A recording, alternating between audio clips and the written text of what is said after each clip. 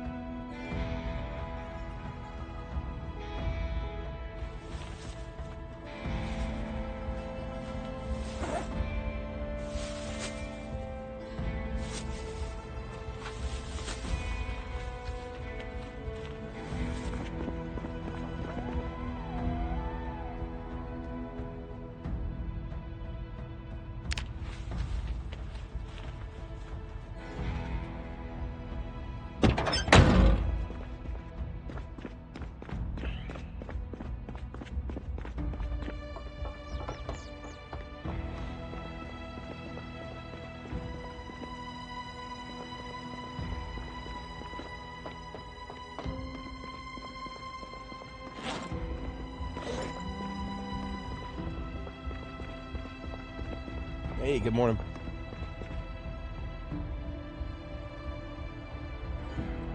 Finishing a little bit of stuff we forgot to do before the end of last stream here.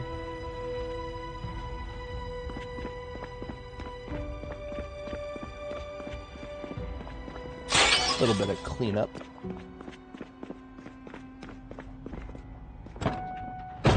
Emptied the last out of wow, almost the last. Get this stuff, and then we can say we've emptied the entirety of all of the mail vans that we found in Louisville Airport.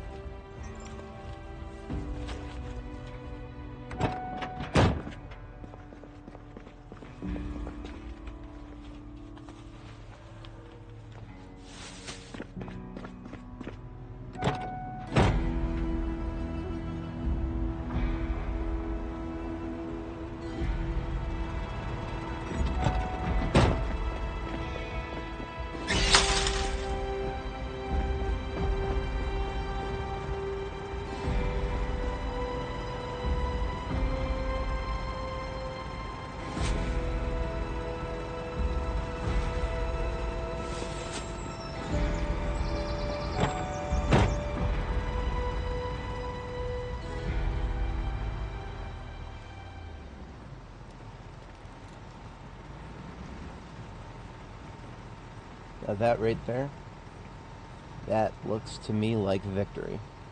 So my West Point base, we're currently in Louisville, so if you're asking about my Louisville base where we're at right now, then we are basically just to the left of Central Park.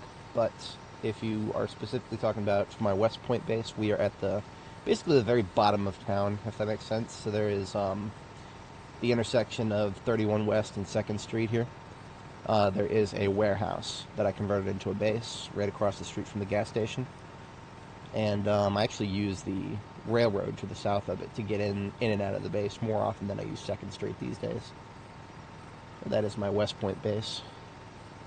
This one here, the Louisville base that I'm at, is you go to Iroquois Park and just like go straight left, and there is a grocery store in the middle of all this residential here.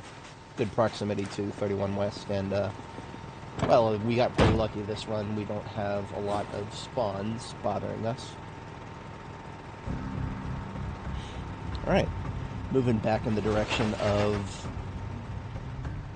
what's it called, Louisville Airport now.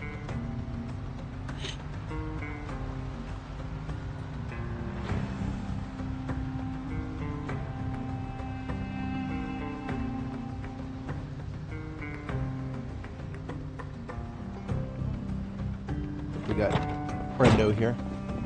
Hello.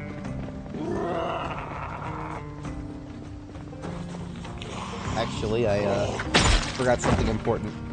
We are not moving in the direction of Louisville Airport again, because we have... This is our last sword, and this is our second to last machete. We need more blade work. A lot more blade work. And that was one of the reasons that we went ahead and shipped everything back here to Jericho, because we will be building a forge and furnace here. That was another thing that I had hoped to finish by the end of last stream. But the end of the 12-hour run crept up on us a little fast, so it's alright. It's a good warm-up for today.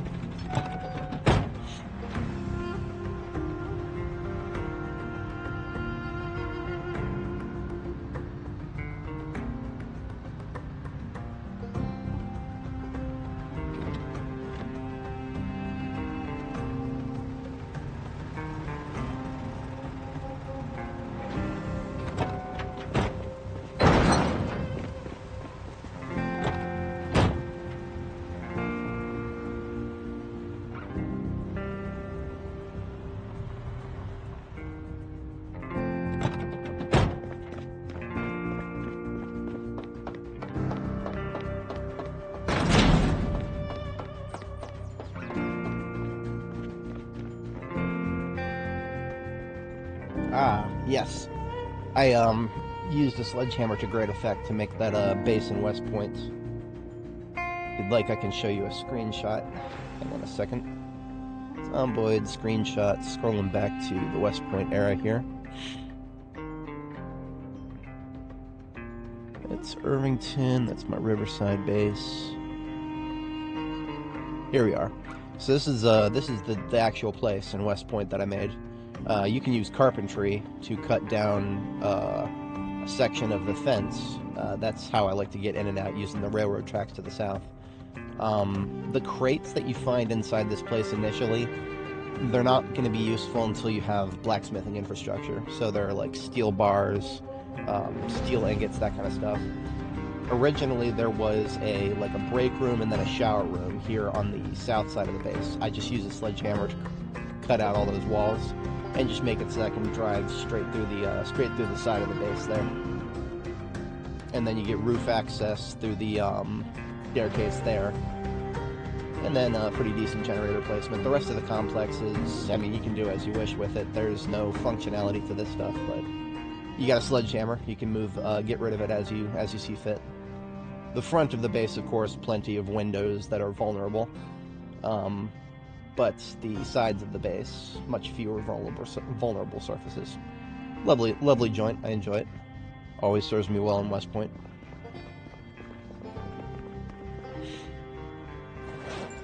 That was actually our last bite of food, so we're gonna get some food.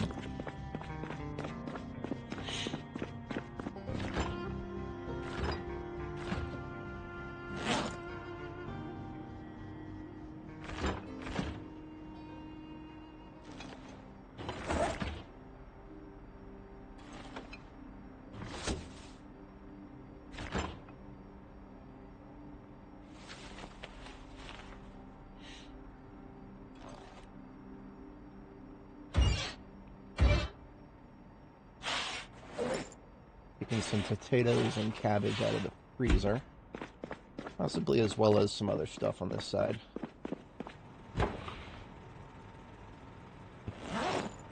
We're holding on to those eggs for a bit because our chickens that we brought with us as eggs, they still have to grow up a little bit. Maybe just a couple of slabs of rabbit meat. Always have plenty of that.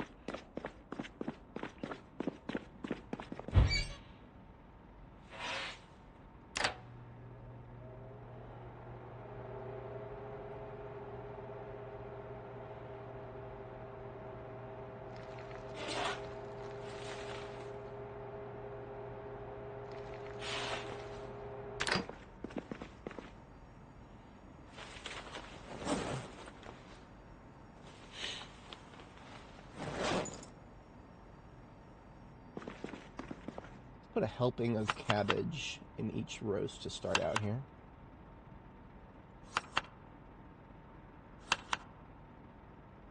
Because you can get 2 full helpings. And then, well, we can get 2 half helpings.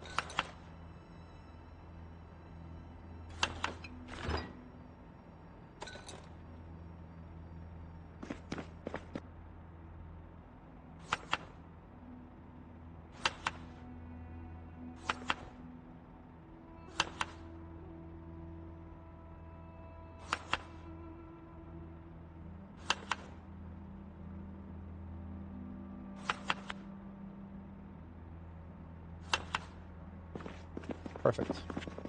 That'll be food for a good 4.5 days there.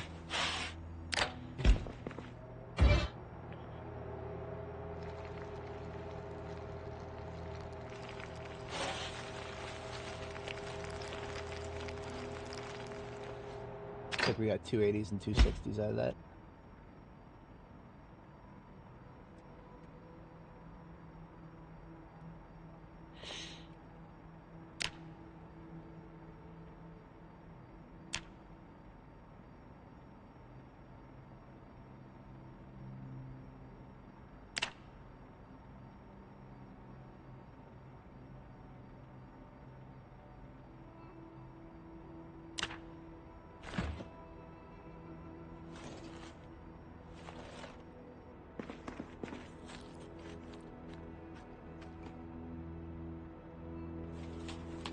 Alright, food taken care of for a few days. That's a lot of vehicular parts on the floor here to clean up, as well as propane. So we've got, if we're gonna build a metalworking infrastructure, we're gonna need storage, and we're gonna need a lot of it. So it would make sense to me to get storage infrastructure put in first. For that, we're going to need a fair few bits of, let's just allocate a certain amount of welding stuff to make metal crates. Because metal crates are the best storage you'll get. And let's also take off our heavy weapons.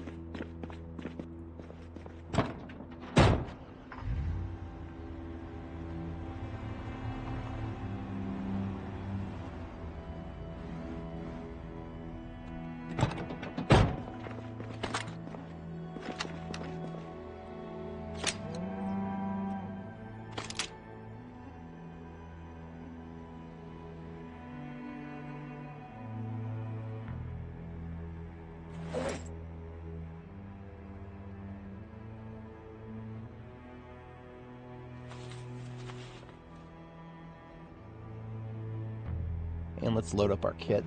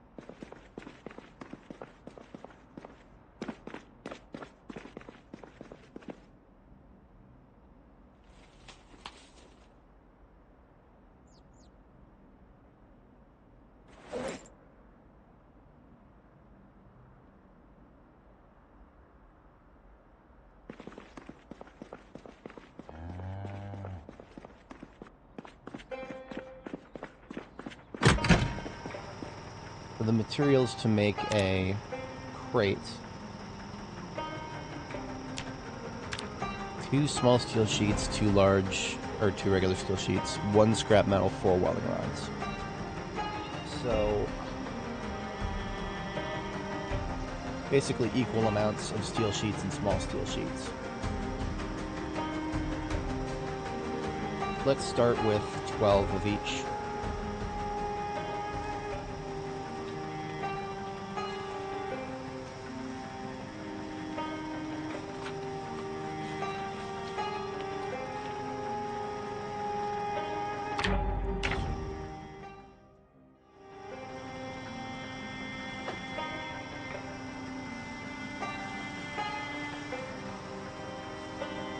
So 6 scrap metal for a total of 6 crates.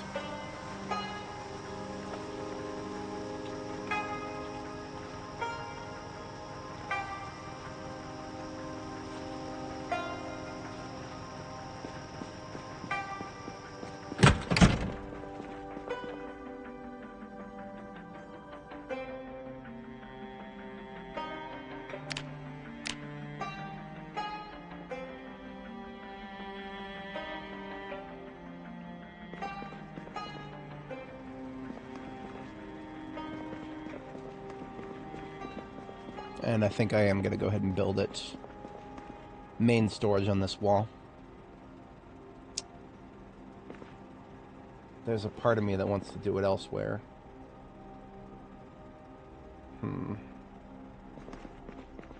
No, it was always going to be this wall.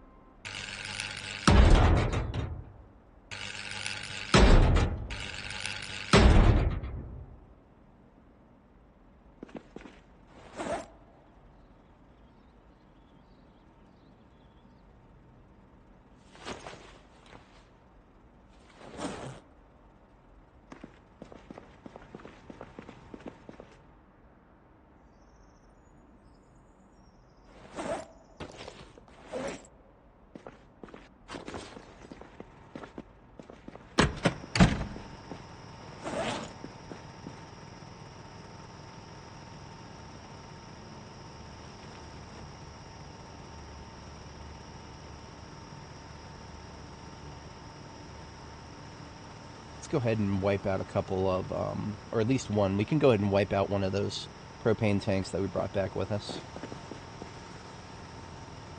This one right here is a good starter. Remember, it's 7 torches from 1 tank. So we've got 6 on the floor right here. That'll be most of 1.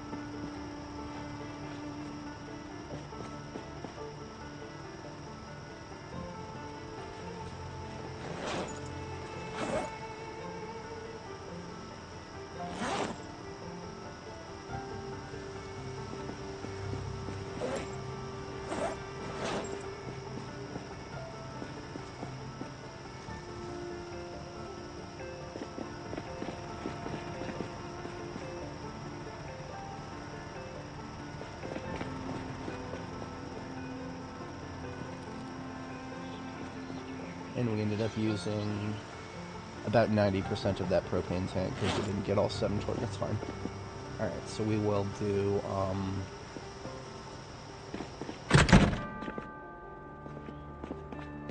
Now, these don't have to be the final positions. We can actually move these, thankfully.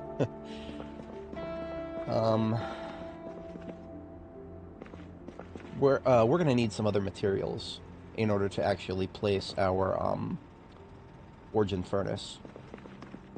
We're going to have to do the furnace first.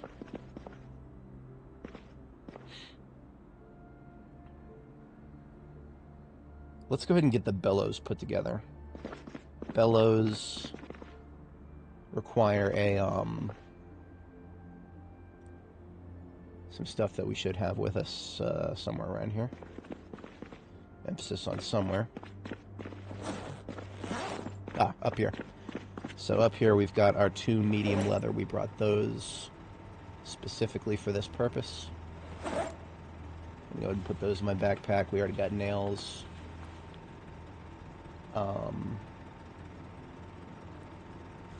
This duffel bag has got stuff for the kiln.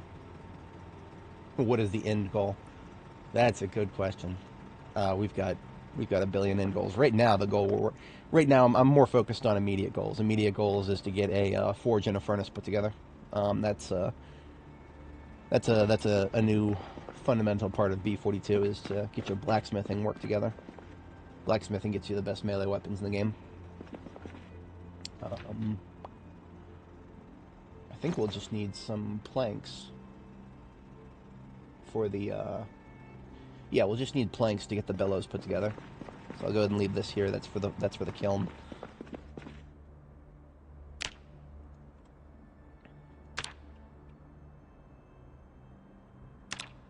Yeah, just planks and medium handles. Okay. So we got 1 plank here. We'll go get a couple more planks. Do we have an axe outside? I don't see one to the south. There's one to the north. This axe to the north is probably close to breaking. But let's grab it. See what use we can get out of it. We have to be on our guard out here. I have not checked the north side of the base recently. There could be some Zed activity up here, and we literally wouldn't know because of how expansive this base is. I think we're good for the immediate moment.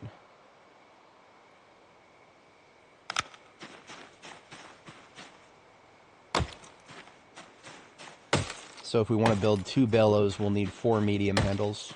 Each of these tree branches that we're getting from these bushes should equal 1, if I'm not mistaken. I don't remember if we get 2 or 1 from that. Need a crafting surface, we'll use the table. Carve medium handle, yeah, 1 each.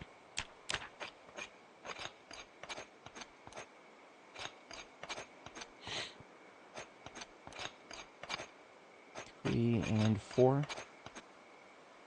There's not many trees left on this side of the place to get rid of, but there are some trees that are actually in my way on the other side here. So we're going to take those out.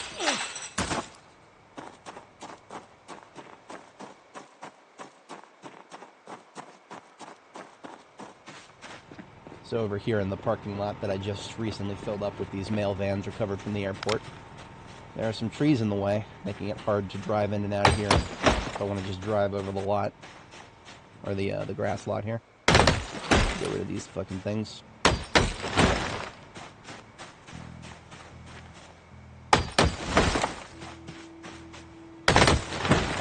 There's 2 logs right there. That's 6 planks already. That should be more than enough. We'll get these bushes out of the way, then I can say that I have a clear lot. While I'm at it, this stop sign has actually been bothering me. It's something that I'm liable to accidentally run into while I'm towing. And since we have our shovel with us this time, we can just pick it up.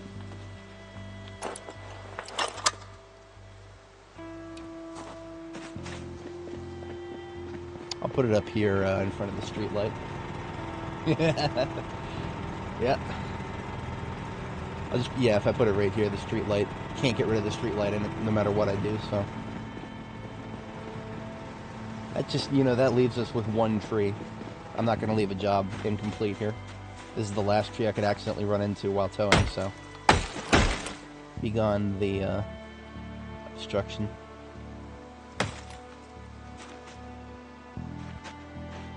And let's get those logs.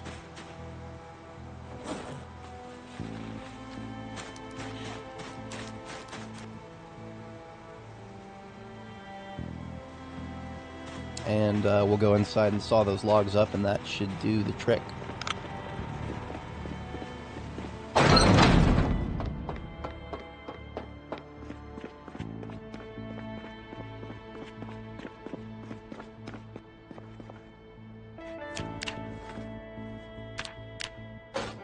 Hey Richard, how's it going? Doing alright this morning. Getting started by doing a long overdue thing, getting our metalworking infrastructure set up here in Louisville.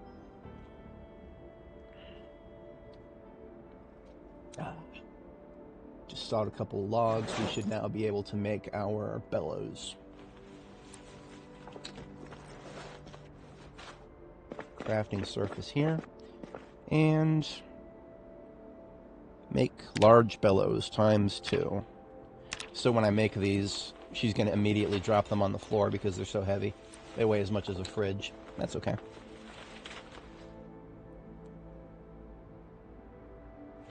Now when I say drop them on the floor, oh wow, she didn't drop them on the floor. Oh, they changed the weight! They changed the weight. They no longer weigh as much as a fridge. I'm okay with that. I'm very okay with that. These things are really annoying. Or they used to be really annoying. You know, having to drop everything you're carrying just to pick up some bellows. I'm very glad they fixed that. Okay. So that's a good thing. Used to be one of the many things making it more inconvenient to build a forge and furnace, which is already one of the hardest things to do in Build 42. We won't need these welding rods for a minute. I'll leave them out here. I have a bite of roast. Since we picked up a bit of an appetite here, I'm going to eat one of the bigger roasts here.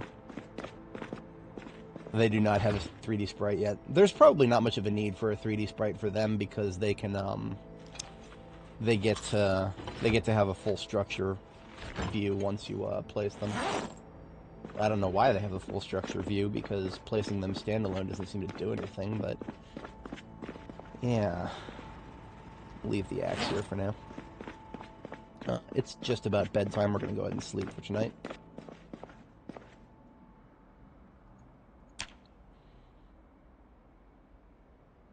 I do not have my bed sheets here covered in skill magazines like some of my other beds.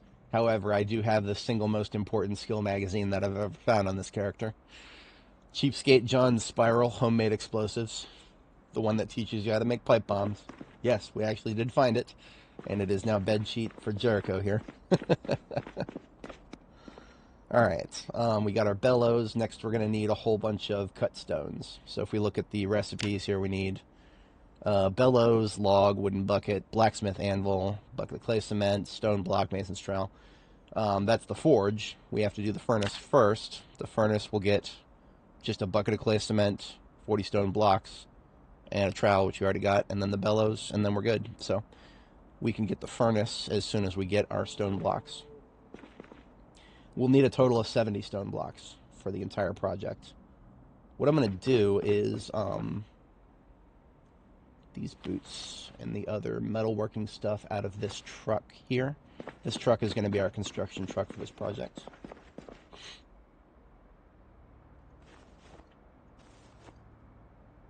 These boots are a memento. The only pair of boots I've had so far on this character that have been destroyed by a bush. It happens. It does.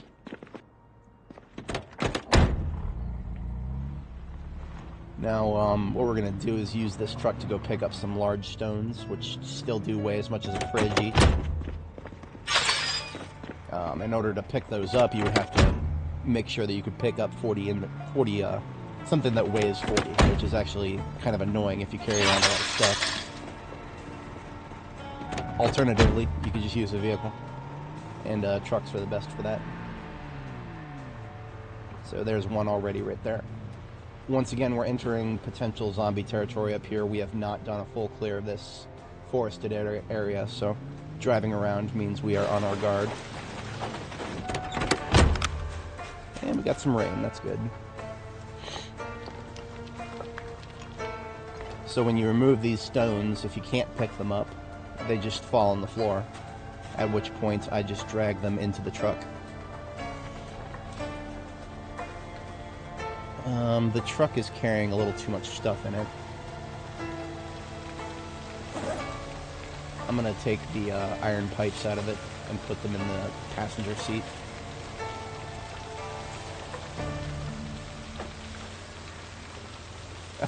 It rained for a grand total of like less than a minute, and now it's snow.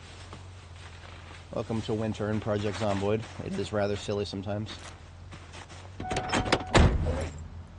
Oh, the passenger seat is already full of stuff. Right.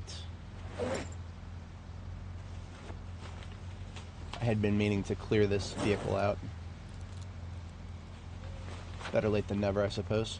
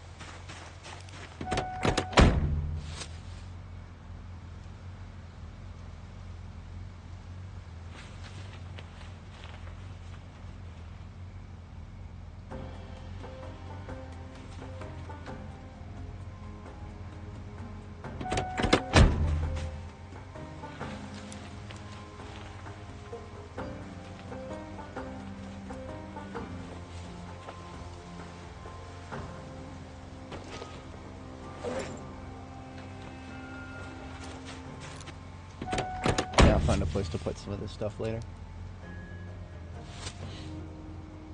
For now, it is out of the trunk, because the trunk needs to have enough room for 3 of these stones. We got 140 in the trunk, and 3 of these large stones is going to weigh 120. So I guess I didn't have to empty it entirely, that's fine. So we remove this,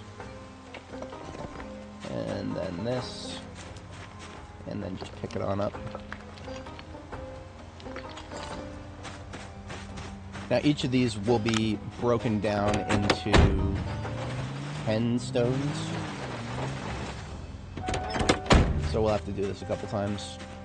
I probably should have just gotten the one of the step vans, because then I could pick up 5 of these things. Yeah.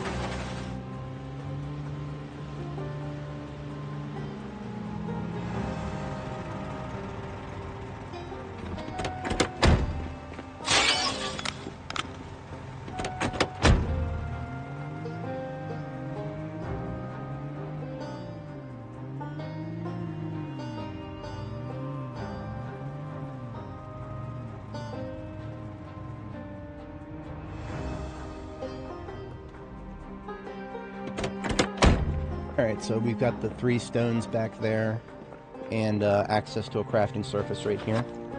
And we are going to need a grand total of 70 cut stones. And we get 10 for each large stone, so we've got 30 so far. That means we need 4 more. So we are just going to go grab a step van then.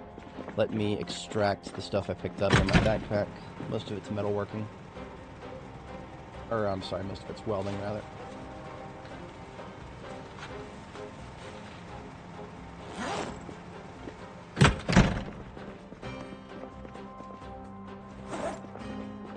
The rest is bags. Lots and lots and lots of bags. We have a total of 25 duffel bags over here now. This is something we will eventually need as a tool for the forge tongs, metal tongs specifically. In the past, I have made the mistake of not bringing tongs ahead of time, and that ended up being a very infuriating experience, so I have extra tongs now.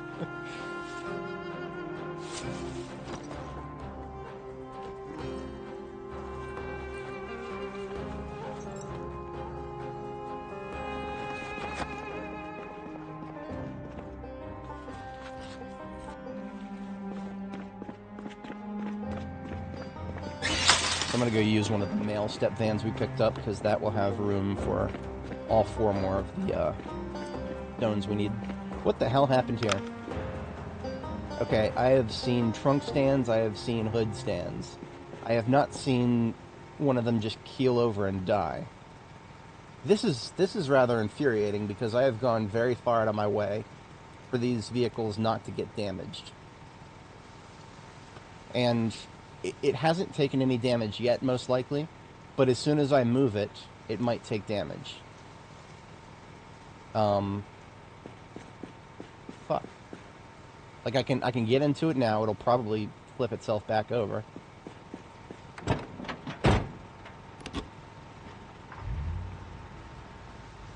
Okay. Okay, no damage. I didn't hear any crunching metal. Alright then. Alright, we're good. It was just taking a nap. It was the truck had to take a nap. Yeah. Sounds about right. I shouldn't have woken it up.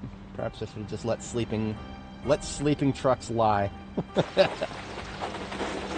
Alright, now the reason I brought the D6 was because it's a little easier to maneuver out here. And we do have an easy one right here. Let's grab this one.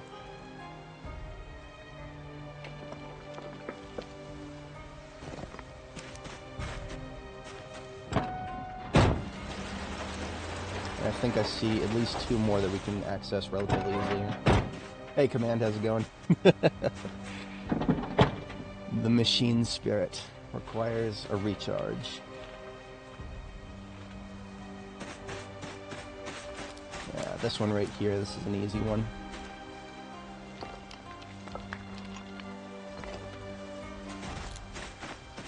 Now, you know what? We already have a grindstone at our base. But I bet we could use a pottery wheel, which is going to require a wheel. Which a wheel we are going to need more stones for. So we'll go ahead and get all 5 that we can fit in here.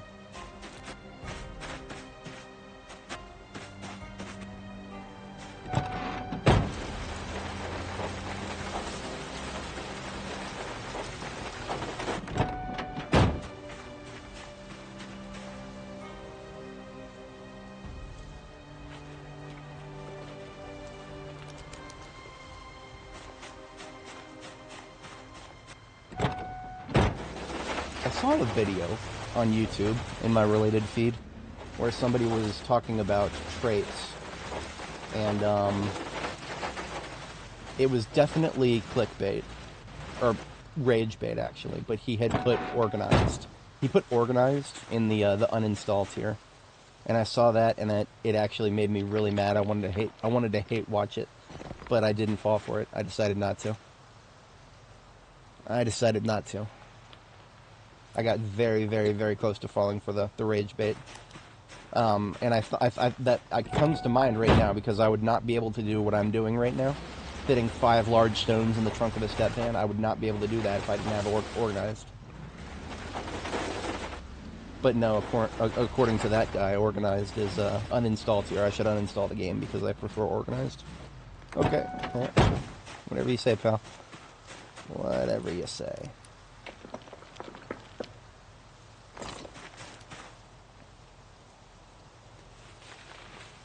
So there is 4 large stones, and here is 5.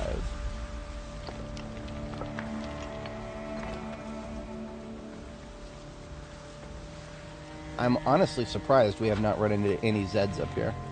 I'm not going to question it. Just going to smile and nod. So we have a total of 5 large stones in the trunk here. And by the time we get back to base, we'll be a little bit late for bed. That's okay. Well, okay, so you want to play with all thumbs and maybe even disorganized. I suppose I could see the appeal, because I've seen people like post screenshots of their play style when they play with disorganized, where they don't even use containers, they just dump shit on the floor. And I'm not a stranger to that, as you guys can see.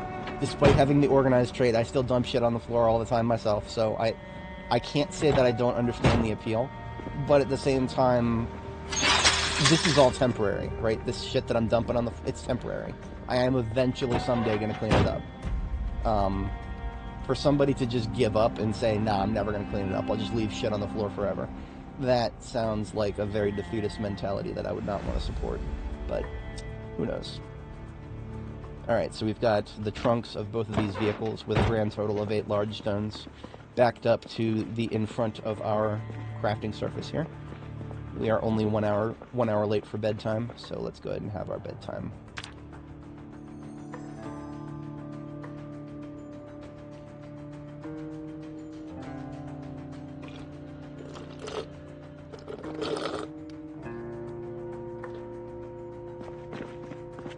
We're going to need a club hammer and a mason's chisel. Should have both in our tool truck here. Emphasis on should. Mason's chisel. Did I already pull the club hammer out? If I did, it would be over here, which it looks like it is, yes. Both of them are already over here. So we got club hammer, we got mason's chisel. Time to get 70 cut stones. So we got 3 of them in this trunk here. We're going to start by break large stone into stones. We can use the pickaxe for that. Cool. It seems to be the same amount. We can use the sledgehammer for that. That's really funny.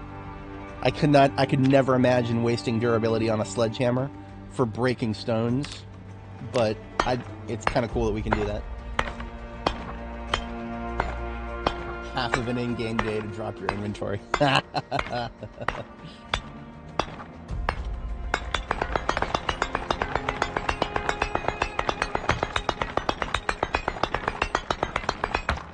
Alright, so there's 3 stones broken. That is 30 small stones. I'm just going to go ahead and drop those on the floor for the moment. And, we're going to break 1 more large stone.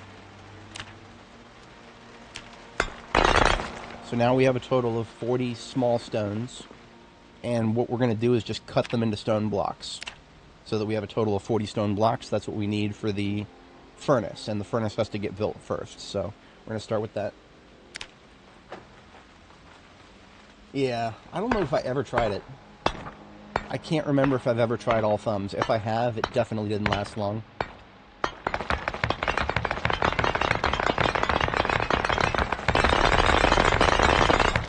Alright. There is 40 stone blocks. Those are lightweight enough. I can actually just fit all of those in my backpack. And it's rather beautiful. I can do the same with the large bellows now. They only weigh 1 encumbrance each. I guess whoever had the idea to make large bellows weigh 40 encumbrance, they must have been put on hiatus from the design team. Or somebody just slaps them down.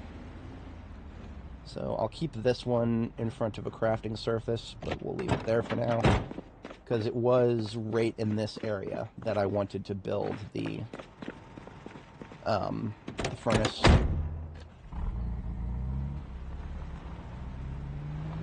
Sunday Driver, I would not hate it as much if it was just acceleration.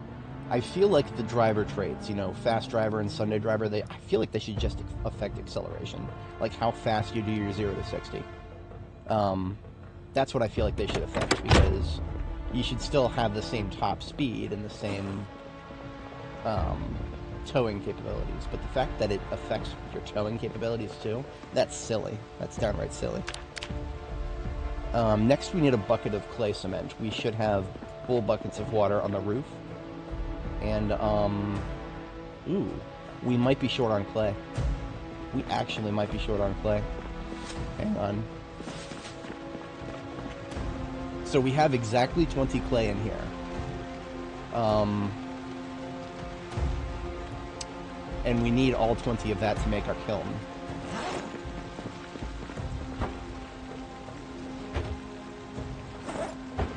If I was smart, I would have another cache of clay somewhere, but I might not be smart.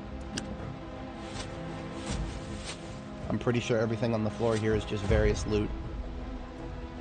Clay would have been kept in a specific container somewhere.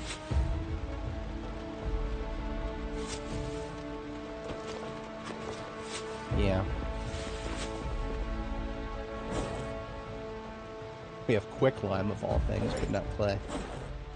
Boy. What about... No.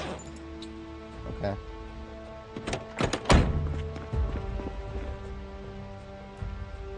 Normal cement. I'm curious what you mean by normal cement.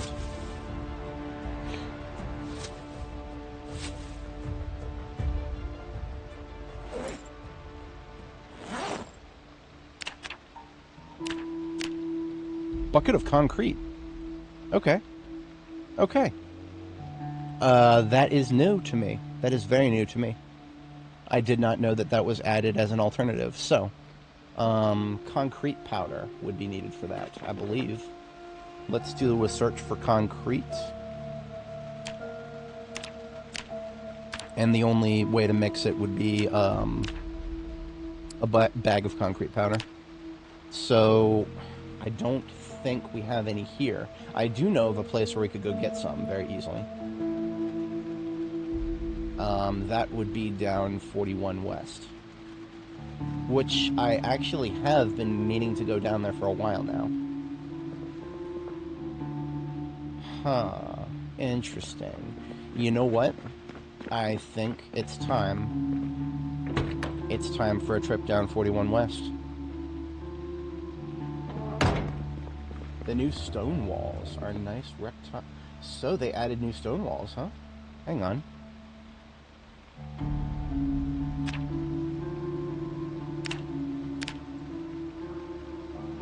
Do you not need to build a frame for these? Interesting. Well, I'll have to look into that later. That looks pretty cool. And you can use concrete for that as well. Now, that being said, concrete, I don't think anything has changed about this. Concrete is not extremely common in terms of, whatchamacallit, in terms of locating it. You'll get like 5 or 6 bags tops from an entire warehouse. So clay cement is probably your, you know, if you're gonna, especially if you're gonna blow it on walls. But yeah, okay, so we need to... Yeah, I'm just gonna leave this backpack here, and we're gonna switch to one of my other military backpacks. I got 1 billion of them. Or at least I do somewhere here. I know I have some desert ones outside, and I should actually have an entire carrier of them in here. Yes, I do. Yeah, let's just put on one of the force camo ones for now. It's empty. That's what I need. Let's take our food. In fact, let's put our food in my kit there.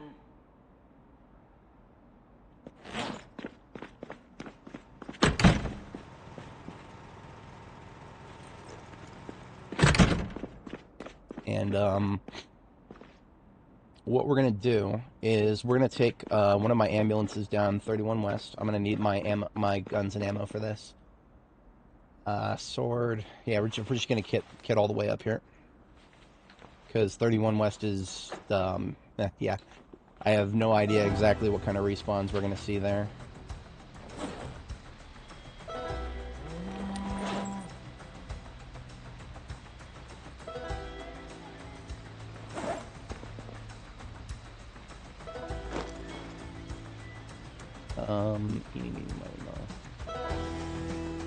That and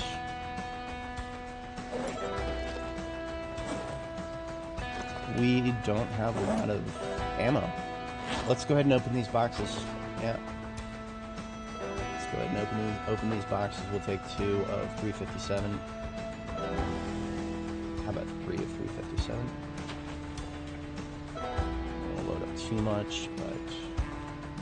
And then 762. The weather is not that good for long-distance shooting, but I'll take it on a leap of faith. Just in case we need to. Sharpen our weapon before we go, and... Yeah, okay, we're kitted up.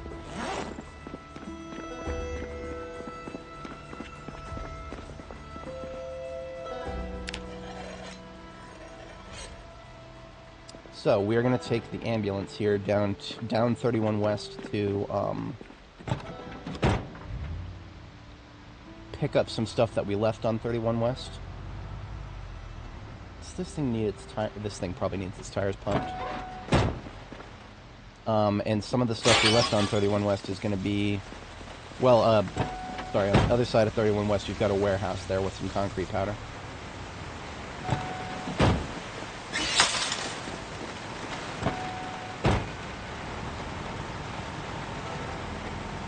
Big up 100%. This ambulance should be 100% clear, except for a kit, that's fine. Let's go ahead and pump the tires, because I can tell just by pulling up that the tires need it. Yeah, actually, I lied. These are just regular tires, not performance. That's okay. Should have remembered that I put regular instead of performance. Alright, so 31 West is going to be zombie territory. We can avoid a lot of them. Some of them we may have to fight. That's why I geared up.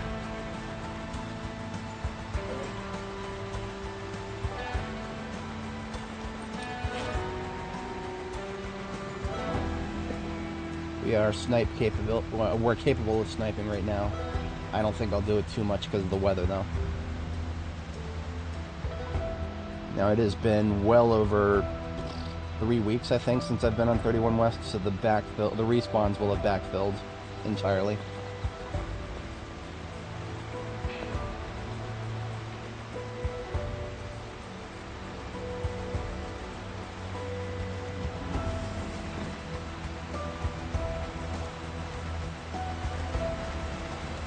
Stand to the side of the road to keep it a little easier to access on the way back. Although there's not going to be much ease of access no matter what we do here. They're distributed all over the place now. Yeah, not going that way.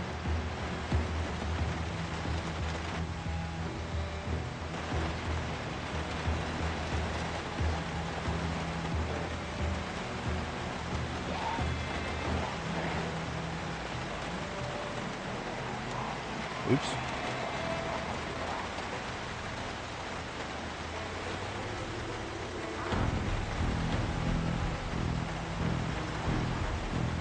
To be entirely honest, I got lazy with 31 West here. I got lazy. We could have fought a ground war and wiped every single one of these zombies out. That's a long war right there. That would have been that would have been 2.5 streams right there to wipe them all out.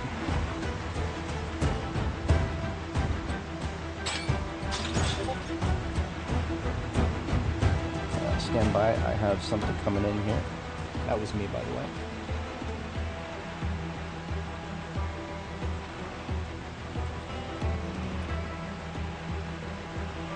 Actually, I have to help out one of my comrades really quick here.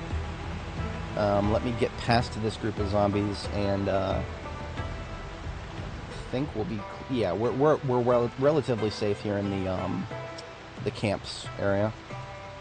So I actually have to tab over to my other computer really quick here. Won't be long. I'll go ahead and pause the game here. Yeah, this will just take about 30 seconds to a minute.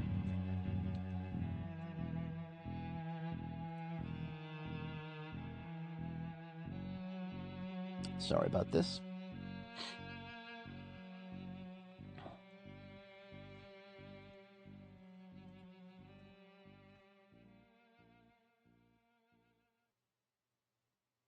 One of my colleagues who is working the weekend shift at my day job is in requirement of a assist with something, and I am well enough positioned to assist him.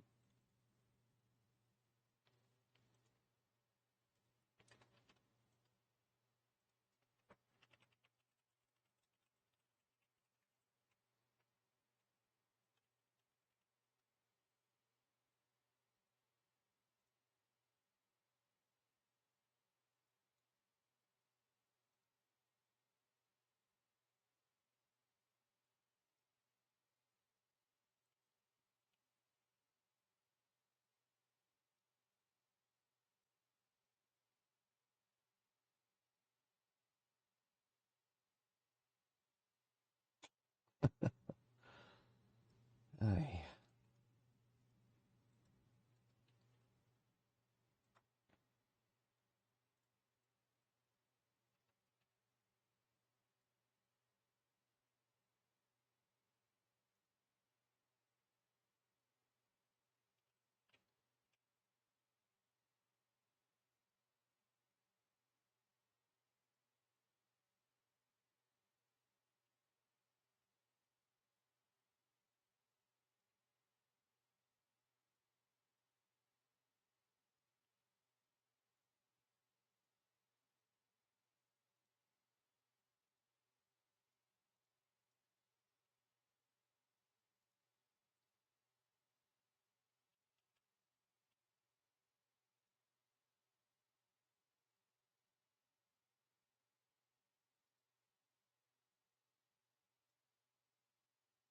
All right, that should do the trick.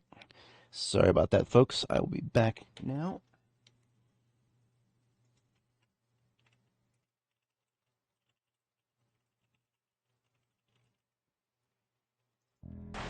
Alrighty. Moving on up and having a bite to eat.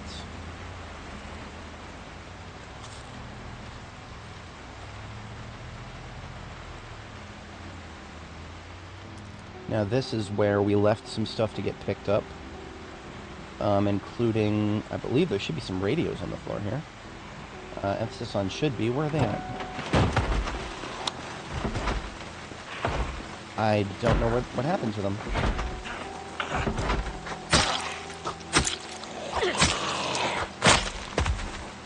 Maybe I did pick them up. If not, there's other things we can pick up.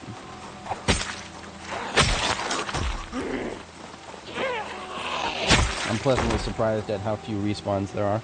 There could have been many more here.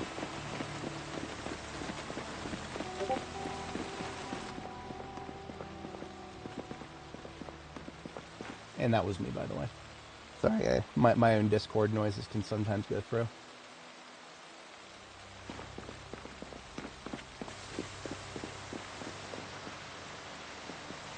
Well, I wanted to at least have a couple of military radios here because of my the ambulance that we drove down here does not have a radio right now, and I am in the habit of outfitting my ambulances with military radios whenever I have the opportunity. So let's check around really quick here. Nothing but computers in this one.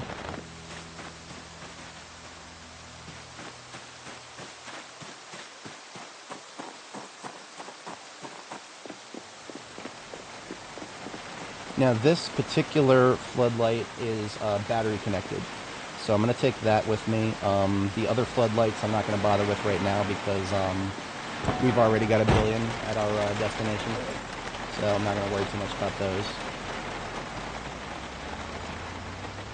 If I can't find anything else to pick up when we're at the warehouse that we're going to, then sure, I'll pick up a couple. So there's a what is that? That's a man-pack radio there.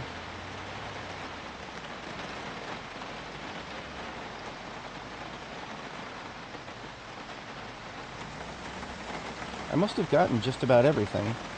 If so, I don't know exactly what I did with those radios. Huh. Definitely looks like some of the cars that I used to form a barricade have been displaced. We've got the D6 over here doing a trunk stand.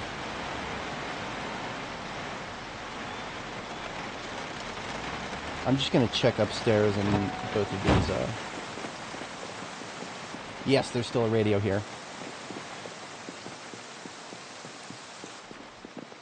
So this military ham radio right here. Now, why do I collect these? It's sort of a habit that I'm getting into for the future. I do believe that someday in this game, military radios will be essential for communicating with your NPC allies from a long distance. So, slapping good military radios in all the vehicles that can take them is just a habit that I'm getting myself into.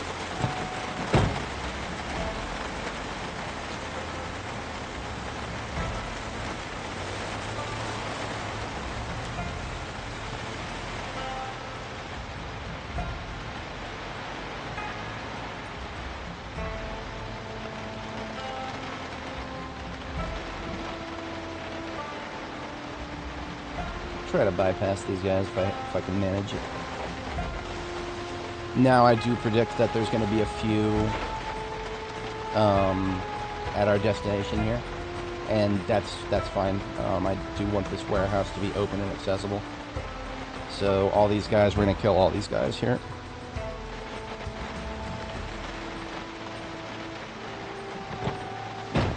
This is why I brought the rifle.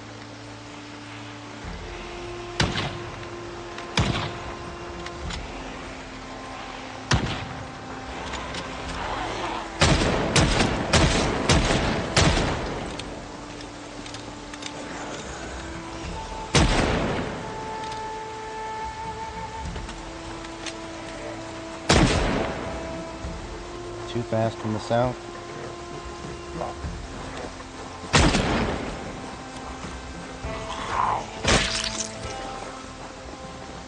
Focus on the targets from the north first.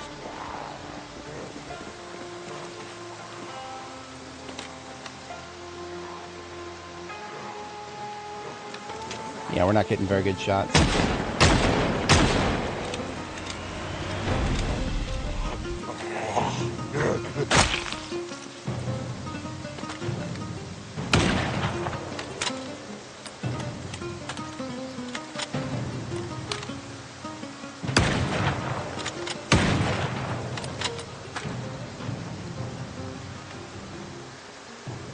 Yeah, our crosshair should be like a fraction of that size. It's because of the rain. Even at aiming level 10, we can't beat the rain. Rain does affect your aiming capabilities significantly. I recommend not fighting against it. Just don't bother with long-range shooting when there's rain. For anybody joining, welcome. Today's objective is to get our metalworking infrastructure set up at our main base in Louisville. We'll get a few more blades put together, and then we will be capable of taking the Louisville airport. I actually probably am going to take this yellow generator with me, because this yellow generator is does not need to be left at a small base like this one.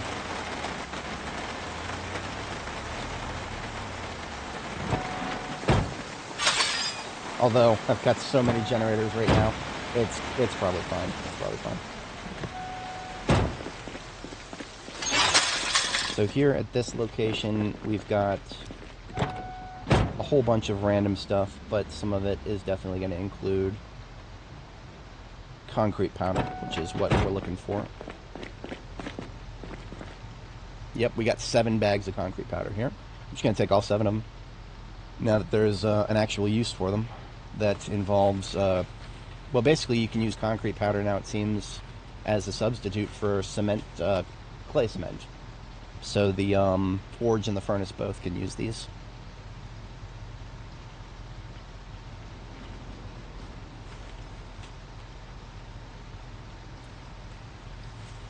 Plaster powder is less necessary because we do have some quicklime.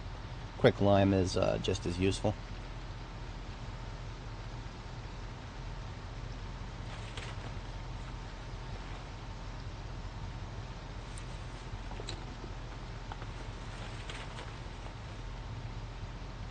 So what I'm going to do with these sacks of building materials is the ones that are partially filled.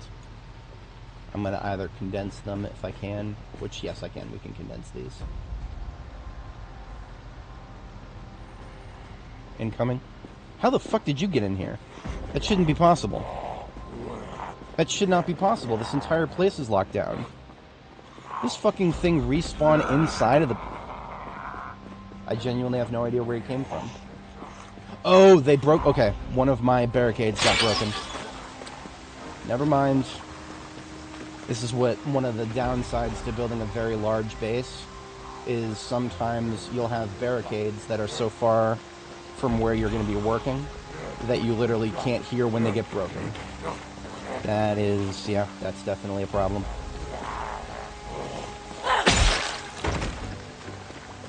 To be aware of. He came in, yeah, I think if I remember right, I saw a opening in the food court. That may mean that there's some down here to the south. Let's just do a full perimeter sweep. I should have done one anyway.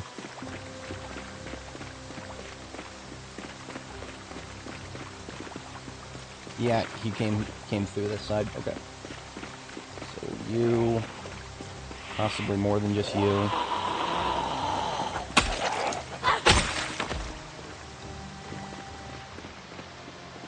Yeah. This door right here. That's where he came in.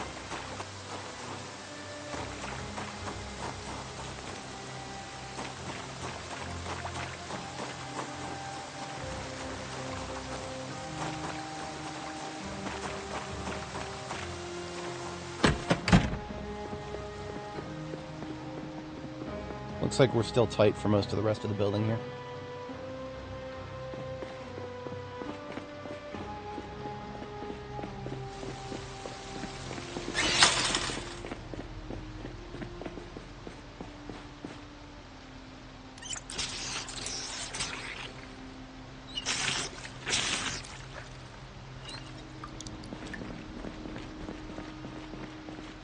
Alright, so we got our concrete.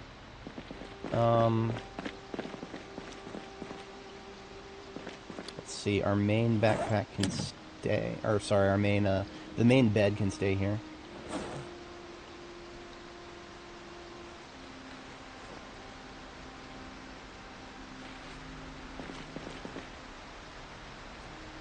This we'll use for the other ambulance that we recovered.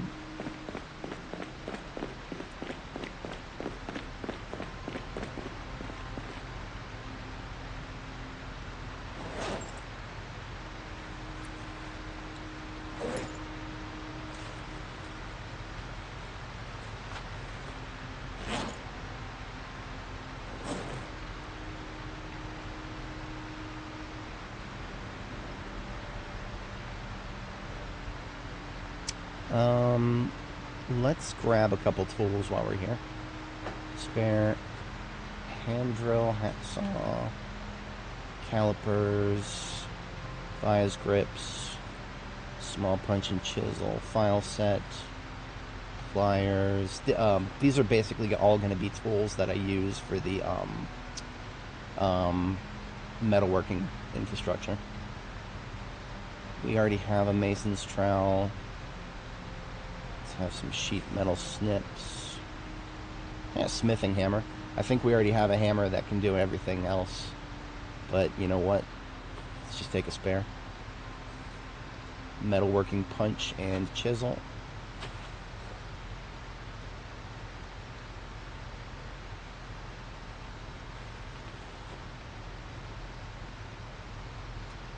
Ball peen hammer. And you know what? I think that it is almost one of every tool that we could ever want for metalworking. Theoretically, I think even bolt cutters would be used for one or two things. But now we've got this helpful little right-click menu here.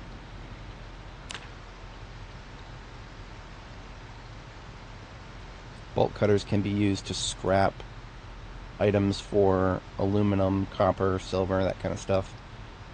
And making tire body armor. Interesting.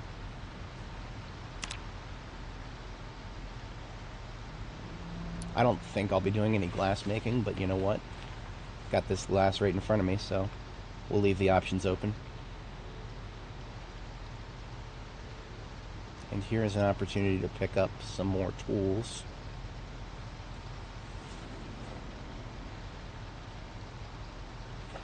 I'm sorry, more materials, rather.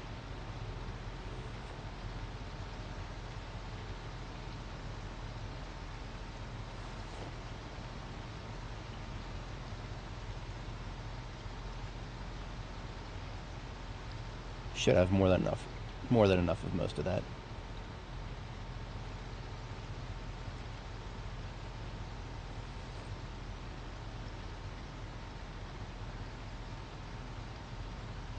I will always take more iron pipes, seeing as we still can't make them as far as I know. Well, you know what? Let's right-click it and find out. We can do that now. Right-click, craft. Output items, show all recipes. Okay, so it is still not possible to make iron pipes. That's unfortunate, but what can you expect?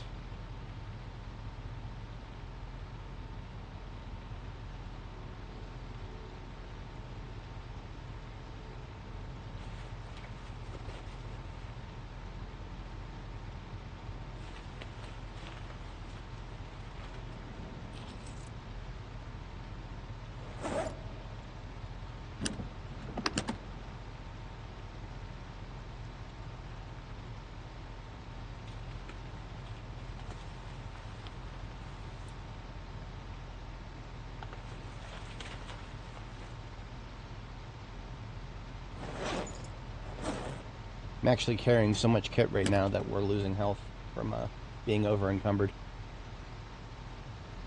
Kind of crazy if you think about it.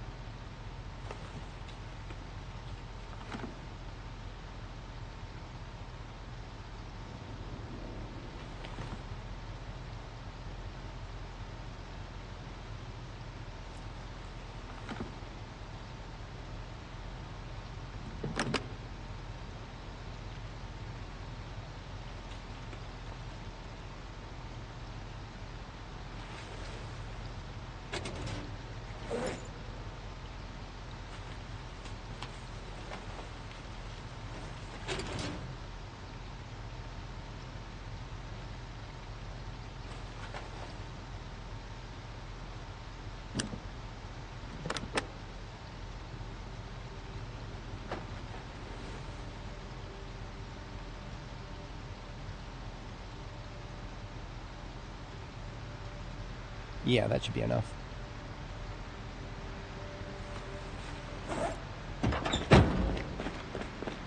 Yeah, look at that, look at that. Yet another asshole just wanders his ass in here. Oh, yeah. Okay. We are about done with this place.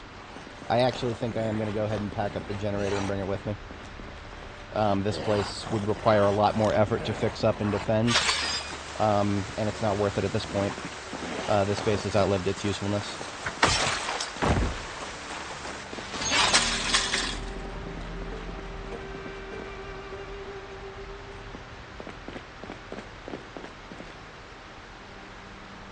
We'll still we'll still leave some of this, just a few essentials, obviously, if we do need to stop here and sleep.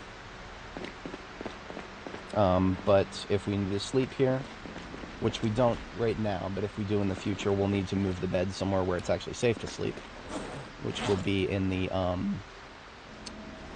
closet over here, because we actually have intact doors on both sides.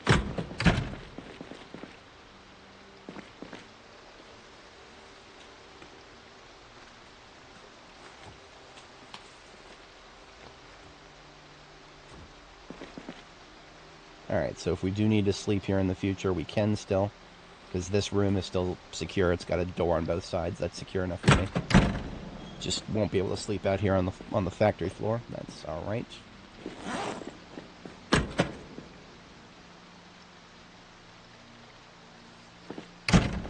This is coming with us.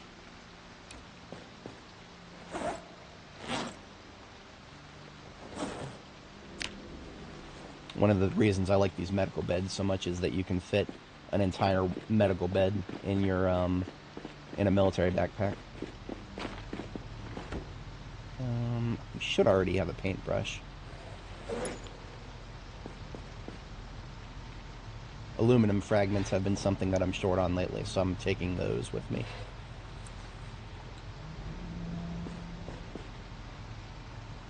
And that should be good.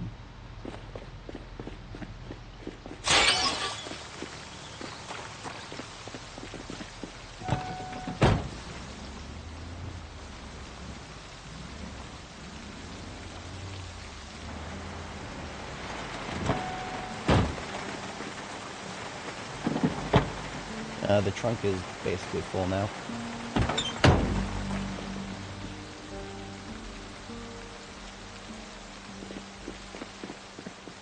Yeah, this entire wall is just crates full of crates.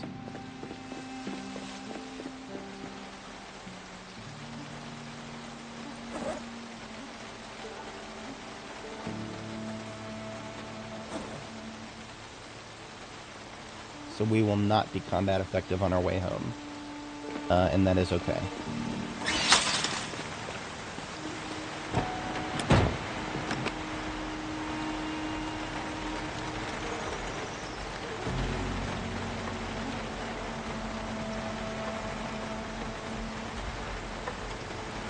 I am going to try to get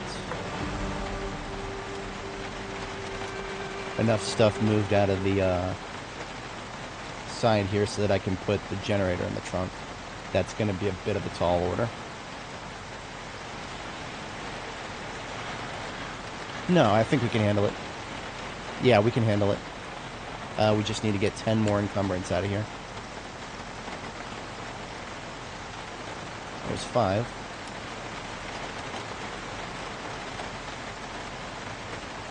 And there's 10. We should now be able to fit the generator in the trunk.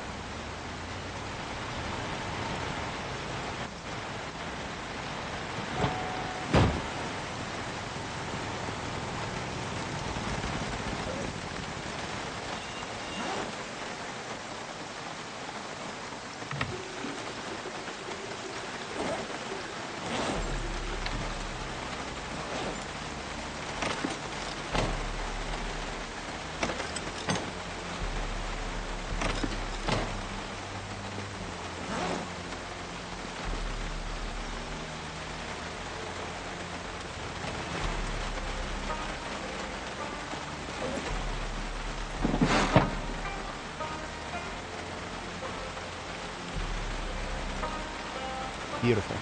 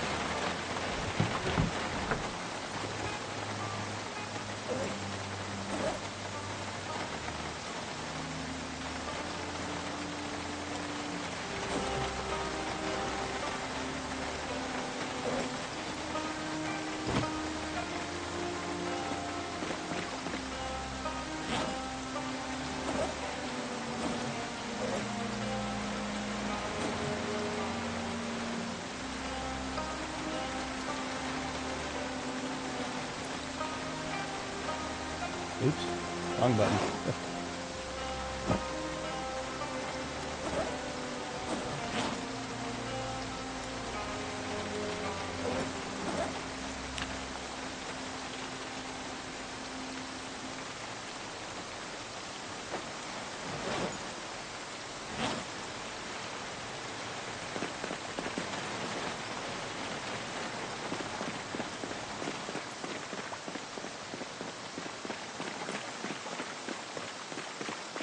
Didn't necessarily intend on filling up my bags entirely for the return trip, but why not, right?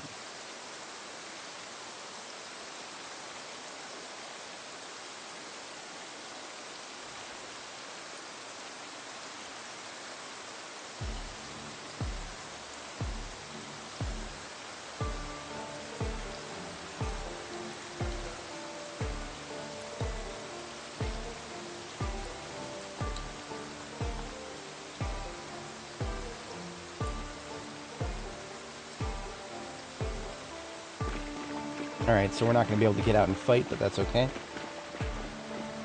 We've probably got an even easier route home if we want to use the other way around.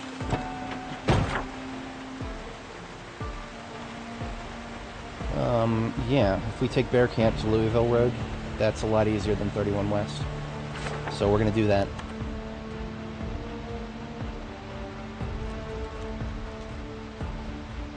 Well,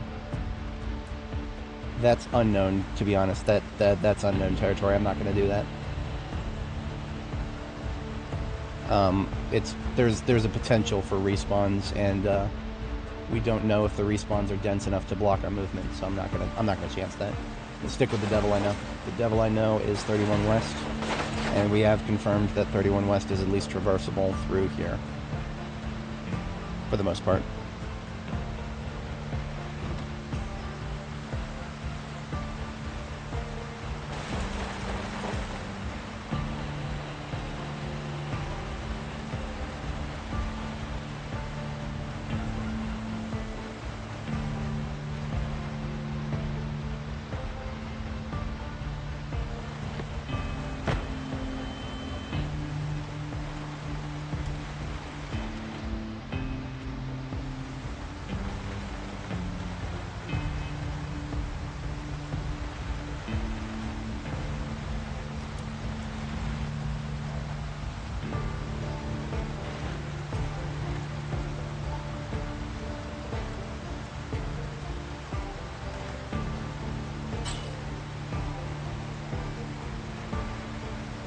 This is why I drove on the side of the road very close to the fence on the way down, so that on my way back, most of the zombies will be close to the fence.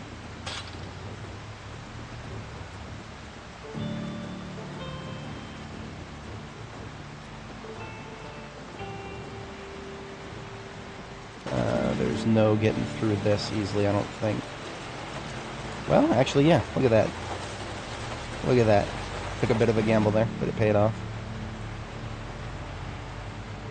Perfect.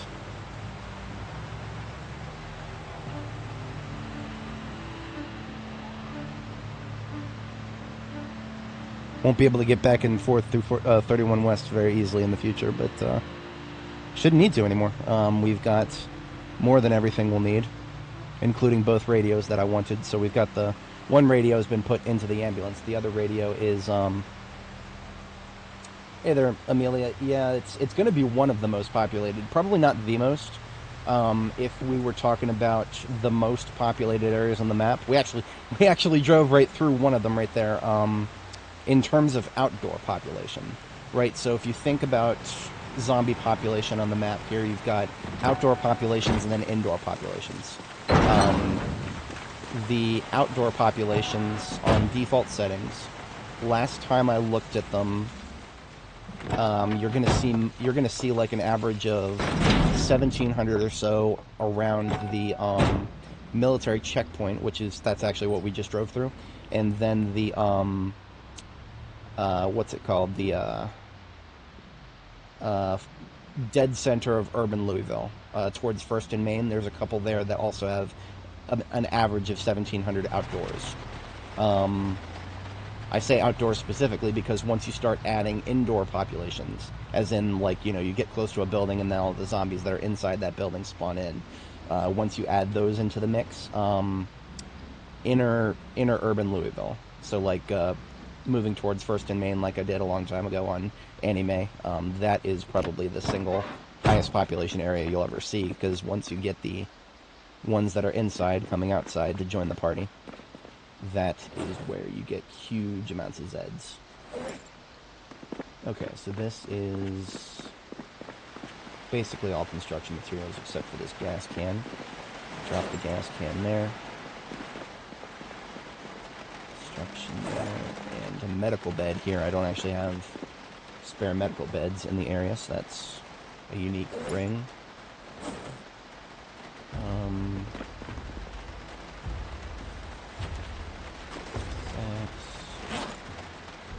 More sacks, gravel and sand.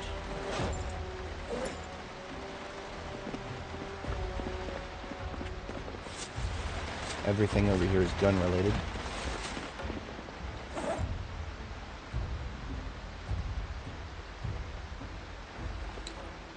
We have a lot of metalworking stuff in the main backpack. We'll drop that out here. Sorry, not metalworking, welding.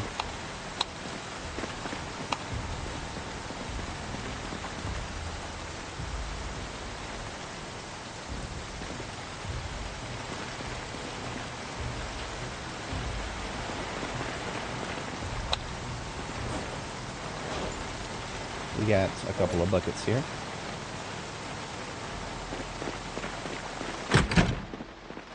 Bringing those buckets inside, we'll leave them here. And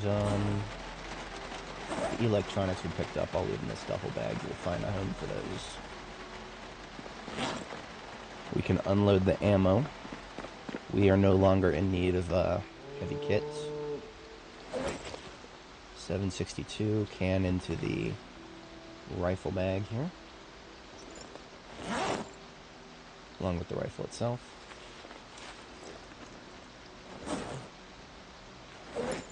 And spare 357. We did not need to open up any of those boxes yet.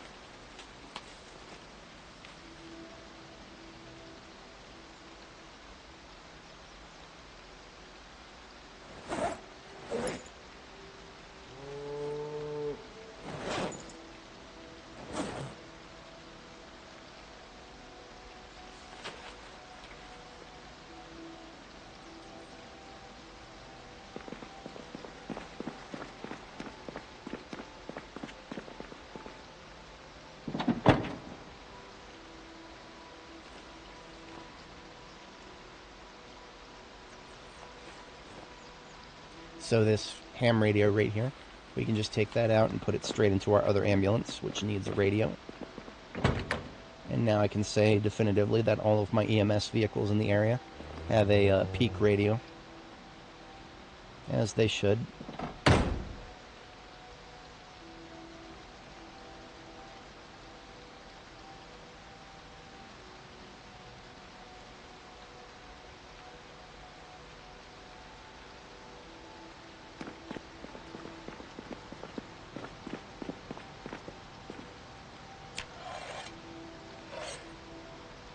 Glad to see we made it back to base in time for bed here.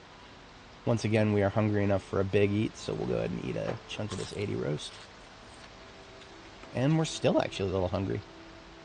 Alright, yeah, we'll have a chunk of this 70 roast then. Easy peasy.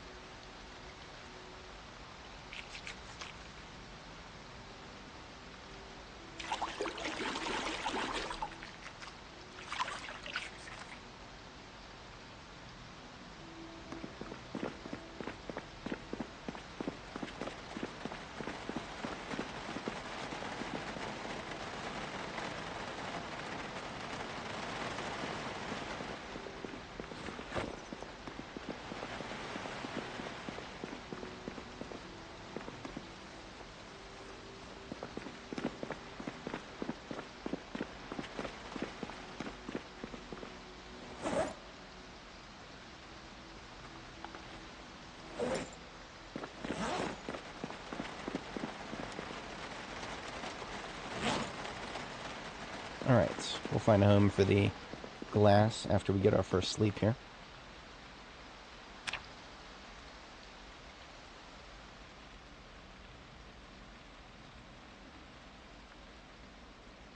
Oh great, the rain turned into snow with water on the floor.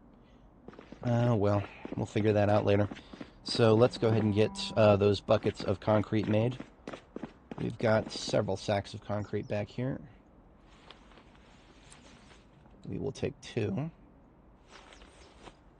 And then mosey on over to our buckets of water here.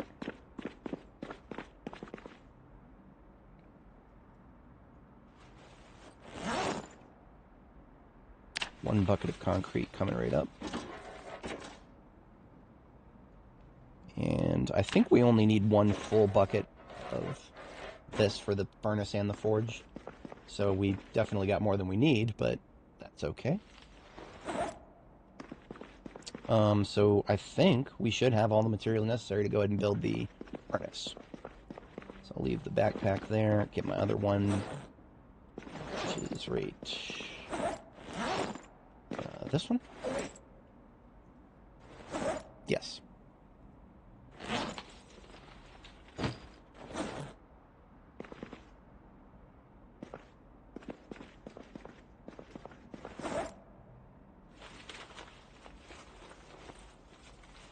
Now I just need a mason's trowel.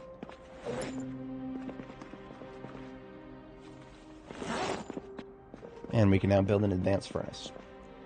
So placement to these things are incredibly important. Now, okay, this is interesting. The structure doesn't seem to show the, it doesn't show the, bellows. Why does it not show the bellows? Are the bellows not part of the structure now? Do they have to be added afterwards? No. No, they're required to build it. So, that's interesting. Huh.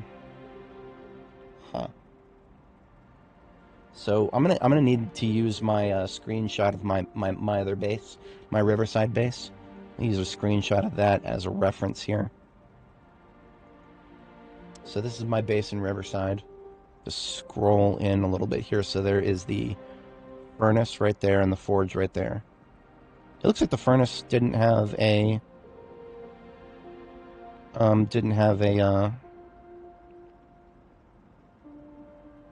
bellows here either. Okay, so 1, 2, 3, 4, 5, 6, 7, 8, and 7 and 8 have the furnace in front. Okay. Okay. I see what I'm going to do here. Yeah. We are going to build it exactly the same orientation here we do have at Riverside. So that means, let me use some things to place here so that I know what we're doing. How about we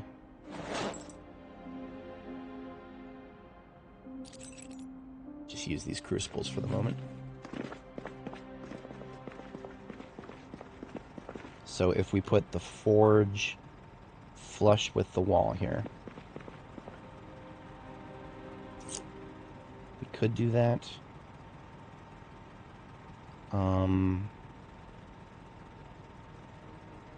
We have so much room, I feel like I gotta put it one over.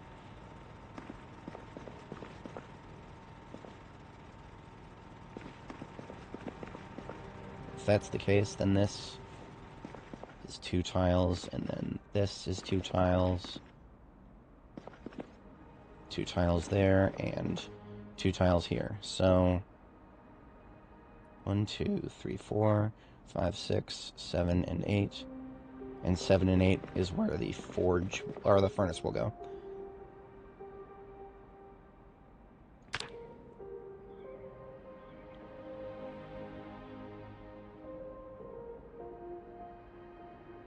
What if I offset that by 1 more tile? Again, we have a lot of room here, like a lot. If I offset it by 1 tile,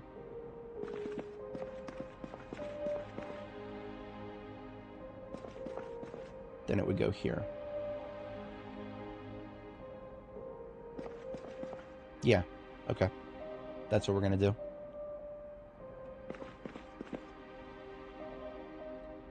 YOLO. Now, the way I did it here was kiln directly next to the furnace. And that worked out tremendously for us. So we've got our duffel bag here with the necessary materials to make the kiln. I believe someday it's going to be much harder to make a kiln. Right now it only requires a trowel and 20 clay to make an advanced kiln. Someday this is going to cost a lot more time and effort, I believe. But for now, let's enjoy it while it lasts. Alright, and then pottery infrastructure after that, along with a storage crate directly next to the kiln. Okay. We're going to do a metal storage crate here. Okay. I'm going to leave this this duffel bag here where the crate is going to go. And this bucket of concrete, we'll leave it somewhere like right there, because that's where the furnace is going to go. Same with the large bellows. We don't need to carry that around at the immediate moment. Alright, next is pottery infrastructure. For that, we're going to need planks, more than just 3. We're also going to need a sheet. We're going to need a sheet, and I don't actually have one. there's no chance that I have a sheet in any of these bags because I don't carry around sheets almost ever these days. That's okay. There are residential, there's homes just right around the corner, standard residential homes. We can get sheets from those. It is just about to be 4 a.m. Let's get our second bedtime here.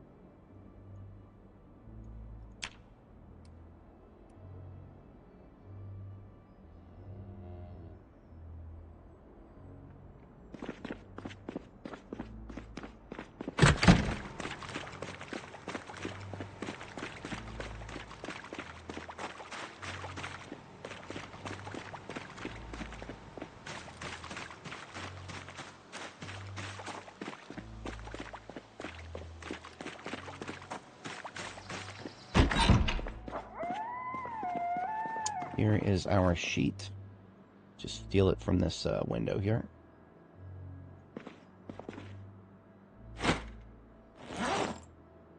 That will help us build a pottery bench. We're going to need planks. I don't think I have any planks on the roof over here, do I? No, if I did, I would be able to see them. Okay.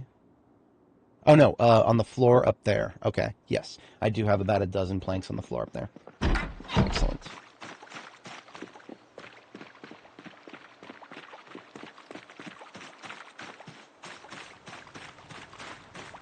Y'all are going to have to forgive my impatience with this, but this water on the floor, it's never going to go away. Because it switched from rain to snow, this water is permanent unless we close and reopen the game. So I'm just going to close and reopen the game real quick, and that's going to make the water go away. I hate it when I have my water sloshing around when I'm trying to run.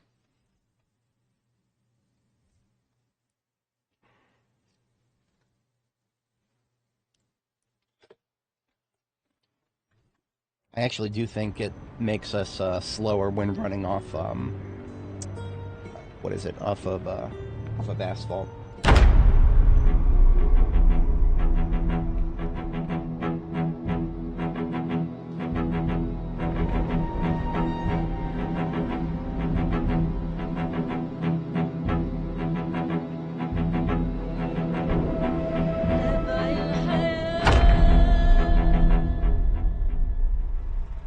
Alright, look at all that. The water's gone, as it should be.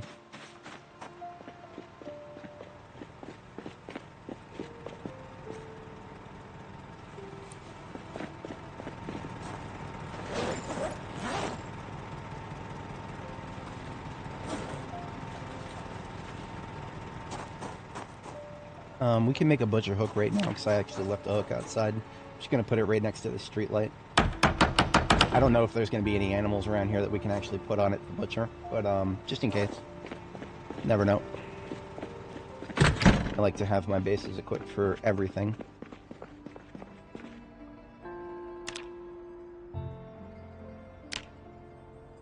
Alright, pottery bench is what we went and got the sheet for.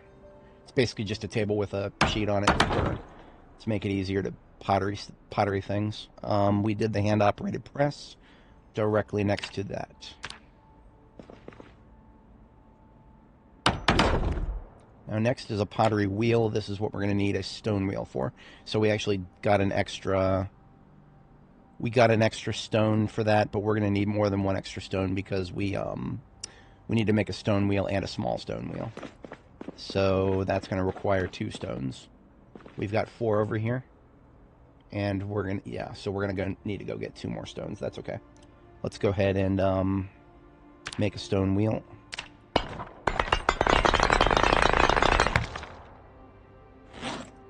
Drop it so it's not making us lose health. Then we'll make we'll make small stone wheels. The recipe makes 2.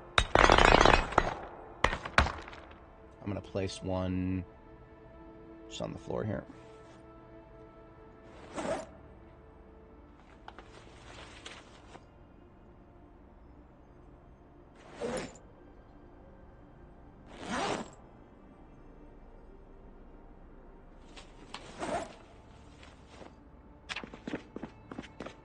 So now we can build a pottery wheel.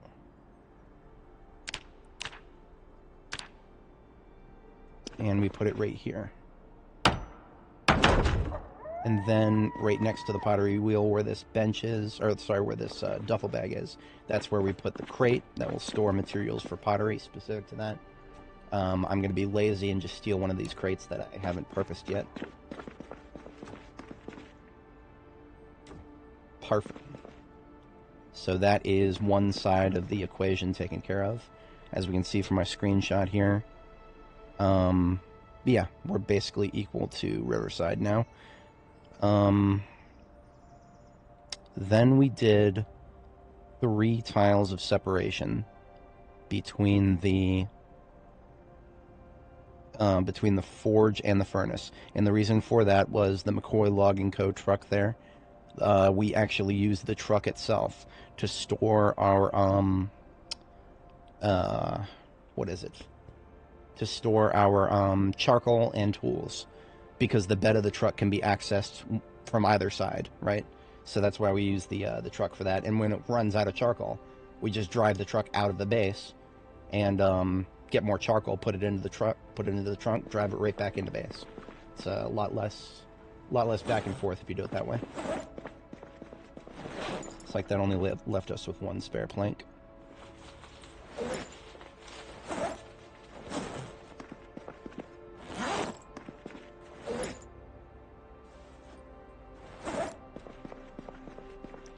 Alright, so as I said, we're going to need 2 more large stones. That should not be a problem.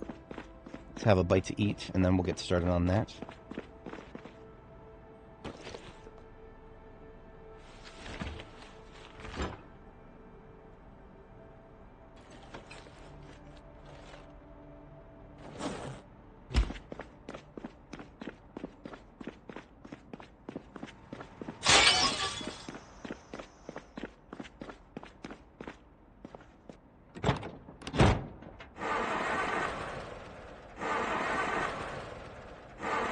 Tedious.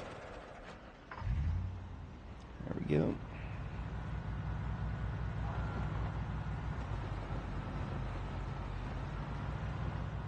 So the mail step van here currently has 2 large stones, and we need 4 in order to, or sorry, we just need 3 actually. Hang on, let me double check this. The advanced forge required, it only requires 30 stone blocks, so we only need to get 1 more. But we will need a couple more planks because we need to make one of those large wooden buckets. So I'll take the axe.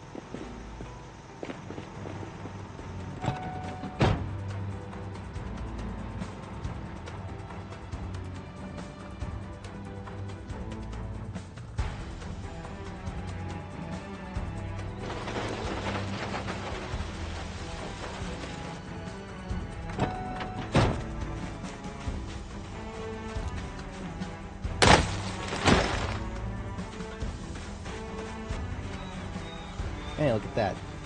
Got a friendo. How you doing, friendo? Taste my ass.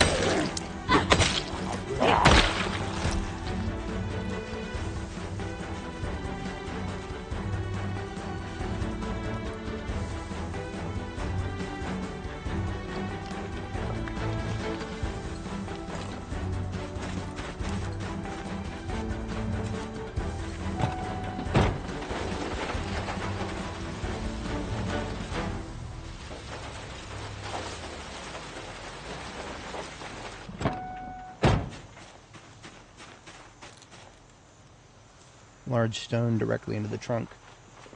So there is our next large stone. We're going to need one of these logs. We actually just straight up need as part of the forge. Like it just requires straight up a log, and then at least one of these logs will saw up so that we can make the bucket.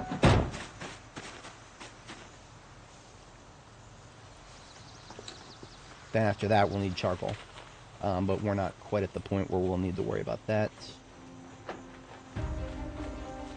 You know, I don't think, of all the things that I should have brought with me, I should have brought a barrel so that I can make a charcoal burning barrel.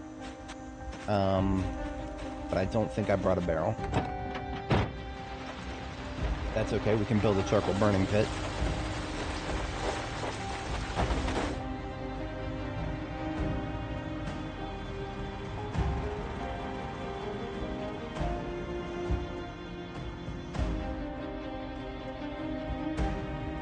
back this bad boy up to a crafting surface here.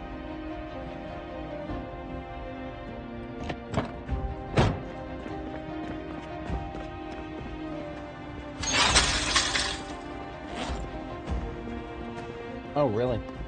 Well, I guess that's, we'll have to see if that got fixed, and if it didn't, that means we're doing, that means we're just gonna do a charcoal burning kit either way. So there is 30 stones right there. Now we've, just gotta cut them into stone blocks.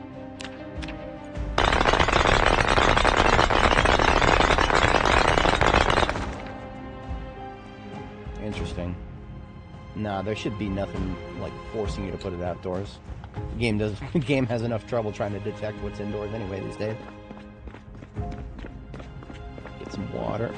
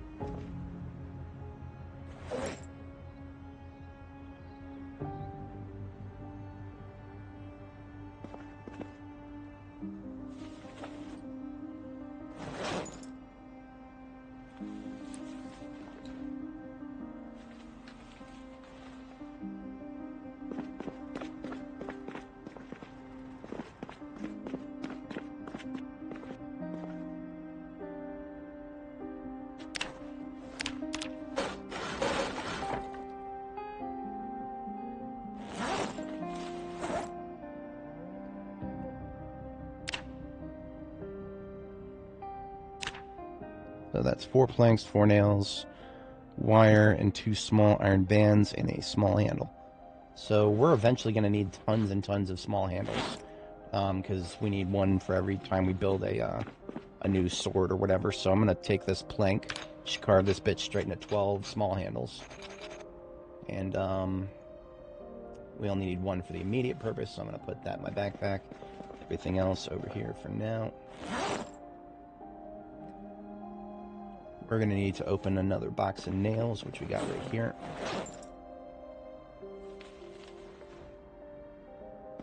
And then 4 planks.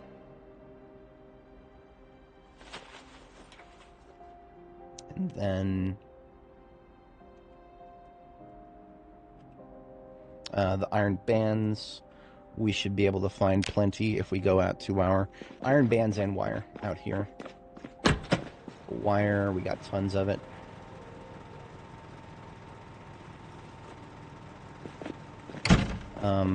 Iron bands. The trunk of this vehicle is full of stuff that I got from dismantling cars. And we get iron bands, generally speaking, almost every time we dismantle a car. So now we've got 2 of those. We should be able to make a bucket. So as we get our crafting surface here. This is a large wooden bucket.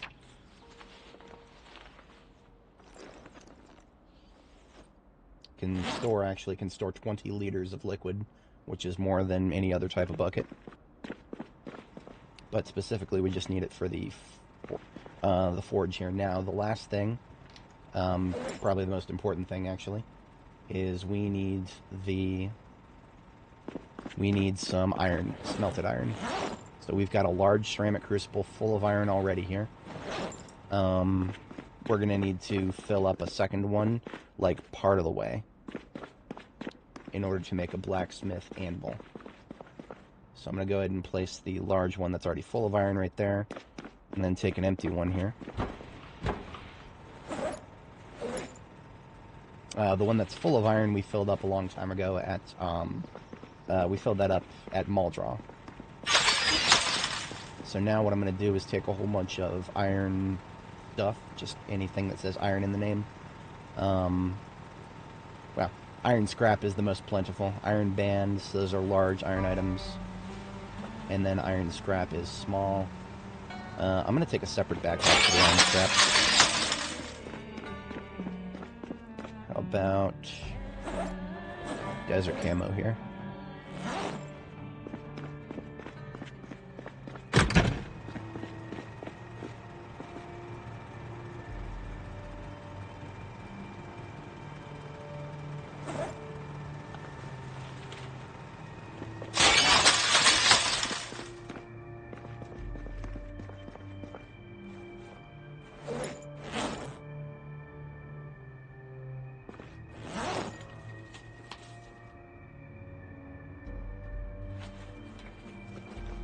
Alright, now, leave these tools on the floor here.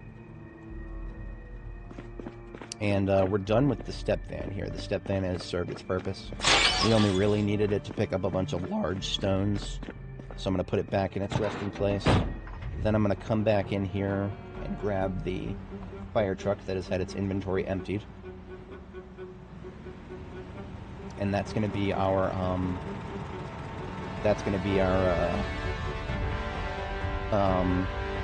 blacksmithing truck.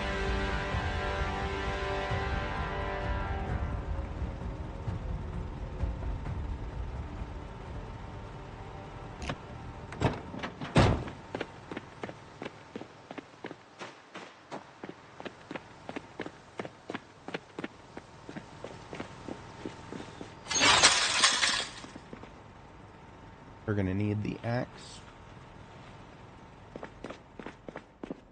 And I'll tell you what, we're going to probably need... We might break this axe sometime soon. It's coming down in the end of its lifespan. So here's another firefighter axe head in our toolkit. And, going to toss that in the trunk here. We're also going to turn one of these planks into a large handle so that we can be ready to assemble that firefighter axe replacement as soon as we need it.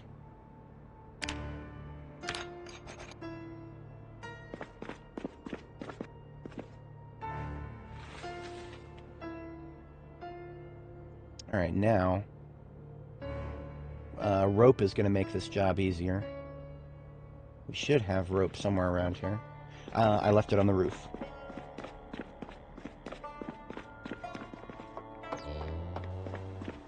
Because that's when we were doing our logging activities last.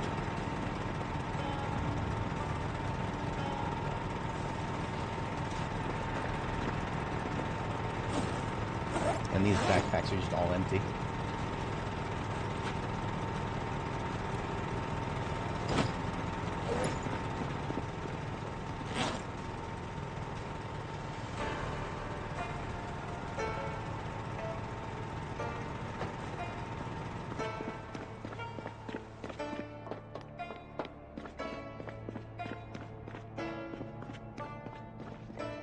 Okay, yeah, we're equipped. We can go ahead and start logging.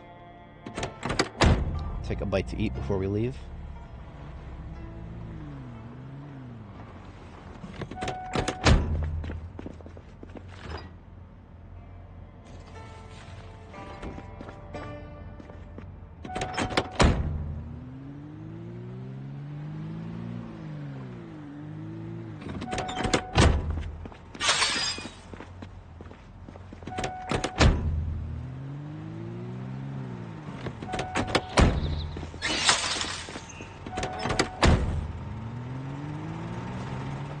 So the last time I did logging activities in this area, I built the charcoal burning pile down here, next to these, whatchamacallits, next to these rocks that are blocking my way no matter what. So since the charcoal burning pile also blocks your way, might as well keep those blockers all together.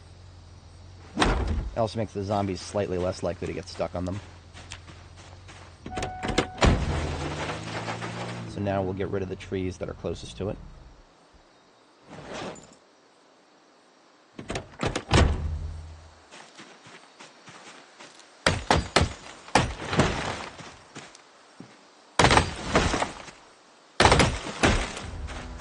Do a quick perimeter check around the side here. Make sure there's not going to be any surprises popping through these trees.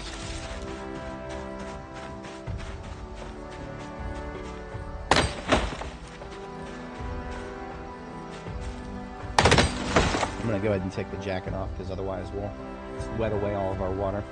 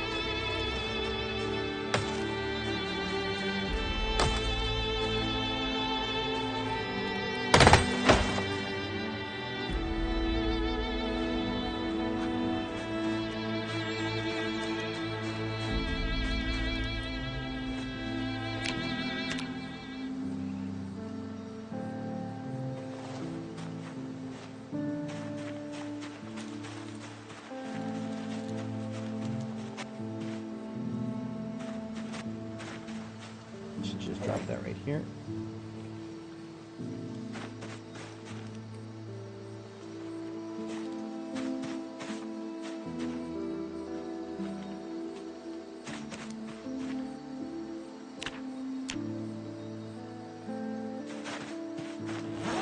Probably getting more than we need for the blacksmith anvil itself, but that's okay, because as soon as we finish the blacksmith anvil, we'll be getting straight to work making swords, each of which is going to take 9 charcoal, or 8. Can't remember if it was 8 or 9, but it was up there, close to the double digits. These couple of trees here will be the last we use this axe for. This axe is just about at the end of its life.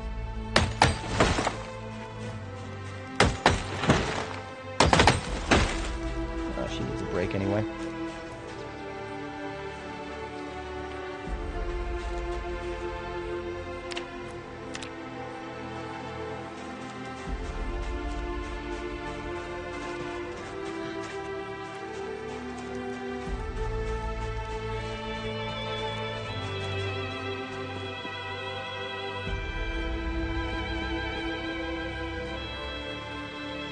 And these rocks over here actually do count as crafting surfaces, so we can use that to make our new axe.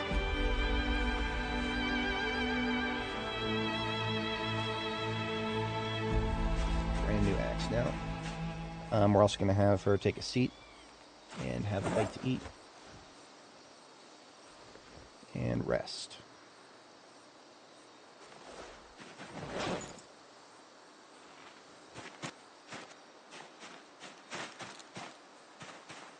So we've got 12 logs right there. We'll finish cutting these trees over here, and then in addition to the logs we get from this, we will use some tree branches.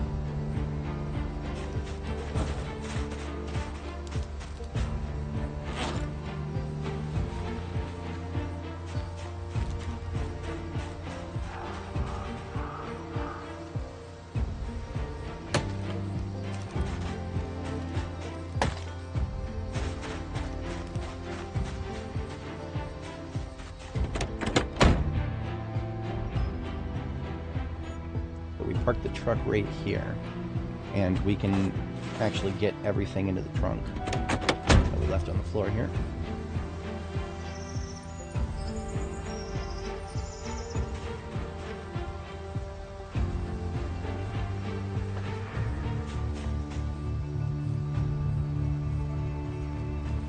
That's why I love these open bed trucks for this particular kind of purpose.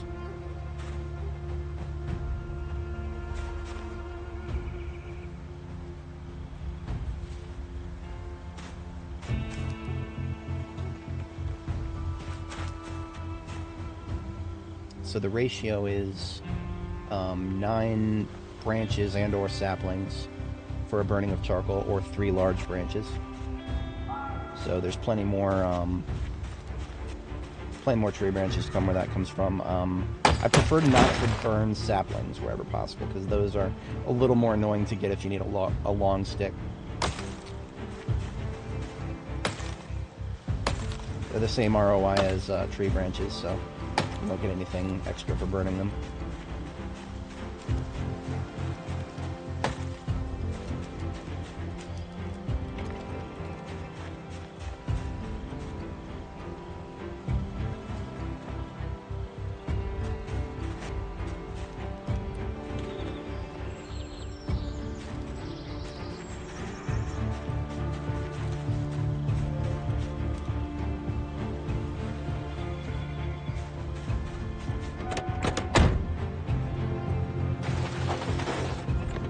16 and 17, 18. Or maybe not.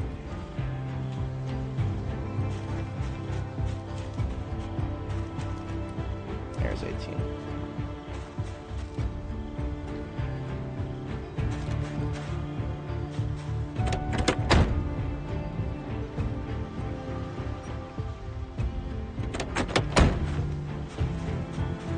First, sit on the ground and unstack all of the logs.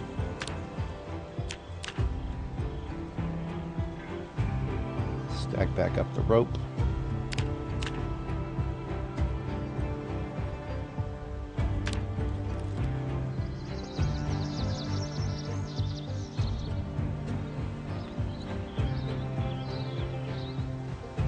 We did not get enough large branches for much here, so I'm just going to leave that on the floor.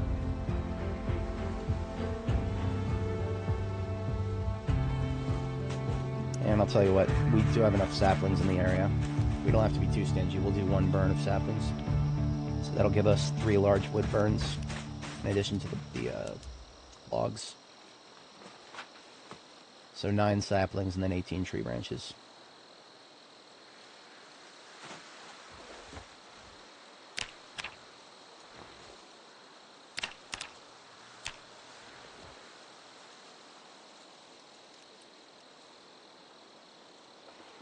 We do still have to have them all in our inventory now. Thanks, multiplayer.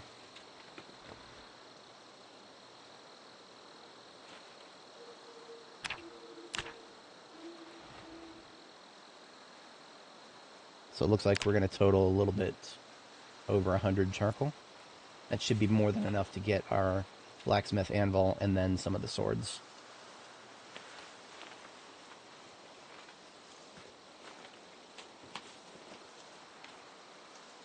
We just barely have enough room for it in the truck, too. So I'm going to put the rope bundle inside the truck, because we will need it when the truck is in use. But otherwise, we'll be good. Can also get all this metalworking, or the, all this welding stuff out of the truck. The truck can have the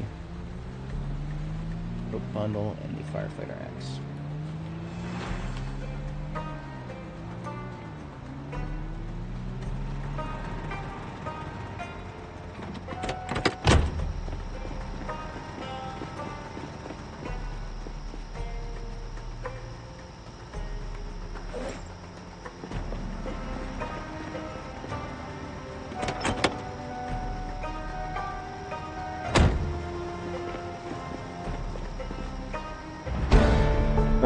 Just got a level of running. We're now level 9 running. That is how much running we've done on this character. We are now level 9 running. I've never been to level 10 running before.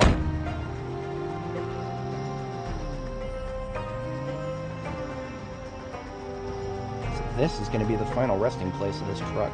For the most part, it's going to go in between the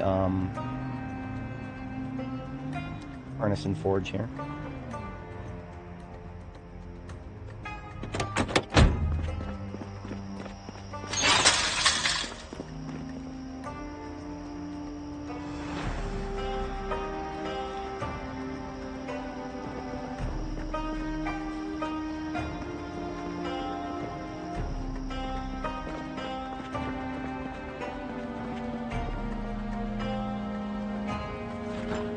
Cancel 8 of the 80 roast in here.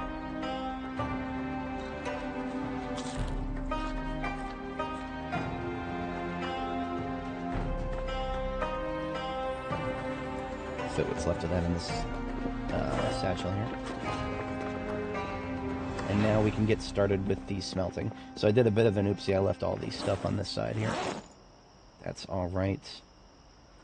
That in my hand. We'll need an empty crucible. And then the large iron bands. Just put those straight into the trunk.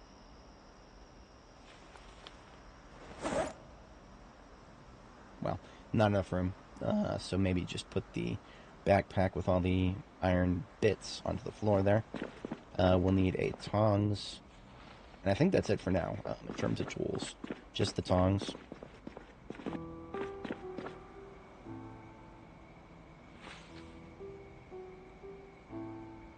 Okay, so we get started. We've got the tongs, we've got the empty crucible, we got plenty of charcoal, and now iron bands.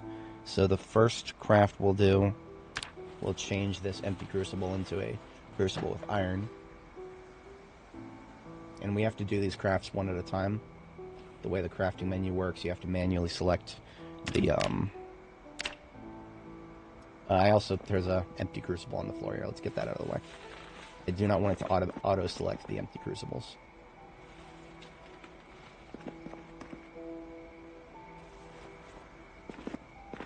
So now the only option is the one that's got the iron in it.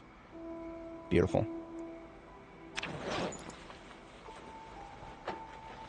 I can't remember if we need to fill this up halfway or all the way. Let's go ahead and do these. Let's do it to halfway first and see what happens. It was either halfway or more than halfway. We could check the recipe now. 12 out of 32. I think... Hang on. Here's the other one. A full crucible. Yeah, we've got the iron. Yep. So 20 out of 32 and 12 out of 32. We actually have the... That was the correct amount of iron, just those 3 bands. Okay. So we've got the iron for the blacksmith anvil. Let's just go ahead and put that on the side with the charcoal here.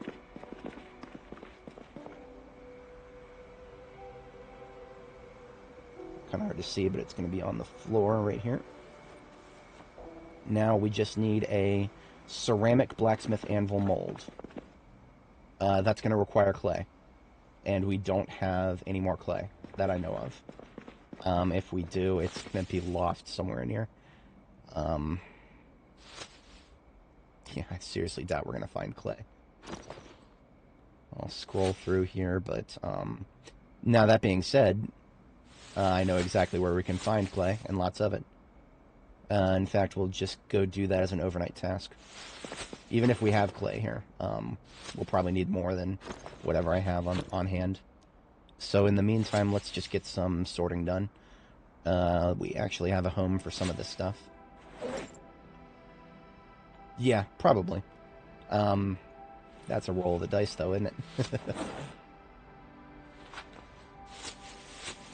But no, we've got actually the road to the airport is clear already, so there's not going to be any obstructions if we go down Main Slick here to 841, and then 841 takes us straight past a body of water here, and thankfully this body of water has plenty of clay deposits next to it.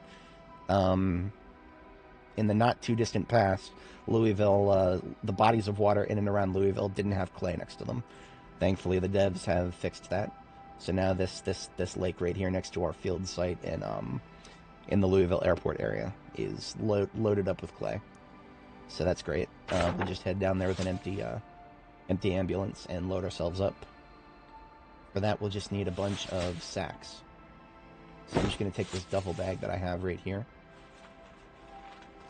and we're going to fill it on up with sacks.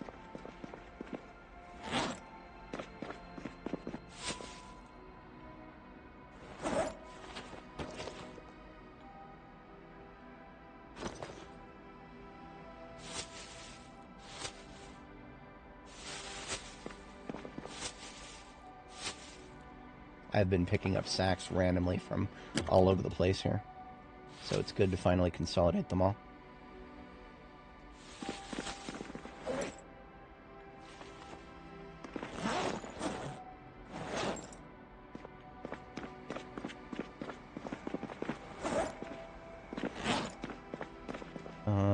The large majority of them are going to be in this green bag here. We got 16 of the bad boys.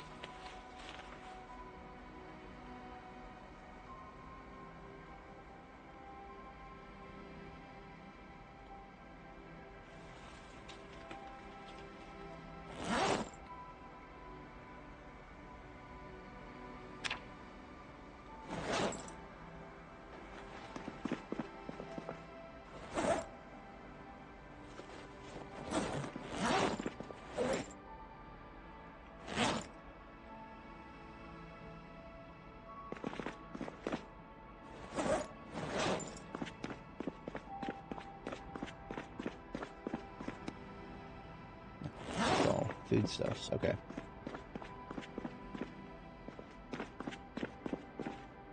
I think that's all the sacks I have in the area. 31 sacks is probably way more than enough.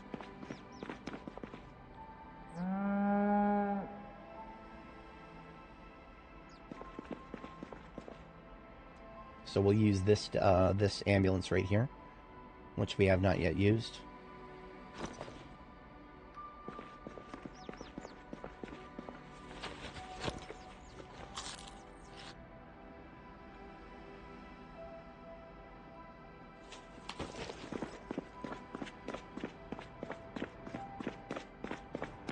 Weigh my cookware here that I don't need.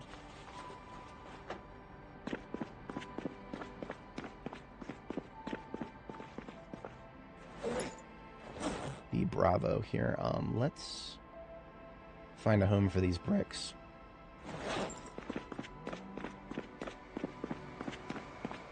Put the bricks in here for now.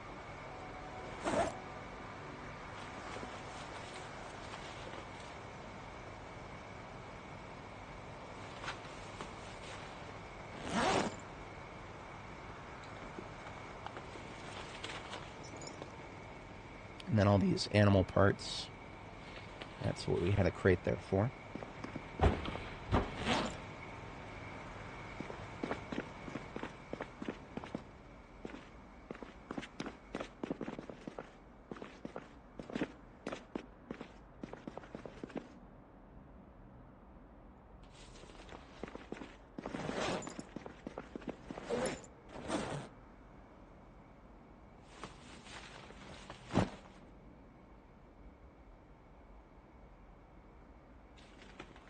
As an overnight task, I'm going to use up some of this gravel, because we actually have a fair bit of gravel we brought back from the warehouse place. And if I use up the gravel, then we've got even more sacks to work with.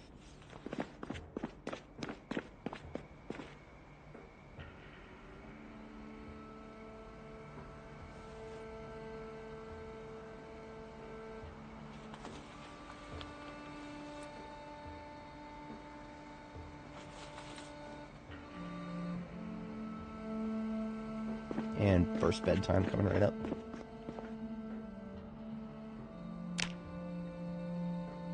So the gravel I'm going to use to clean up some of the parking lots to the south here. We'll take out the grass with a scythe, use it to feed the aminals here. They are below half capacity on their foodstuffs, so we'll load them up with some food.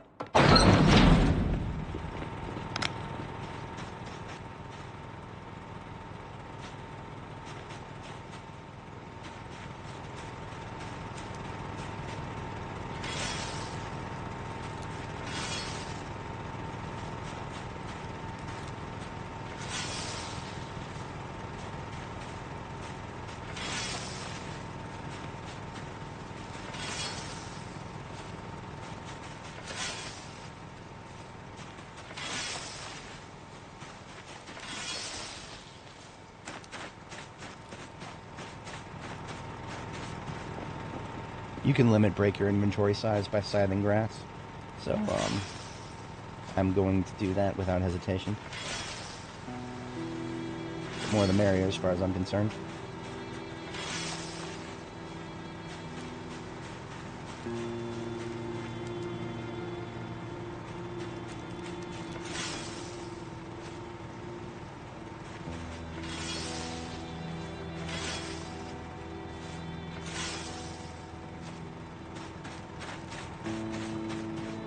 That's a lot of grass right there.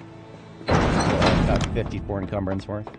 That should hopefully top these guys off for a very long time, if not forever.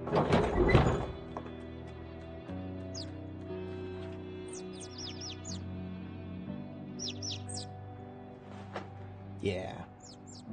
Oh, you can. Interesting. I think I did pick up Fallout New Vegas myself. It's been on my playlist for a long time to give New Vegas a shot. I've played Fallout 4, I enjoyed it, but I've been told by many reliable sources that New Vegas is some of the peak Fallout content out there, and I am inclined to give it a shot.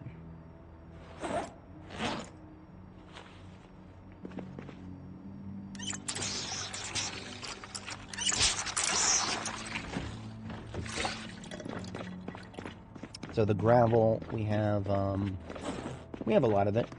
We don't have to be too stingy.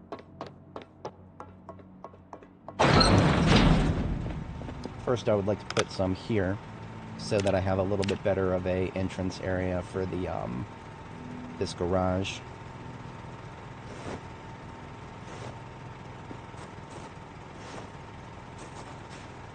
See, I got to go at a very straight angle to get in that garage, especially if I'm towing other vehicles with me.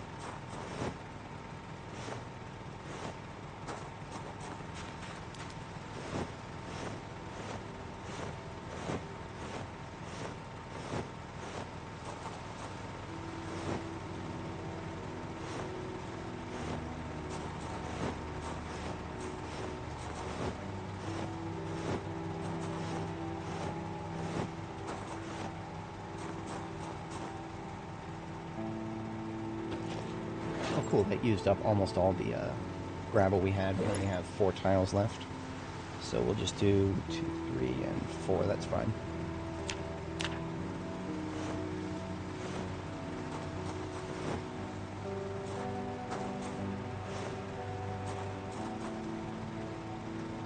Slightly overestimated how much I had. That's okay too. I'll just clean up the Deritus from our new road here.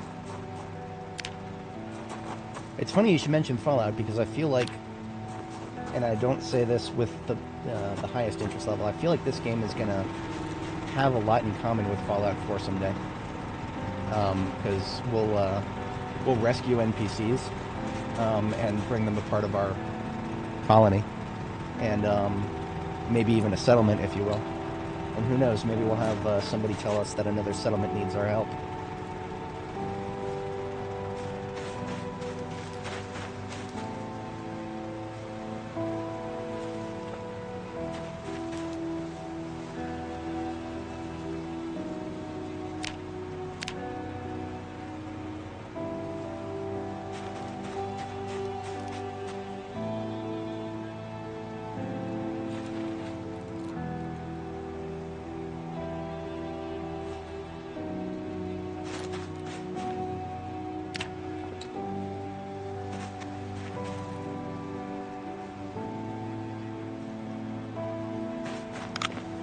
And there's our second bedtime ready. Can't go through that way.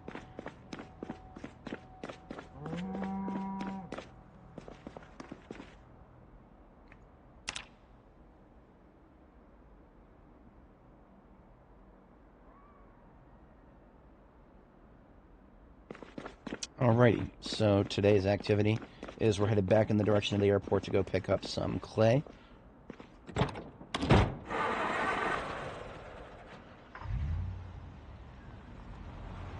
think it's gonna be foggy outside, so we're not missing any combat activities, because yeah, I'm not gonna go do any heavy combat in the fog. No siree.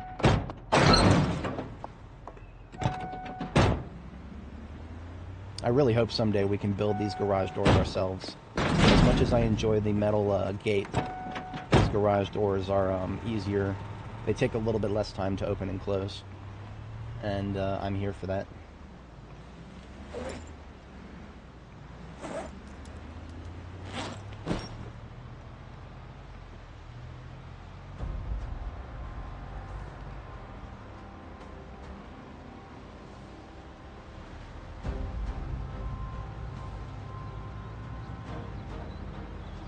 If we run into any respawns on the road, we'll go ahead and get out and kill them, because I do want this road to be nice and open.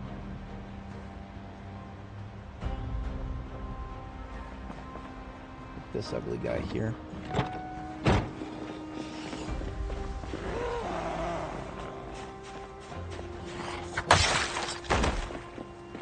I forgot food.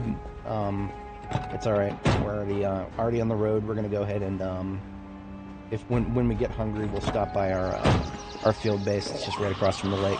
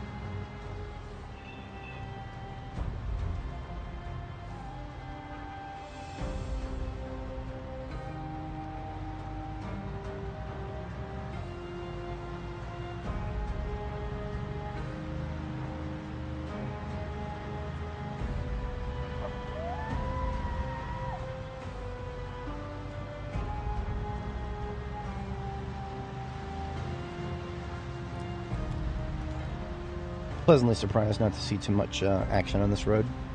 This is our supply line to Louisville Airport. I shouldn't have run my mouth. Shouldn't have run my mouth.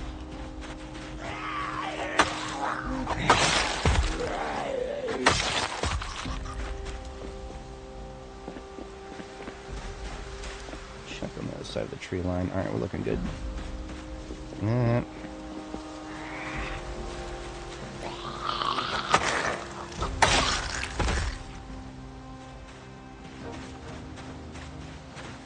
I don't know what it is about this area, as you can see from the other corpses.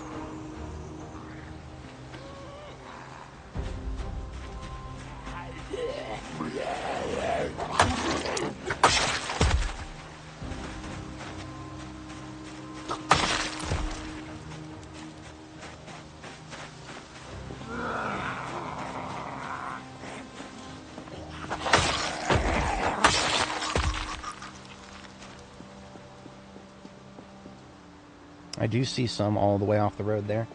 I'm gonna take a hunch that they're not gonna wander down here. They might, but we'll see. Hey Mario, how's it going? We are in the midst of getting set up with our metalworking infrastructure so that we have some more weapons to take to the airport. For that, we need a little bit more clay than what we brought, so we're headed down this way. Between the field base for the airport and the airport itself, we've got a lake, big old lake with lots of clay deposits around it.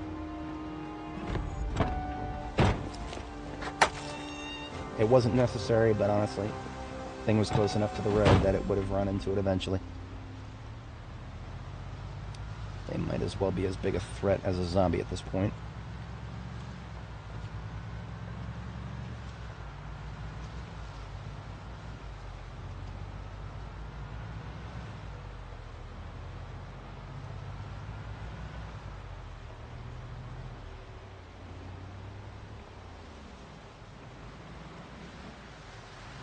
And here we are.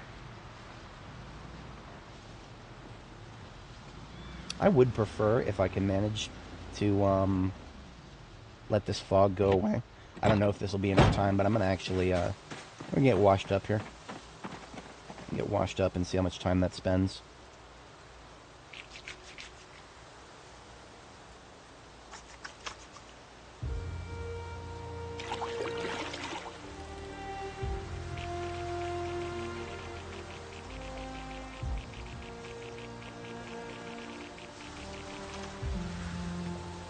No, maybe not. That's okay. So I'm gonna put the entrenching tool that's in my sack. I'm gonna put that in the my belt here.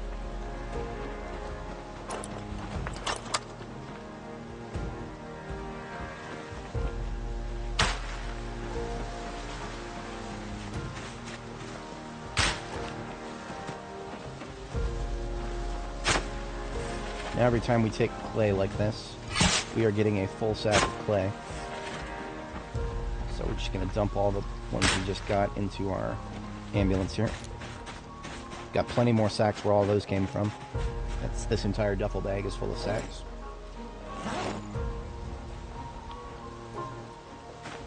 So we're getting a lot more clay than we actually need.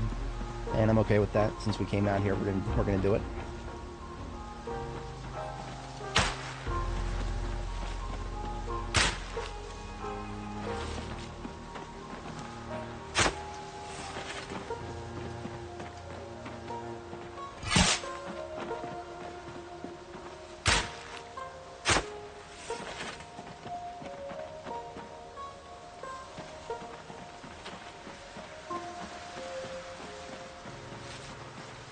Now, we have not cleared anything to the north on the other side of the lake here, so we have to expect that there may be a few Zeds up here. We are armed. Just need to stay away.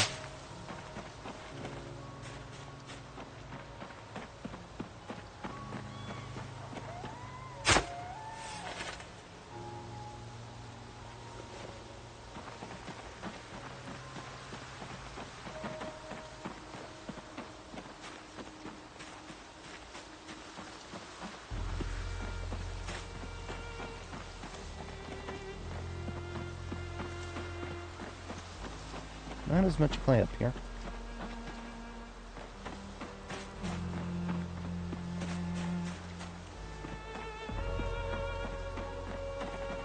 It's definitely congregated to the south, looks like. That's okay. Not too mad about that.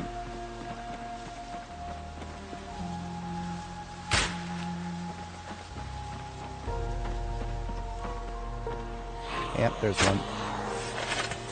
Multiple.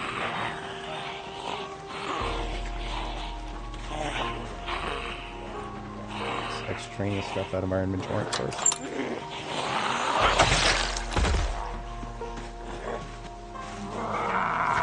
I'm going to predict that there was a lot more than just those two. Well, that would be why. We're right next to the fence now.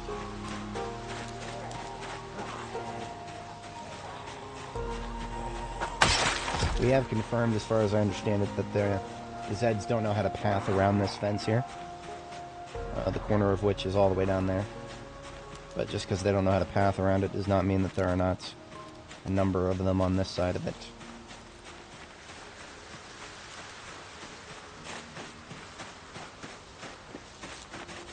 Yeah, look at that, look at that. Look at that big old cluster right there waiting for us. Y'all fucking come out of there, huh? Hey! Got a machete with your name on it. Head on a swivel because we did not clear that forest behind us.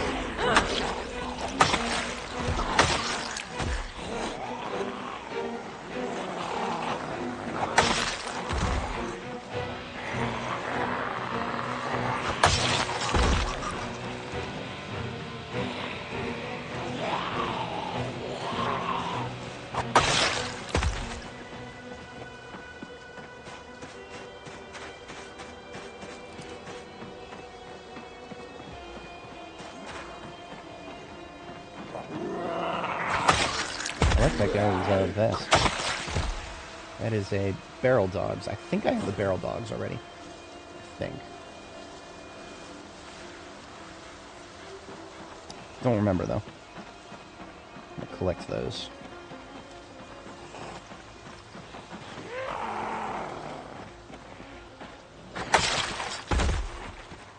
What's up? This way, friendo. Okay, this lake is longer than I thought. It is a elongated lake. We actually probably are going to run out of sacks before we get all the way around it. So we'll probably just fill up the ones we have left and then double back this way. That's fine. We don't need to fight everybody in this area. Not if all I have is a machete. Machete is perfect for self-defense, but I'm not fighting any ground wars just with a machete. Got 24 sacks left? Maybe. We'll see how this plays out. At some point, we're not going to be able to carry everything.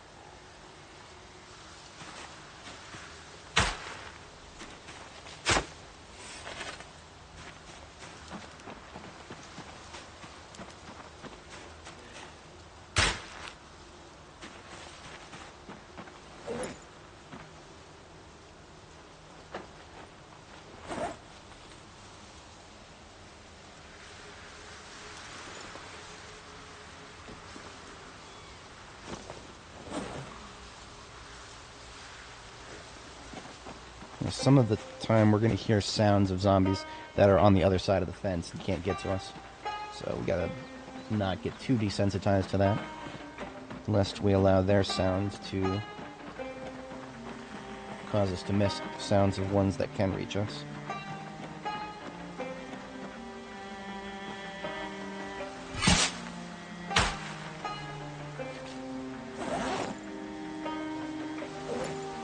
That is the last sack we can fit into the backpack here. At this point we can fit, what am I talking about? Got a whole ass military backpack that I can put in my offhand here. We'll just transfer the duffel bag into that.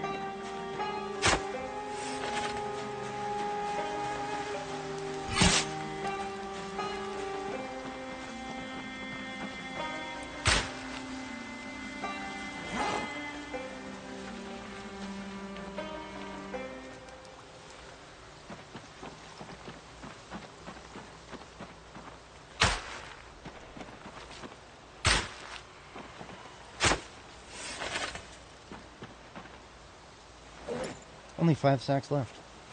So we actually will be able to fill up everything we have. That's great.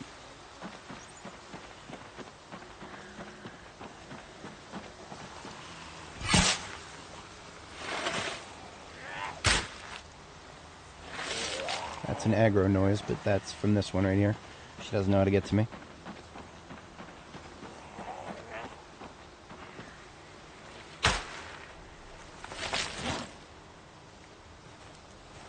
Hello. Thank you for announcing your presence, pal.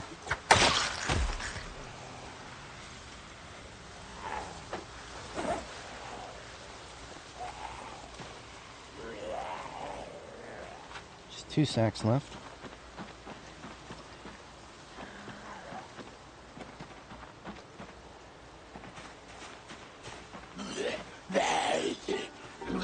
Just gonna drop this backpack for a moment.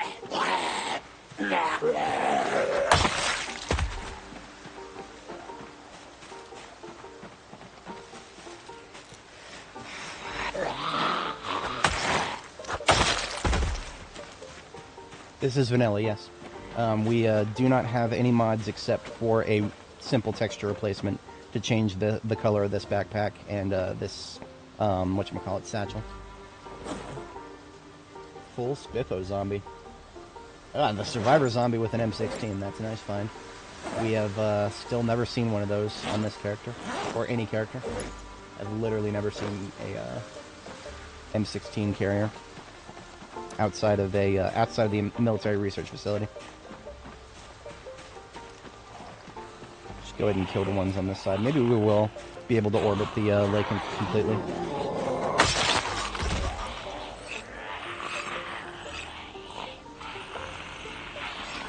I think I can make this. It's gonna be close. He's about to lunge. Not quite. He's very close, but I was questioning whether I would make it before he lunged.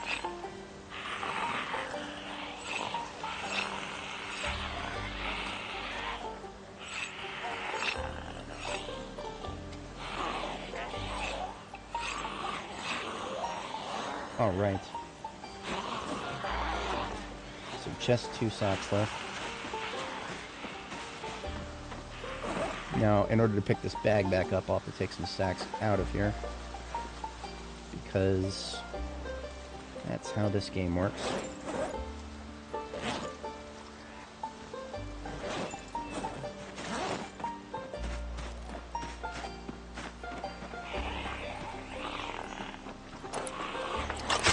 Oh yeah, you're right, Richard, look at that.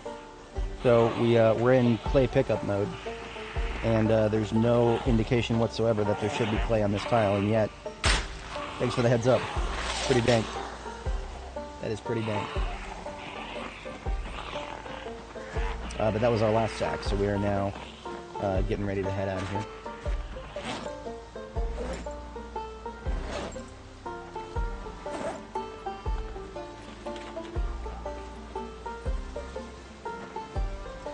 Two full backpacks worth of clay. Now I still can't... actually, there it is, there it is. That's a lot of really dense trees. I'm not risking that. There's no point. I'm just gonna go the long way. We've got fog all day today since it's already 1400 and it's not gone.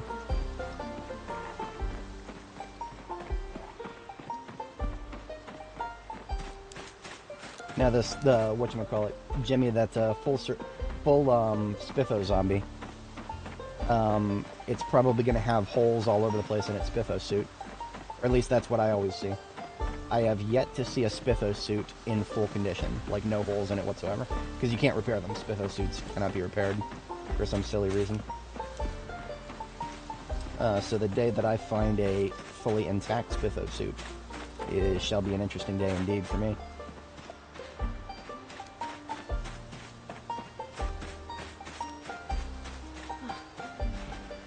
I'm going to go ahead and have her rest. She does not need to be over-exerted right now.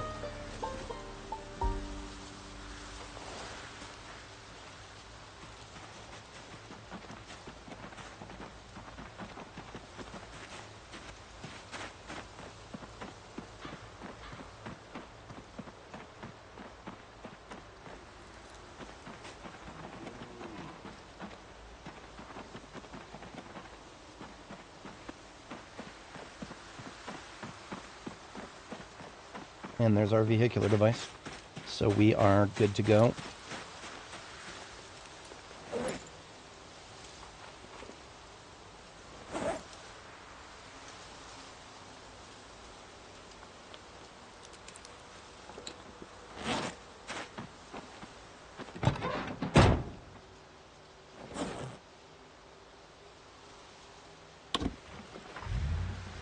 I'm gonna stop. You know what? It's fine. It's fine. I'm not gonna worry about stopping by the field base to get some food, because we should have a straight shot back to our main base. We got perishables there waiting for us. Actually, a chonky perishable, the 80 roast. So we can have a big old bite of that when we get home here.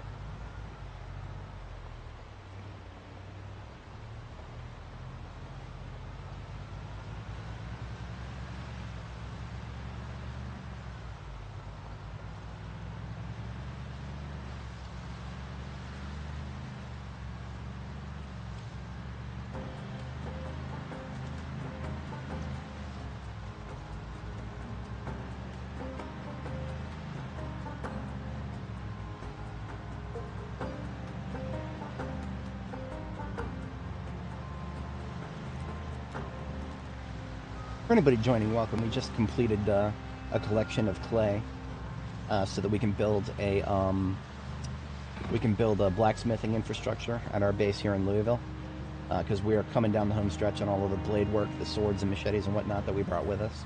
So we need to construct a few new ones. That'll be the rest of the day today, and then overnight, I predict by tomorrow morning we'll have a full set of new blade work. At which point we'll be able to head down to the Louisville airport and continue taking the place.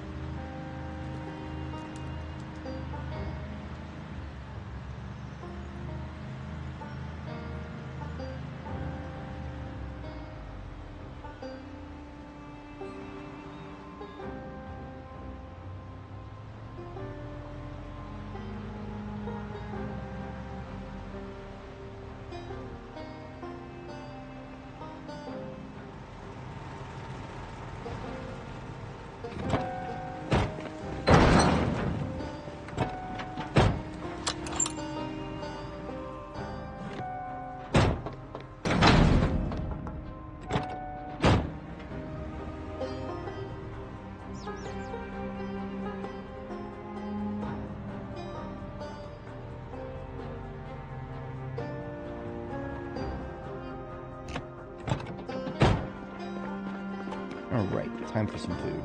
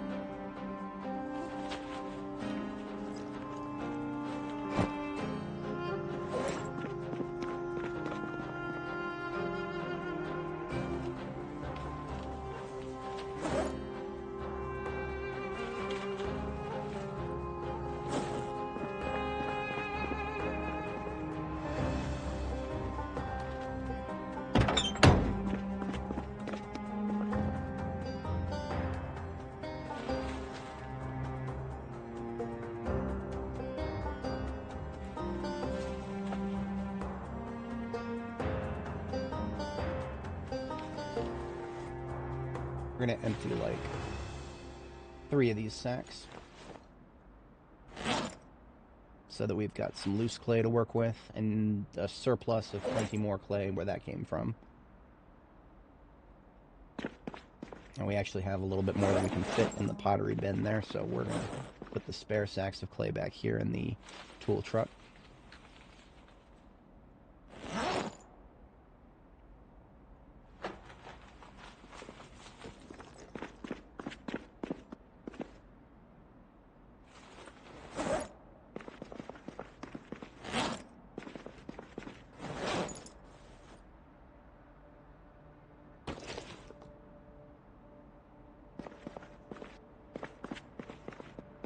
Should be everything emptied out of it, except for the scythe. Definitely need to leave that somewhere visible. Over here next to where the animals are.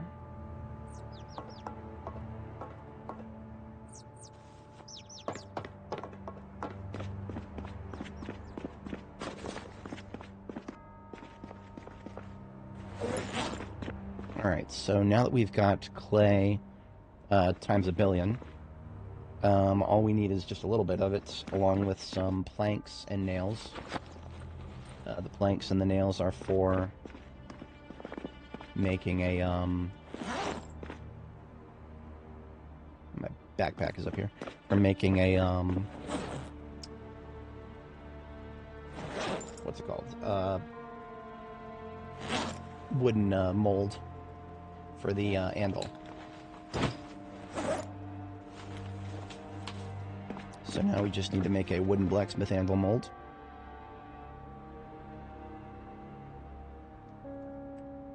Wrong menu. Oops. Wooden blacksmith anvil mold, 4 planks, 1 nail.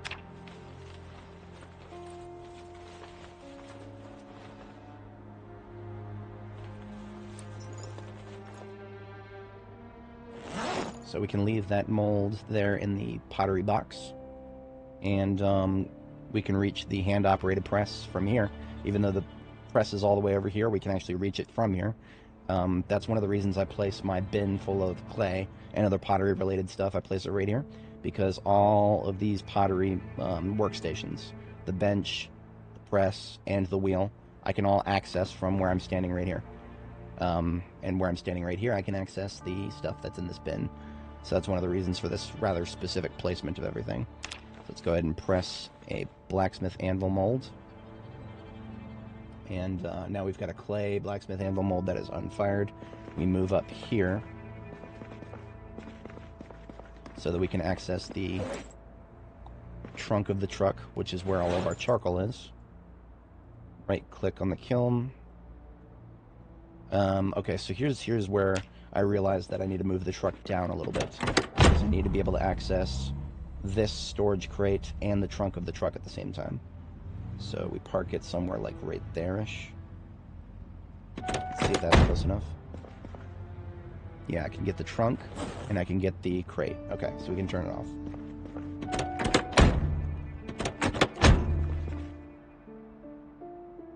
And now I can fire the clay blacksmith anvil mold using the matchbook, which is what is stored in the clay bin, and the charcoal in the truck.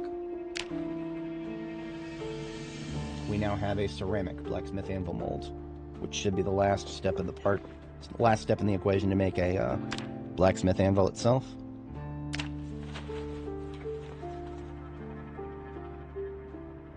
Except we can't, because we can't pick up that ceramic crucible. We don't have enough inventory space. So I'm going to drop one of them, and I'm going to pick it up and equip it, and then pick up the other one and equip it. And then that means I don't have to store as much inventory space. So now I can hit craft, and she'll go ahead and craft it. Okay.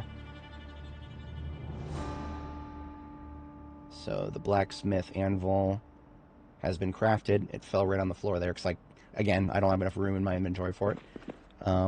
That is actually okay. What we're going to do is we're actually going to put the anvil itself into the trunk of the truck here.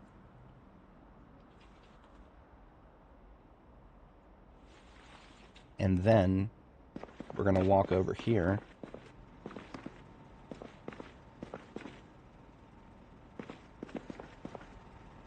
Pick up all this stuff.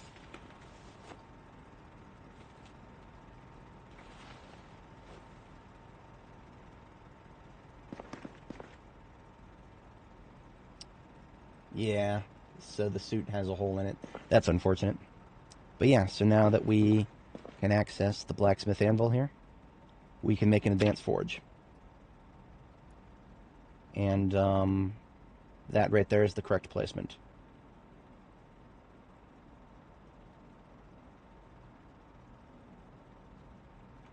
Let me double check my screenshot here. Okay, so I did it facing that direction last time. And I think there was a reason for that. There was a reason for that. I wanted the edge of the the edge of the forge, which is kind of where her head is, if you can see it right. The edge of the forge where her head is right now, that tile. I need that tile to be accessible from where I'm parking the truck. Now, that being said, I think she's not going to be able to make it, because if I click right here, she's going to try to go to the top corner. And she's not going to be able to reach the anvil from there. Oh, never mind. Okay. I don't know how she did that, because the anvil was in the trunk of the truck here. I guess she just teleported the anvil. Cool. I'm not going to question it. We've got our... Oh, I built it. Oh, no, I built it one tile up. Fuck. Oh, fuck, I built it one tile too far. Too late now. Too late. There's nothing I can do about it. I think I can still... Oh, that's going to be close. Oh, fuck, I can't reach it. Oh, fuck. Oh, I hate this game sometimes. But that was my fault. I can't blame the game for that. Fuck. God damn it, that sucks. The placement was extremely specific because I need to be able to park the truck right here so that I can access its trunk from the kiln, the furnace, and the forge. But as you can see, I'm not close enough to the forge from where I'm standing right here. Let me try something. Let me fuck with this for a second. Let me fuck with this. We don't have to declare defeat just yet. It doesn't. Maybe it's not going to be as organized as my other base, but we've got options here. Come on. There we go. See, we've got a lot of room to drive around here. That is one definite silver lining. Let's try that.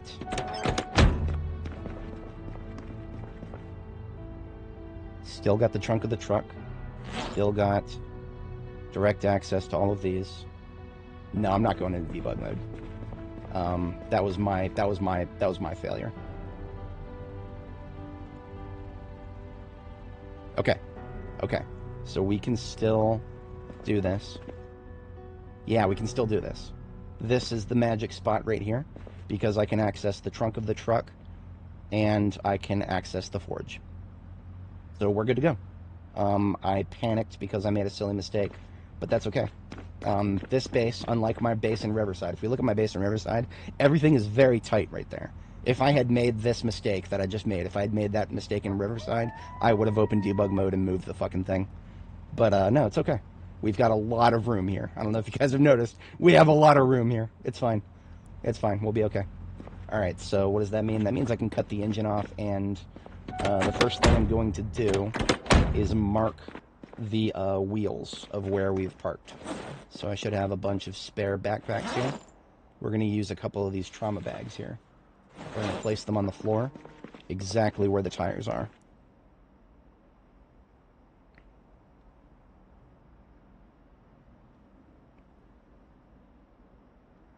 So this means when I take the truck out in the future, we know exactly where the tires need to be placed when we come back to park it here.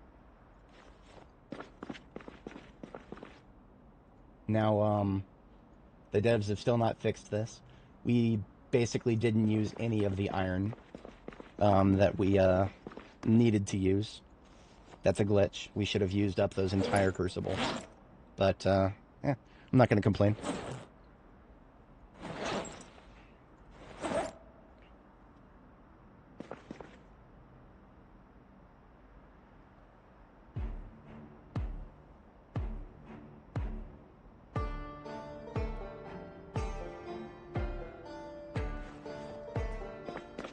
Alright, now what we need to do is get one of these empty crucibles, just one, into the trunk of the truck.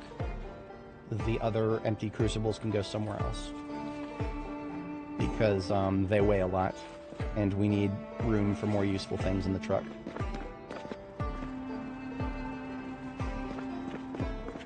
I'll just put them up here over on top of the pottery table.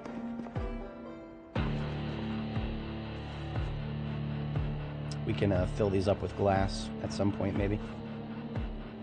Alright, let's have a bite to eat.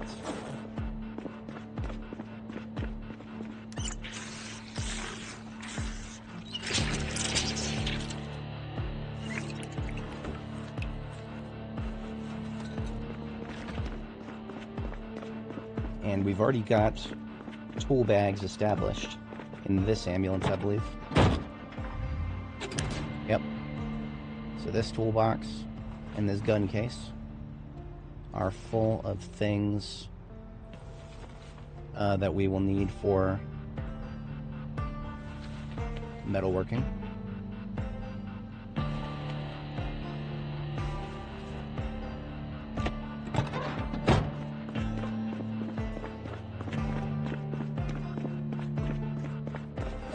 And we're just going to put those straight into the trunk.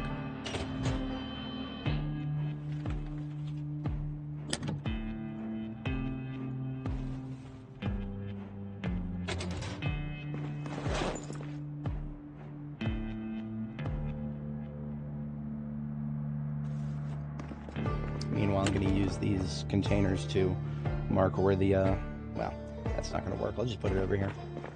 These are largely decorative at the end of the day.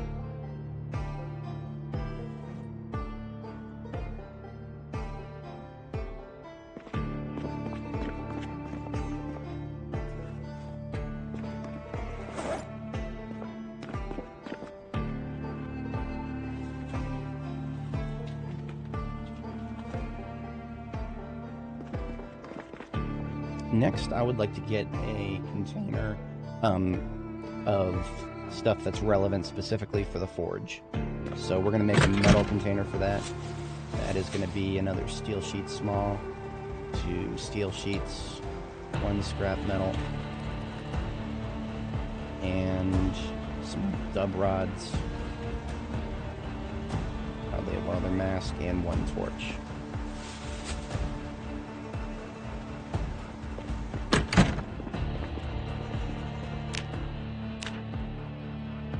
And you know what?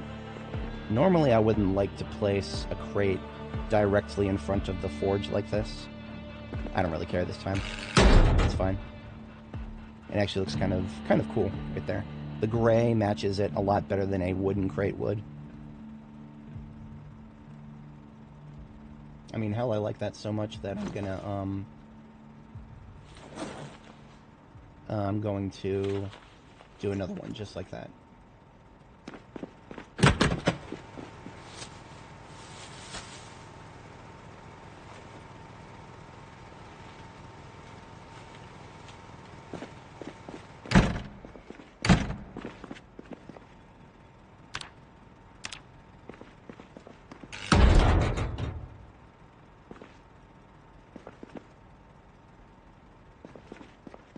So we can start putting iron, steel, that kind of stuff into these crates here, as well as minutia that we might want for smithing purposes. Club hammer, we actually never made it in the trunk there. Let's put that, just for the hell of it. Chisel and trowel.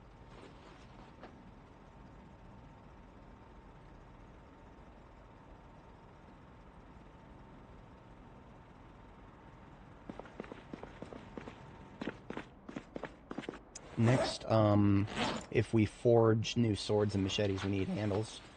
The handles should have plenty of room in here now.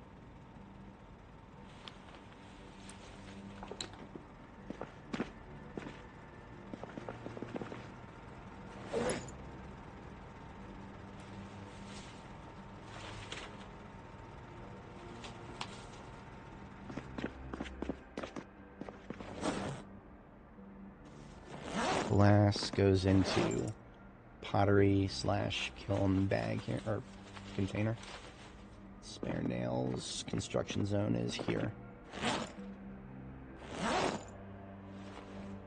Now I don't know if I'm going to do anything made out of gold just yet, but when the time comes to consider doing such things, that will be done over here at the forge. So I'm just going to put these small gold ingots that we found, I'm just going to put them on top of the forge.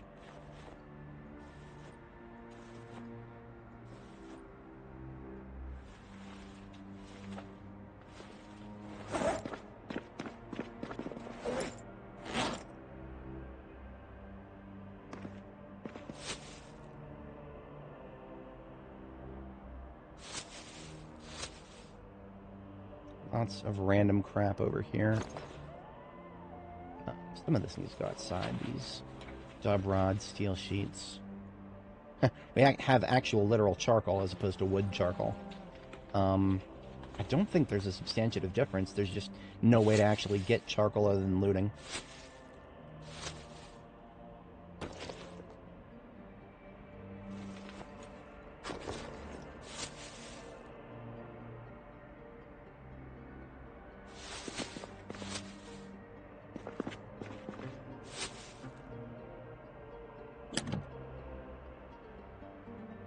Medical shears I'm going to keep near the forge because those are actually a tool on occasion. That is just as good of a tool as anything else over here.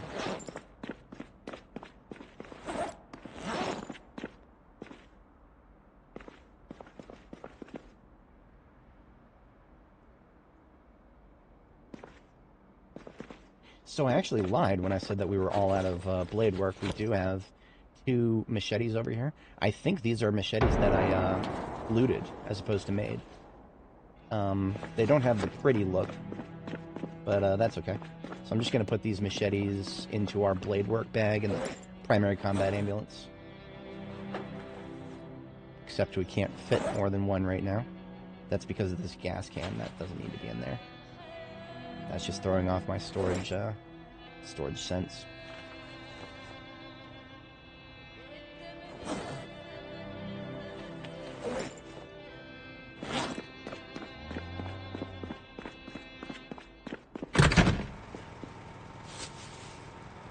A little bit of everything on the floor out here. But most important right now is steel bars. Because steel bars are what we're going to use for a lot of the welding we end up doing, or sorry, a lot of the blacksmithing we end up doing.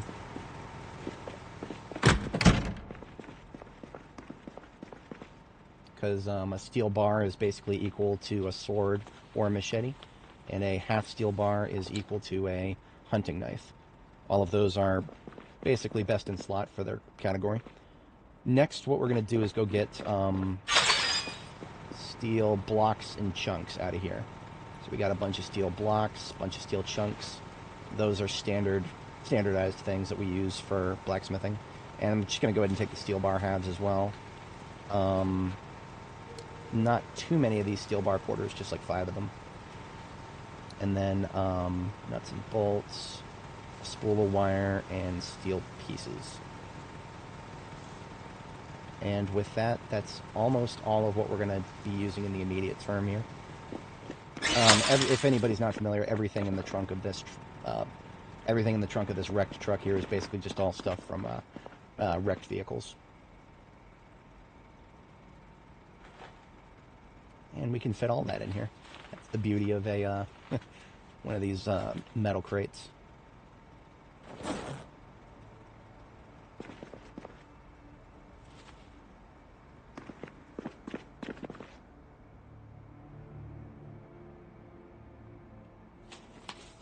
We actually don't want to put that in there. Let's put this charcoal just in like one of these duffels here. Broken glass goes in here. And we have just built up enough of an appetite for our next large edible here.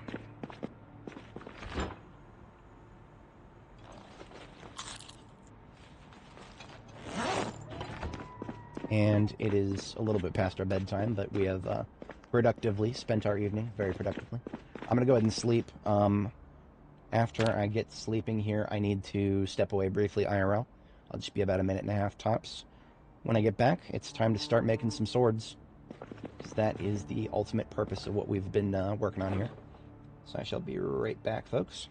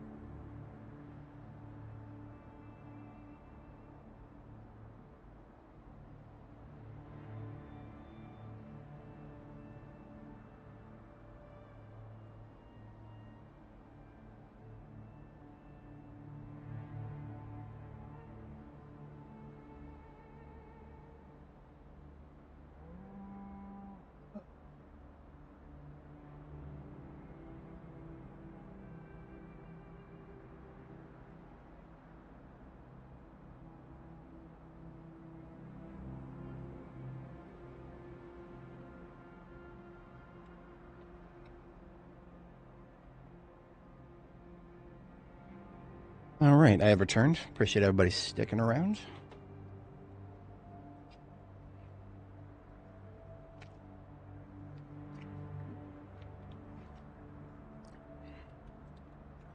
So all of the stuff that we had stockpiled outside from ripping apart cars and whatnot, we brought inside a whole bunch of steel bars.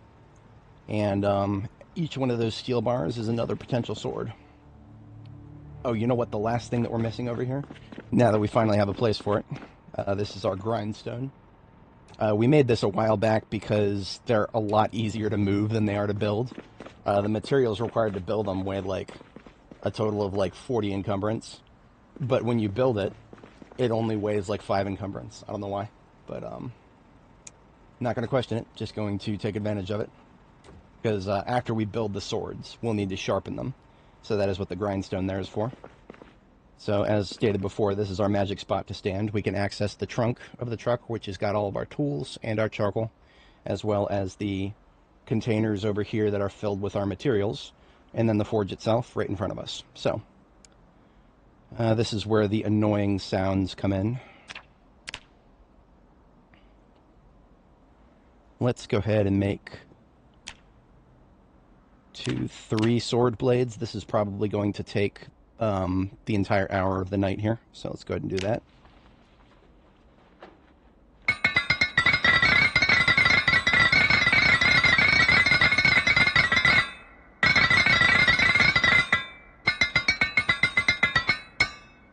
I zoom all the way out so that we can dodge how obnoxious that sound is. So we put all of the small handles we made earlier, we put them in this crate, so we can already slap hilts onto the swords here. And then all we got to do is sharpen them.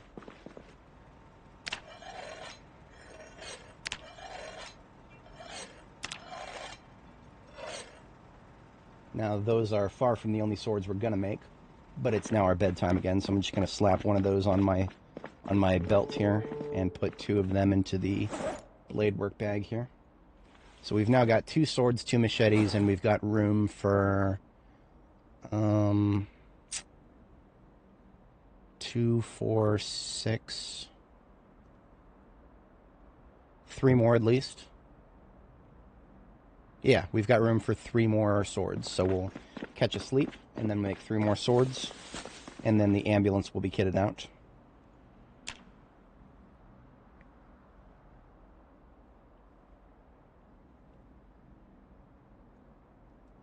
See, we go through swords a lot faster than machetes because swords, well, if anybody's not familiar, I'll just talk about the differences here. The sword is a 2-handed weapon with the longest reach, some of the longest reach you'll ever see in this game, bar something like maybe a sledgehammer might be a little bit bigger.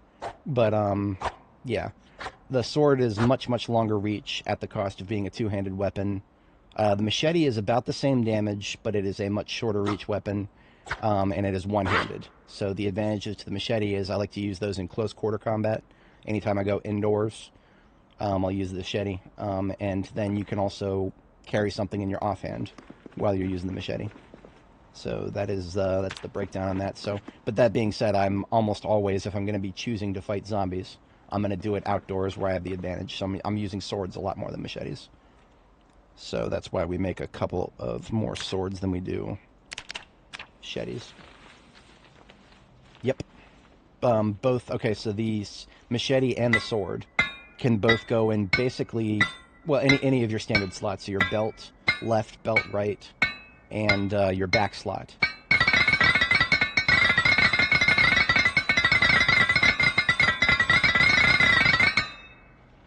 Unfortunately, that noise is always going to be obnoxious.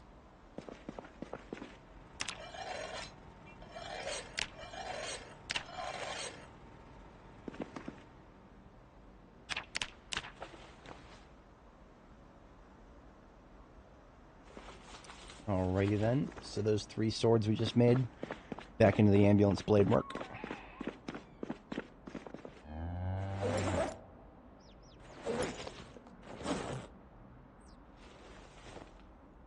Now, that's a total of 5 swords and 2 machetes.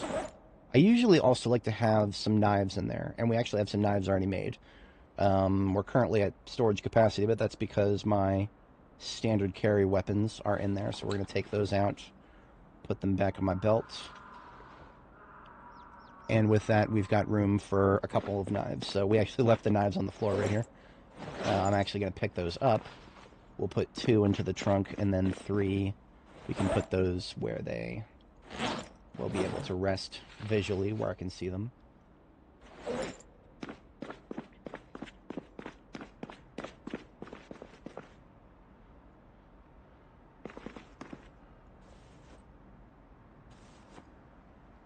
There's one thing that this pottery table is good for. It's a high contrast surface where you can put things on them and see exactly what's on them from a distance. Now on the table here, we've got a few swords that have been largely used up, as well as a machete. What I'm going to do is wash them all, and we can eventually turn them into a wall decoration somewhere. And we've worked up another appetite. As intended. Can eat the rest of this roast.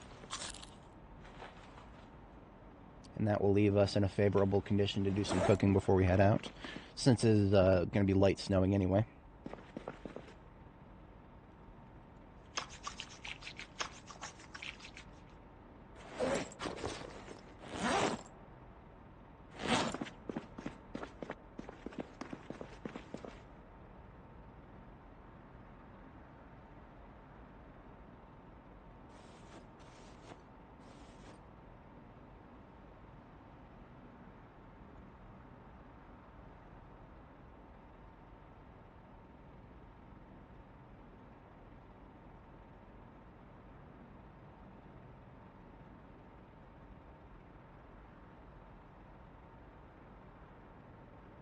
There we go. I like to do, turn my used up swords into wall decorations. Little coat of arms on the wall here.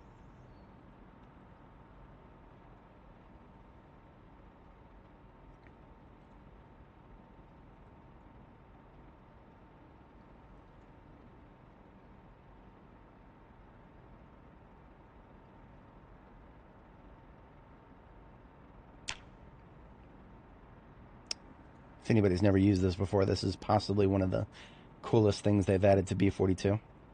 I enjoy it a lot.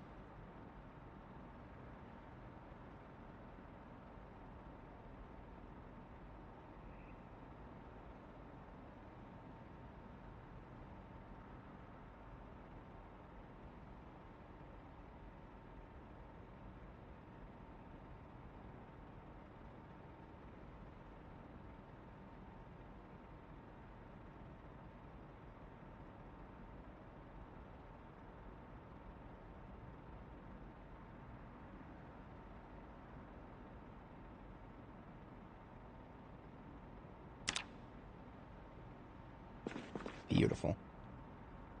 I do have another machete. I'm going to go ahead and leave it there for now. We'll make another one later when we have more blades to add to it.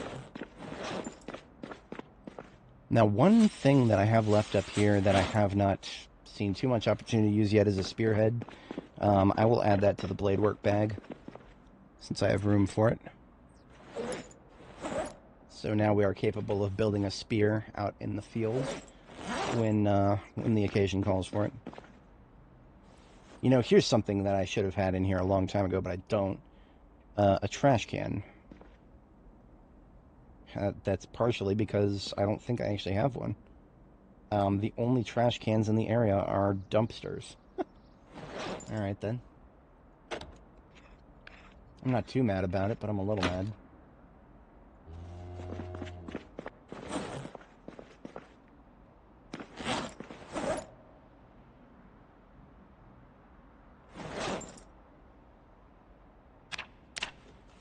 change the battery in my flashlight here. One of those floodlights needs a new light bulb too.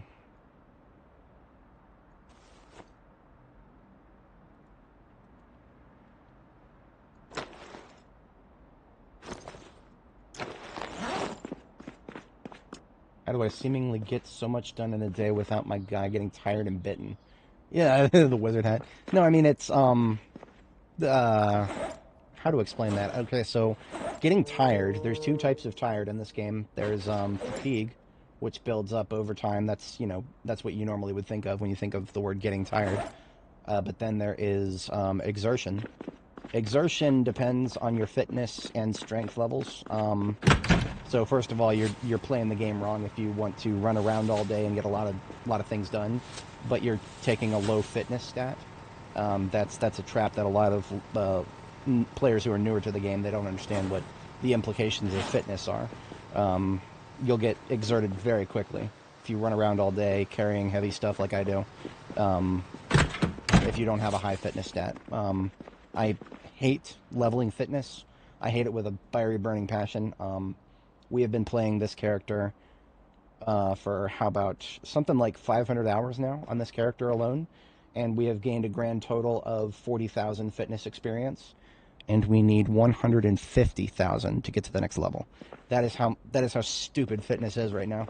I don't recommend anybody ever engage with it, honestly. Just take athletic or fit or one of those professions that gives you some more. Yo, how's it going, man? Doing all right today. How about yourself? We are actually about to get started with some cooking here. You could say that bro is about to cook. We're gonna take a couple more slabs of rabbit meat out of the freezer here, as well as some cabbages. Yeah, we got some cabbages. We're gonna take. Holy crap! We actually have some fresh cabbages. Those are probably going to go stale the moment they thaw. And, pumpkin, garlic. Yeah, let's take a couple of garlics out. Fresh garlic. Alright, back in the freezer with you. Ah, thank you. Yeah, no, that's, dark is 100% correct right there. It can be done. A lot of people already struggle with having fun with this game. So I don't generally recommend it. If you're struggling having fun when you're playing this game, do not try the 0 to hero thing. No. I mean, I'm the kind of guy who can just, you know, I can burn my creative energy and make up objectives to have fun with this game with.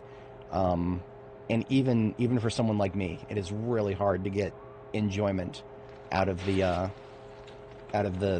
just, you know, sitting around all day for days on end grinding your stats. I can't. That's not fun to me. That's not fun to me. I don't understand how people get fun out of that. But, well, different strokes and whatnot. Different strokes for different folks, and these here folks might have had strokes. Let's get some cabbage roast started up here.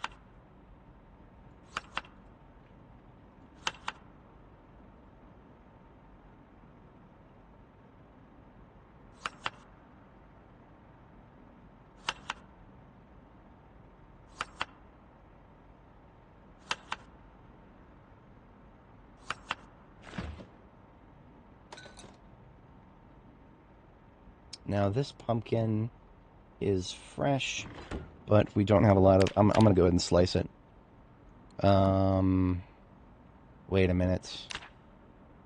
We can put pumpkin slices into roasts. I'm 98% sure about that. Yes, okay.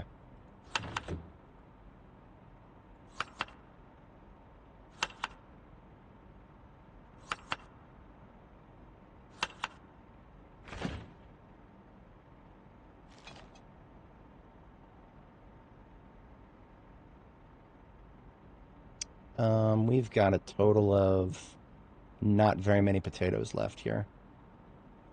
Let's take some more out of the freezer. I should have done this a while ago. Let's just go ahead and take 5 and thaw them right here.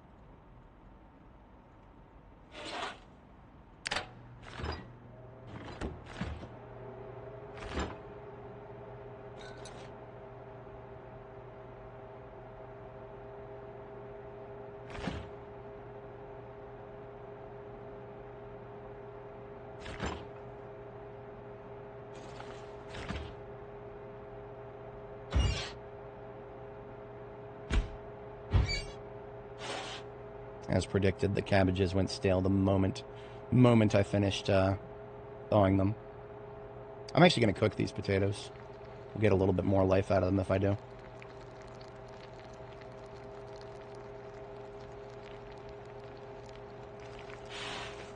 Everything you guys are looking at right now came out of my garden back in Riverside.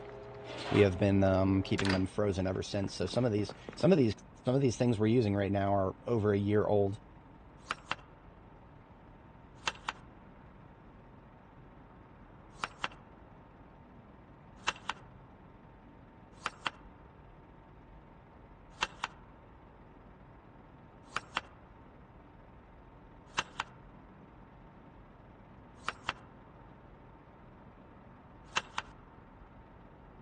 That's 4 ingredients, and we're up to about 40 there. We're going to need to use up the rest of this cabbage. We do need to use up the rest of the cabbage because the cabbage will go bad very fast unless we refreeze it, and I don't want to be refreezing really small amounts of cabbage. That's okay.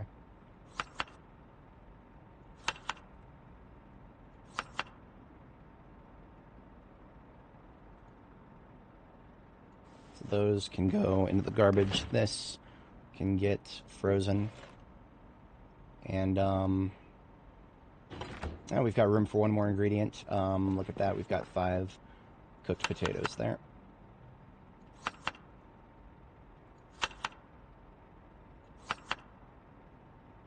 Beautiful. Grow any marinara? You can grow marinara. I think I know what you mean by that, but no, I did not. We tried. We tried to grow hemp. We tried to grow hemp. It didn't work because it all fucking died, and we never figured out why. That's just a problem right now with growing seasons. For some reason, a lot of crops die, and you just sometimes you can't figure out why. Here is our herbs. We did grow plenty of oregano and thyme and parsley, and that's all going in our roasts here.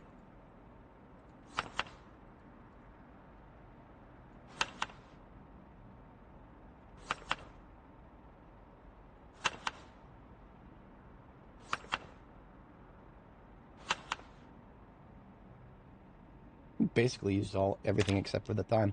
That's great. So I'm gonna go ahead and get all these in the oven. Wait a minute, do I need to? Holy shit, whoa. Our girl is way too skinny right now. She is way too skinny. She is down to 68 kilo. You start actually having weight problems, like serious weight problems, if you fall below 65 kilo. So we're gonna fatten her up. We're gonna fatten her up hardcore here. Every single one of these roasts is going to be loaded up with butter, veggie oil, and margarine.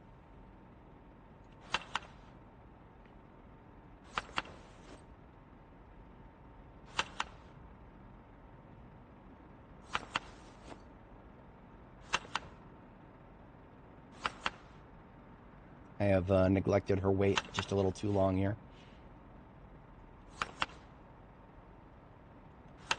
In fact, I'm going to add even more fattening agents to these roasts. We don't have enough lard in this bag. In this corner, though, we should have some olive oil. Yeah, olive oil is another fattening agent that we can't make it ourselves. We can make vegetable oil, but not olive oil. So that is why we have to go to the corner here, which is full of stuff that I looted.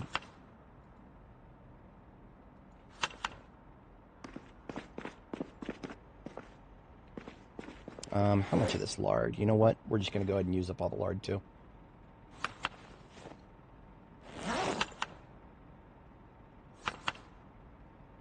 Basically, these roasts are all going to be extreme calorie bombs. And that is exactly what we want right now.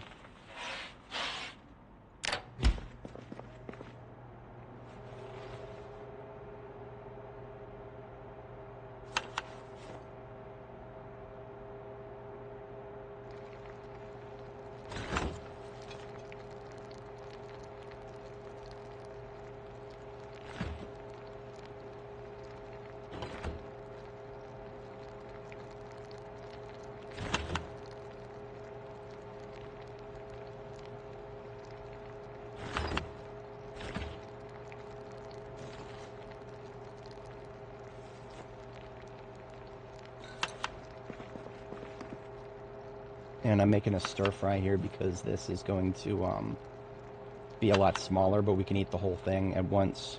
That should actually put us straight into weight gain.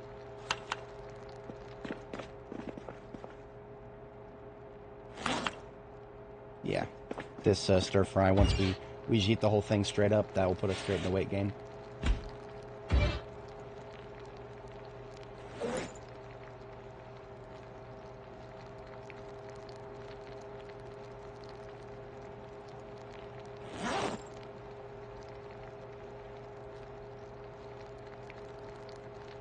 I think all these roasts are going to come out to be 80s. Yeah, they're all 80 roasts. That's fine. We're going to overeat regardless.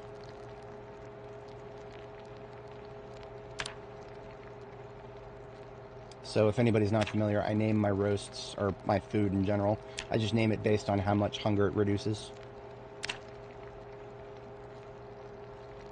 So that way when I eat a quarter of it later on, I will know that I am eating a quarter of 80, for example. And then this stir fry here is almost done. So that will take care of most of our hunger for the day here. And it will take us out of weight loss and put us into weight gain. So we're not in rapid weight gain yet. That's going to take a little bit of time, and that is okay. I am not impatient.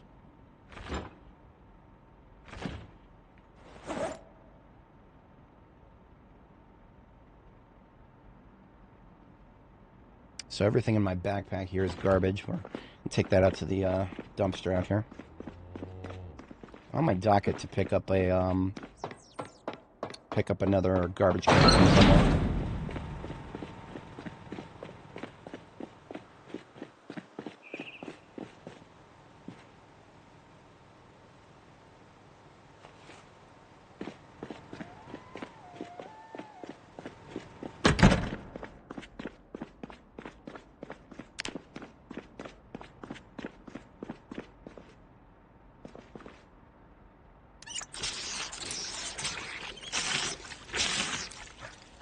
Alright, so we are now going to move back to the airport. I promised the stream title was not false advertising. We are absolutely going back to the airport now. What do I need? I need coffee. Oh, you know what? There's got to be something smaller than a fork that I can use as a item to eat with. We now have the forge, and therefore we can make just about anything cookware related. Can make fine forks. I really wish that I could see what these weighed.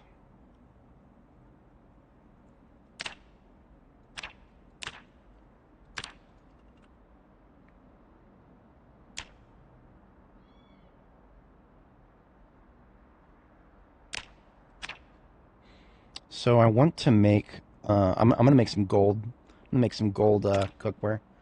But in order to do that, I need to use these ingots. I can forge gold sheets from that. Okay. Yeah, let's go ahead and make a gold sheet. Wait, what's going on there? Why can't I do that?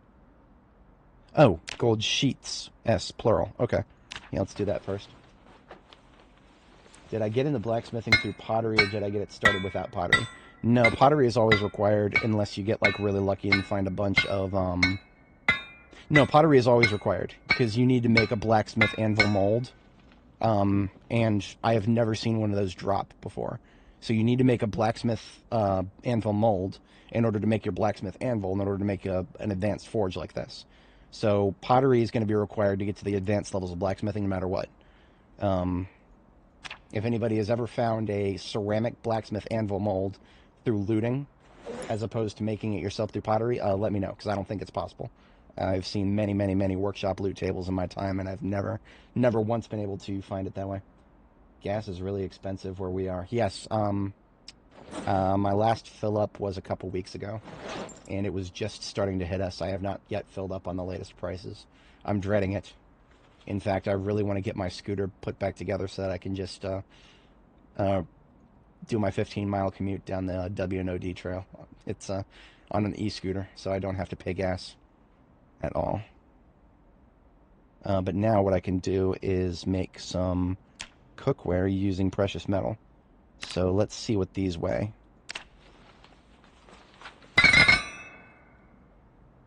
Damn it, they still weigh. Okay, so even though we've made a cookware out of gold, it still weighs the same as cookware made out of regular metal.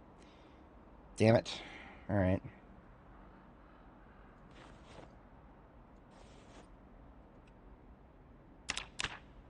What if I carve a wooden fork? Let's see if that weighs the same. I can carve that out of a small handle here. It does. It's okay. That's exactly what I was looking for. I was not expecting a wooden fork to weigh less than a metal fork. But that's the game we're playing right now. So this metal fork, which weighs 0.25 encumbrance, I'm putting that away, and I'm grabbing a wooden fork that weighs 0.1. Optimization. Optimization. Now, why do we carry around a fork? It makes eating things faster.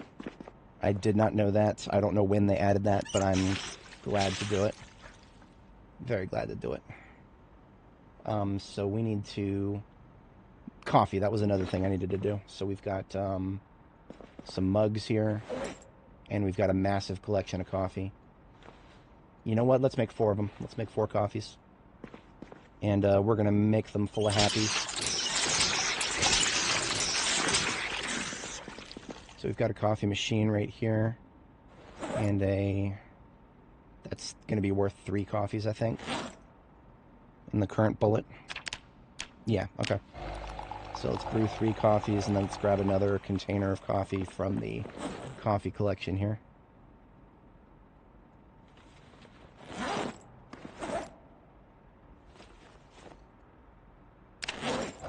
What version am I playing? The latest, B42. 42.15.3. Wait a minute, where did that 0.3 come from? Was there a patch that I missed?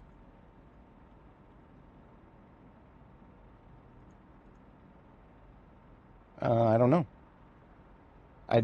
There's no notes that I can see for 42.15.3. So yeah, we're playing the latest version, 15.3, but I'm guessing it was just that security update that they're talking about. I guess. I mean, it didn't say that the security hotfix would be a new version number. Okay, yeah. So anyway, yeah, we're playing 42.15.3. It's the latest version. I thought we were on 15.2 still, because I didn't think that the security update they pushed the other day was actually a part of the standard versioning. Anyway, these coffees we just made, we're gonna make them happy coffees. We're gonna add flower petals to them and whatnot. These are all from our own garden back at Riverside, and when you add them to either a coffee or a salad, it makes it so that you regain happiness when you eat or drink it. And so, lavender petals, rose petals, mint, marigold, chamomile. The mint actually makes it so that you lose stress when you drink it. That is a very useful thing when you are wearing armor all day. Armor builds up stress.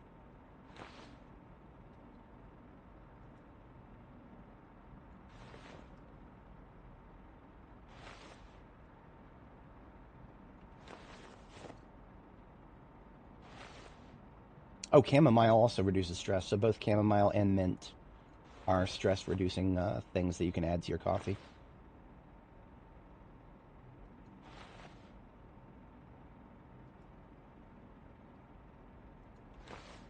Yeah, this game is ridiculously deep. That's one of the reasons I can spend so much time with it and still have fun, because I'm that kind of guy who can obsess over the small things. And then we can also add some sugar packets to the coffee, as well as white sugar and brown sugar. This is what I mean when I say make the coffee happy. One of the reasons that I don't mind doing this is because it doesn't make the coffee heavier. If everything we added made the coffee heavier, then it would be a lot harder to carry around all this coffee all the time. But none of this makes it heavier, and I am totally okay with that. Basically, we just added everything that we can fit in it, aside from more tea and coffee. So 2 of these are going to go into our our satchel here. Or actually just one of them, I guess. You know what? Fuck these ear protectors. I'm never going to wear them. I'm never going to wear them. It's fine. It's fine. That means that I have 0.2 left to carry around. I don't know if I have any really good things to put that. That's fine. We'll hold on to that free space for now.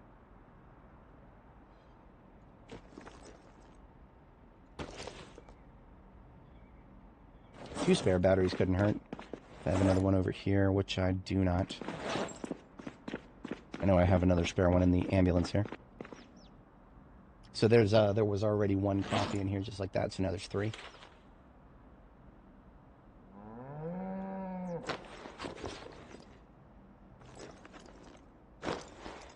And this ups the amount of magazines we can carry with us to 5. At least until I figure out exactly what it was that should be in my field kit that isn't. I can't remember what it was. Basically, my field kit should have something in it right now that it doesn't have. And that's rather frightening, but whatever.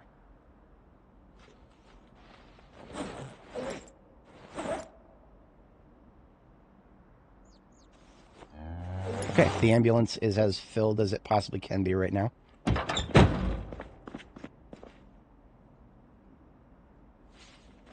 And I think we're fit to deploy.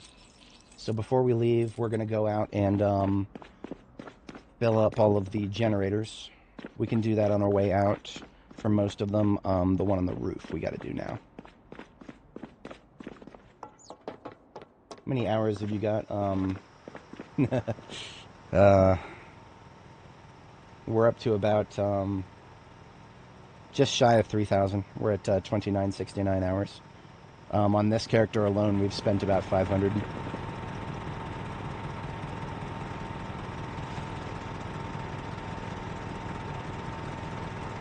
We didn't bring electrical parts, that's fine. It's at 98% integrity.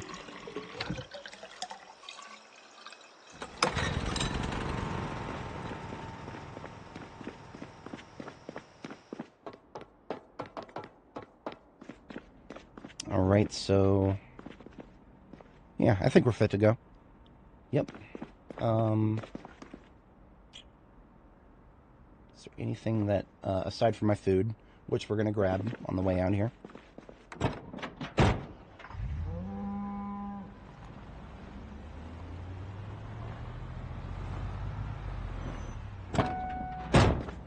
And that goes straight into my backpack.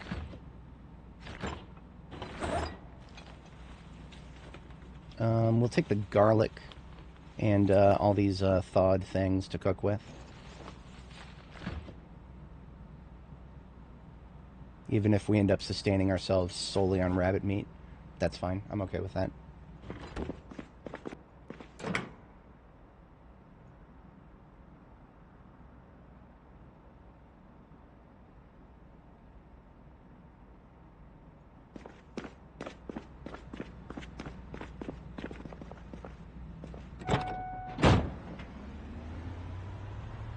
Yeah, so this is the worst time in the world to need to upgrade a computer. I'm sorry for your loss.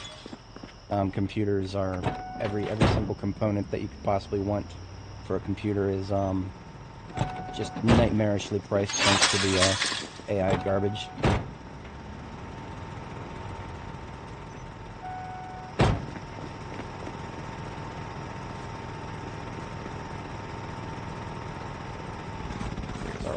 Parts. We'll just pick up all these. Mix and fuel.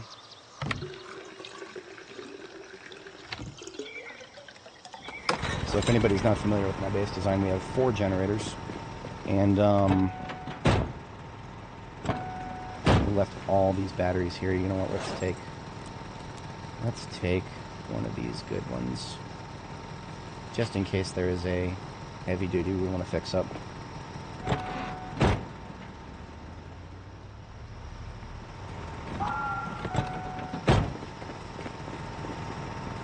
We have 4 generators because this way we can instead of putting everything on one generator, which causes it to eat up the gas a lot faster, we put the various freezers that we have scattered around the base.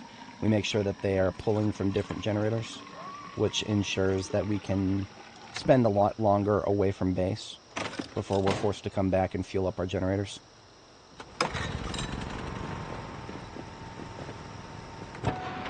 So that one right there, that one right there. The one on the roof has the main base. And then this one right here has the freezer in the back of the base. And as you can see, we have plenty more generators while this came from.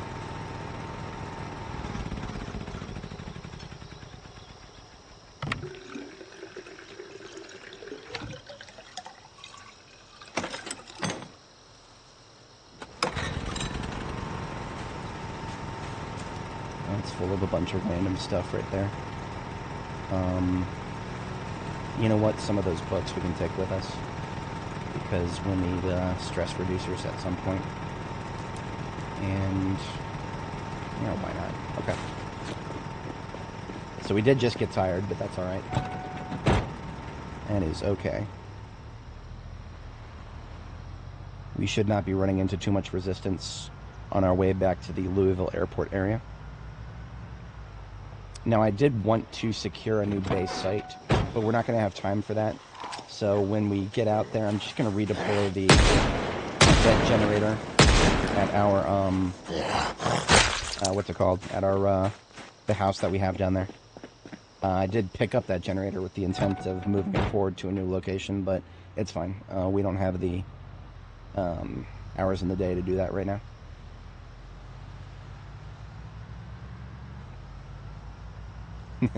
RuneScape. That is the, that's old school right there. Indeed, old school.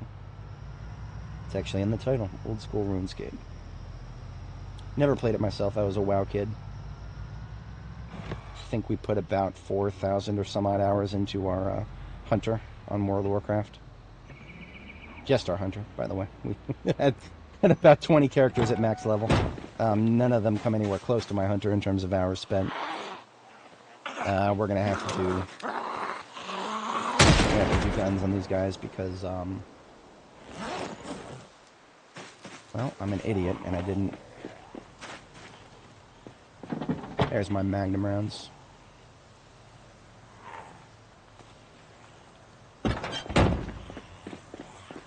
See, we weren't supposed to run into too much resistance on this road, but Zomboid had other ideas.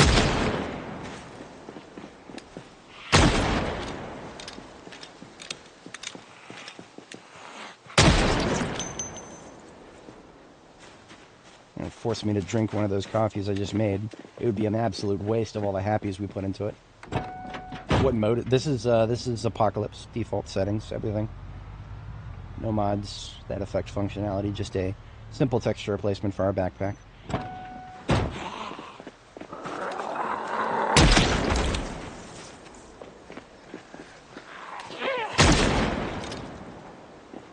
I don't know where all these guys came from.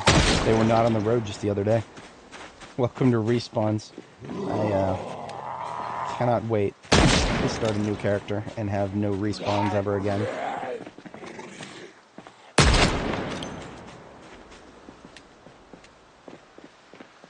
Because, man, respawns are tedious.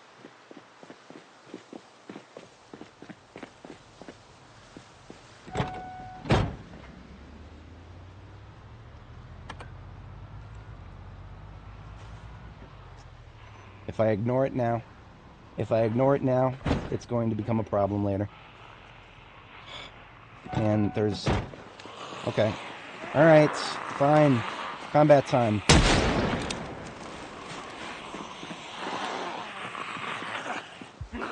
Fast from the right.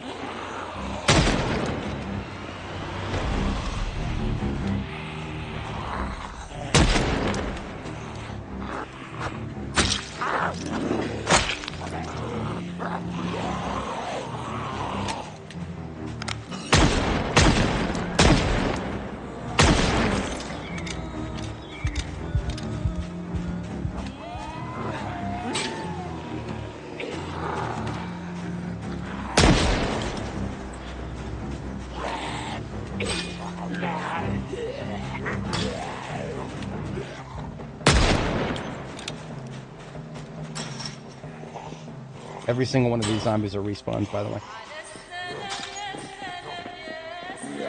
Fucking tedious.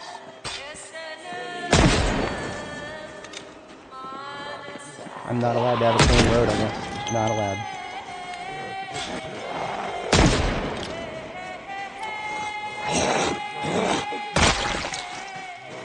Stay out of my road, fucking assholes.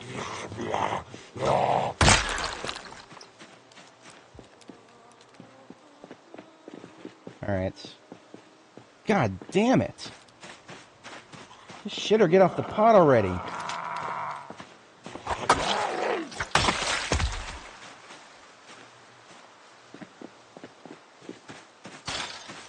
I don't care about the ones on the other side of the fence.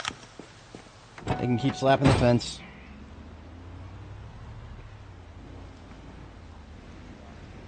Yeah, you know, to be entirely honest, if you lose a character after the first 2 months, you're just missing out on a good start if you start over. Look at this fucking...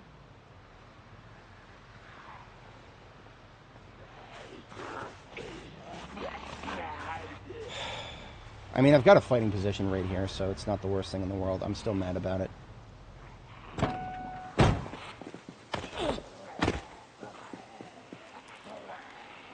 don't have my rifle right now. I'm carrying around perishables. Supposed to get them in the fridge. Alright, fuckwits.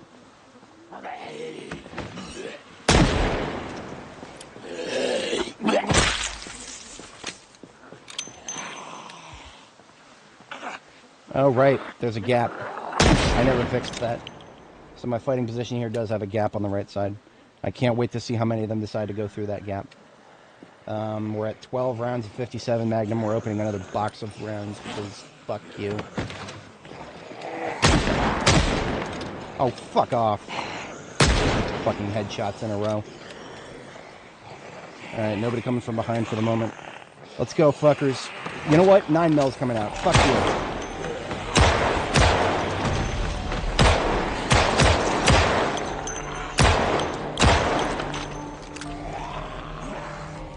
I'm fucking scared of you. Come on.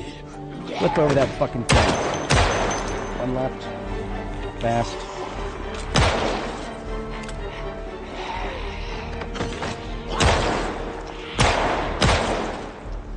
Who else? How many more? Come on. Show yourselves.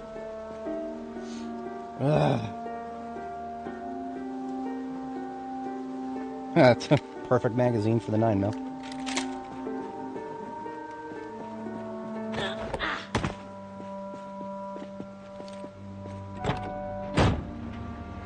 Y'all are gonna have to deal with the fact that I get a little heated when dealing with respawns like this. Normal zombie spawns, I don't get mad about. It's part of the game. But respawns, you could not pay me to want to deal with these. I like this game in spite of them, not because of them. And if we're seeing that many right now, this fucking road's probably gonna be crawling with the fucking things. Please let me be wrong. Okay, I might be wrong. We did kill a small group coming up here on the left. It was past the town, so it's probably going to be past the next turn.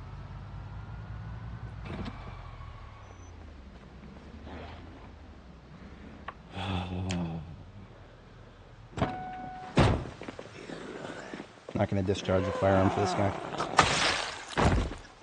We're still only stage 1 fatigue, so we can still get a fair chance at one-shots with blade work. It's just, it's fucking annoying, so if I don't one-shot them, then that's twice as many hits that it should have been. Yeah.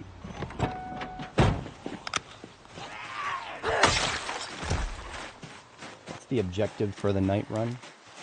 No, we're deploying towards the Louisville airport right now.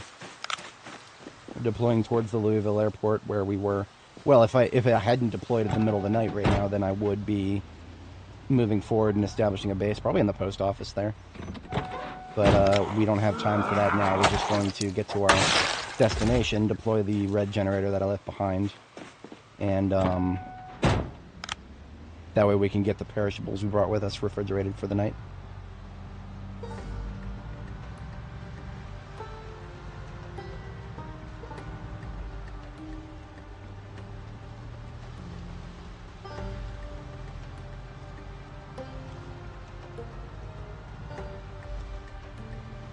Yeah, here's where we just killed a massive fucking fuck you group of respawns here. Of course, there's still one or two probably, but I don't see them immediately, so I don't care. We've got a drivable road. That's what I care about right now. Our destination is up here on the right. It's the next gravel road cut across, right? No, it's the one after this. This one is a different one. The one after this has a shed next to it. You know something that's just as dangerous to your vehicles as zombies? These fucking things. Lucky that I'm tired and I need to get my perishables stored. Otherwise I would get out and kill every single one of them. Minus 5% integrity to your windshield every single time you hit them. The game literally is programmed to bring them back into the middle of the road after they scatter. Because fuck you, that's why. I have no better explanation for that.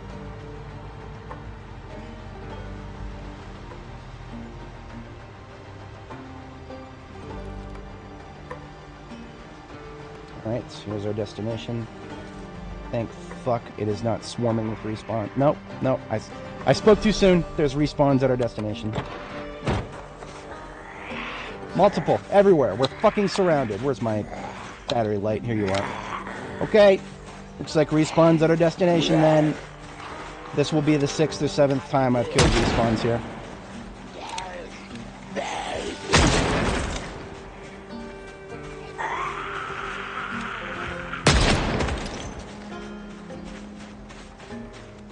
Many coming from the north, at least 2. See this skeleton right here? This skeleton is from the last respawn wave. Corpses from the previous wave are not fully decomposed, and we've still got respawns. I'm gonna be so glad when I create a new character. I'm so fucking glad. Most people don't look forward to starting over. I do, because this shit's gonna be done. No more of this shit.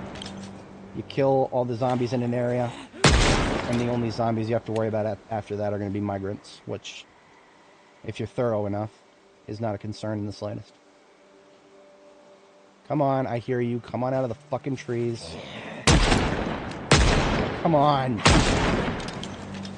Alright, who else? Yeah, there's another one in there. Come on. Fucking... And one more. Come on. Let's go. Come out of the trees. Come on. Shit. Who else? Are we done yet? Can I set up in the place that I've already cleared twice yet? Sorry, I can't complain too much, because Indy Stone actually recognized. Their new game director recognized that this is gamey, stupid-ass bullshit, and he removed it from default settings. Alright, food. Perishables into the freezer. Sorry, not freezer. Just fridge.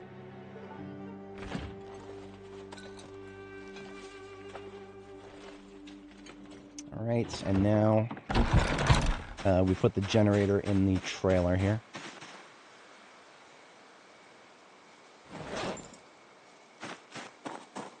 And I believe the placement was just right down the path.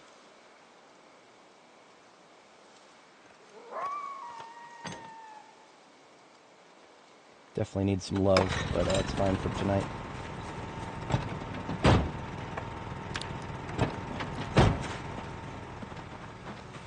Yeah, no, the implementation is ridiculous. If they had it so that zombies spawned in at the edge of the map, far, far, far away, and then just very slowly shambled towards empty areas, I wouldn't really care, because that's exactly how it would function in real life based on the rules of the zombies they've set up so far. Zombies will... I mean, the lore of the zombies that we understand is that they slowly move in the direction of empty tiles. And if that's the universe we live in, then so be it. I can at least kill all the zombies in an area and say that the only ones that are going to show up afterwards are the ones that come in from very far away.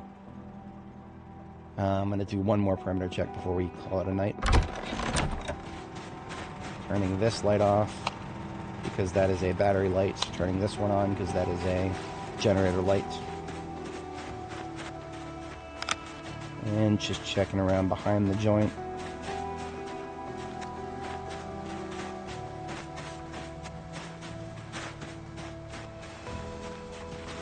And we're looking good. So we're about an hour late for our bedtime. All things considered, we've done a lot worse.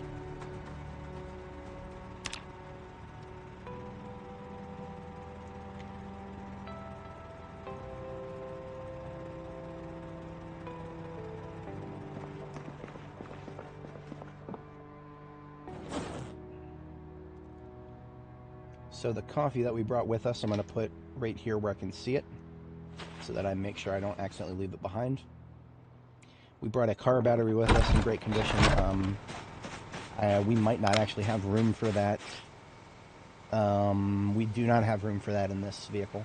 This vehicle is full of stuff that, honestly, most of it needs to go back to Jericho instead of forward to our next field base. For now, I'll just put it on the floor out here. So what I'm thinking we're going to do is when we move forward, we're going to establish a new field base, probably at the post office. The post office is a great positioning, pending a decision based on respawns. Because if there's respawns here, there's going to be respawns up there, and we're going to want to see where exactly they show up. So having another big old bite of roast here. We're not yet in rapid weight gain. Yeah, we had a bunch of spare green light bulbs, so I went ahead and put a green light bulb in there. It's a little spooky. It's alright. I think we need some more gas in that generator out there. Yeah, we need some more gas in the generator. We also need repairs. We've got plenty of parts to repair it with. There was a can of gas that I was full. I was going to bring it with me, but I forgot. We can do 2 of these 2 liters of gas.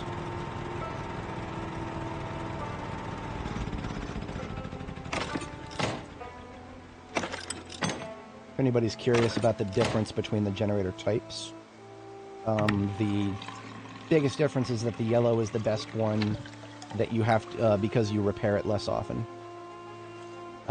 If you use a red one instead of a yellow one, or a blue one instead of a red one, then the chances of it getting damaged and needing to be repaired is much higher. So we just used more electrical parts to repair this than we would have if we had been using a yellow generator. But that is okay, I'm not too mad about that.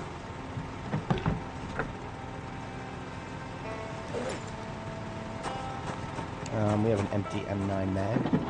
We can put that away in the handgun bag here. And then replace that with a fresh one. Alright, so let's talk strategy. Depending on the weather tomorrow. If the weather is good, we'll pull out the MSR 788 for some long distance shooting.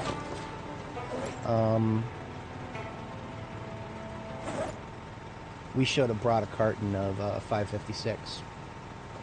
Because we could have loaded an entire carton of 556 into our M16 here. Too late. That's okay. We don't have any... basically, we have an M16 that's fully loaded, but then we have no reloads for it, so I'm not too fussed up about that.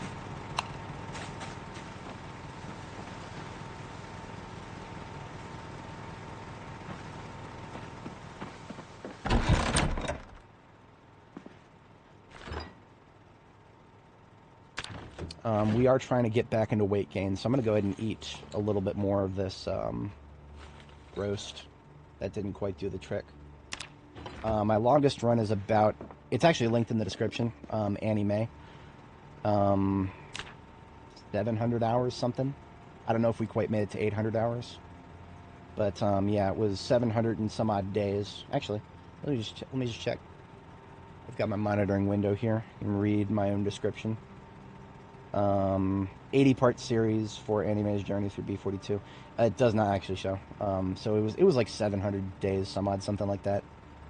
I forget exactly how much, but yeah.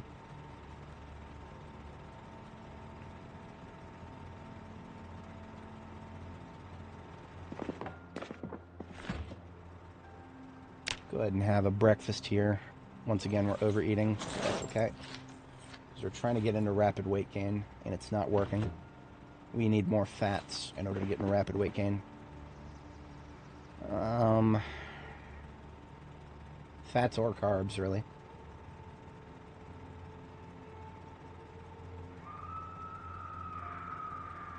Somebody just died. Proteins, fats, carbs. Yeah, a lot of what we have here is all carbs instead of fats. And I suppose that's all right. What we're going to do is we're going to take chips. We have some bags of chips here. That's got an okayish amount of fat in it. And then we'll take one of our roasts. So next couple of times, she didn't die. That's the funniest thing. She didn't die. Her save got broken by an update. As far as I'm concerned, that's the good ending for a Project Zomboid character. If your save gets broken by an update, then it's not your fault that you have to start over. So, yeah, that's kind of how I approach that.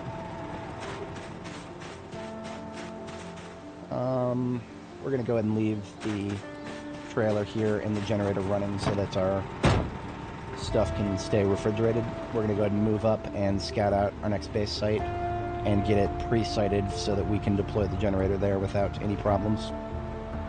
Today is not a good day for fighting. We got snowfall and we've got light fog. The light fog means no shooting, because our chances to hit and deal damage are like cut down to a third of what they should be, thanks to the fog. If it was heavy fog, then it would be 1/5 of what it should be. That's how stupid fog is in this game. Basically, if you're a firearms user and you see fog, just take the day off. That's my recommendation. The only reason we're proceeding now is because, I mean, I've got a bunch of swords now, so I don't mind light fog. I can still see incoming, so I'm not worried about melee combat in this weather. That was supposed to be our turn. It's still difficult to go around this fence here. KTO says it right. Don't overmod your B42 saves if you want to actually still be able to play after an update. If you're gonna add 500,000 mods, then do yourself a favor and make a backup copy of the game's directory, so that if the game forces an update, you can roll back regardless of whether the devs let you use in the beta branches or not. So here is the post office. This is where we recovered all those mail vans. This is also where we have one of our trailers just stuck in the fucking floor for the rest of eternity. Welcome to 42.15. That's not going away anytime soon. We do have a mail van here that is...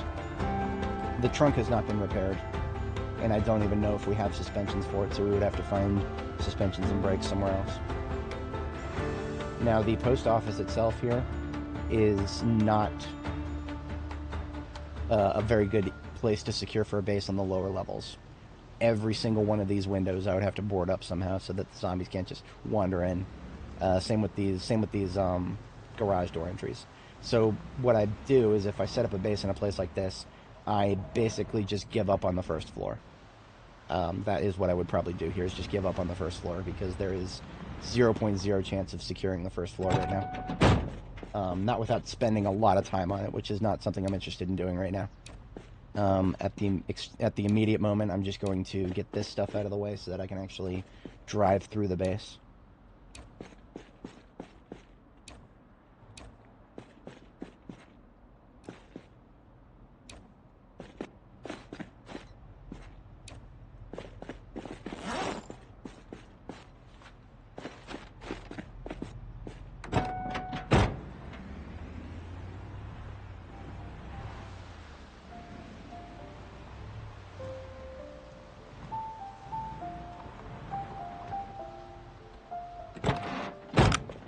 Alright, so... we got our staircase right here.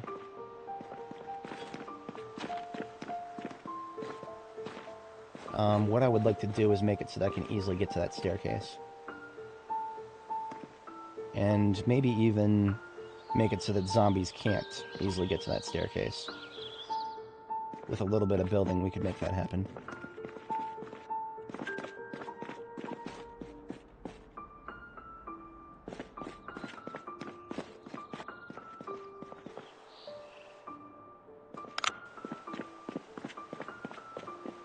Let's identify what can be disassembled here.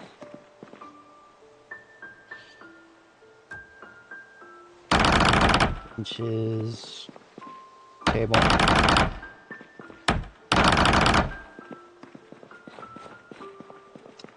All three of these table parts can be dismantled. So move the computer and the lamp out of the way.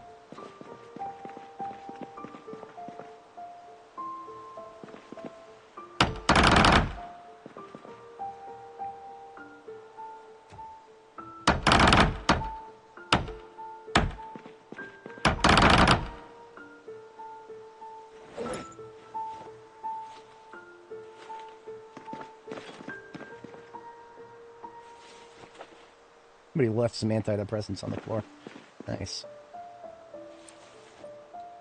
It's an odd thing for a post office.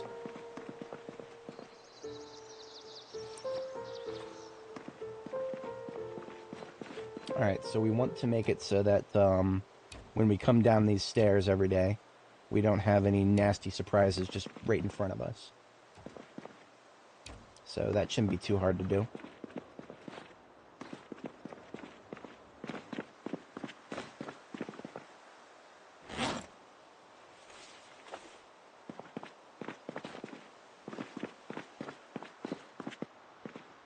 In fact, I'm going to use the elevator as part of our strategy here.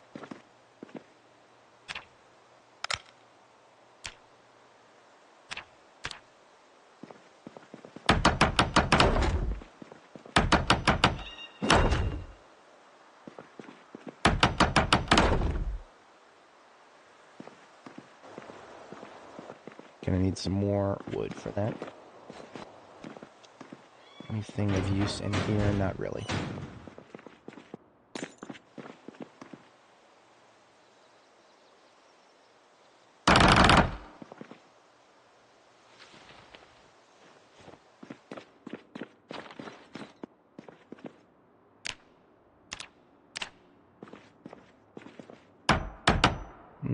Yeah, I suppose that's okay. We could... actually, let's do a door frame right here.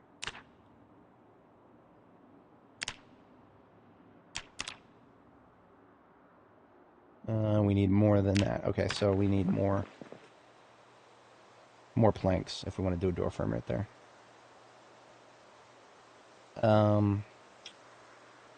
Okay, no door frame then. Or are we on nails? Yeah, we're going to need some more. I'm going to go ahead and open up a, I think on the second floor, I think there was a janitor's closet that had some nails in it. And if not, there's plenty more furniture we can disassemble.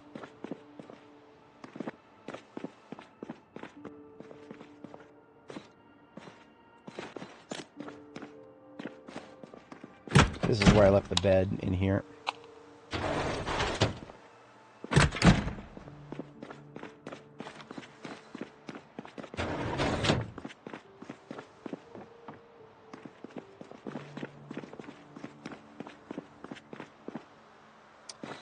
It's just a regular closet.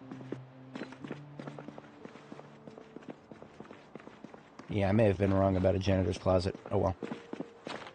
That's okay. Plenty of other things to disassemble up here. I don't think I have a lot of nails on me right now. If the ambulance does have any.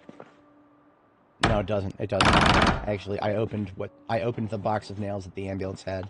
So we do not have any nails in the ambulance right now. Now, planks are not a problem. I can go outside and cut a few trees. But really, we're doing this mostly for nails. We'll take the planks that we get.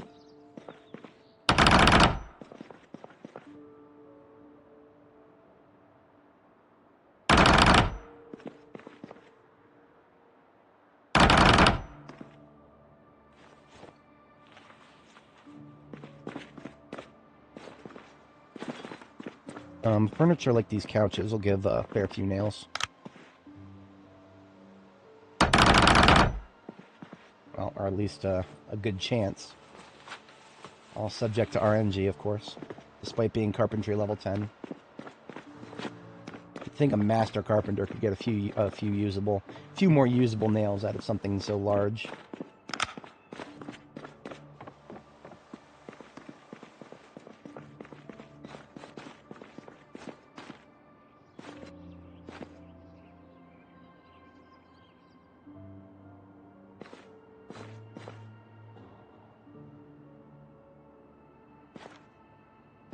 Okay, I see what we're doing here.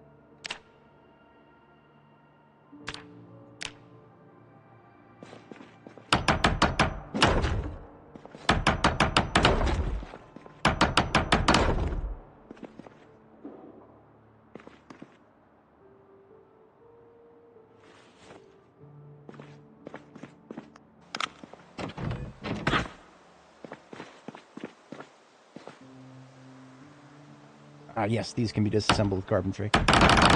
Forgot about that. That's good. Okay, we'll get plenty of resources from that.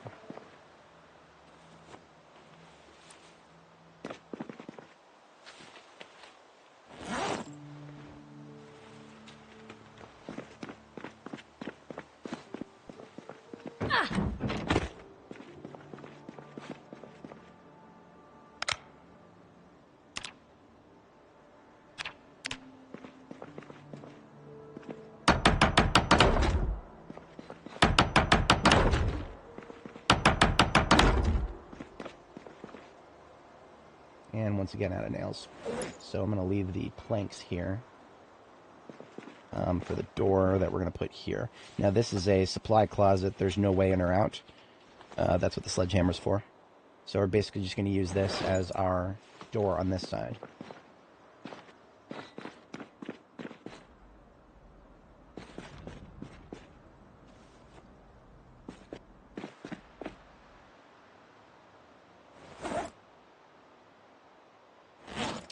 And we're going to need a total of... No, that's okay. We're good on doorknobs after that. So let's establish a bag for trash here. Except I don't have a trash bag. Oops. I'll probably find a trash bag somewhere in here. These trash bags, these are not actually trash bags. This is just quote-unquote trash. The bags do not count. Oh, wait a minute. Wait a minute. Nah. No nails in there. Hungry. Having a bite of chips. Oh, you know what? My brain meat is telling me that one of the vehicles out here in this parking lot, that one of them had some construction materials in them. Let's double check that.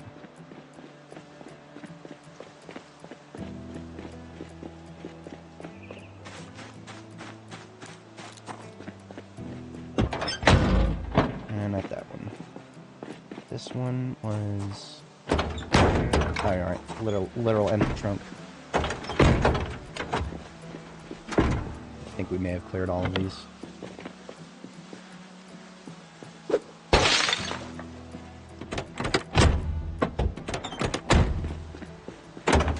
Oh, gas can. I'll take that.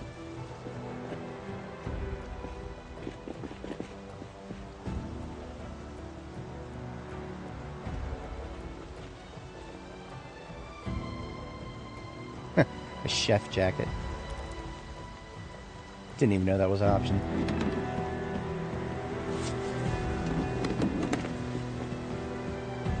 Yeah, at least we found a garbage bag.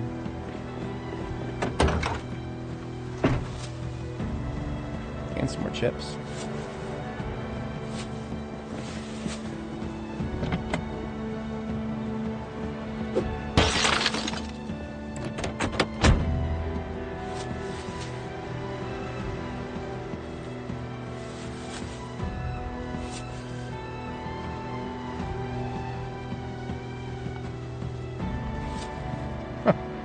Somebody was going on a serious shopping trip here.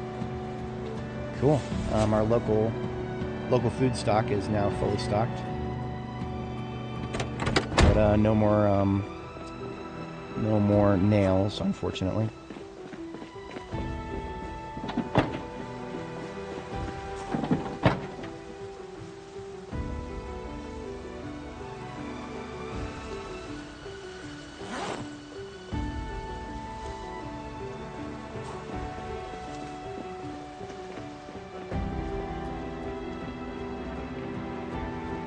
Now I know we'll find nails at some point here. If I have to go up to the airport loading dock, I will. I know there's going to be nails there. And you know what? I think that's exactly what we're going to do here.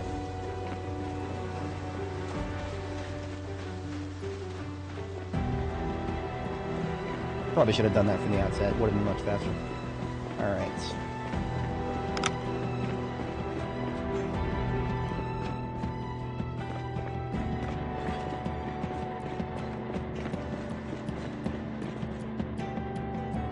Let's go ahead and leave some of the stuff we picked up here.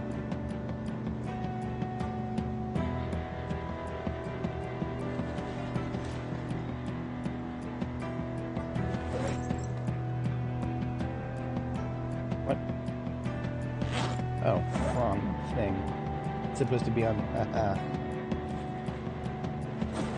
hammer goes in there.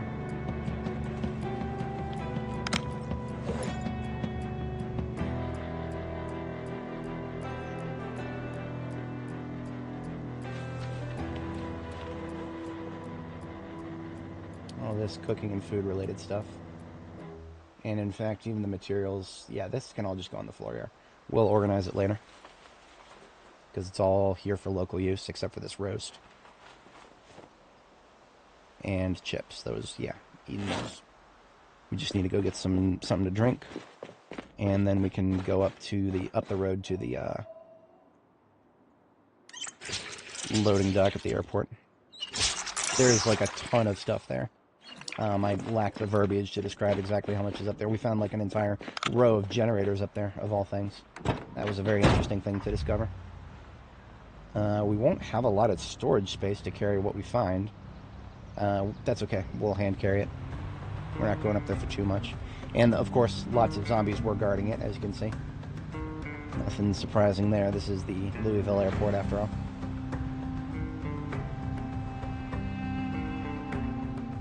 I couldn't even begin to guess exactly which loading dock we're looking for. I think it's going to be this one up here. I'm going to take the half-mask respirator just in case we have to spend a lot of time around these corpses. I think that once we get inside, we'll be fine. So this is... oh, foodstuffs. Interesting. Yeah, we don't have a lot of space to spare on that right now. We'll come back for that if we have room.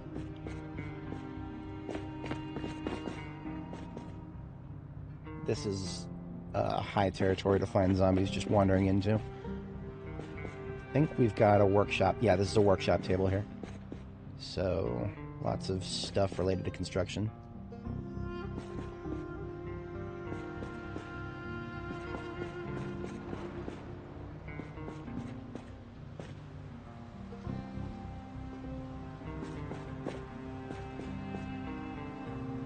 Planks. I feel like we're getting closer. Nuts and bolts. Plaster powder, we could actually use that.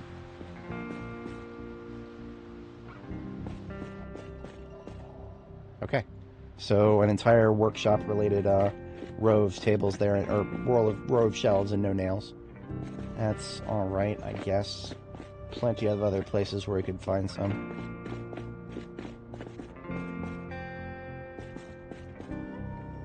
Apparently dog food in this universe goes rotten. And that's literally all we have in this row of crates, is dog food. Standard clothing here, nothing to write home about. Musical instruments. And random stuff.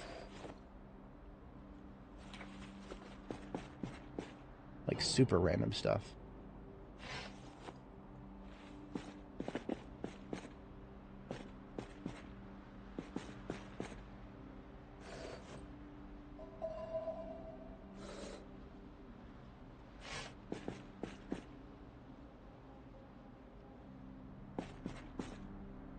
But unfortunately, no nails.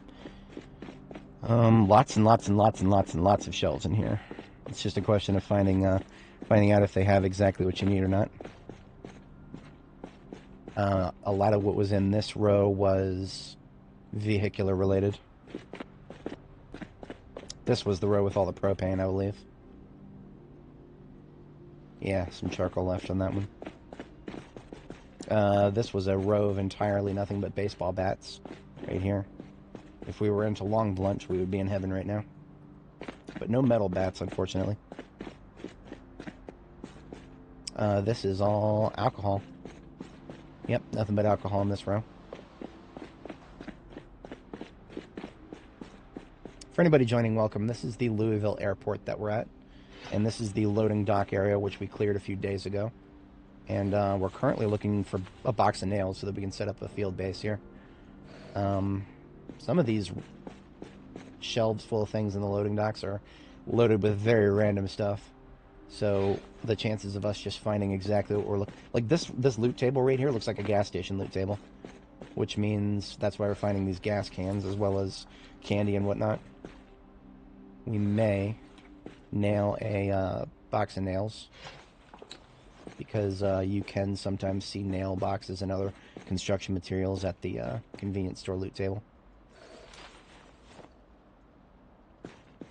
But not this time. What do we got on this side? Musical instruments. Literally nothing but musical instruments. Okay. Fair enough. Here's what I'm going to do. I'm going to take just a couple of these and put them on the floor so that I can identify this as the conservatory loot table. Here we go. Some more... some loose nails. I'm looking for a box. Come on now.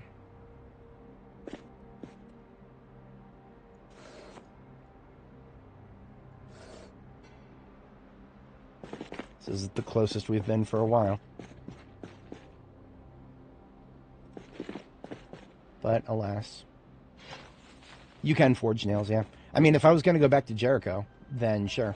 I've got, like, tons of boxes of nails waiting for me there, but that's, that means I gotta drive all the way back down 841 like we did last night.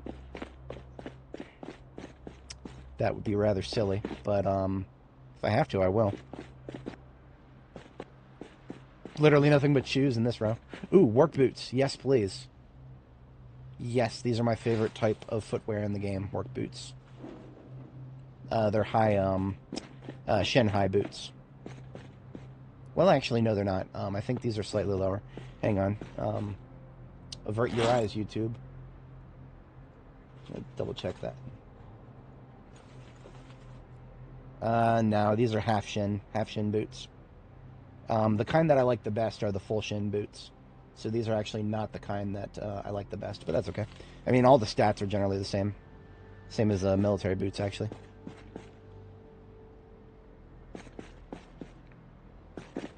Can't make them. So when I get a chance to loot them, I try to. Ooh, here we are. This is it. These are the black boots. Oh, yeah. Oh, yeah. Okay, now I can show you exactly what I'm talking about. So the work boots were half shins. These are full shin boots. Just as God intended. Goes great with the fishnets.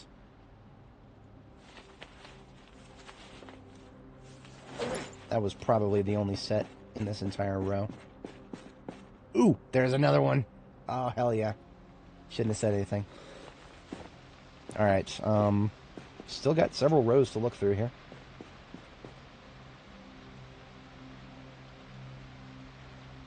I didn't realize that this is still a thing. Old brakes.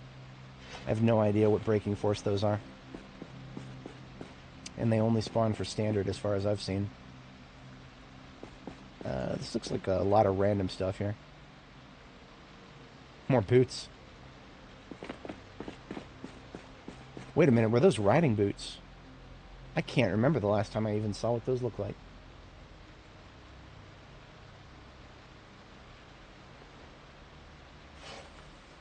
I'll hold on to them.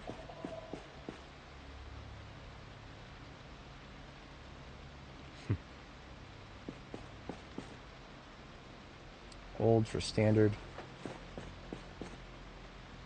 This is like a little bit of everything here. But of course, a little bit of everything does not seem to include a simple box of nails. Oh well.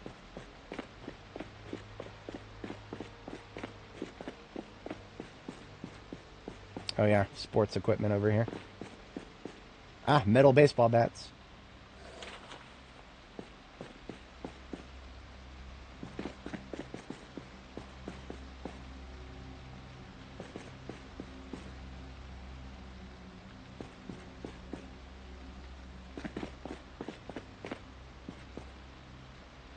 Oh, this was medical supplies over here. We already loaded up on that. So I'll take a look around for a janitor closet, but I am unironic. I am like shocked. I'm fucking floored that we could not find a single box of nails in this entire place.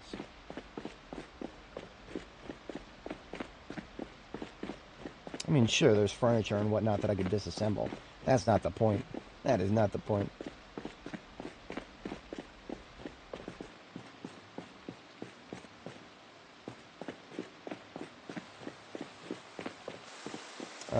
Here's what I'm going to do. I'm going to leave a garbage bag full of some of the stuff that we picked up out here.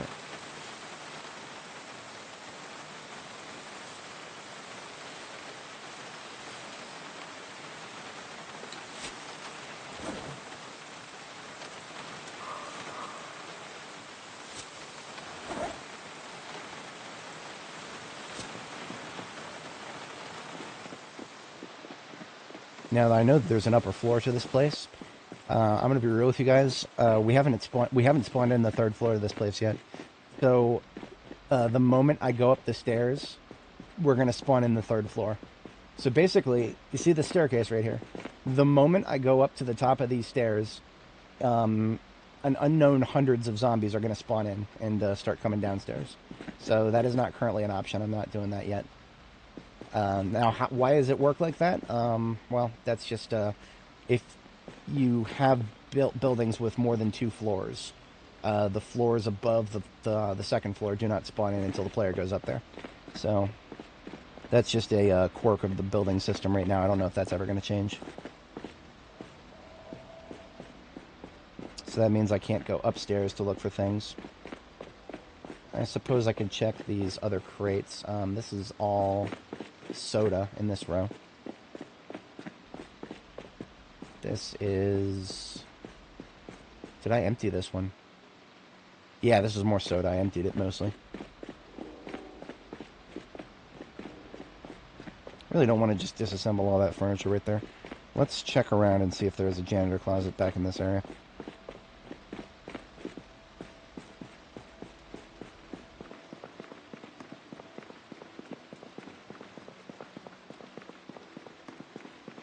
Now, I have not actually been into this area, so there could be straggler zombies. We will be on our guard.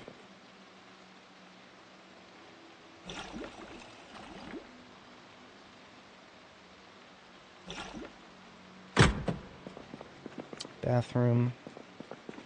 I think these are, those are locker rooms right there for the workers. We did check the magazine rack there for... Didn't find anything there.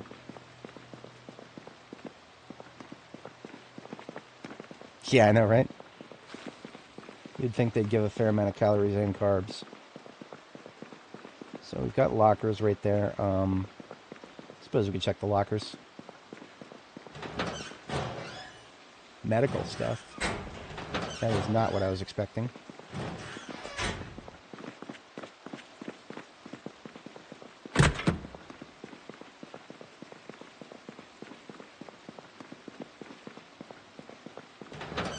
On this side.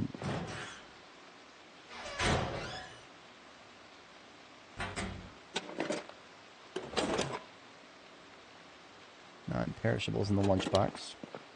Okay, well. It's employee break room on this side. Coffee. Okay, sure. I'll take coffee. I'll always take coffee. At the very least, I can't say that this was a waste of time.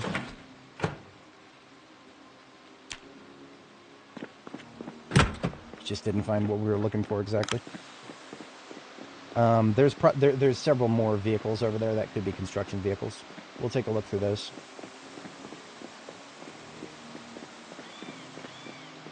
This propane can on the floor here is actually empty. We used it to fill up some torches. So we're still in weight gain, but it's still not rapid. Have a bite of this roast, see what happens. Yep, still not rapid.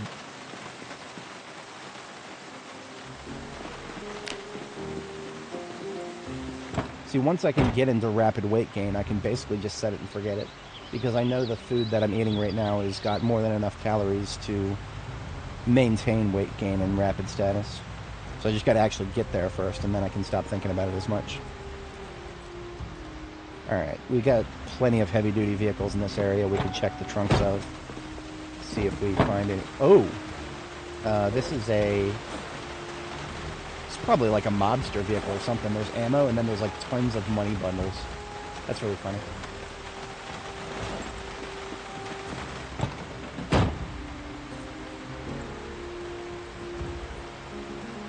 Absolutely, this is a mobster vehicle. It's got a flask full of scotch in it.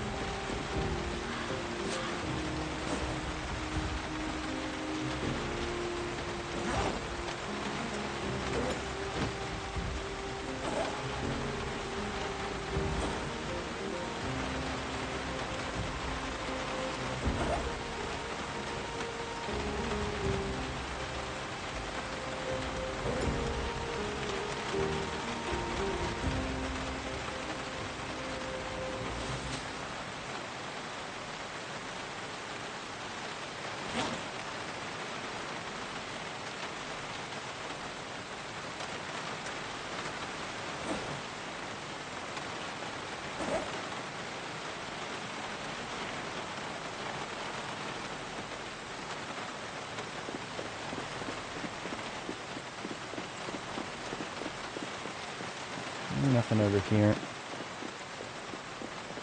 Now we've cleared a good chunk of this parking lot, but the farther east we go, or, I'm sorry, the farther west we go. No, it's east. It's east. The farther east we go, the more stragglers we're going to run into, because we did a rather large bombing right here.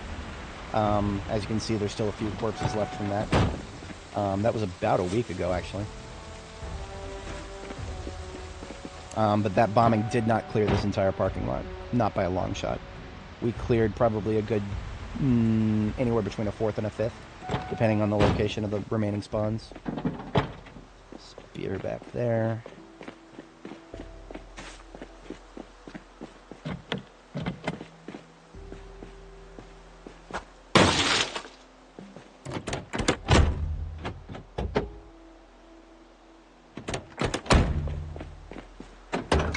Nothing. Because we're looking specifically for construction materials, there's no point in checking that. I've never seen construction materials spawn in standard vehicles.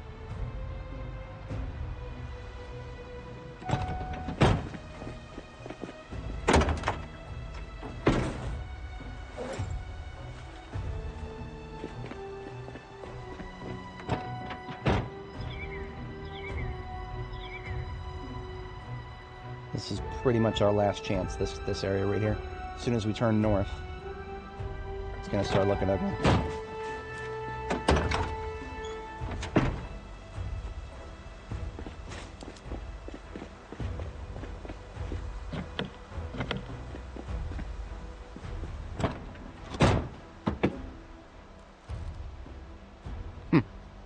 So, it's construction, but not the kind I was looking for. Painting.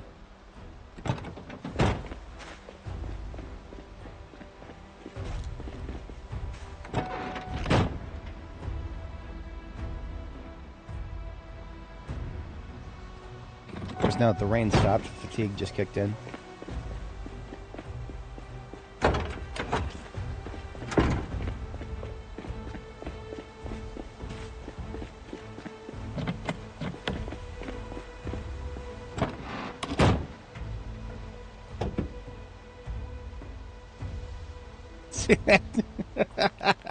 We're seeing every kind of vehicle that's related to construction, except for the kind that's likely to have nails in it.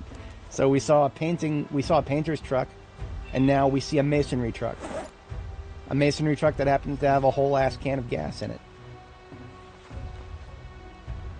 But no nails. That feel with no nails. An absolute feel. I don't have any expectations for these shuttle vans. There's a lot of them, though. They're all Franklin Volines, so they're garbage.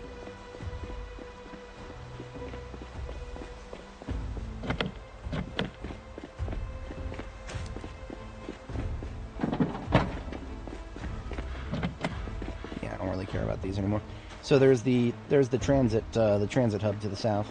That's unexplored territory for me. I've not actually gone anywhere near it.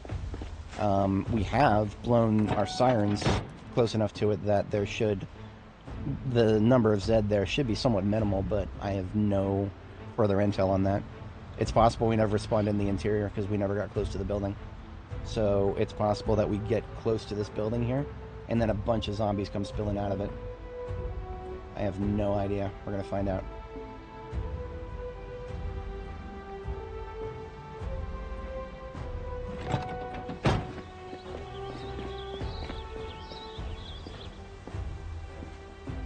Oh, see, it hardly qualifies as a building. It's just a big overhang. Okay, I see. Well, let's just see what's in here then.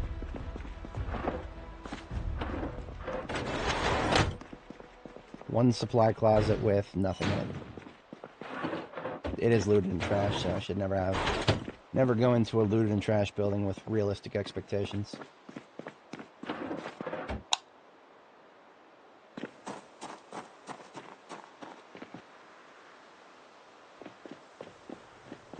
It is interesting that there's a gas pump right there.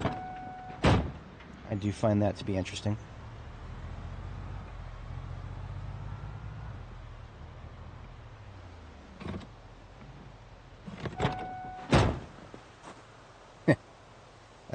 General vehicle-related stuff. I have no idea what this brick building is. Whatever it is, we have most likely... Maker of fine dolls and mannequins. That sounds like somebody who would have some nails. That being said, like I said, we have not... As you can see, all the windows are intact. The windows and doors are all intact. That is a red flag to me. That is a flag that says you have not gotten close enough to this building to spawn the zombies inside. So I'm gonna empty what I'm carrying first.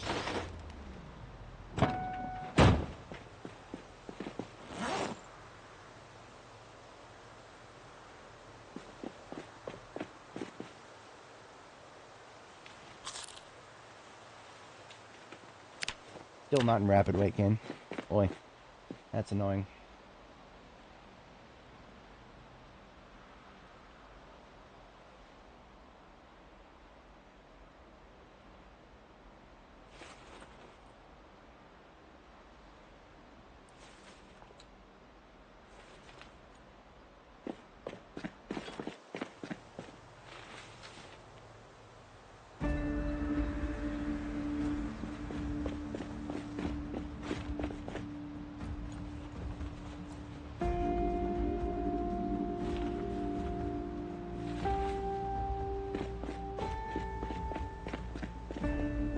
Now we're at stage 2 fatigue, so that means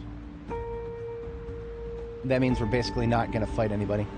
If we roll up to this building and there's a bunch of zombies inside, we're just going to turn right the fuck around and drive away, because I'm not going to be wasting a coffee on this situation. If there's a bunch of zombies in here that need to be destroyed, we will destroy them on our own terms, and not just because they decided to wait until now to spawn in. So we're approaching the entrance now. I'm sussed out about this. I'm really sussed out about this. It's not like Louisville to have a building this size with no zombies in it. I am incredibly sussed out about this. This shouldn't exist.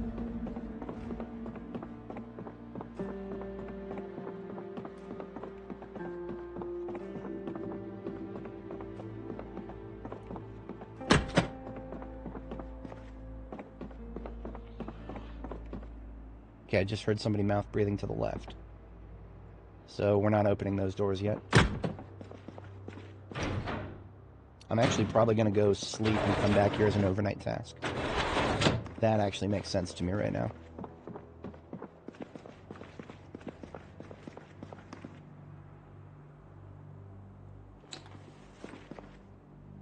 Coffee. That's cool.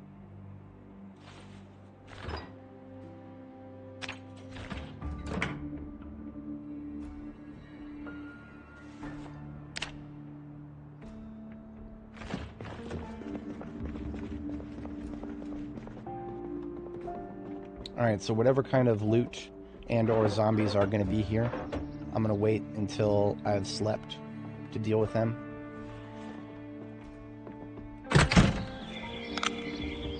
Because I do have a safe place to sleep, I just don't have the rest of this place secured.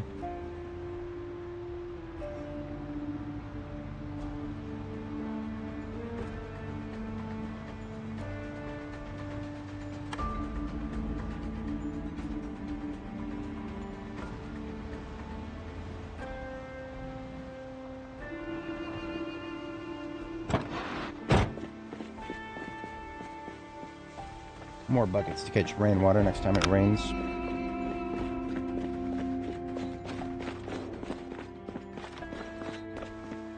So this door right here is the only reason that I have an acceptable place to sleep here. Yeah. I don't know what's going on with this desk. There's something wrong with it. This desk has no clip enabled. I'm gonna go. It's about 2.5 hours early to sleep. I'm just gonna sleep. This will get rid of the fatigue so that I can spend the overnight hour taking a look through that other building across there.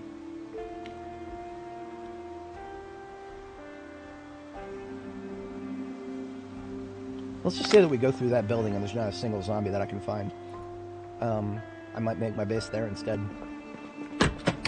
Especially if I don't find some nails. If I don't find some nails and I don't find zombies, then that place is officially a better place overall than what we've got here.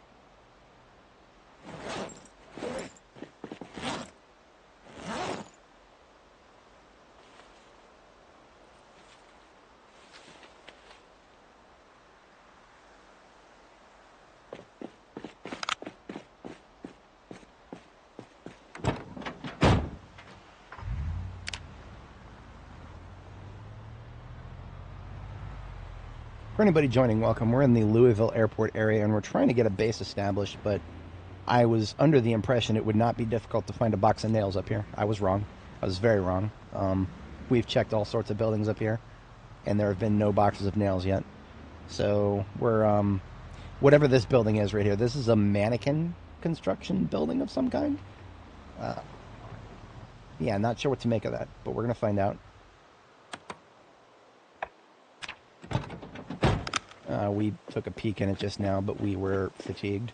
So now that we have had a half a night's sleep, we're going to go ahead and see what awaits us. I'm going to need to turn my volume up so that I can hear mouth breathers.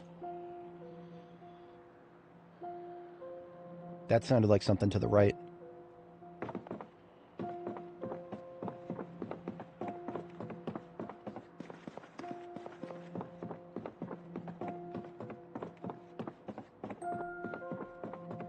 Now there's a second floor. We want to try to clear the first floor before we bother the second floor. And I can't even tell if that is on the second floor or maybe even outside. So we've got 3 doorways here. You know what? I'm gonna try exterior doors. There were some garage doors over here. I don't think these are going to be open. They're probably not going to be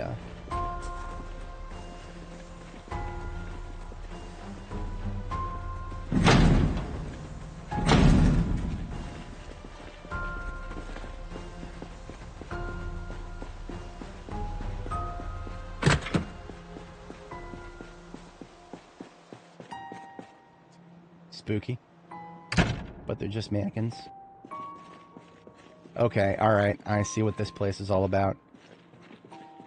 Alright, so we don't get zombie spawns here, we get spooky, scary mannequins. Now, where's the zombie hiding among them? Because I did hear some mouth breathing in this direction.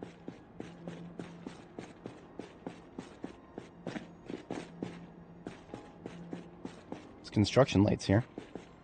We actually have the capability, we could make a battery connector for one of them. But since we're looking for a place to set up shop,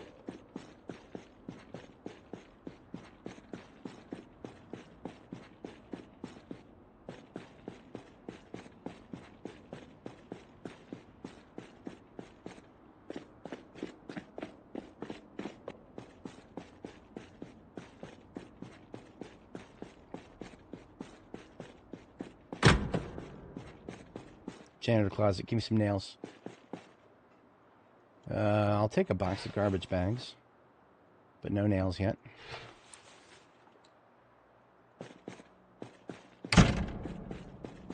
What kind of stuff on these shelves here, I wonder? Yeah, I do kind of like the way this place looks. Especially because we got those garage doors right there.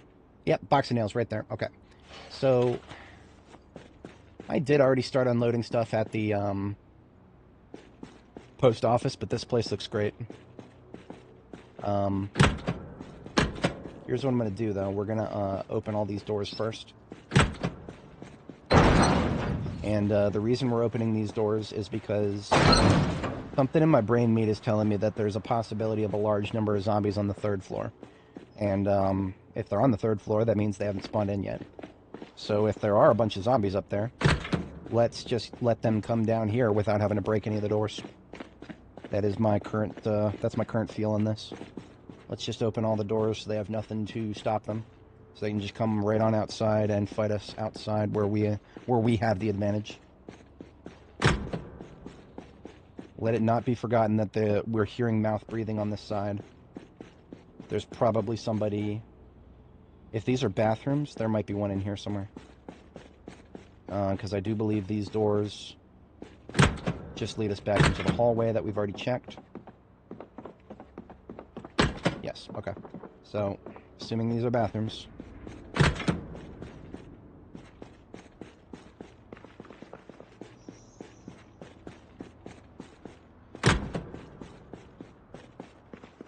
Okay, maybe not. Maybe the mouth breathing that I was hearing, it could be out back. To be entirely honest, it could be around back. Yeah, there's not a single zombie anywhere on the interior on the lower floor. Suspicious. Extremely suspicious. Like, for lack of verbiage to describe how suspicious that is. But yeah, we've got the...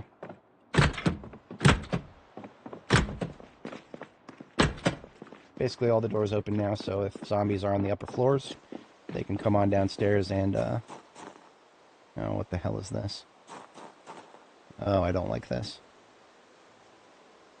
How the hell can I tell what's back here when there's a tree right there, and some trees right here, and the stupid fence, and, yeah, fuck this, we're going around the other side. Hey. I do like the fact that this place is completely surrounded by unbreakable fence. These fences right here, the green post fences, these are the last type of fences in the game that are currently not attackable. I suspect it's not going to be like that forever. We may be just 1 or 2 patches away from the devs finally making these fences attackable as well.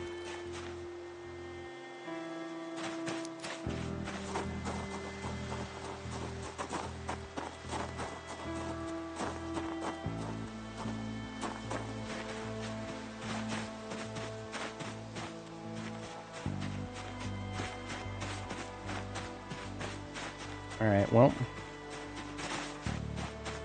Cool. Doesn't seem to be much down here.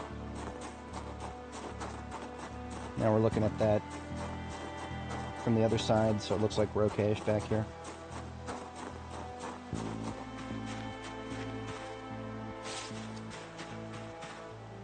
Oh, wait a minute. We can get through here? Yes. Can use the tell by the flashlight. Alright, so upstairs we go. Let's see what happens.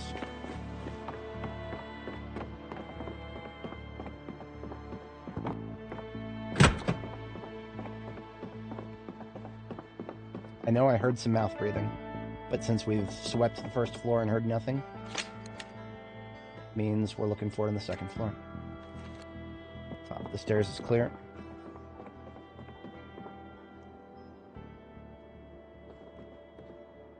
Okay, so if we were going to get a doom swarm, we would be hearing mouth breathing all over the place now.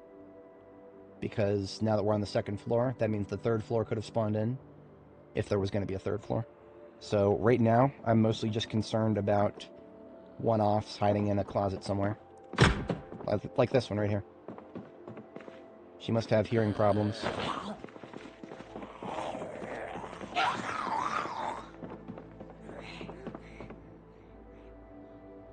You want to come up here?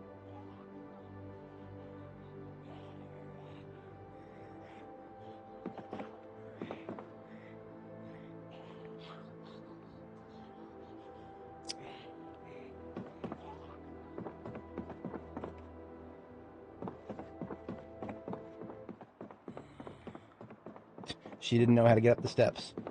That's kind of funny. She forgot we were here. I don't want to have a corpse in a base that I'm going to set up. So let's see if we can, okay, yeah, she figured out how to get down here. That's good. A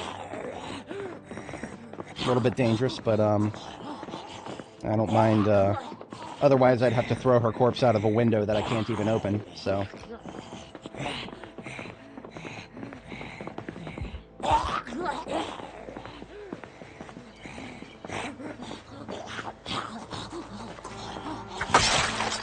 She might have been the only one in this area, but let's do our due diligence and make sure.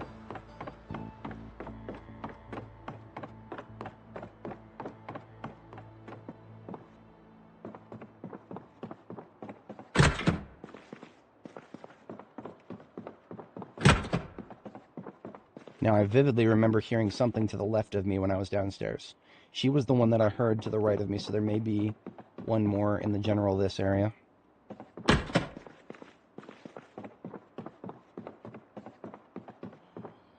Yeah, I still hear something to the left. Fucking mannequins, man.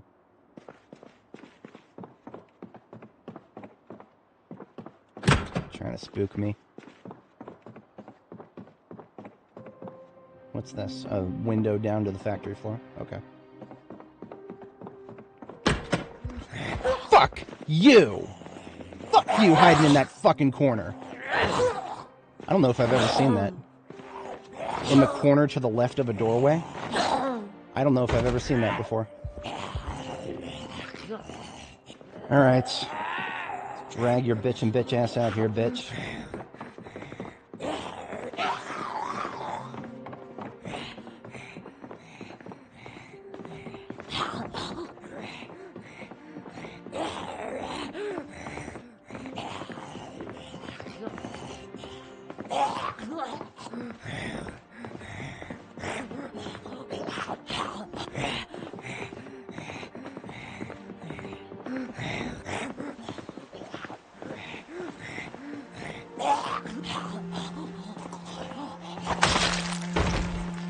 Did either of you have a key to this place? Doesn't look like it. Oh well. Alright, so I don't know. That might have been the end of the second floor there. Because that was like an office and then it was just factory floor after that. Fucking hiding in that corner right there.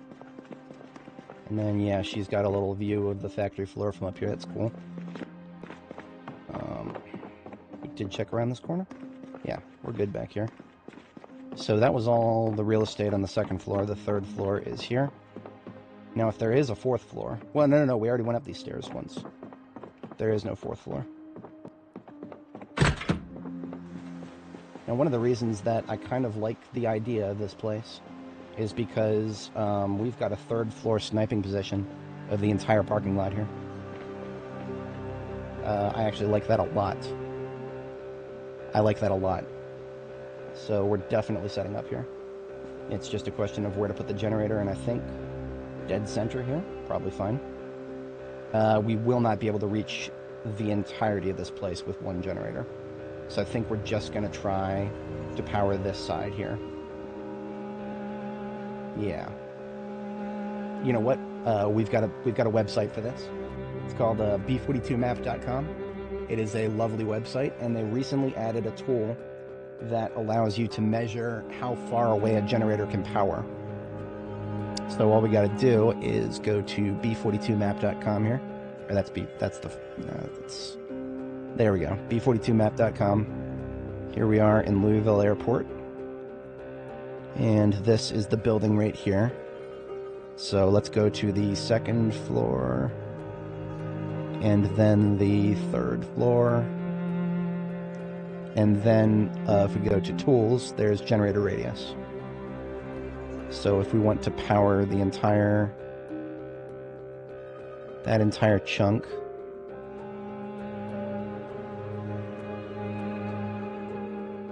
you know what? Let me check something real quick. Let's go to the ground floor really quick. The light switch for the floor lights. We can't tell where it is. We can't tell where it is.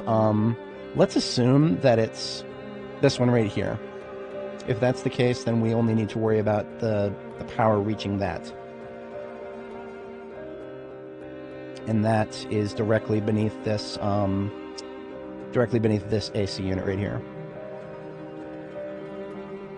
So let's try something like that. I don't know. I do want the garage. Yeah, I want the garage to be powered more than anything, and we won't be able to power the whole place, so that's okay. Let's just make sure that the garage is powered by putting it a little bit further on this side. I'm thinking right there-ish. That ought to be good. So we're looking for a stain on the floor, and then going 1, 2, 3, 4 tiles. So here's the stain on the floor.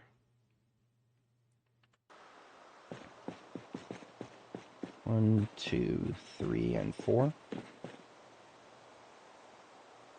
Yeah, it looks about right. Okay, so I'm gonna put a just something I have on me, like a tarp. Put that right there. So that's where we're gonna put our generator.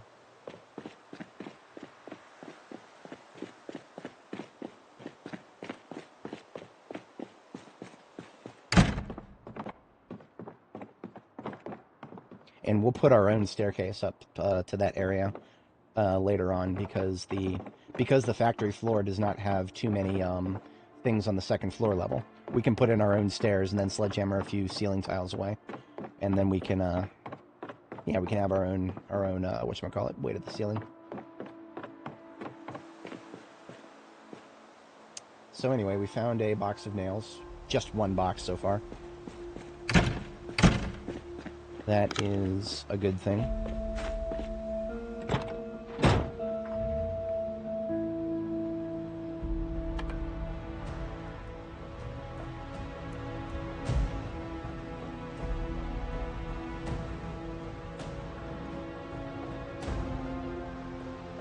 One of many reasons I love the light bar.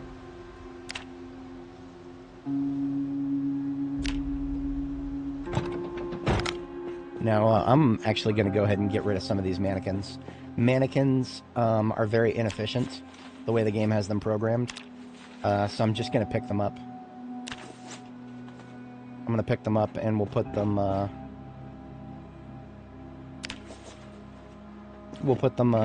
in a box somewhere at some point. You can see them like flashing in and out of existence. That is part of the reason that they're kind of glitchy right now. Definitely whatever code is running for these mannequins needs a bit of optimization.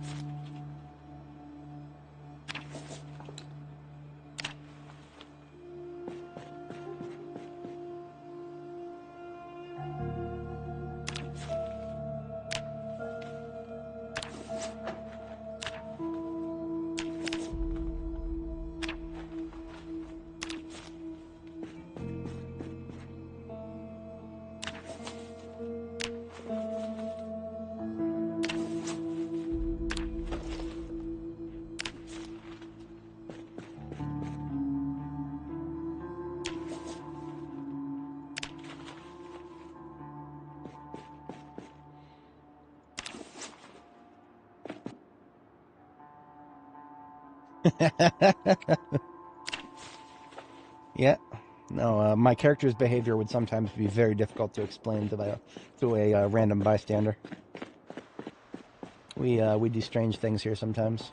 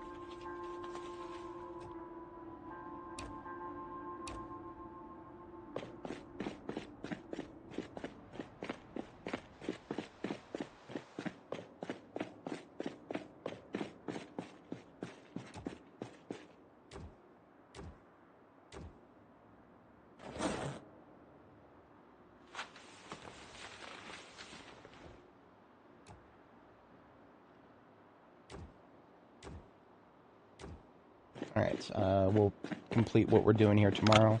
It is now our second bedtime. I'm just going to go ahead and eat the rest of this roast here.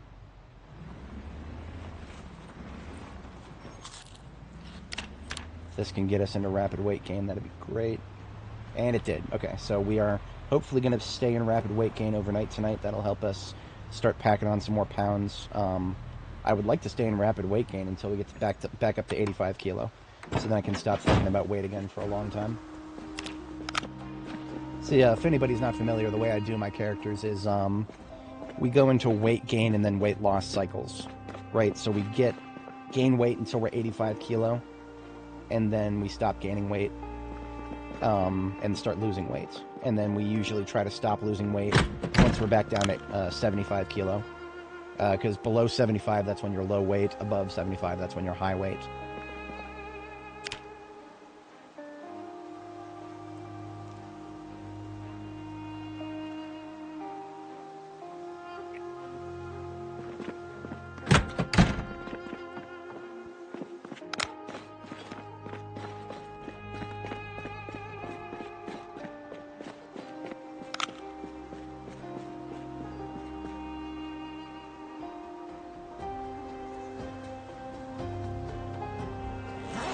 Now that we have a whole box of garbage bags, we can be a little bit more cavalier with it.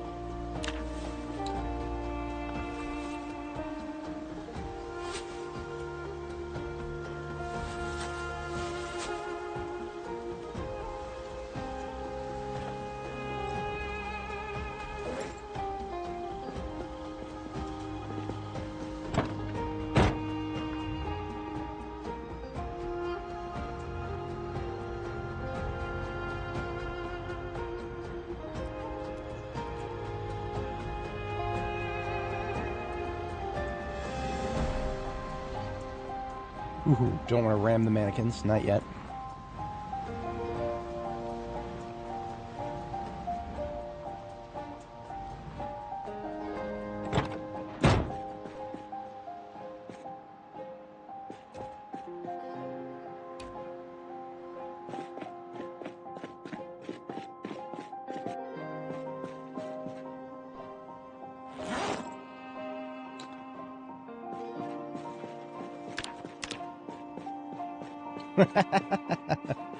Yeah, no, that's a valid question.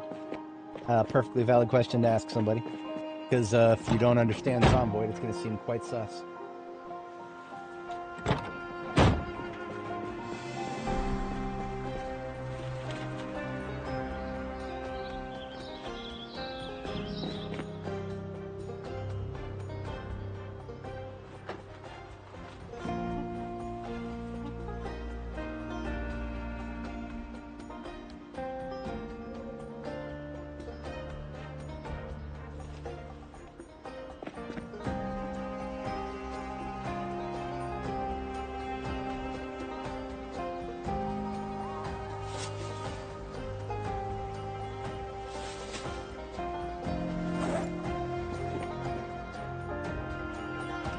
can carry some of this stuff. It just needs to stay under... I just need to stay under 6 so that I can pick up a mannequin, 2 mannequins, put each of them in my backpack. We can carry a total of... We can carry a total of 6 mannequins at once, because they're 15, and I can fit 2 in each backpack.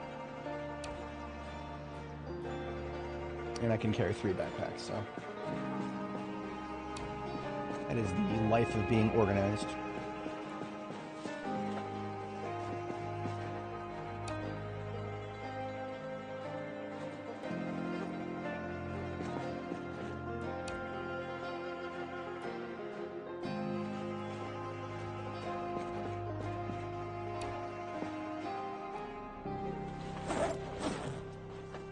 In all honesty, for the ones that are closer here, probably better to just put them straight in my main inventory.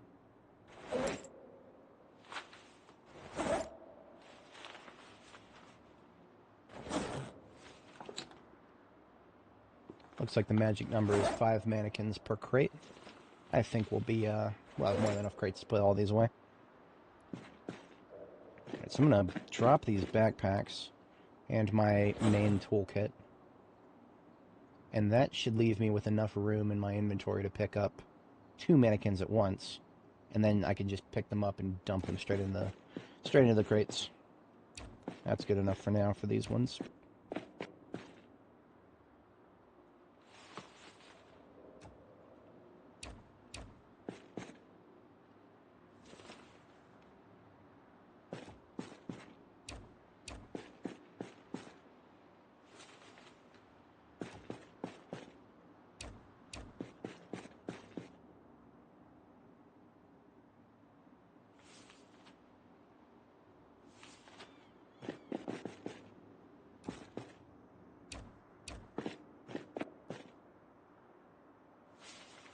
Yeah, they are. I wish they were. If they didn't cause frame rate problems, I would not have any problem with some of these being left out. But I do not need frame rate problems when I'm going to be doing active combat just to the north of us here.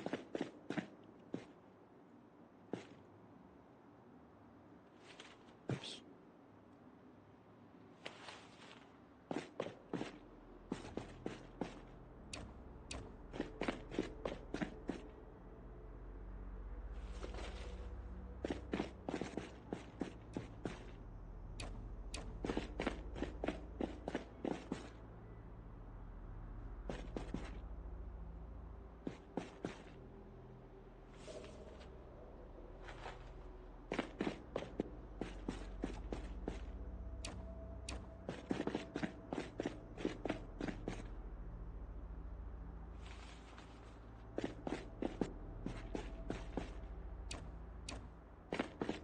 Alright, now if we want to pick up more, we're going to need more crates. So let's go grab some more of these crates.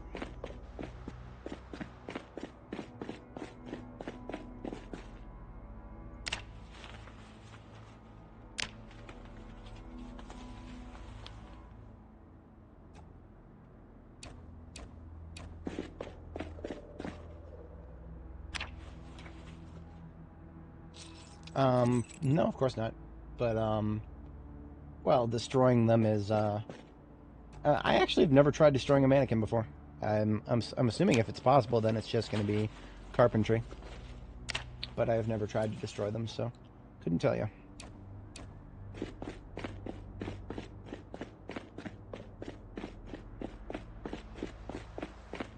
Could give that a shot in a moment here.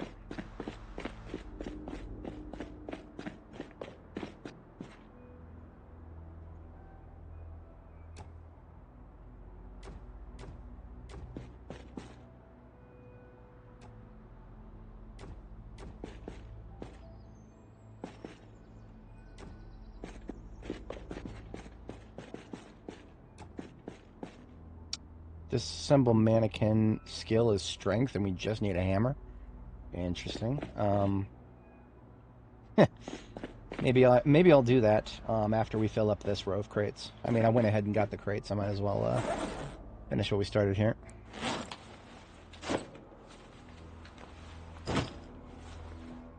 But yeah, after we fill these up, we'll just disassemble the rest.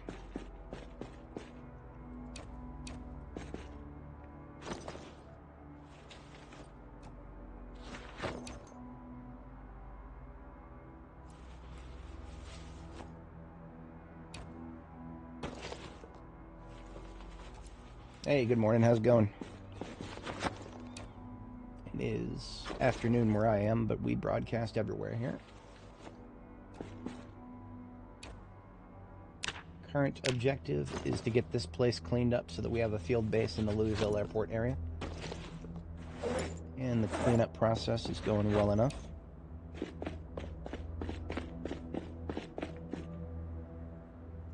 Just involves picking up a bunch of mannequins, getting them out of the way. And after we fill up this crate full of mannequins, we're just gonna start disassembling them from there.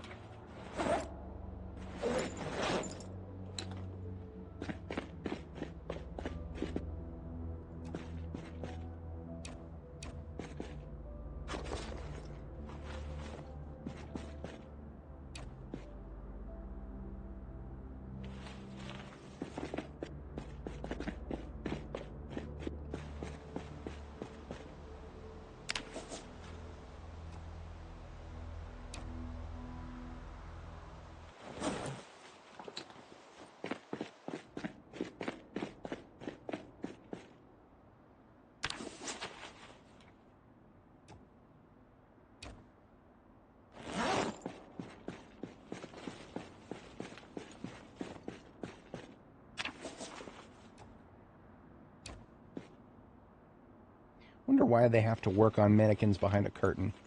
Is it so that the mannequins have privacy, I wonder? Do the mannequins need privacy, really? Is that the kind of people who run this place? What an interesting breed of individual that must be.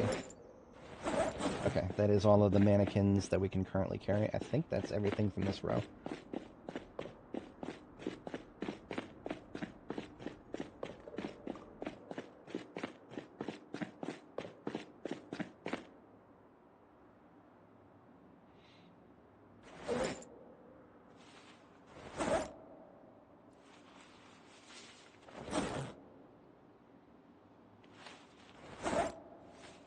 Alright, now let's just get these clothes out of the way.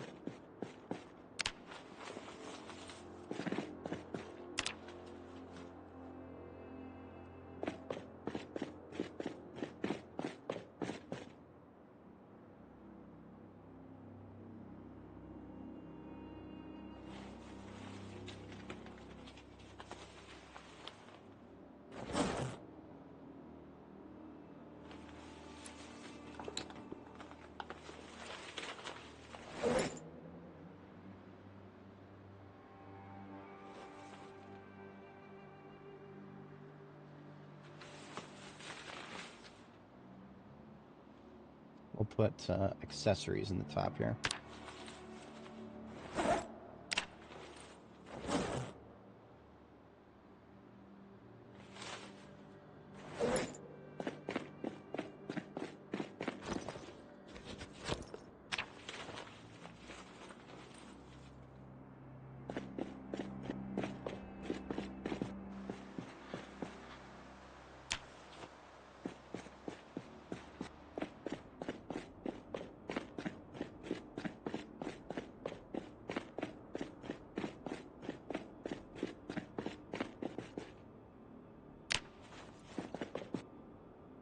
Lots of paint on these shelves, too.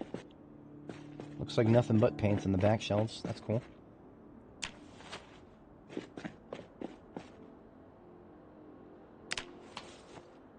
Alright, that's all the loose clothes. I'm not going to count the mannequins that are upstairs right now. How are we? Still in rapid weight game. That's good. Let's have a bite of chips for now. We've got some more roasts waiting for us back once we are ready to convert or transfer our stuff to this location, which is coming right around the corner.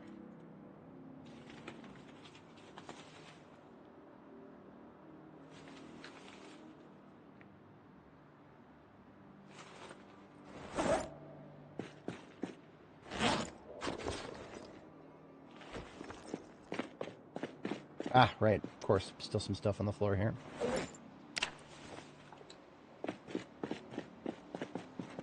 But that should now be everything. Yeah.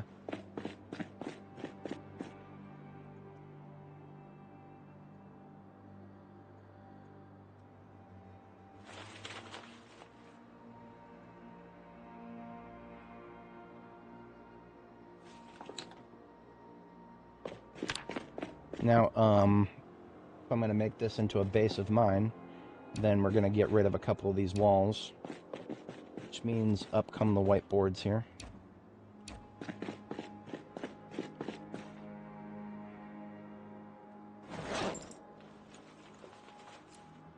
And out comes the sledgehammer.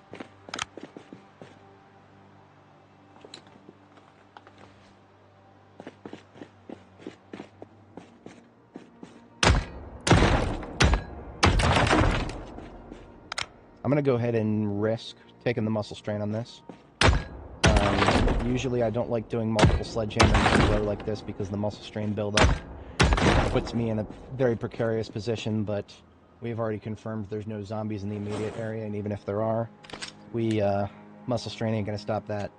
So, we do not want to sledgehammer this wall, though, because this is the wall with the light switch.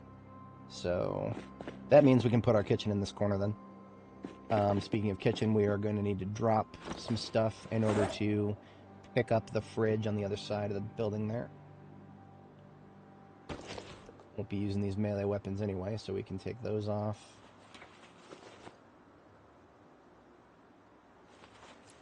Perfect. Our girl is quite thirsty, so we're going to give her a drink.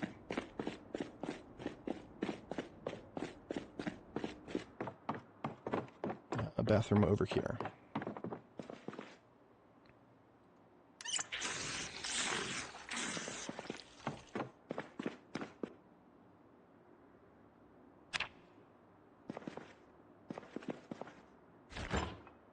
Everything out of the fridge. Fridge gets picked up. Now, there won't be any stoves or anything anywhere nearby. I'm actually probably going to steal a stove from the house when we go back to pick up our generator, because there will not be any stoves of any sort here.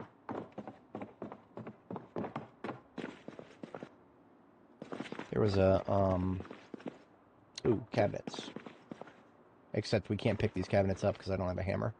So, come back up here with a hammer, we'll pick up the cabinets, bring it downstairs. Yeah, there was one last mannequin up here.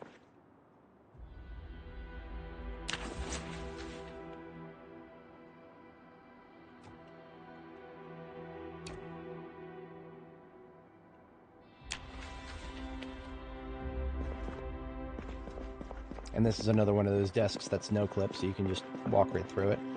Rather silly, but here's what it is.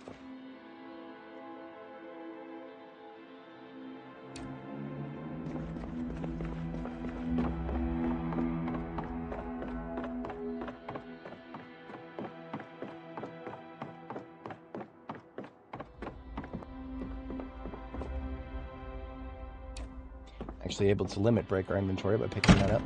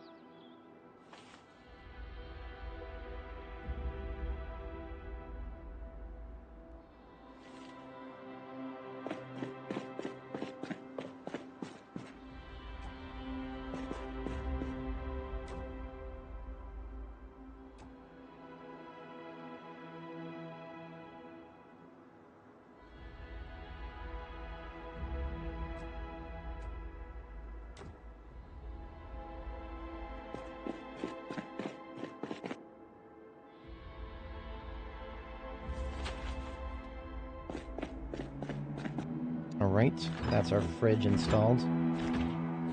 Let's kit back up and we'll go get some counters. And we'll leave a space for the oven.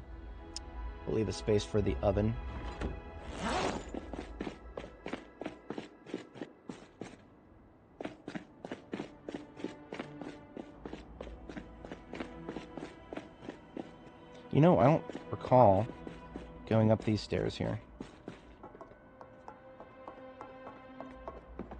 Oh, it just leads straight into here. Okay, cool.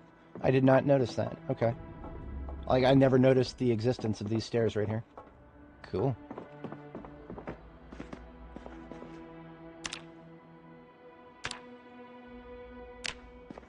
Oh, you know what? We got a white fridge. Let's do white cabinets. Yeah, let's just do a white kitchen. White cabinets in the lobby here. Oh, I mistook it for the other building. That's fine. We don't need white cabinets. Thought we had some, but we don't. That's okay.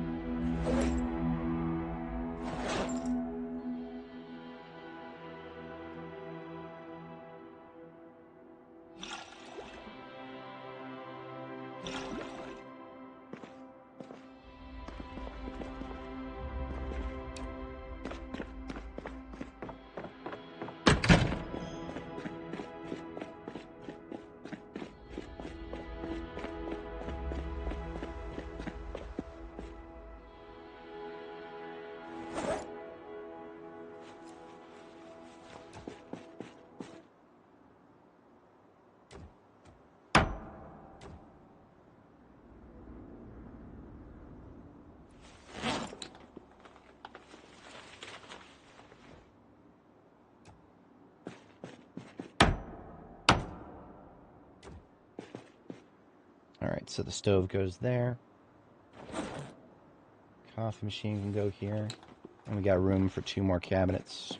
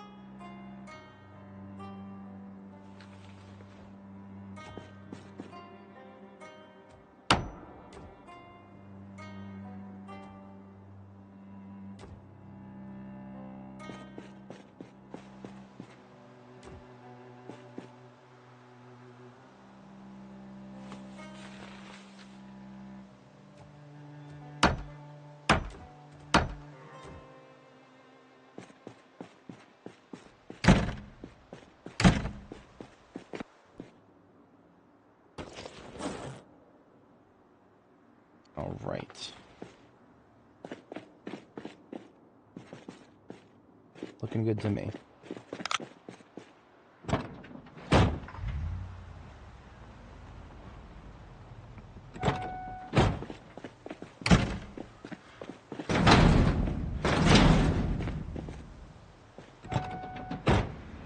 Trust me when I say that setting this place up is going to be a lot faster than Trying to clean up the post office since it's been looted and trashed.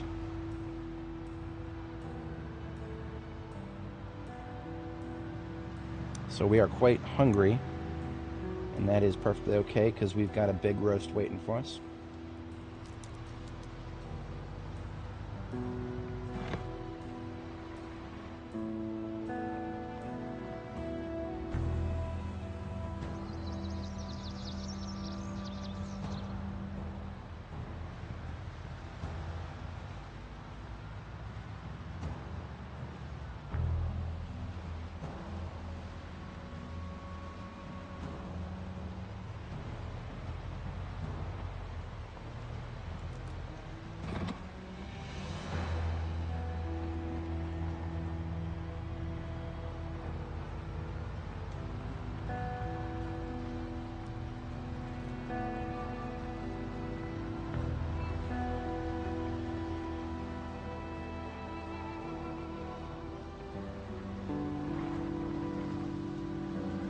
I am eagerly looking forward to not having to worry about this place anymore.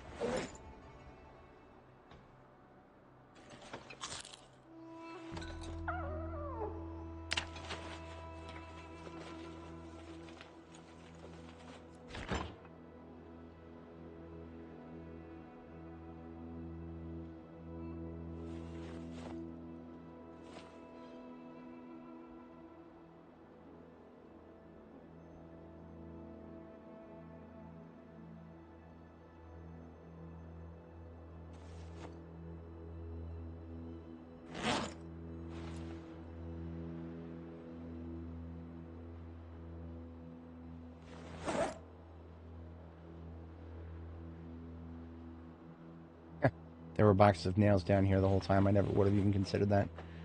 Bit of a doofus move on my part. That's alright. I don't hate me too much for it.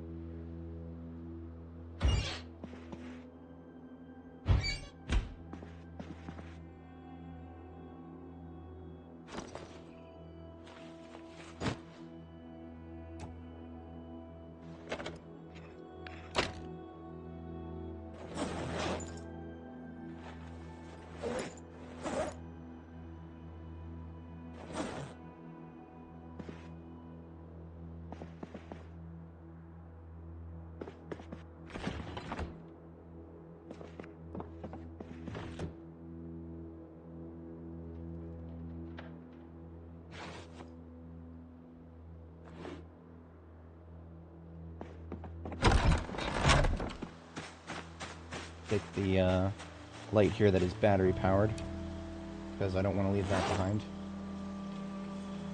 And these batteries themselves, the car batteries, went through the effort of charging them.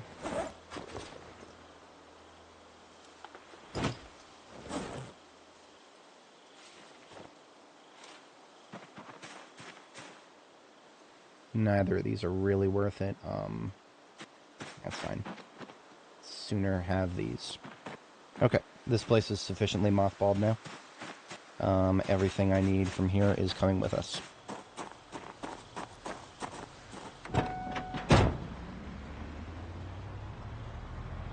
So this place is officially downgraded from a base to a sleeping spot. That is okay. Such happens when you move up. The convenience factor of getting in and out of this place is something I am not going to miss. especially the propensity for respawns to appear there.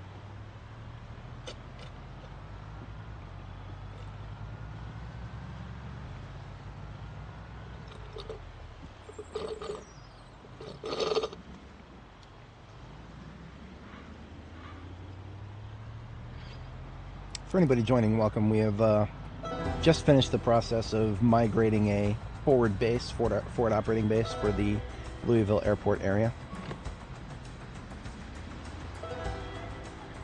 And we're setting up in the mannequin workshop of all places. It's not loaded in trash, it's got a lot of supplies in it, and it is right there overlooking the parking lot. So it is a good sniping position. I was going to set up in the post office here, but it's going to take way too much effort to make it defensible. This place is a lot easier. Oops, we went a little too far. That's the loading docks right there.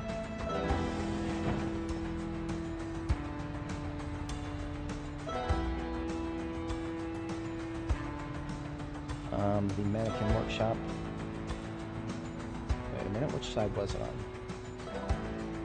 on? The other side. Right, okay, that's fine. I still don't know this area too well.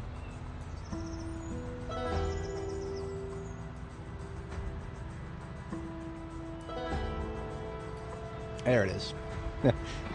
Just a little further this way.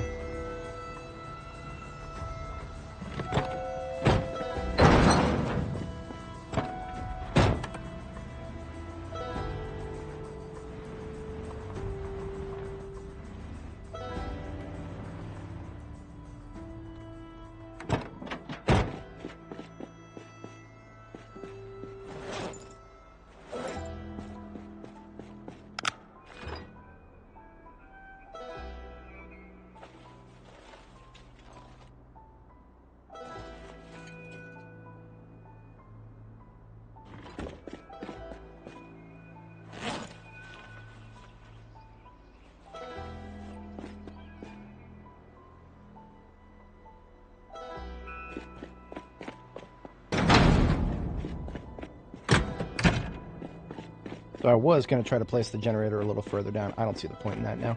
I think we can place it just directly over top of the garage area, and that'll be fine. We don't need power on both sides because generator literally couldn't reach if I tried.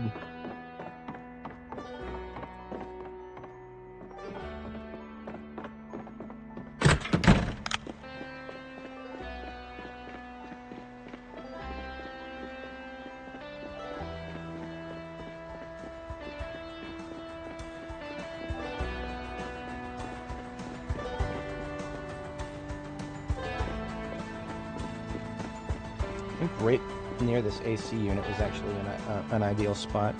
But we still have our website here, b42map.com. And yeah, right next to that generator, or sorry, right next to that AC unit is pretty good looking.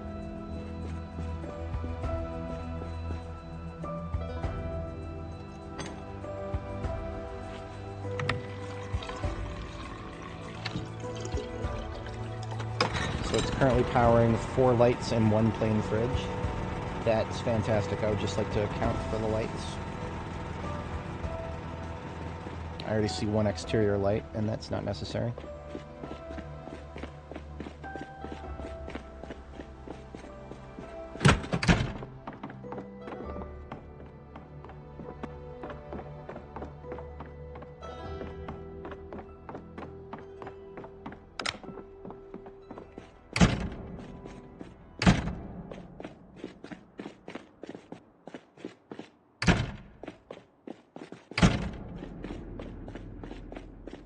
So here's 1 that's being powered.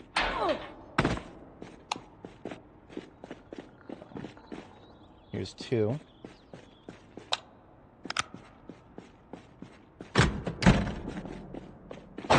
Here's 3 and 4. All lights accounted for, so the floor lights were never turned on.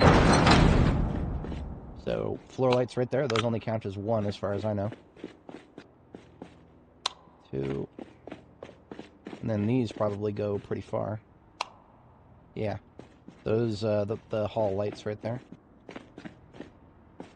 So I believe despite illuminating like 2/3 of this place, maybe even 4/5 of it, where we should only now be paying for um, four lights worth of electricity.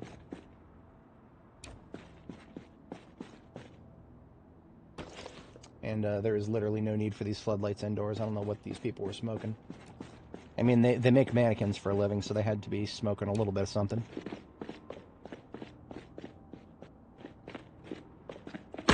Oops. Inside only. We're going to illuminate out front here so we can see nice and easy. This is now our exterior light.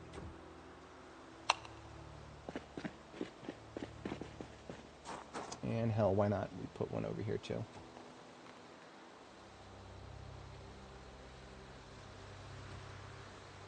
Should be within range. I like it. Now that those floodlights are different from this one. This one is battery powered, so we'll probably use this one elsewhere as needed as we move forward. The rest of the stuff we brought with us is honestly stuff that doesn't probably need to be left here forever. Propane tanks that are completely full. And then some performance tires for heavy-duty vehicles. I'm just going to go out on a leap of faith that we're going to find a couple of cool-looking trucks out here somewhere. And if and when we do, we'll want to slap some good tires on them. That's what these are here for.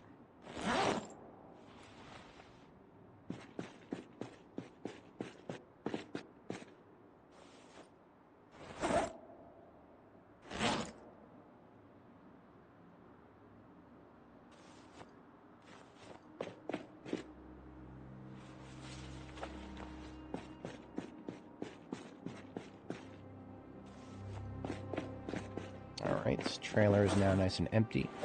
Let's take out our red oven here.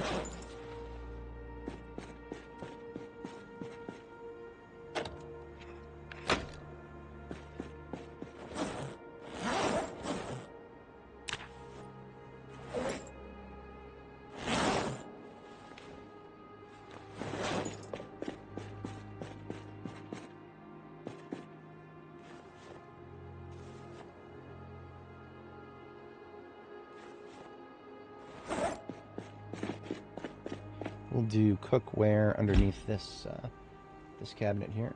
Oh, we got some garlic. Should go in the fridge.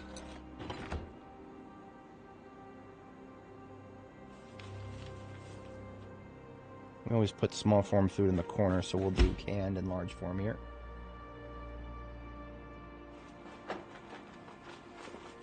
And then I'll do tools and that, and then electrical, and then we can do reading material on this one.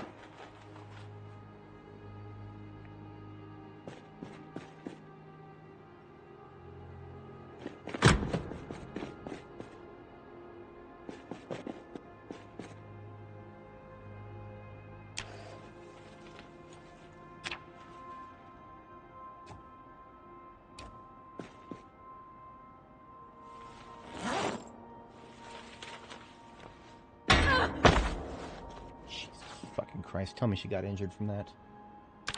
She's alright. I hate it when I dare to run just a little bit close to one of these stupid fucking things and she just automatically vaults over it.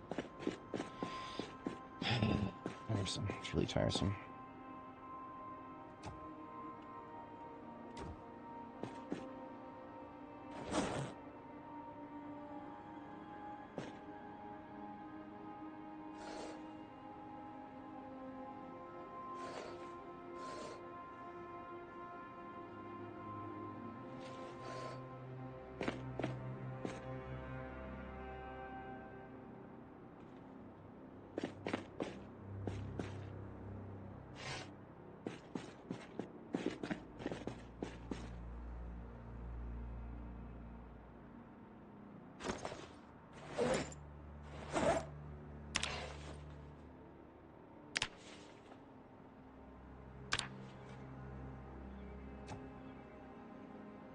No, we're not playing multiplayer here, but this version of the game is multiplayer, so if you want to fire up multiplayer in B42 yourself, yeah, you can do that.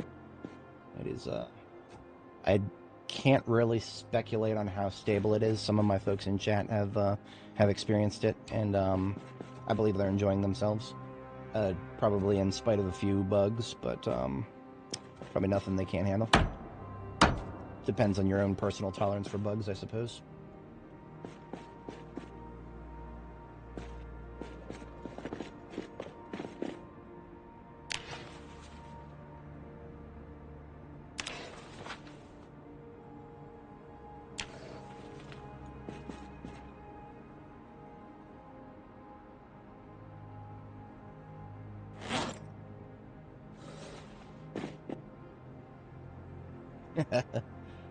Yeah, that's the curse sometimes, isn't it?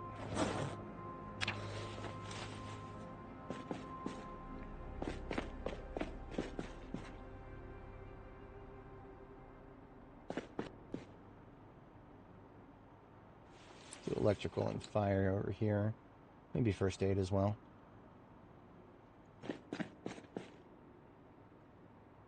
I get the sneaking suspicion that we will not be able to fit all the tools we pick up in here.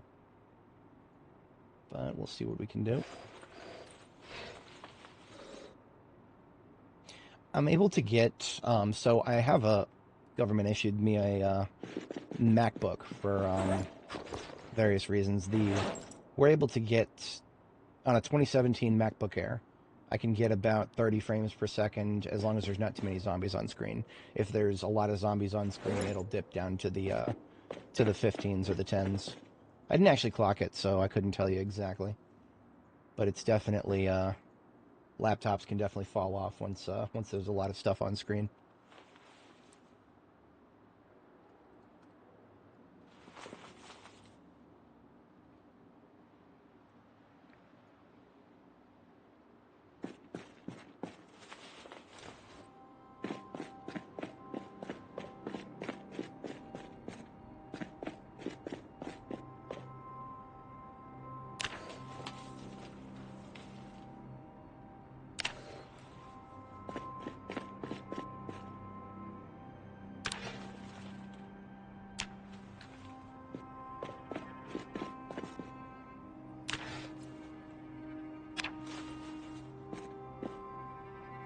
Yeah, as far as base material goes, I want to say that this is possibly the best prospect I've seen in the area.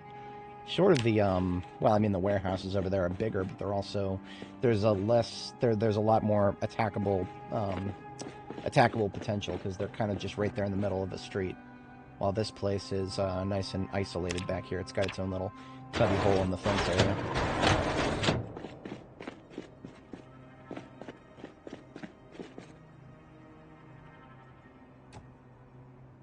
Ryzen 7 and a 4060. Oh yeah, that would not be that bad.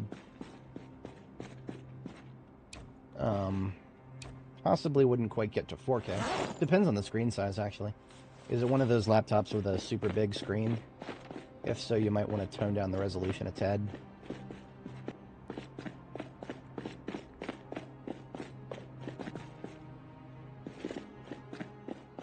I think those are the last of the crates. We could very easily make more if we needed them.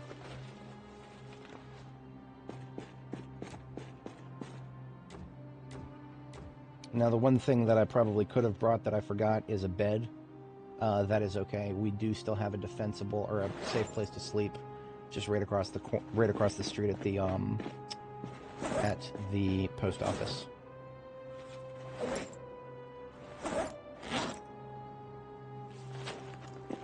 So we'll have a bite to eat for tonight, and then head over to the post office to sleep. And as an overnight task, we'll translate the bed over here.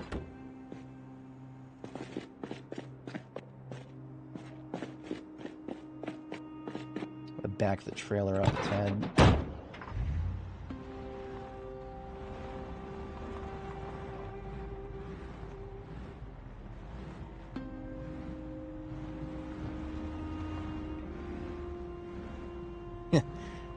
That such skills come in time.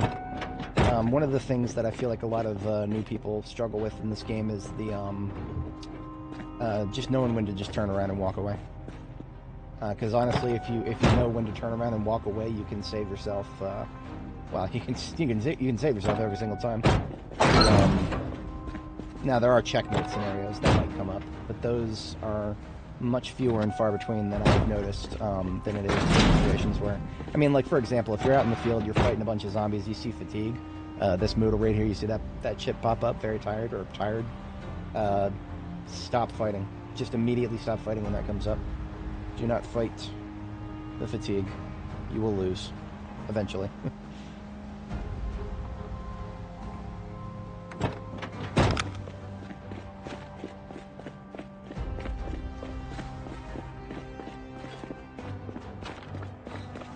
So we never did get this place locked up, but there is at least an intact door behind which we can sleep. It's good enough for now.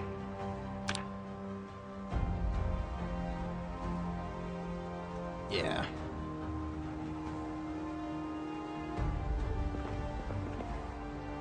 Oh yeah, figuring out zombie behavior.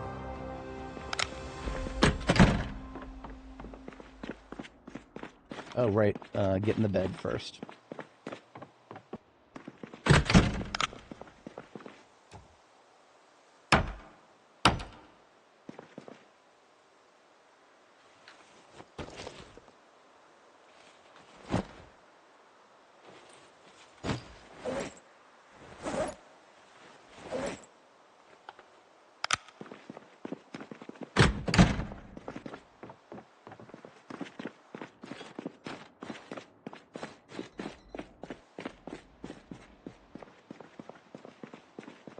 Shouldn't need any of this stuff.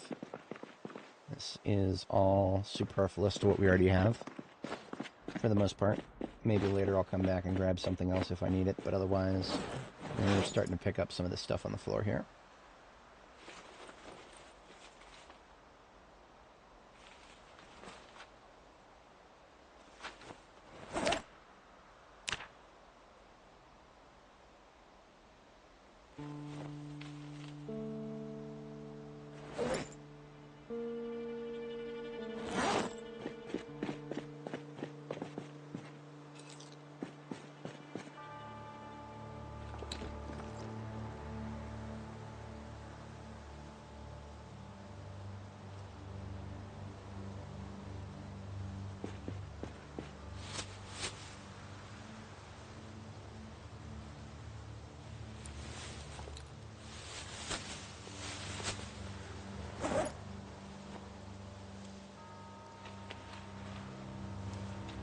Okay, we are as filled up as I can be. I think I can fit a little bit more in the main backpack.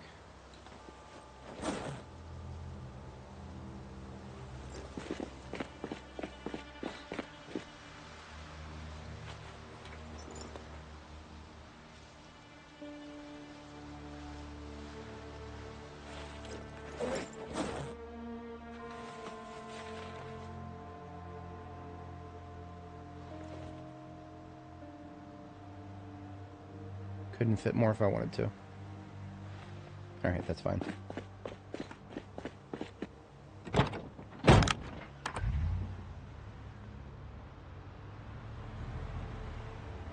My main goals before I retire.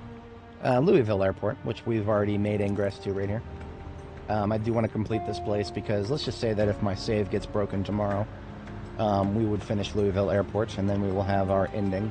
Our ending is that our girl here finds a helicopter here, and then she pieces out. And then I start over, and I get to experience what the early game feels like without respawns enabled, because that has recently been changed. We only play Apocalypse here, default lore canon settings, and Apocalypse now comes with respawns disabled, which is fan-friggin-tastic. Should have been that way from the very start, in my humble opinion, but better late than never, right?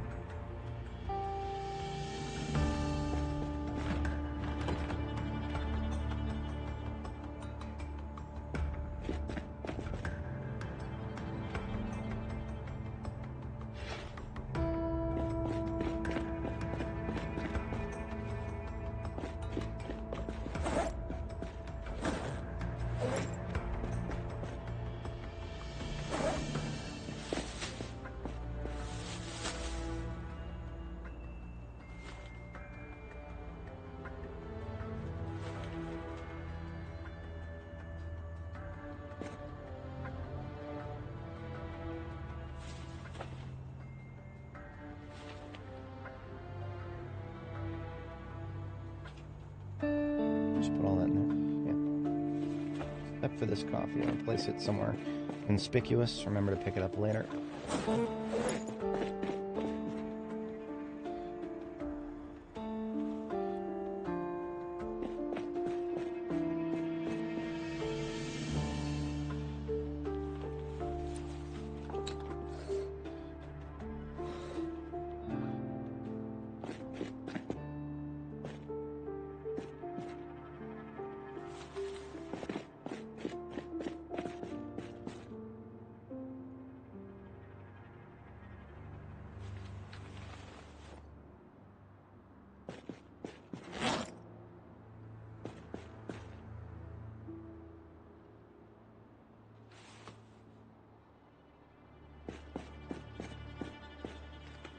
Put the bed up here next to the storage crates.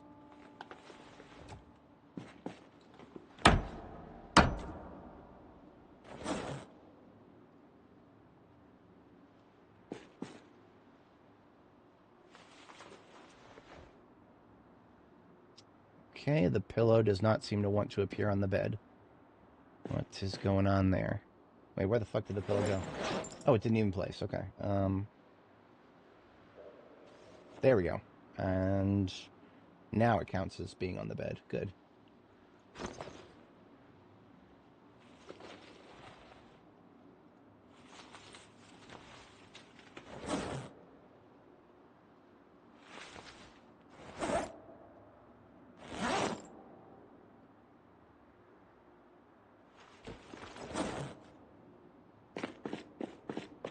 Electricals go in here.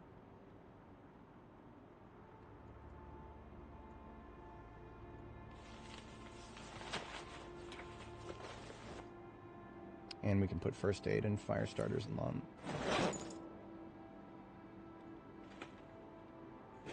Buckets outside to catch the water.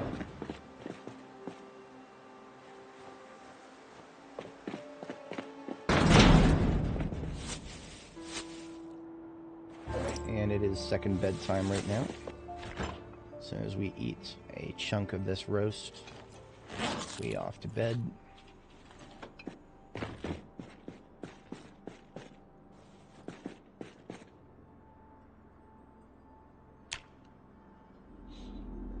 I'm not changing any of the sandbox settings, KTO. We do Apocalypse here. We do Lore Cannon. Especially since that Apocalypse is christened as Lore Cannon. We do nothing but Lore Cannon mode. We play this game the correct way. I'm not being too literal when I say the correct way, but from the lore perspective, yes, absolutely.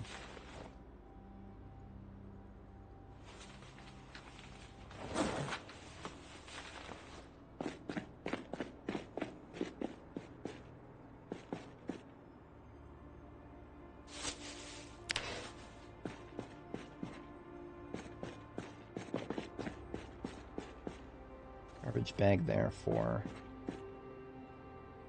stuff that will come home with us. Probably same for this garbage bag, except for these gas cans.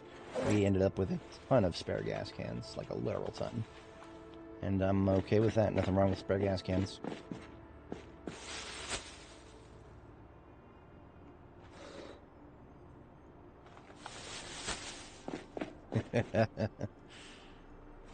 That's supposed to be reserved for Louisville, but when you set the settings like that, you ask for it to happen everywhere.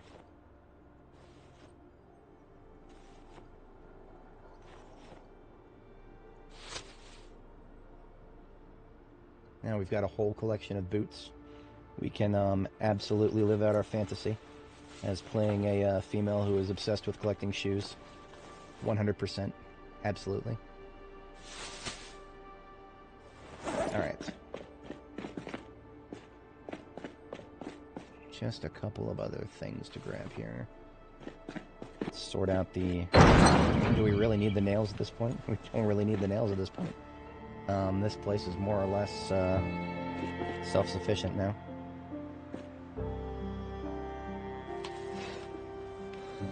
If we do start getting rain, I may want to go up to the roof and put in a few rain barrels.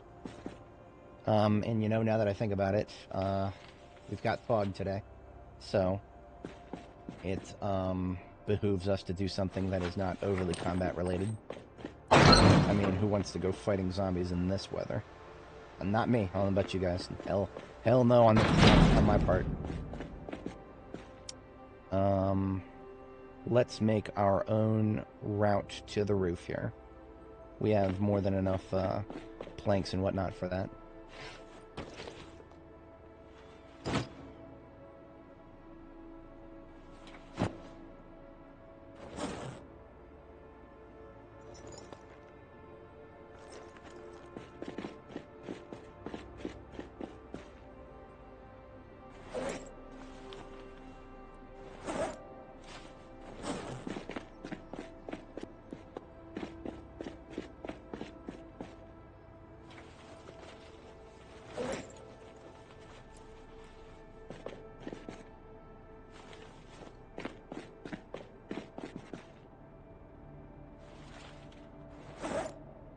Alright, 36 planks. That'll get us 12 and 12 and then 12. So let's take 2 extra planks if we can fit that.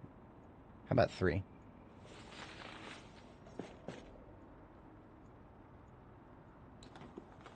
So we'll do stairs, floor, floor, stairs. Floor, floor, stairs. Okay.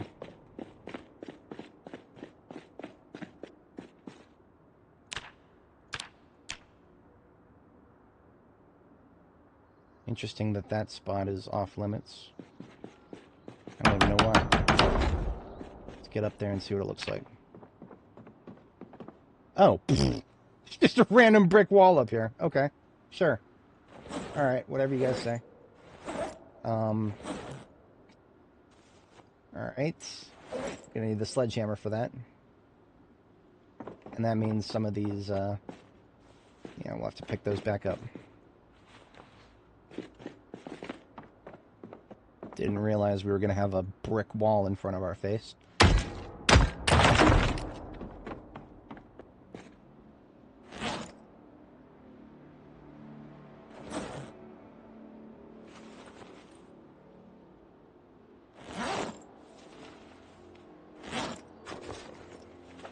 So it was stairs, floor, floor, stairs. Wait a minute. What am I out of? Oh, I don't have light, apparently. Okay.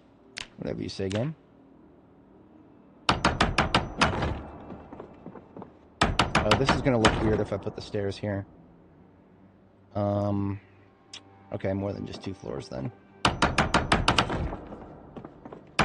It'll look a little less weird if I put the stairs right there, I think. Now I need to go get more planks.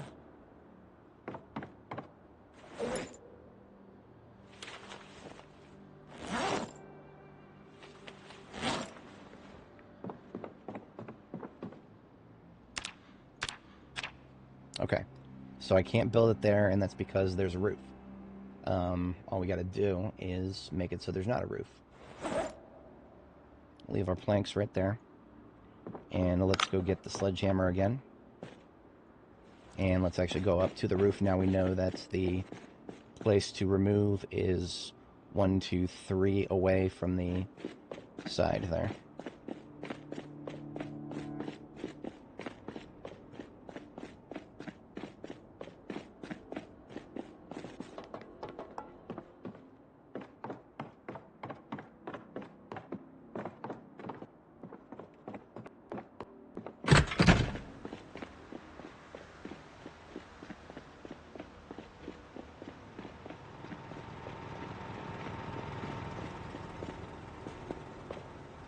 One, 2, and then starting right there.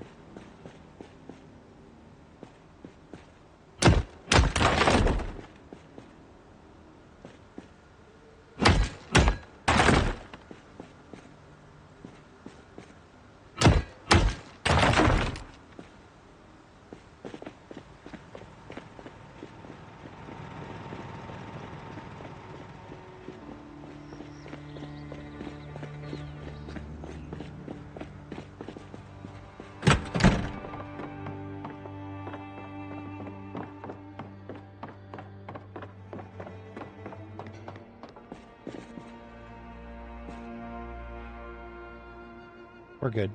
For a second, it sounded like I heard a zombie slapping a garage door, but there are no garage doors in that direction.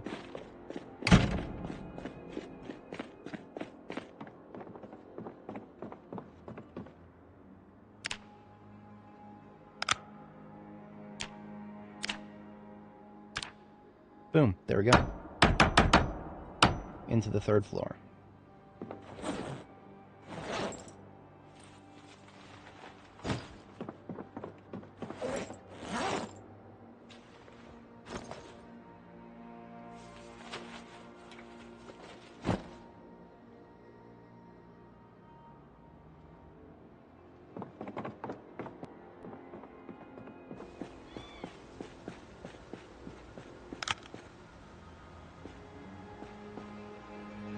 I don't think we need to do any work up here. I mean, we've already got railings here to ensure we don't fall off the edge. We have 8 planks left. That's enough to make sure we don't accidentally fall over here. 2, 4, 6, and 8.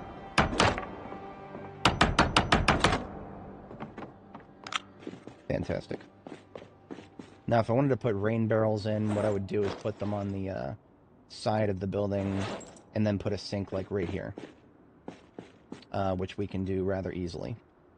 We'll need 4 for a doorway and then 4 for a door itself. Then we'll need a handle and hinges. We've got 1 hinge right here, but we are still partially unhinged. And we got a sink right there. Better yet, a sink that doesn't break when we try to pick it up. A truly rare thing.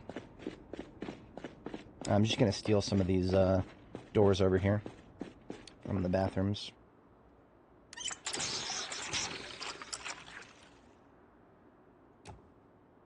And by steal, I mean disassemble.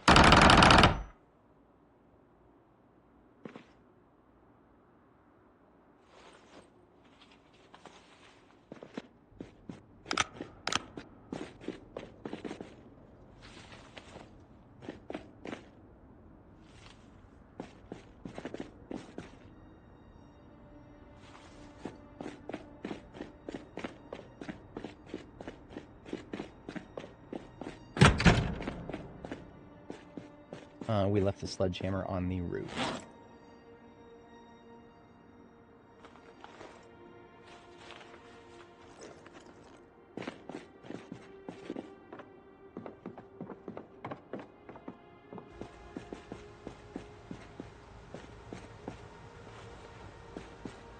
Looks like the fog might be getting thinner.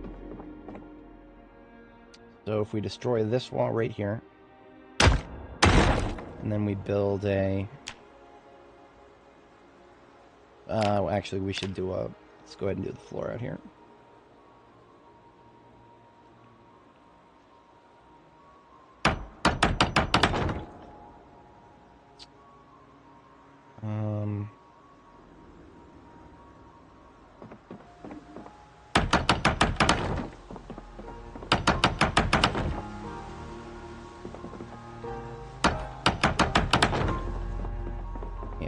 Go get 4 more planks, do the rest of the, we can do the rain barrels too.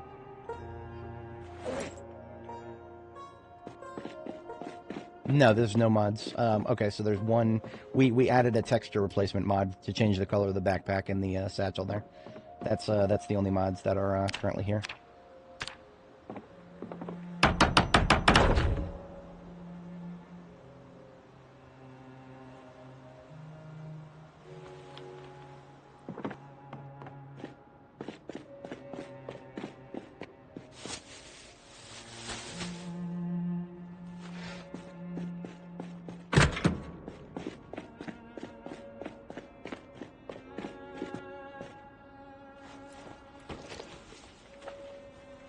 I left my backpacks upstairs. Okay. That's alright, I guess. This is enough to make the... It's enough to make the 2 rain barrels. And then we just need 4 for the doorway.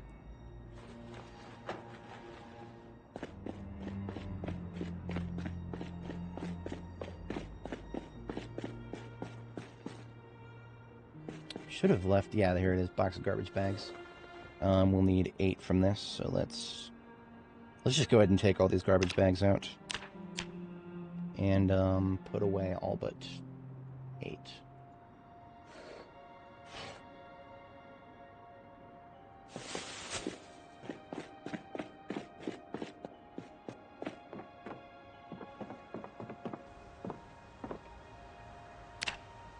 Are we out of nails? Yeah, we're out of nails. Okay, opening a box.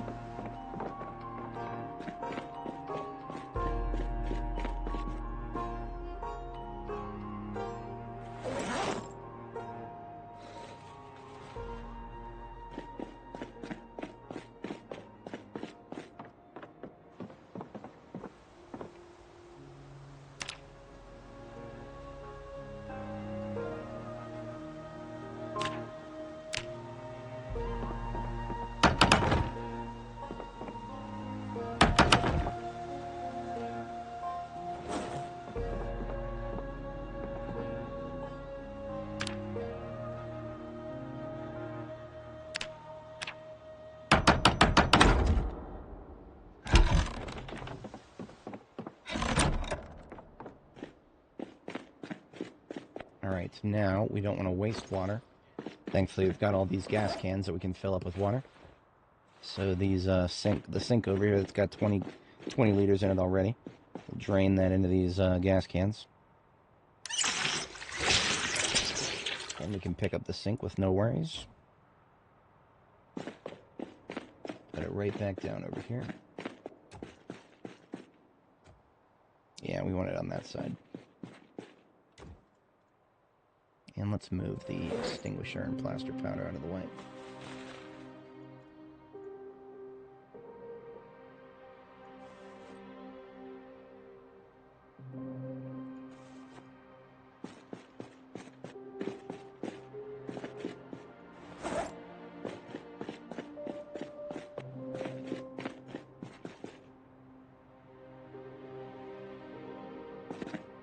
She's hungry, we give her a bite to eat. Finish off this 80 roast here. She should still be in weight gain, which she is, yep.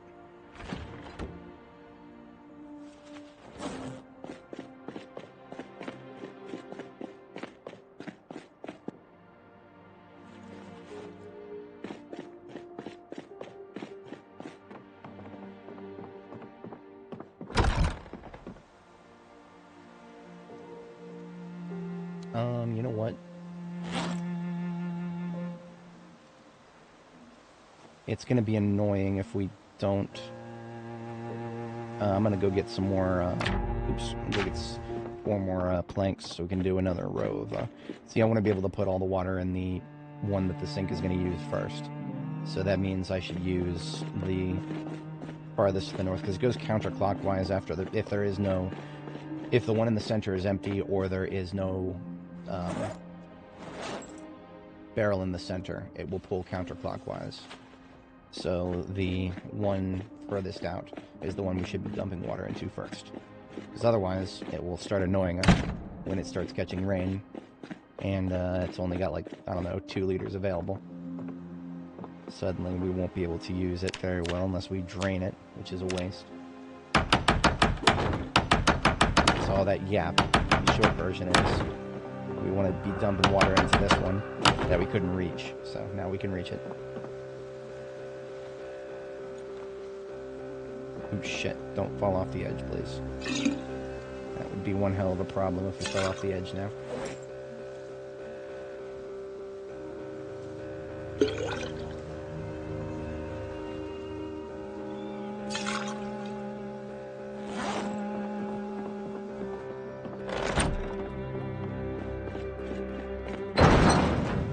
Put these buckets down here to catch rainwater, along with the rest of them.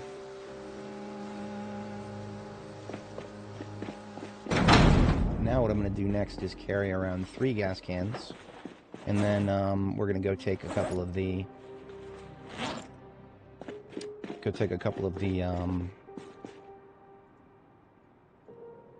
sinks. Sorry, some of the what's it called? Bottles, dispenser bottles.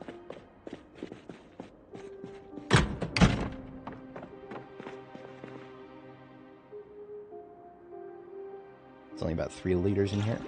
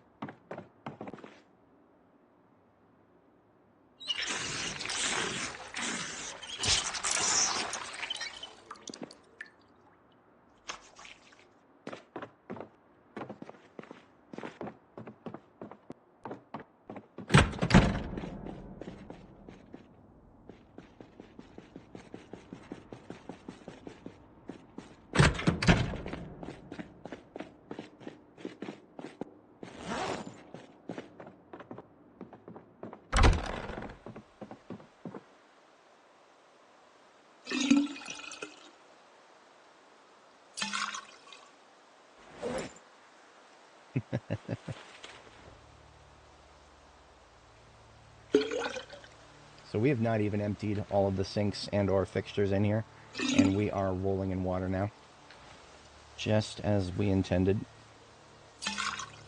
So all we got to do is plumb that the sink down here, and we are set for life in this area on water.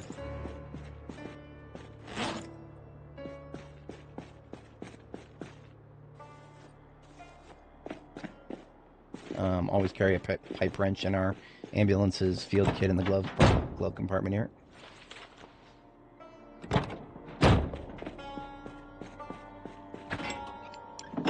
So current total is 100 liters of water. 100 liters of water up there. One could say that we are stacked on water. Here's something we're not stacked on. Our flashlight is just about dead battery again. Away we throw that. And we should have a replacement over here. Yep.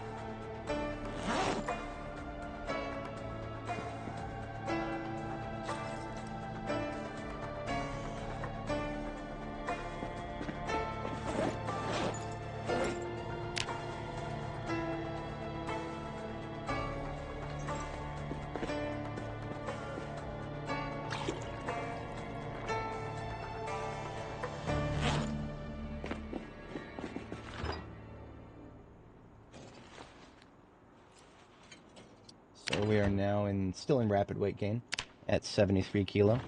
Moving right along on that. We are tired, and it is way too early to be tired right now. So I'm actually going to go ahead and drink a coffee. It's just going to be a plain coffee, because we actually do have a couple of bullets of coffee that we can use out here to make some more. So I just filled a mug with water, and we're going to brew up some coffee here. And we're just going to chug that whole thing. Doesn't really need anything added to it. Oh, you know what? Okay, there we go. We were full for a second, but now we're good. So that's going to keep us going for the next however long. Now, I do have to step away briefly, IRL. I'm just going to be about a minute and a half. But because we went ahead and drank coffee to get the best use of our remaining daylight, I am going to go ahead and pause it here. Normally I don't pause it, but in this particular scenario, yeah. Alright folks, I'll be right back, and then we will take a peek at where the next big groups are in the airport here.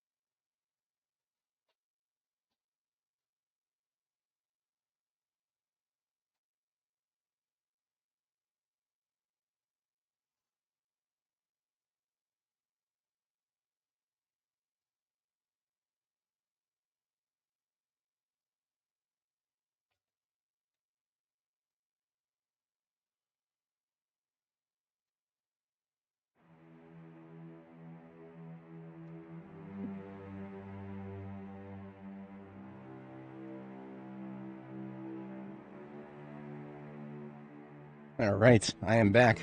I do hope the chair provided some insightful commentary. If anybody is not familiar, this is a lazy boy. Best recliners on the planet, bar none. Probably 2 or 3 per stream. So if you just go to how many parts there are, and then double that, yeah, you could probably get an okay-ish estimation of that.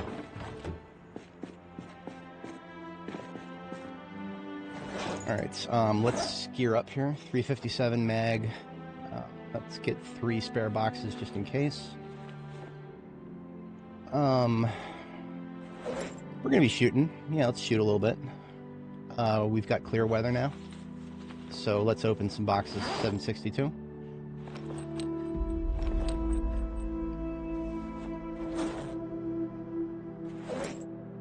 And let's go out on a limb and assume that there might be a bombing opportunity. If so, we will have a detonator and a remote bomb on standby. Yeah. All right, let's do this.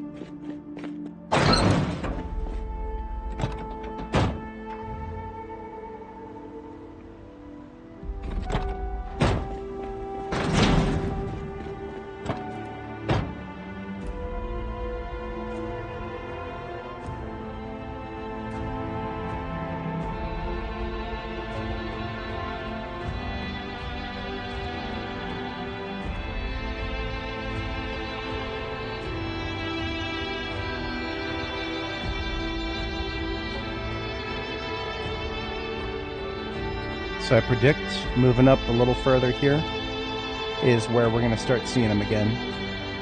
Yeah, look at that. Look at that. We've already got a few takers. I actually feel pretty good about starting here. I do. There's going to be some coming out of the forest. It's almost inevitable. But if we start from far enough back here, then hopefully it'll be limited quantity. I'm going to leave the van running because I have no idea if I might need to fall back or not. So this is where having a 8x scope rifle is going to feel great. You know what I'm going to do is I'm going to take my kit off, my field kit. It is rather heavy. It is weighing us down a little bit, so I put that back in there, and now we are not even slightly weighed down. It's great.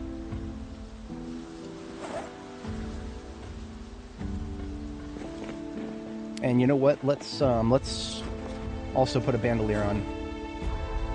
I'm gonna drop my backpack and put on the bandolier, bullets bandolier, and I put my backpack back on so it's layered correctly. And we'll fit these 762 rounds in there. So this means we'll reload reload the rifle much faster.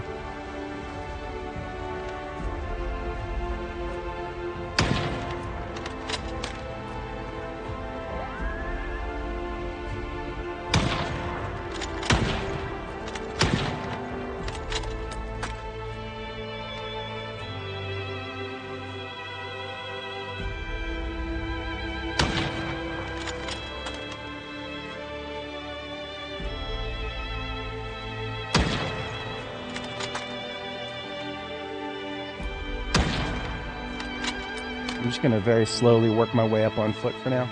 Let's bring the ambulance a little closer. In fact, let's park the ambulance in such a way that we can go either direction. And as predicted, we got some coming out of the parking lot. Okay. So we'll park the ambulance right there.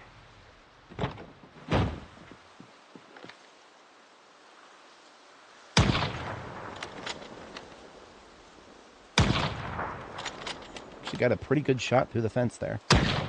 I'm feeling better with rifles now that we've got really good weather and I'm aiming level 10.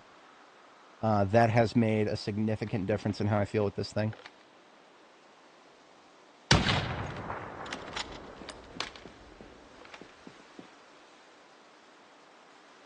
Oh yeah, that is such a tight crosshair. I like that a lot.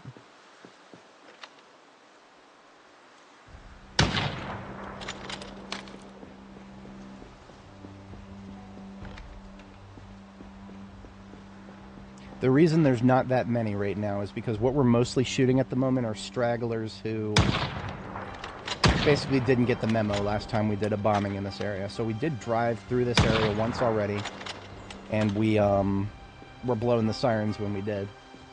So we pulled a huge chunk of everyone that was gonna show up. But it looks like there are plenty of stragglers. That's what we're now doing, a little bit of hunting. Looks like there is... Ooh, what is that? Is that an... That's a shutter. There's a shutter to the right there.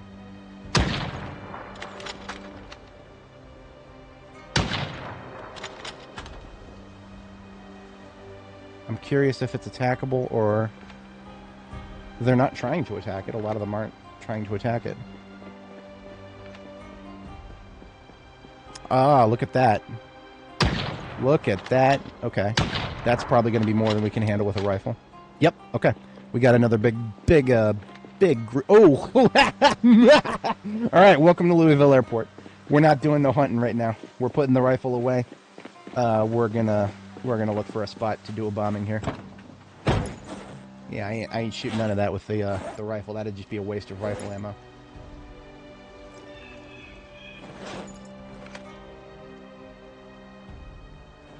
We're switching our back weapon to a shotgun.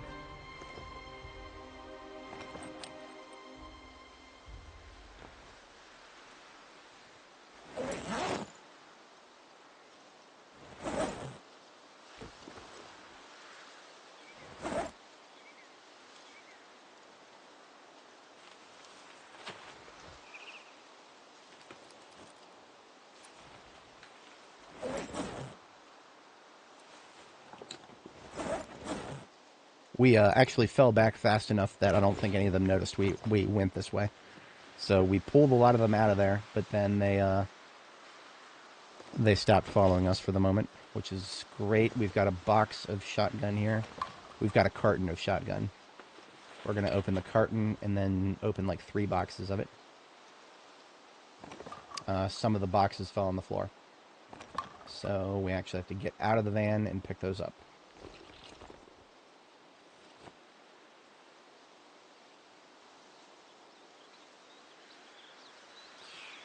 Those in my backpack. Did that guy clock us? He might have clocked us.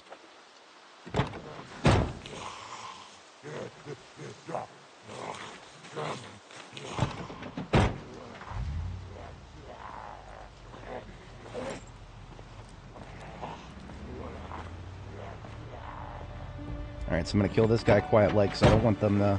I don't want to spill them just yet. I would like to get a spot put together for a bombing here. In order to put together a spot for a bombing, we just need to get any vehicles that are in the way out of the way. Such as these shuttles here. Yeah. I want to use this lamppost right here. So we're going to get these shuttle vans out of the way.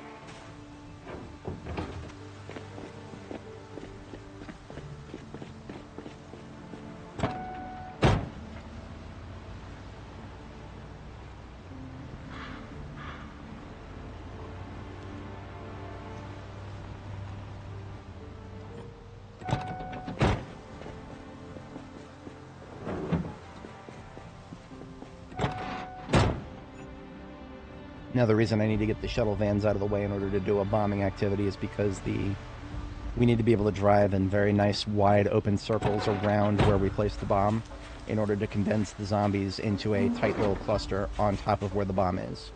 That is Project Zomboid Bombs vs. Zombies 101 right there. Try to get as much as you can out of each bomb.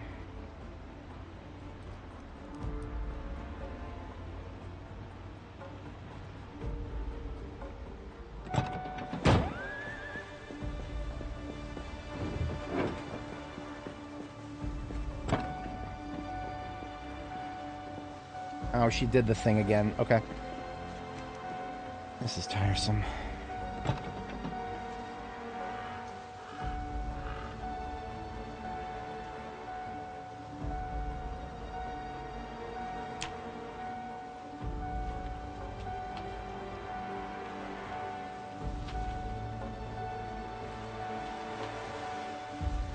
Whenever you get that glitch where you can't get in and out of a vehicle through the driver's seat, you have to go into the passenger seat.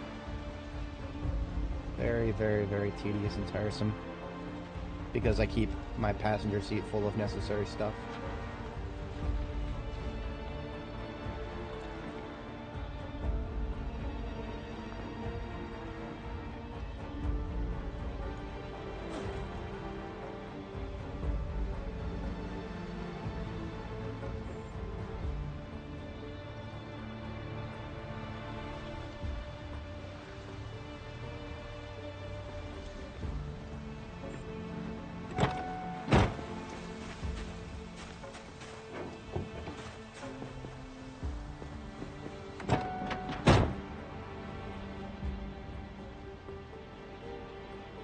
Alright, we're looking good on space there.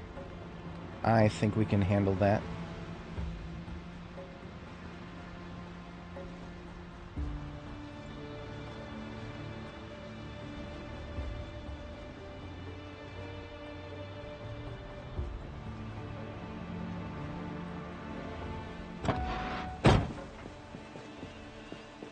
Alright, so let's get the bomb out and the detonator out.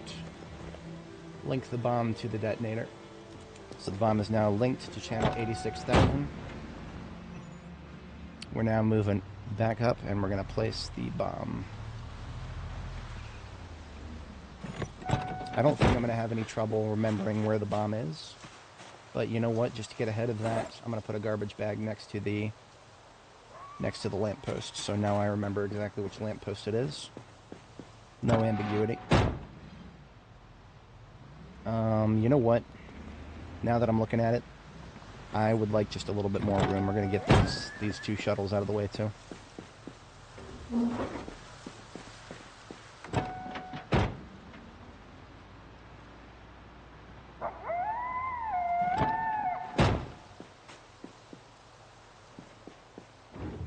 FBI, if you catch this stream, I promise that we're only talking about a video game. We're not bombing any airports in real life, I promise. It's a video game called Project Zomboid, and there's a lot of zombies at this particular airport.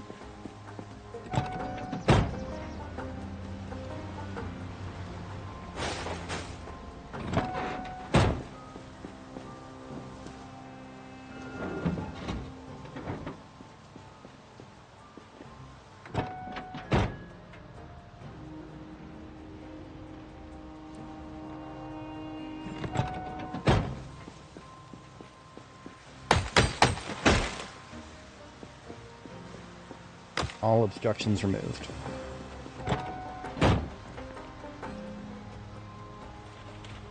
Alright, folks. Let's get this started.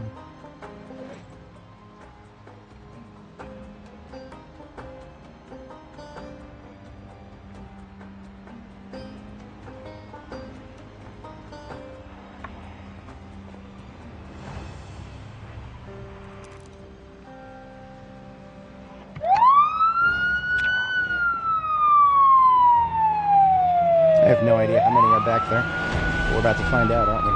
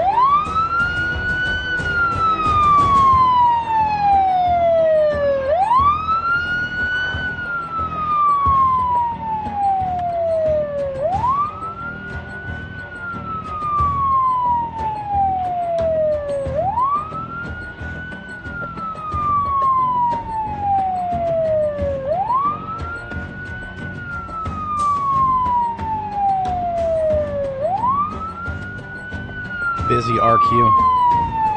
What's an RQ? Rage quit?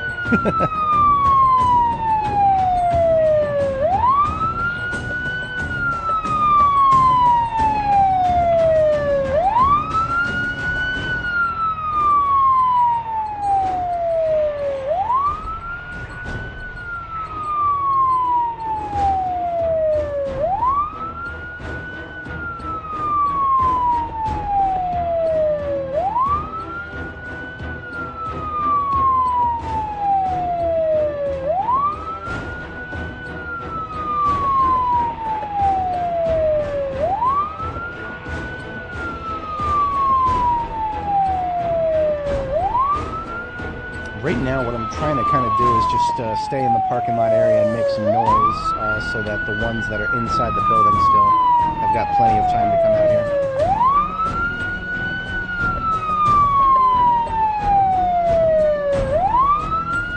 Looks like the main building area is mostly clear. It's the ones that they're coming from up here in the top right area and then coming through the main building.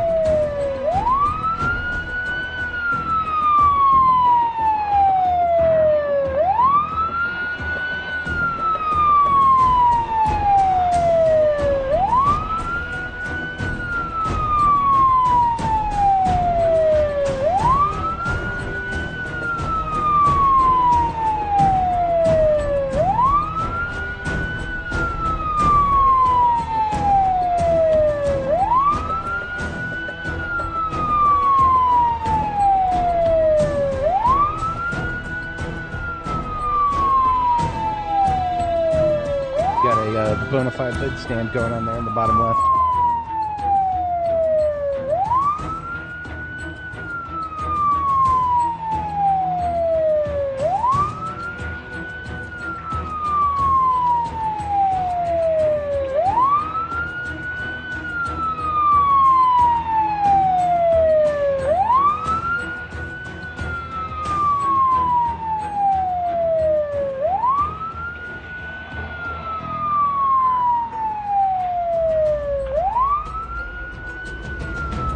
Looks like the main building is done spilling.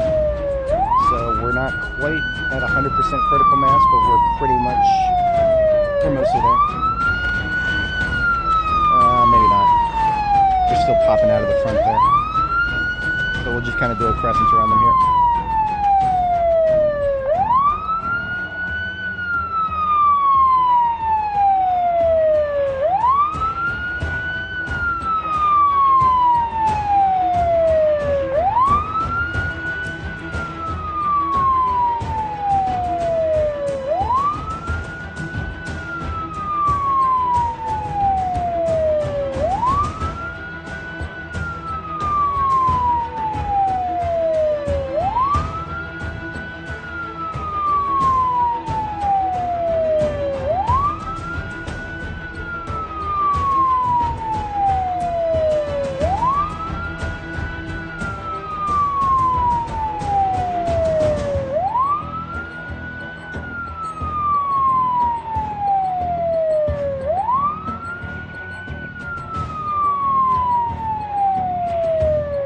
Yeah, the front of the building is going to be a source of annoyance until they all get out of there. Until then, we're going to have to do crescents.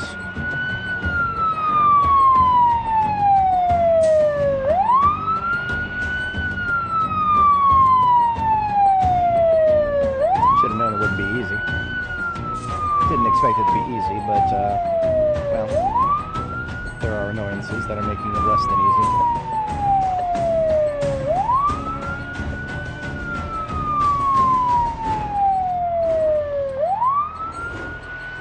Alright, I'm going to take another risk here. See if I can go around. I can make it through now, but there's still an indeterminate number of them inside the building.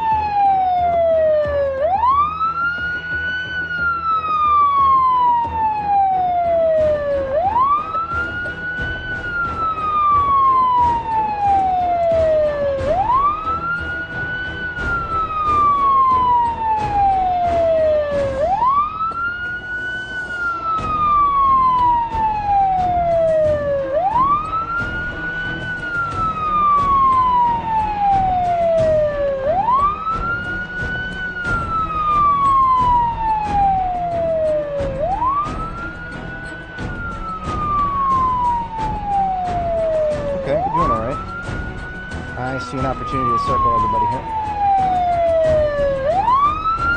Minus the stragglers, we don't have to worry too much about them. Yeah, we're close to critical mass.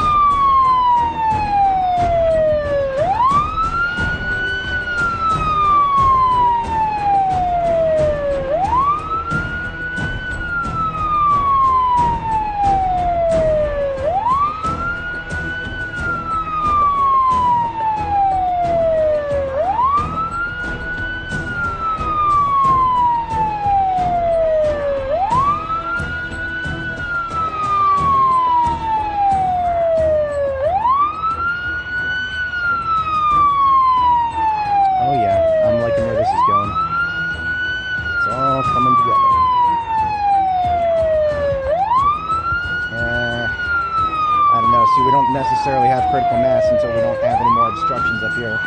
So we're close, but look at that, they're still coming out of the fucking building.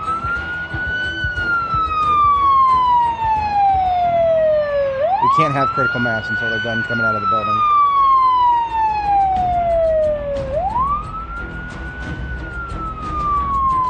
Yeah, see, look at that. There's another fast shambler right here.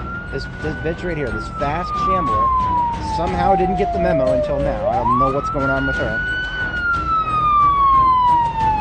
At least she'll get out of there nice and fast.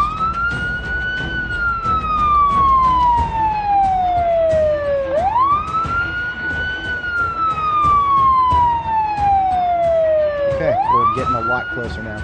I think we got it. Yeah, we got critical mass, boys. We have got critical mass. We can circle this group and tighten them all the way up now. Just ignore those assholes who just came out. I'm going to.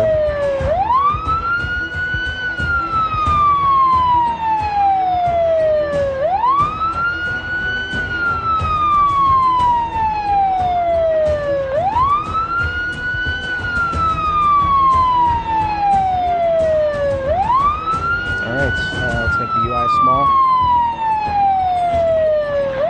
And let's get our finger on the trigger. Safety's off. Key is hot. I repeat, key is hot.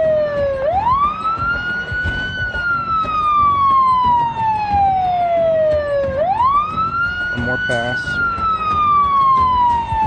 And... got him. We got him, boys. We got him.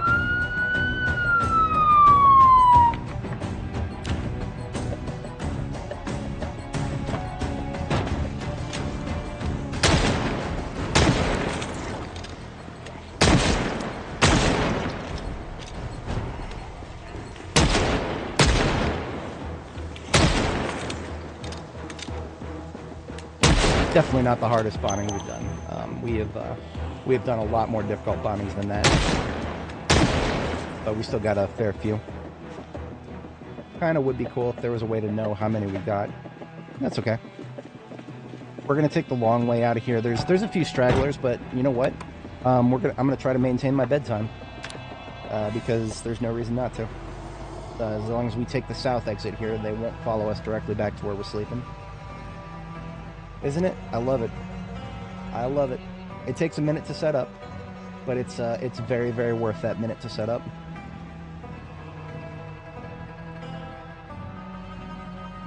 So remember about our base here. We've got an invulnerable fence between us and them. So if they want to follow us, they have to go all the way around the fence. I'm not saying that they can't, but it would take a lot of effort on their part. So we'll see if they actually manage to do so. I don't think they will. And if they do, then they've got to break through these doors anyway. Let's have a bite to eat and hit the sack.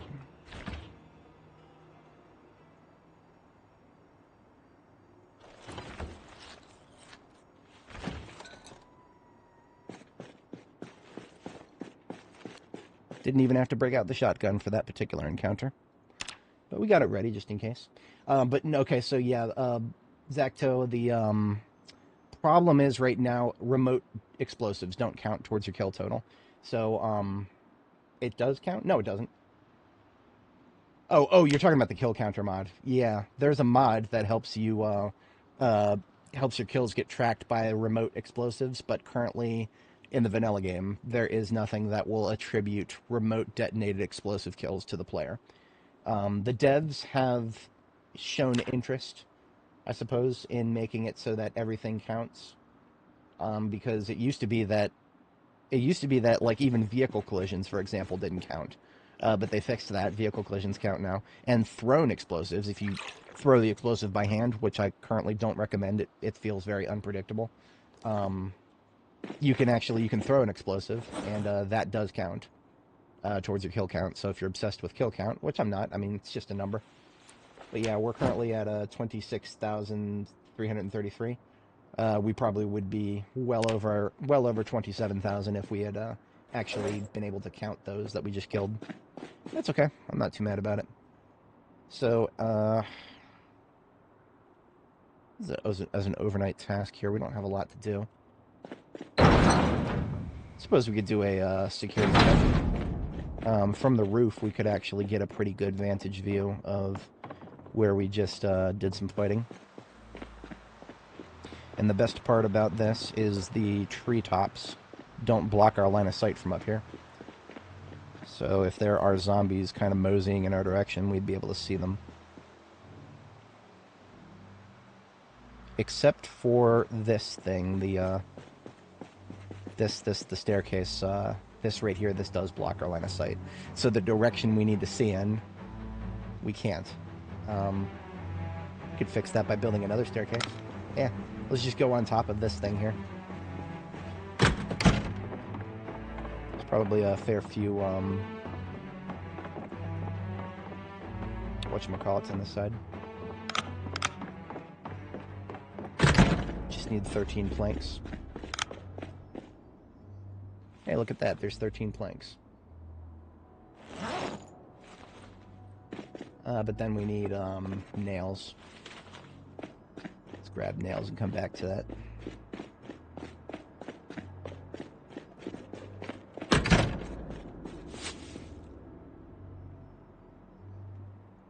We need 8.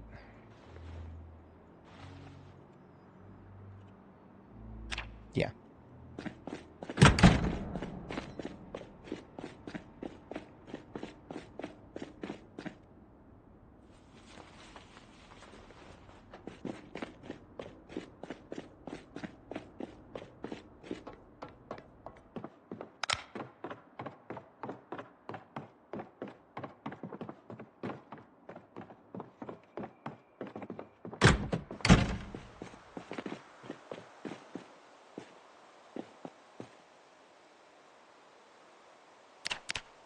Except I don't have my hammer. Let's just leave the materials here and we'll go get my hammer, I guess. Go get a hammer. This is what happens when I don't bring my kit with me. Dumb shit happens.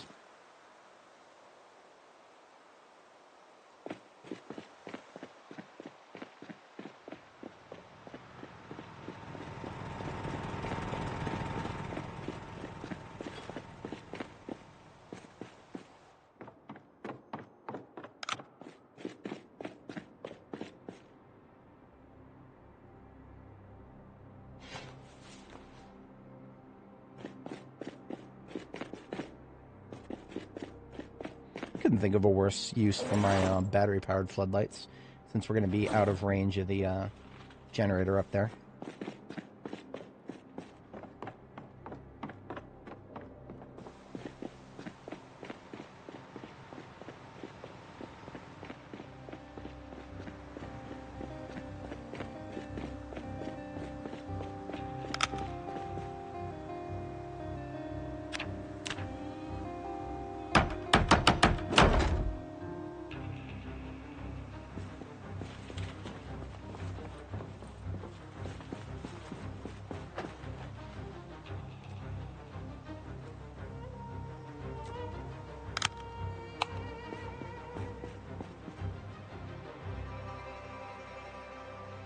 Not a single Zed in sight. That's just how big this parking lot is.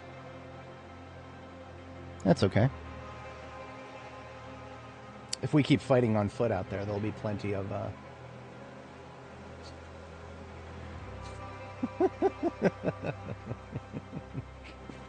Yeah, when we get back, there'll be plenty to disperse out into the parking lot because we'll kill them with hand weapons. Not the worst overnight task. Generator is looking good.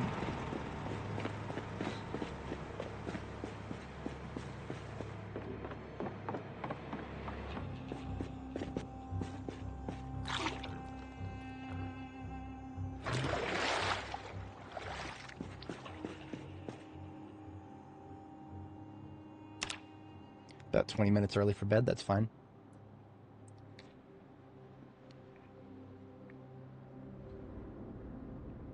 You know, I'll tell you what, now that we actually have a lot of, swords to switch to when we lose one, I'm going to go ahead and, we're going to spend a lot of, we're going to do a lot of sword work whenever we get the opportunity, because, I'm not too many kills away from getting Longblade level 9, and that would be nice to have. Let's, grab something to eat. Daily bread, as it were.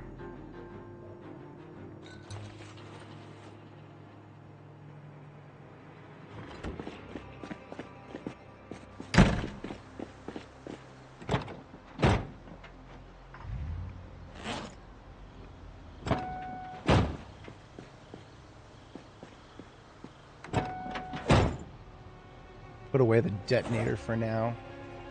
There will probably be other opportunities for bombings, and we still have another pipe bomb built. I'm going to take it on a limb that we're going to need more Magnum.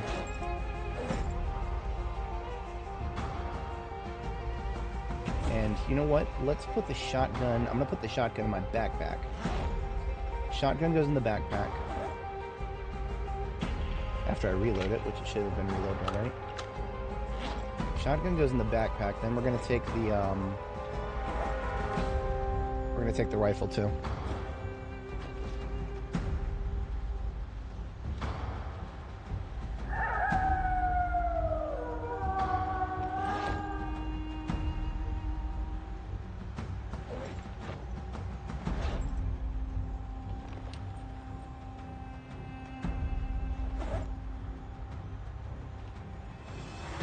Alright, now we're outfitted for almost anything that can come at us in any quantity.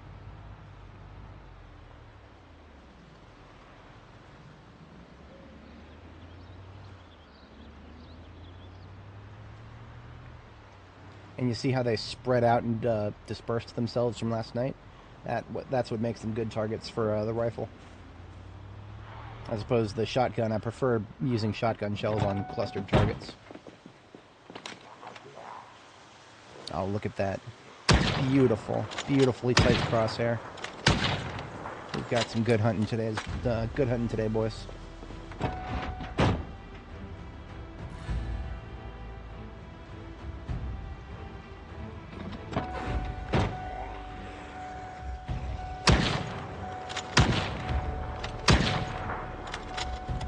Aiming level 10, by the way. We did manage to get there a couple of streams ago.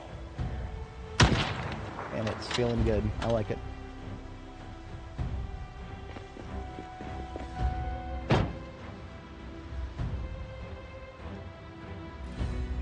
Alright, so the next large cluster that I'm expecting to see is actually probably not far away. I mean, look at this. Look at this. We got a shooting gallery right here. A lot of these Zeds can't get to us. So I'm actually going to cut the engine here, and, well, we've got a shooting gallery. Let's use it.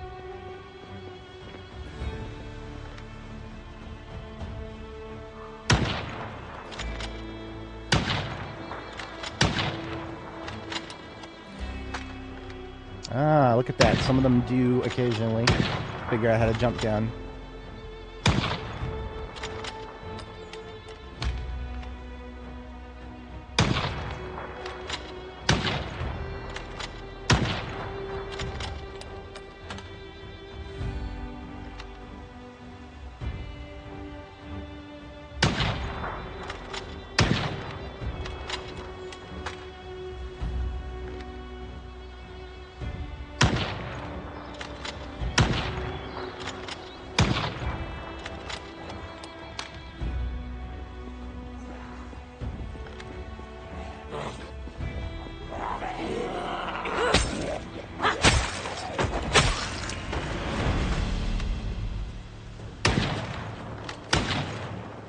have to keep our head on a swivel to the left.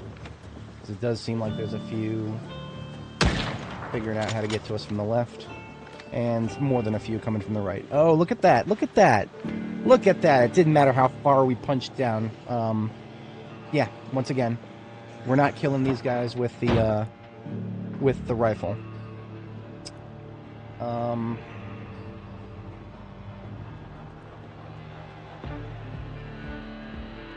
feeling a little annoyed about how I'm getting deja vu, right? Where were all these guys yesterday when we were up here blowing the fucking siren? I don't understand it.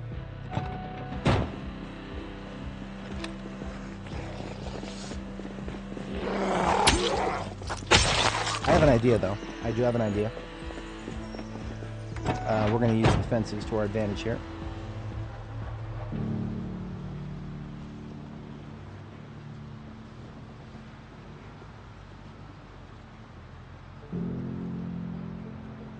Seeing as they seem to really love coming out around back here. Oh, you know what? They're probably going down some stairs or something and coming around. Okay, I see what's going on here. I'm starting to understand. Okay. Well, let's also just keep going back this way and see what else there is. Whether we've got some to the left or right, or they're just clustered down there. That is one hell of a tarmac right there.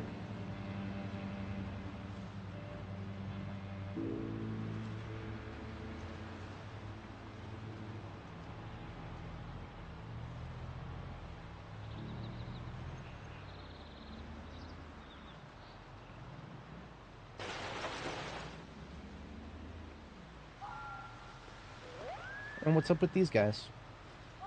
They're just chilling. They're just chilling. Yeah,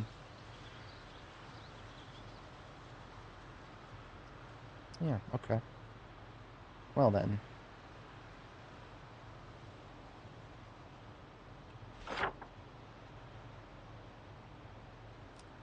The road just ends according to the map. Okay.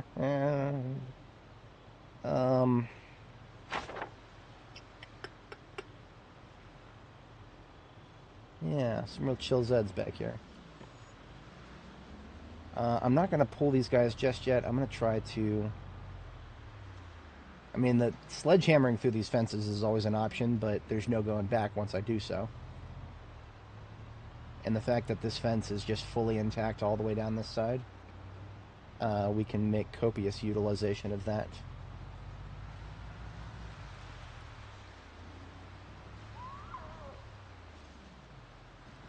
Yeah, pretty wholesome. We saw him. We just bounced back out. We don't need to invade that neighborhood just yet. All right, I have an idea. I think I know what I'm doing here.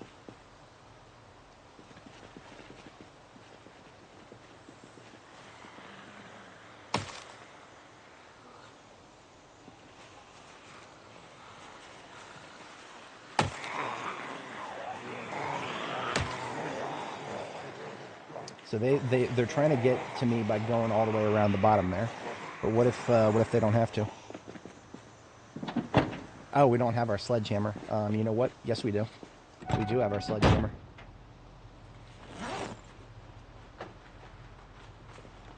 I never go anywhere without a sledgehammer of some kind.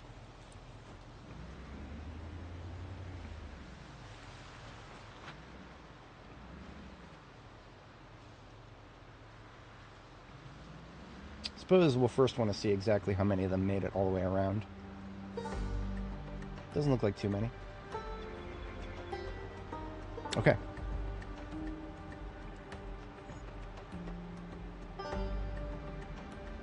I'm going to go all the way down here, and I'm not going to leave the ambulance running this time.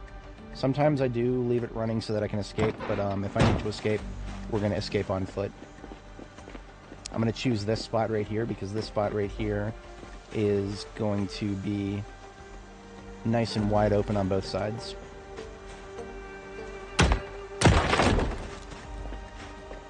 And that should theoretically be all I need.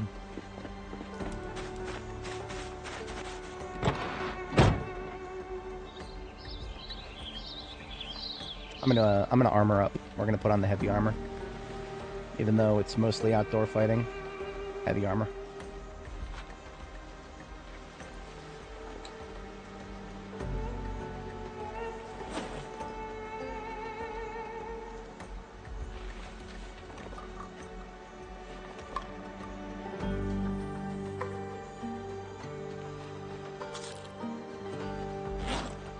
See, they're already wandering in our direction because they know they can get to us this way. Or rather, they know they can go around the fence this way.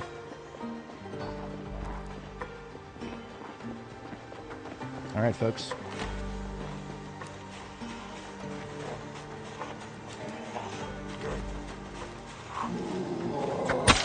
I'd like to punch as deep as I can before we start discharging.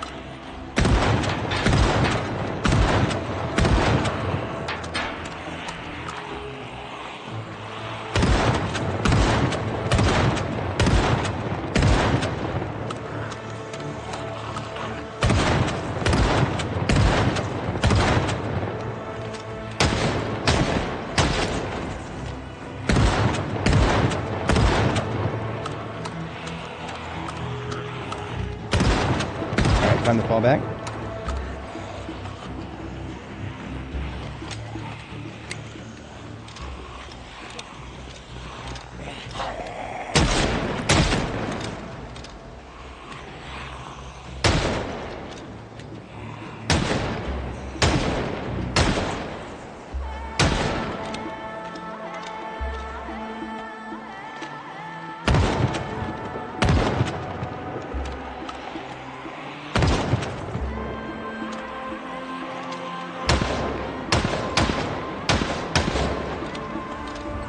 Alright, don't be a hero.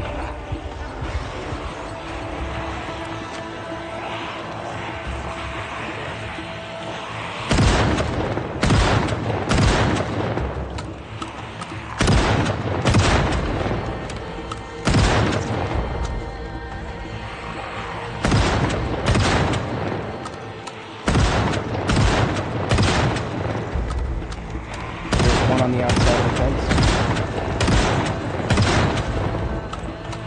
Two, they're both slow.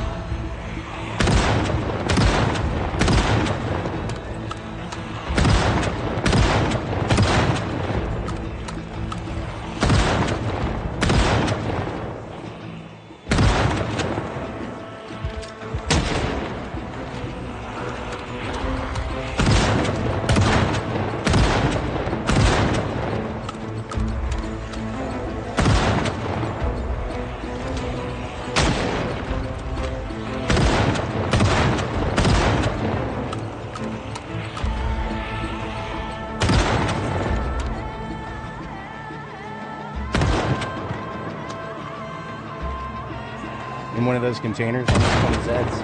Interesting. Somebody was trying to do a Zed ship. I wonder who that was. Who would be trying to ship the living dead? Remember, no mouth breathing. Oh hell yeah, I'm gonna make that the thumbnail.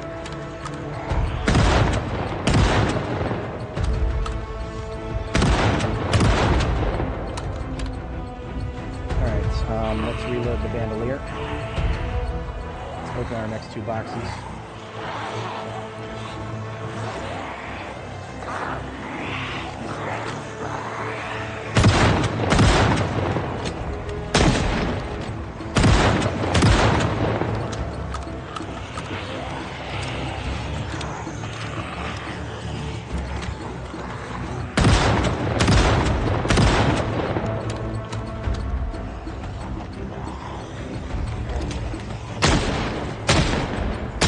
This game needs a SPAS 12 or an AA7.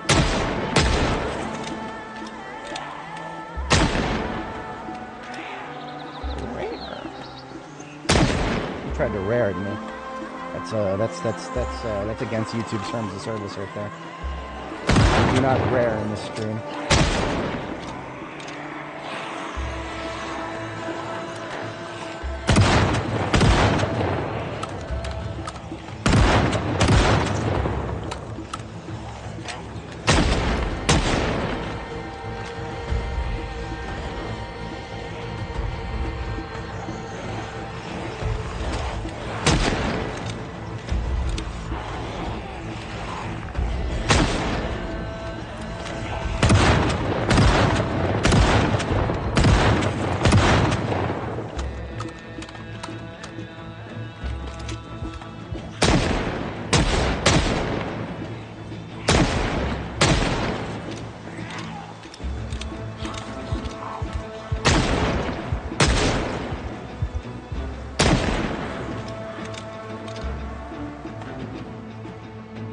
Okay.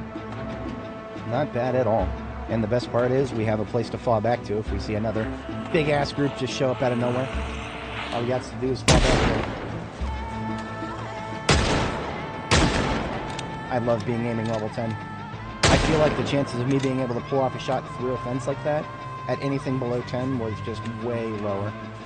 I mean, the weather is nice. That's definitely a factor, but, yeah, we're doing good here.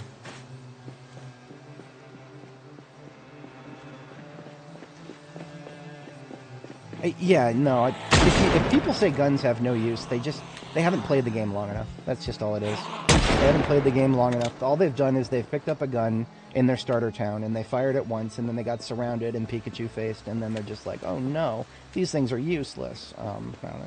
They're not. Just play the game a little bit more, dude. That's all you gotta do. That's all you got to do. You gotta understand noise discipline. Noise awareness. Not just noise discipline, but noise awareness. And what have we got here? Just regular shamblers. Let's pull out the rifle and hand crank it.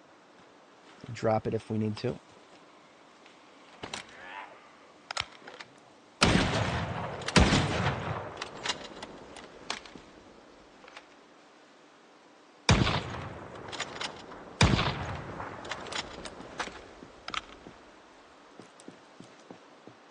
I don't know what structure is above me right now. I think it's a loading, what's it called? Passenger entrance. And I don't know if zombies could just fall from above into that, so we're going to keep our distance from it.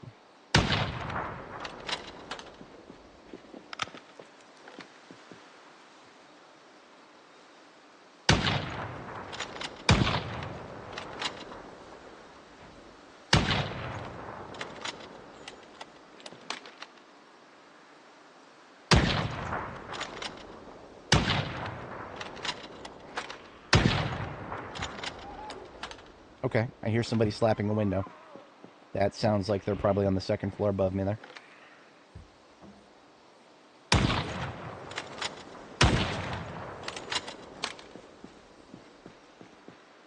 How are we? We're doing good. Let's open up another couple boxes of this 762. We're getting a frame rate drop, which tells me that there's definitely more zombies in the not too distant area here.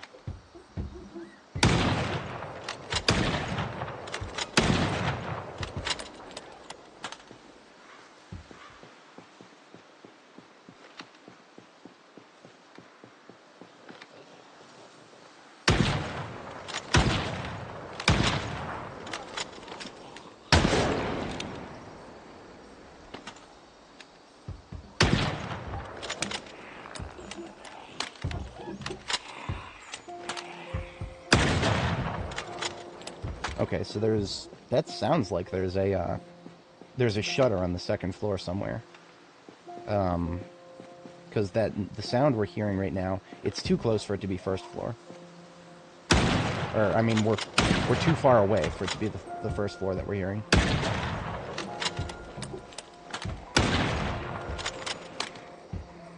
At least I thought so. Ah, here we go. From the left. Falling back a little further. Maybe if we fall back far enough, the ones that are slapping, whatever it is we're hearing them slap, will start coming outside.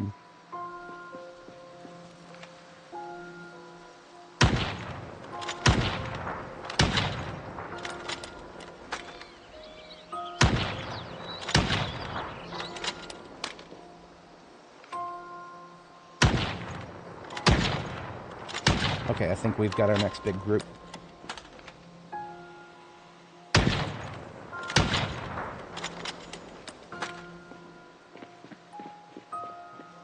What I'm going to do is move up this way just a little bit and continue discharging to try to get the attention of as many as possible before we fall back to our choke point with the shotgun. I'm also going to open our last box of shotgun shells that's on us right now.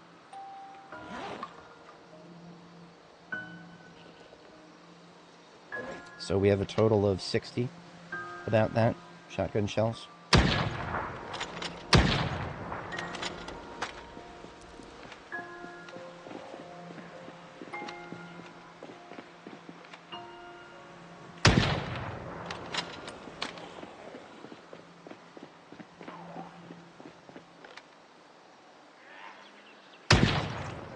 At this point, the noise, we're mostly just shooting to make noise.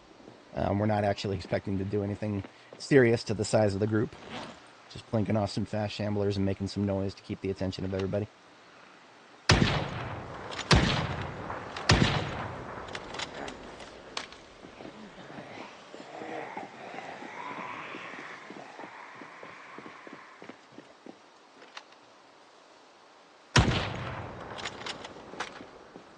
Yeah, that's right, everybody. Don't lose interest.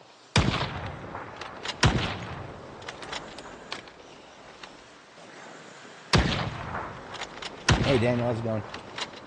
We are chipping away at the airport after lots of prep work. Currently, all we're doing is gathering a large group. And we'll knock them down like dominoes momentarily here. We've got a little choke point in the fence for them to try to break their way through.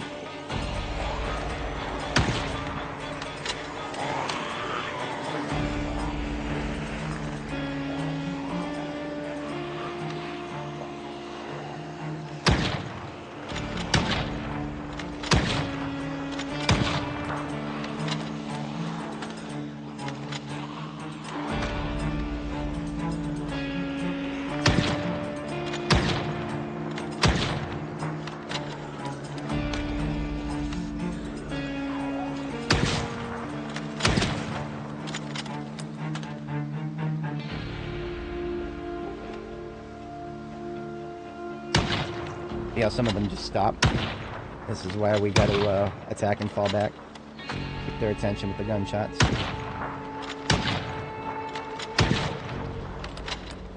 Alright, so we're going to go ahead and go through, and I'm going to drop the rifle. And I got the shotgun ready.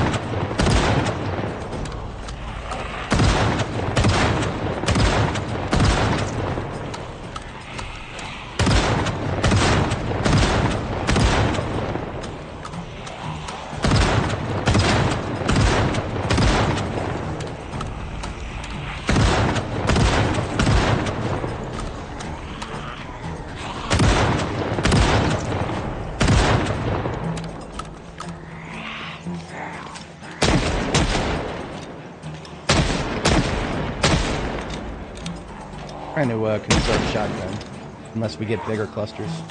Better off using 357.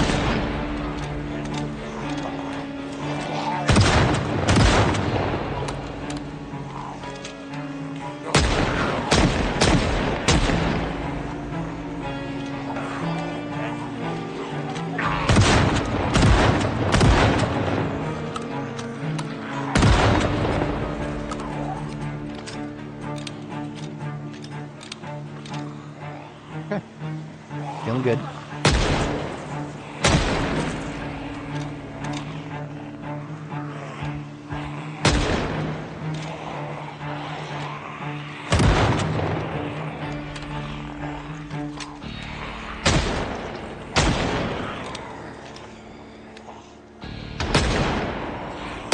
Somebody's out there shooting as well. They know what's up.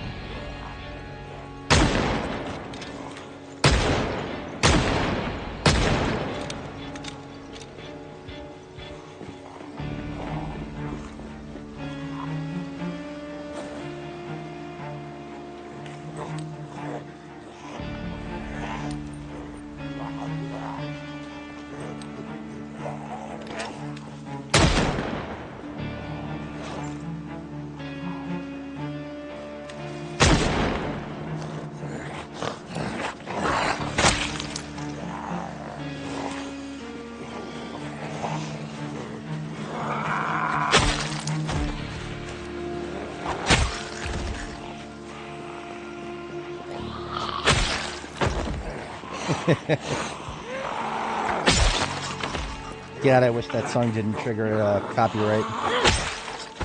Even the Don't Stop Coming version, that does trigger copyright. I would absolutely have put it on several times by now if it didn't. Alright, back to a little bit of plinking.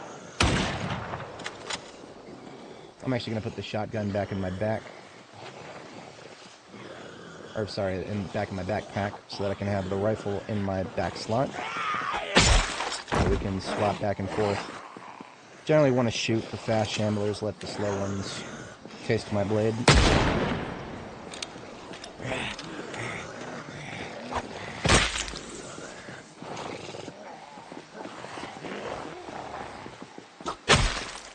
The only thing that's missing from this scene right now is a semi-auto. If I had a semi-auto rifle, then this would feel, I'd get my Call of Duty vibes. To be the airport map on Modern Warfare 2 with the FAL with red dot. I was a big semi-auto rifle guy. I didn't do the sniping nonsense too often. I jumped between FAL and M240 a lot. Or what the fuck was the machine gun called? Not the Lady 6, the belt fed one. The box fed.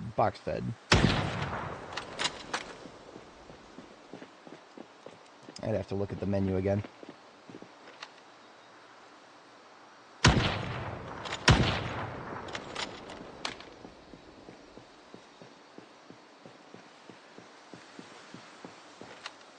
Still getting some frame rate drops here. Couldn't tell you exactly what's causing that.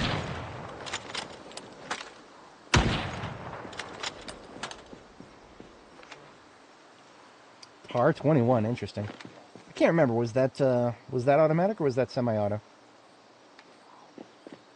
I remember trying it and I remember not liking it. That's the only thing about it that I remember.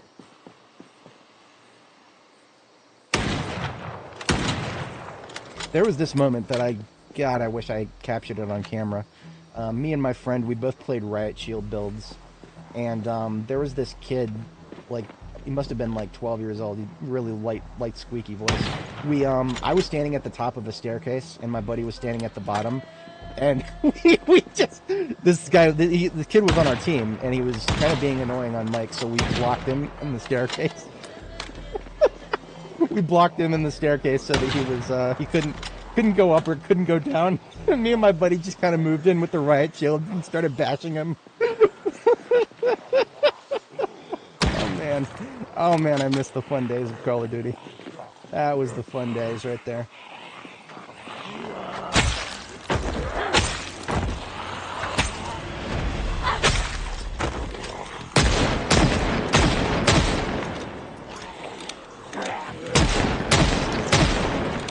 We probably won't be able to sustain this.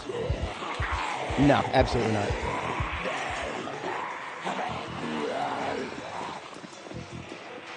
That's okay.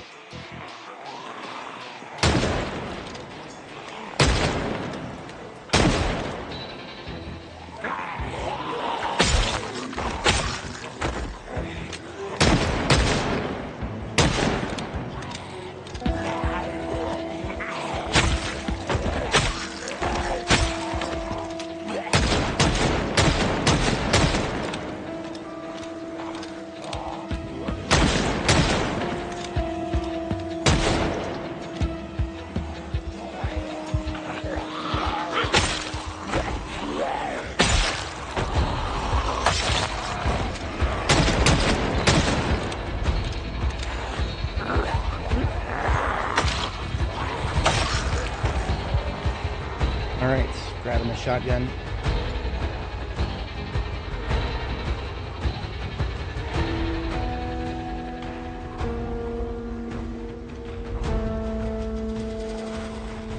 And you know what? I'm going to try to grab a couple of boxes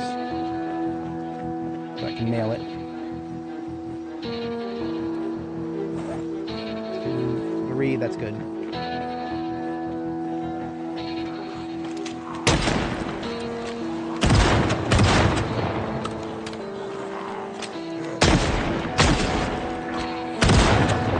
We are very hungry.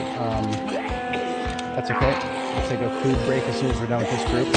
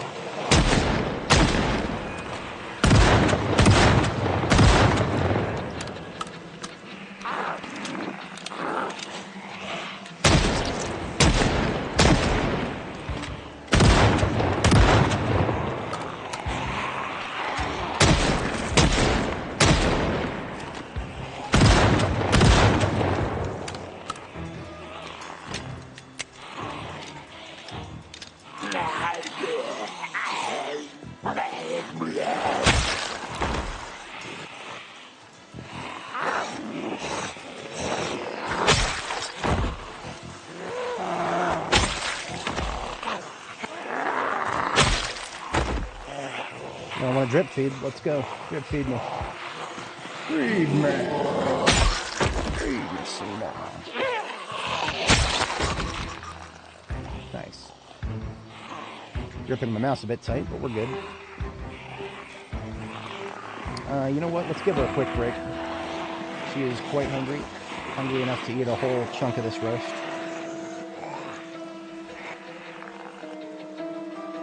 And the slow ones take that long to get to us anyway. We even gave them time to group up.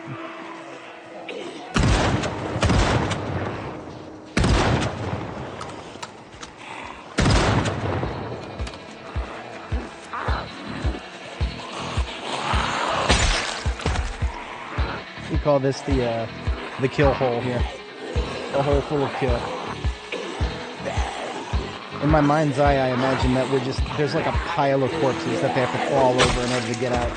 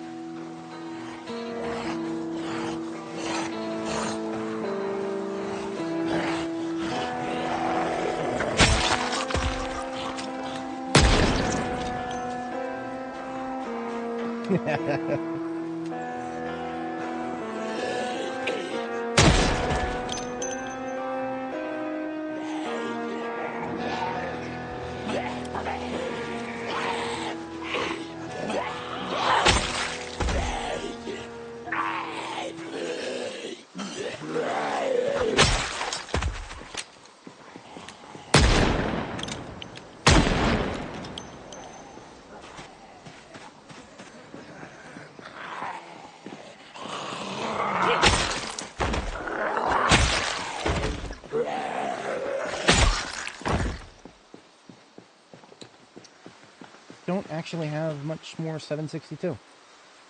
This is our... Wow, we've got none left. There's no point in me equipping this. We've got like 6 shots left total. I'm going to go ahead and open up these boxes of shotgun.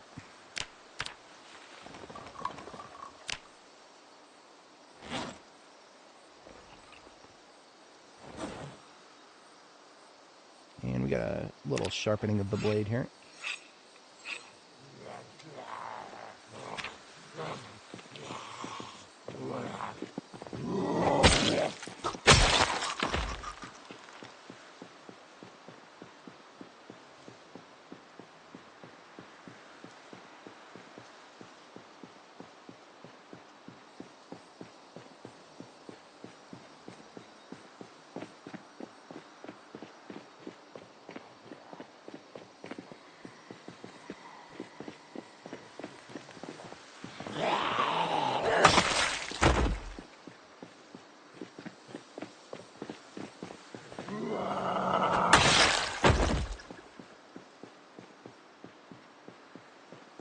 Looks like, what is this up here? Tarmac? Well, obviously this whole place is the tarmac, but what is this particular road? Ooh, look at that. Airport flight catering. So there is a, whatchamacallit, there's a step van unique to the airport. I did not know this. I knew there was some, so I've seen the Franklin Pauline, we've seen plenty of the shuttles. I have not yet seen any of the D6s that I'm reliably informed exist. There should be a bull driver and a D6 that's unique to the airport here.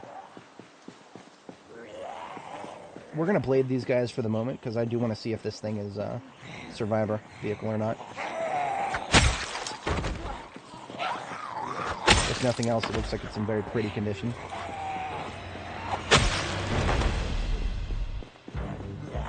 And I think that's the key on the floor right there.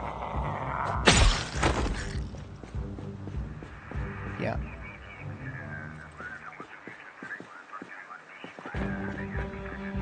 More than anything, I want to see the battery and the gas. Yeah, it's a survivor vehicle. We can just jump in this thing and drive it away, which is exactly what we're going to do.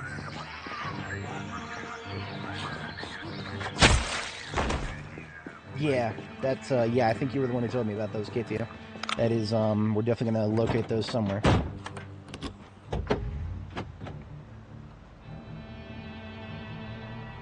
How's the trunk in this bad boy? 191. It's in great condition. So this is a local use looting vehicle is what this is.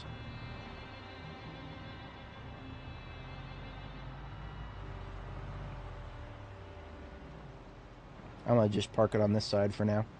Eventually, there's no reason not to go ahead and blow a wider hole in the fence here so that we can just drive through freely. I'm going to leave it running to charge the battery a bit. And I think we can unarmor for now until we get another big encounter. I'm going to take the heavy armor off so that she's not miserable. The new paradigm with armor, I don't know if everybody got the memo in this, but basically ever since they made it so that armor only, or sorry, that discomfort only increases stress instead of unhappiness. That was a massive blessing in disguise. I was skeptical of that at first, but now that I feel how it actually plays. Basically, if you kill zombies fast enough, you'll cook off the stress before it actually builds up to anything negative. So it's a lot better than it used to be, because discomfort means nothing if you can just kill zombies fast enough. Because every time you kill a zombie, that burns a little bit of stress. So, I mean, you may have noticed we never once got the stress moodle here. And that's because we were just killing them fast enough. So, I mean, I could be wearing a full set of armor if I wanted to. Like, we're talking like, I could do a white knight set of armor right now if I wanted to. Fuck, I could probably do the black knight. And I'm, by black knight, I mean from Monty Python. Yes, that does exist in this game. And I never would have done it before, but now, I mean, what's the reason not to, right? Aside from the fact that you can't wear a backpack if you wear the full set. So I would never wear the shoulder, the pauldrons. I suppose if we're going to explore this place, we could take the catering truck. This is the only one we've got back here so far.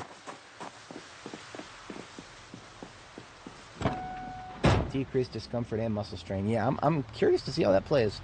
The next character that I create is going to be a fire officer. So I'm going to forsake my early game strategy of relying on short blunt. And we're going to do a fire officer, which means... Now, that being said, I might still use short blunt. I think if I have a fire officer, which is strength 10, fitness 10, and even on top of that, muscle strain is degraded a little bit, I don't think we have anything to worry about. But we'll see how that plays out. As per usual with my strategy, if I have to fall back, I'll just fall back.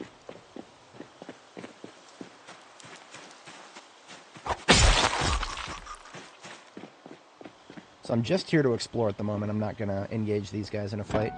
I like how the catering van has, like, nothing in it that's edible other than booze right now.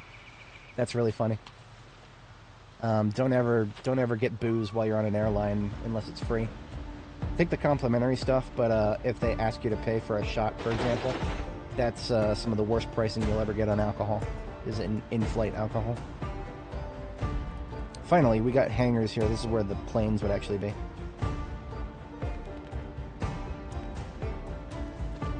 And of course, looted and trashed. Not a plane in sight.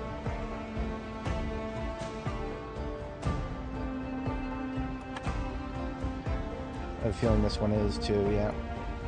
It's a 50-50 chance every single time.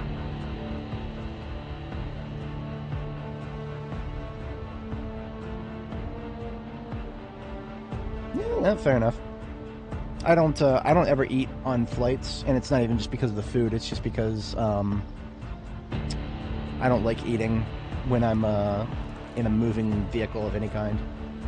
I don't even have motion sickness that bad, but I prefer not to eat. Ooh, the airport security trucks have light bars. That's good. That's really good. And there is a way into the back here. Okay. That's great.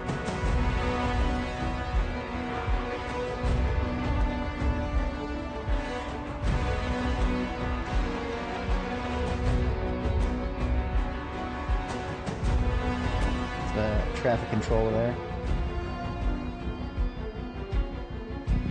I was curious if there would like be any planes, like actual visible planes. It'd be kind of cool if there. I mean, like I know the devs would never let us fly them, but it'd be kind of cool if there actually were some.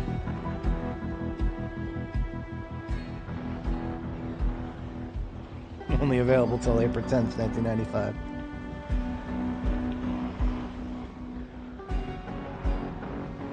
Are any of these not looted and trashed, I wonder? Oh, this one's not.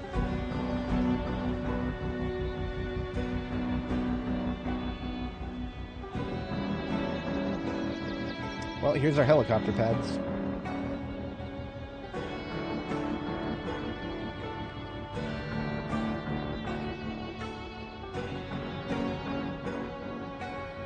Here's the actual runway. If there were any planes that were not in the hangars, some of them probably would have taxied up here, but yeah, that's what I was thinking, broken down stuff.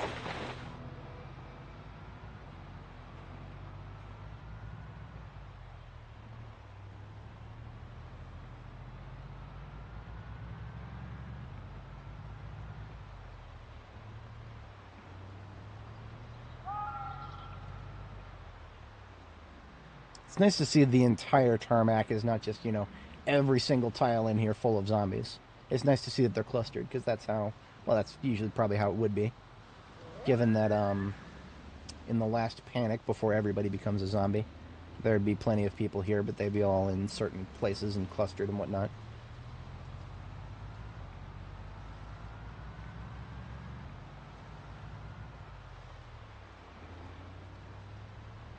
We are ready for liftoff. What's going on here? Bunch of shadows and marks and whatnot. Some frickin' lunch break over here. What are you assholes doing? This is not allowed.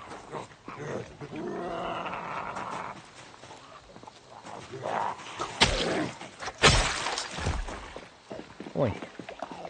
Get off of her.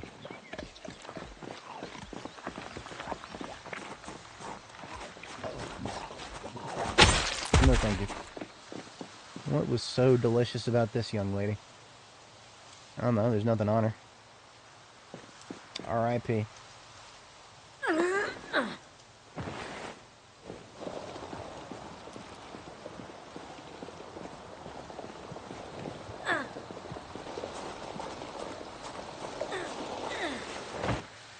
Do I really need to have the entire tarmac clear? No. But, I don't know, there's a part of me that feels like it should be kept clear. Who knows? Maybe there's other people out there who survived and they're actually able to fly.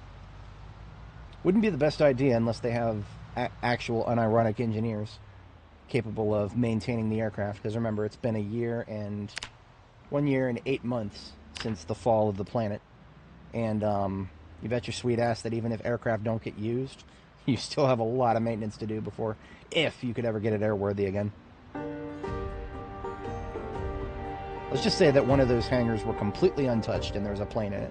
Well, first you'd have to siphon all the fuel out, and then you'd have to actually get some real fuel mixed back up. Because all the fuel in there would be dead if, I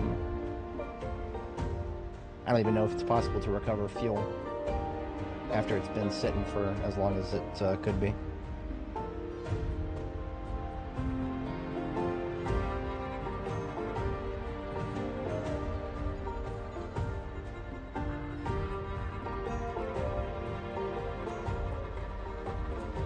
I have been waiting my entire life to kill the assholes on this side of the fence.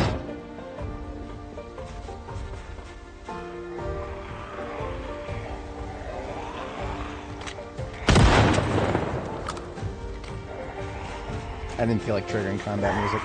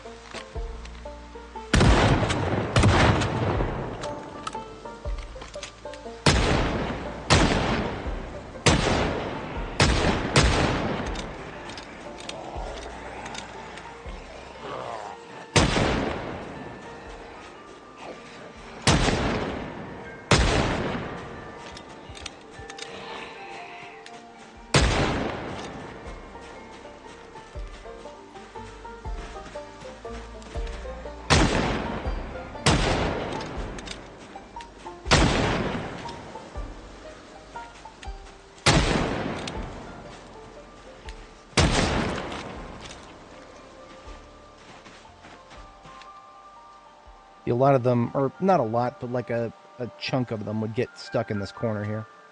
And I had to deal with them standing in the corner making noise for God knows how long. So it's very cathartic to finally wipe them out. This cop zombie probably has a handgun on her. She had a holster. Mary Jane Lowe. She had a double holster, but nothing in them. Thank you for your not service weapon. I guess her service weapons were out of service.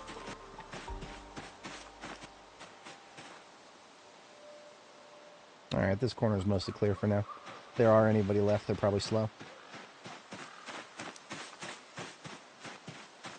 Yeah, like these guys.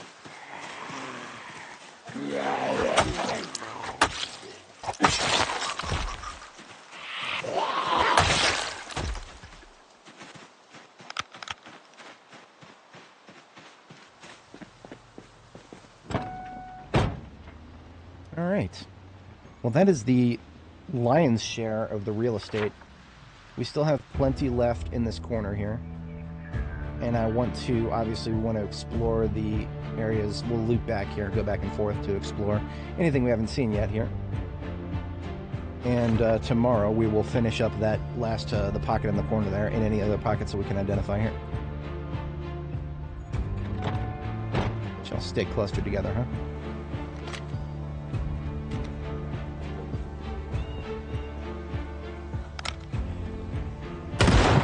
Triple kill. I'll also bring anybody else who's in the forest moseying this way. Like those guys to the south.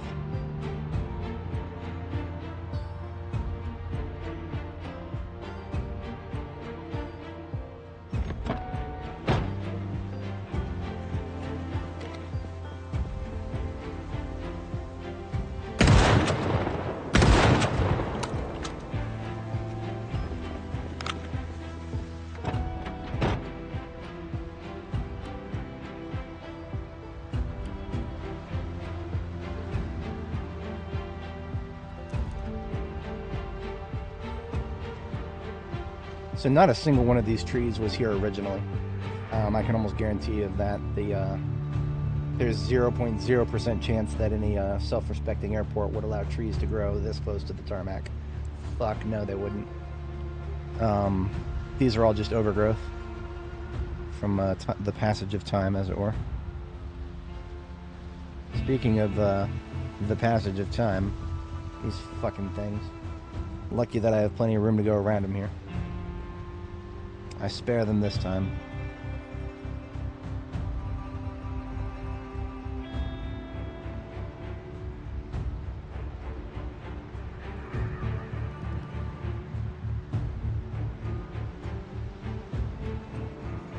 Taxiway here.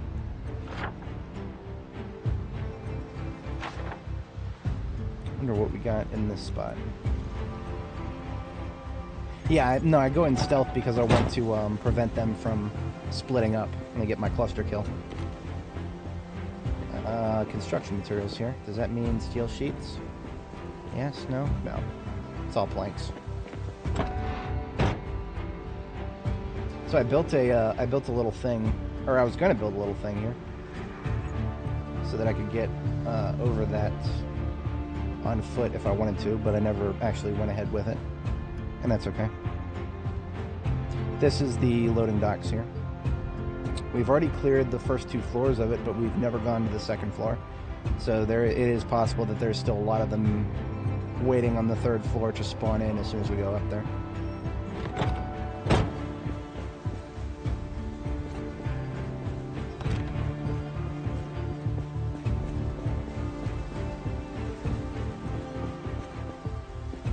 Nothing of interest here, mostly garbage. Some steel sheets, yes. I'll hold on to those for vehicle repairs, because there's a few unique vehicles out here that I'd like to get.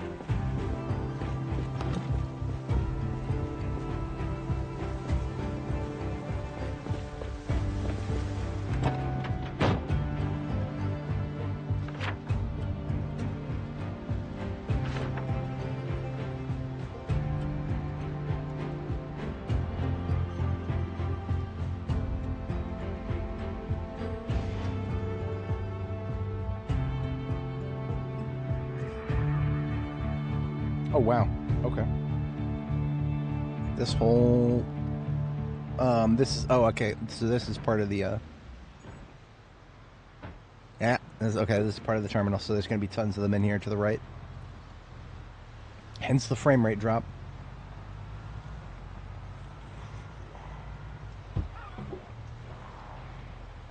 Now, what's great about this part is when we get everybody who's in this building, when we get them all to come outside, we will be able to pull them out into the taxiway somewhere out there where it's nice and wide open, and plant a bomb out there somewhere.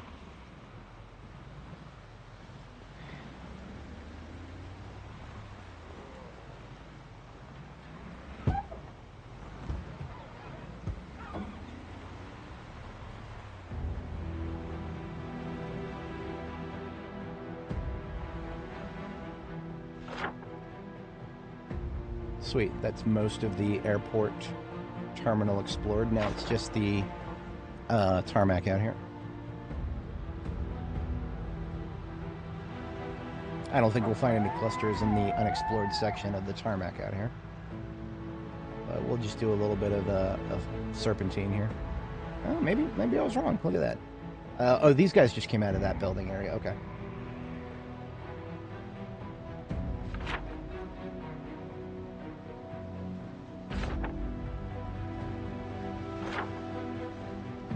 Go over here, take a right on this road.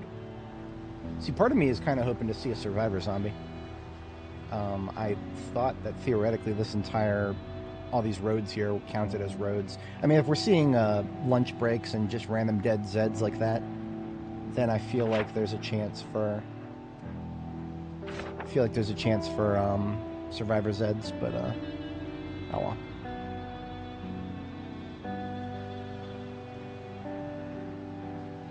Oh, look at that. That's the proper ATC right there. Air Traffic Control Tower.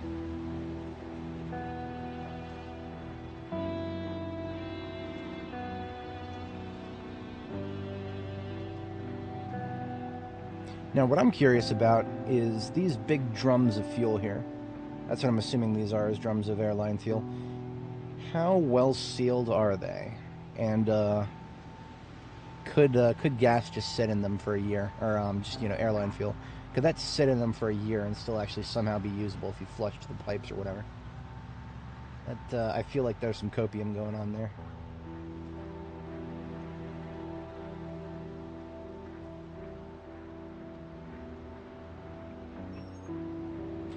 I particularly enjoy whatever employees tried to drive back here and just crashed into each other right in front of the pumps. 10 out of 10. Would never make it again.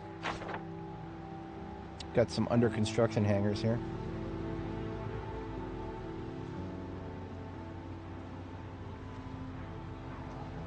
And this is where they just gave up on hangars and got parking spots for individual aircraft. Should take the last of the unexplored territory from this side. So there's just that little chunk right there that I missed. I don't feel like missing a spot, so I'm gonna finish up what we started here. Exploration. Even if it's airtight. That's interesting. I always thought that if it was, like, you know, completely airtight, sealed off from the atmosphere. Because I know that gasoline evaporates when exposed to the atmosphere, and there's also other chemical reactions that'll take place over time.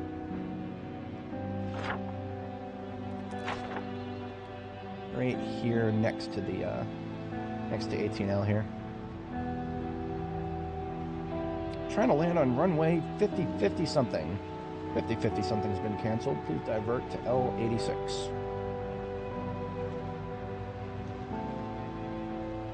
I think that was it, just that chunk right there.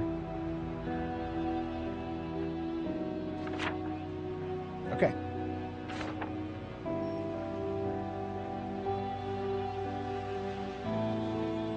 We now have the entire airport explored, which means outdoor zombies will have all spawned now.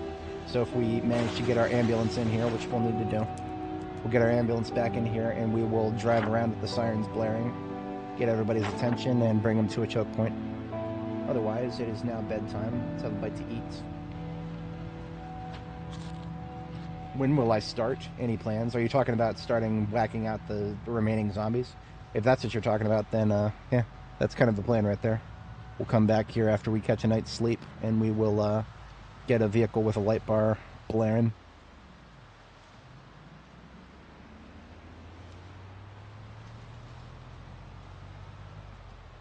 We'll also remember to bring our sledgehammer with us next time. I had to use the red sledgehammer to make this hole down here.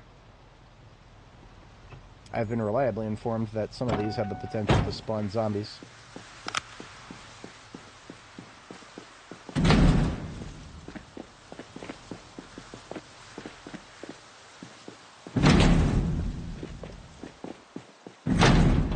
Now, if that's true, why are they not attacking the doors right now? Do they only spawn in after the thing opens up? If so, fuck you, Andy Stone. That's my opinion on that. So I'm going to go ahead and leave the step van here until we come back with the sledgehammer to make a wider hole. Put the mask back on while we go through the stink zone here.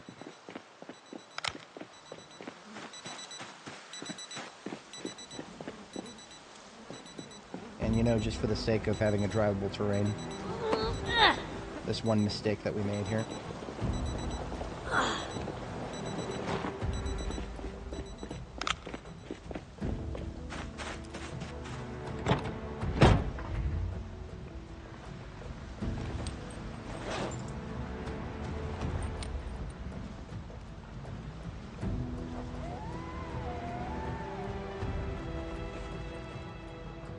I'm willing to bet there's still a few stragglers in the parking lot too. We'll come back and take a look tomorrow.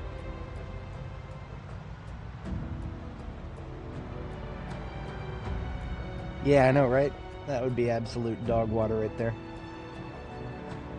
I mean, it's... Okay, so I proved a couple of streams ago that even if there are tons of Zeds on the other side of a sledgehammerable surface, if you're fast enough about it, you can make it out. Like, you can actually sledge a door and then... Or, like, sledge a hole in a wall. I prefer walls over doors.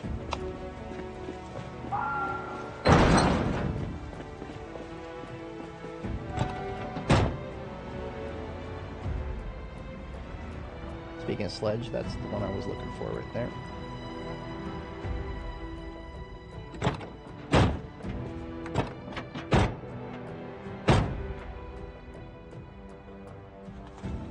As an overnight task, I'm probably going to go take a bath.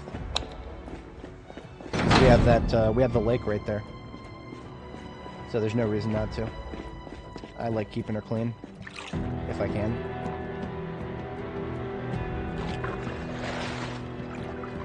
Alright, bedtime.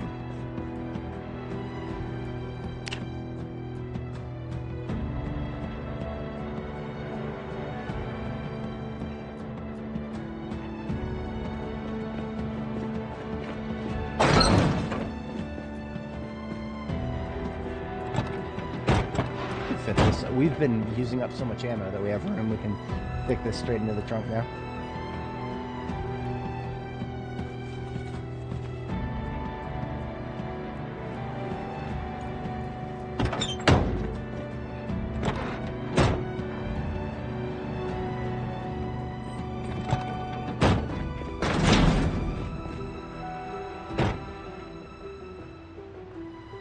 Right up here, and on the right, is the other side of the fence from where we were going into the woods there. I do believe parts of this area maybe... Yeah, wow, look at all that. Okay, never mind, backing up a little bit. Those actually are probably respawns, to be honest. It's been a while. It's been long enough since we've cleared this area that, yeah, unfortunately, we're in respawn zone temporarily.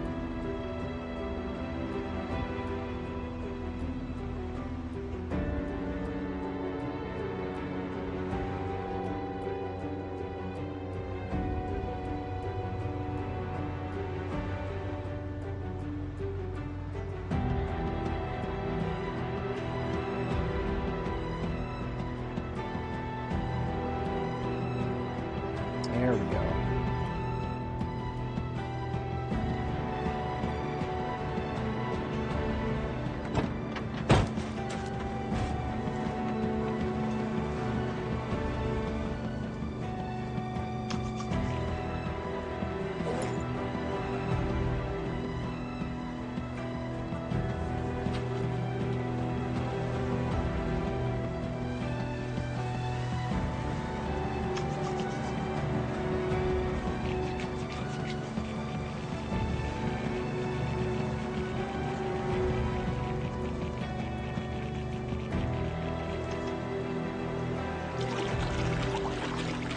Took a little longer than anticipated because we did our armor as well.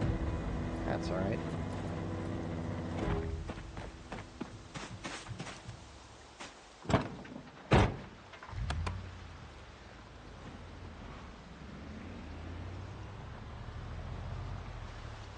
Still in rapid weight gain. Go ahead and have some chips anyway. Plenty of junk food to replace what we just ate.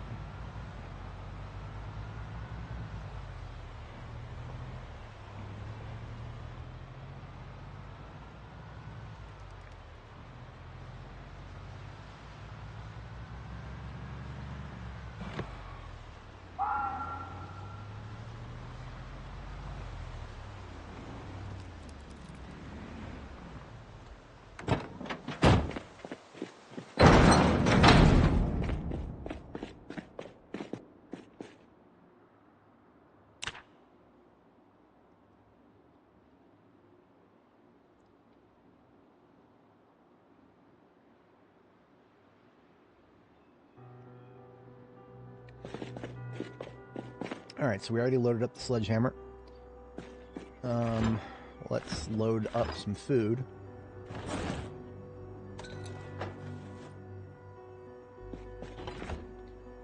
This roast is only going to be good for 2 eatings, so we will supplement that with some chips. And these chips replace the ones that we ate from our passenger seats, because I need to have backup chips.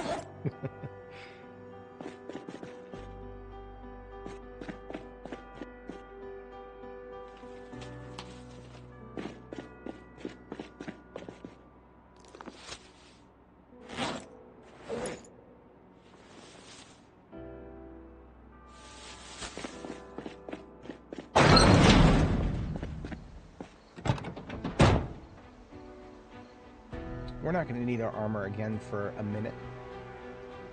So I'll go ahead and put this away for now. I don't know why sometimes these thigh guards don't dry.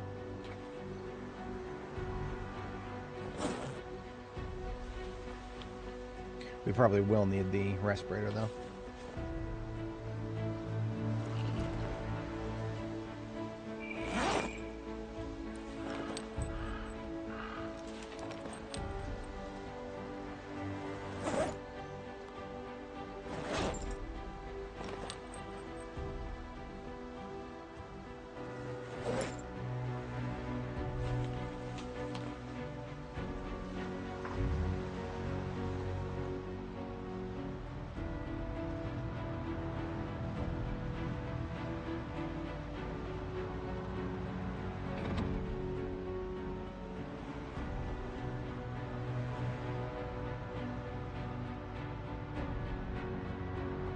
Alright, let's plink any survivors, or whatchamacallits, any stragglers out in this parking lot area. There should be very few. Yeah, see how the ones that were lined up in the shooting gallery up here? We basically pulled all of them out back. Oh, you know what? While we've got a free moment, I would like to allow anybody on the lower floor here to come out through this previously unpassable gate. So I'm just going to crash one of these gates really quick. Oh, look at that. I didn't realize that this straight up went through there. Cool. Okay. Nice. I needed to make a hole to get in, and there's our hole to get in. Great. I would prefer to do it 4 wide, but we can actually squeeze in with a vehicle through here. 2 wide is enough for that.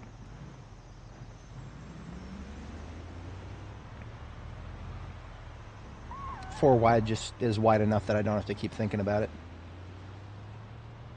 Alright, so I don't really need to sledge another hole on the right side there. We're good.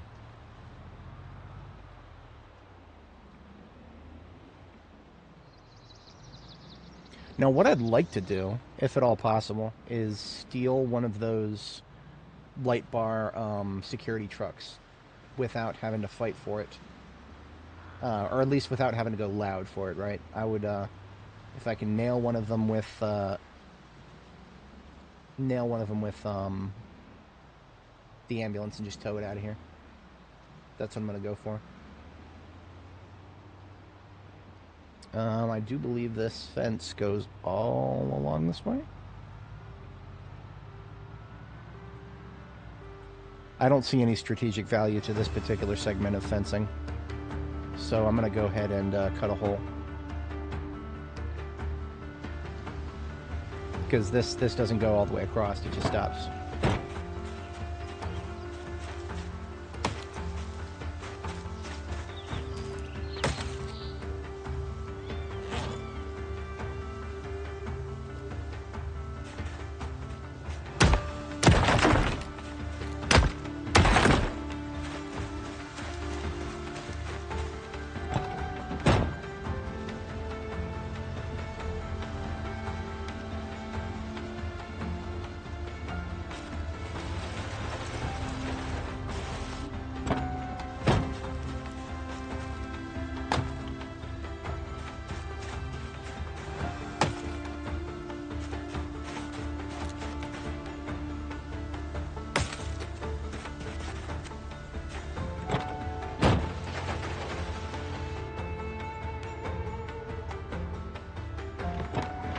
Are you all ready for a South Park moment?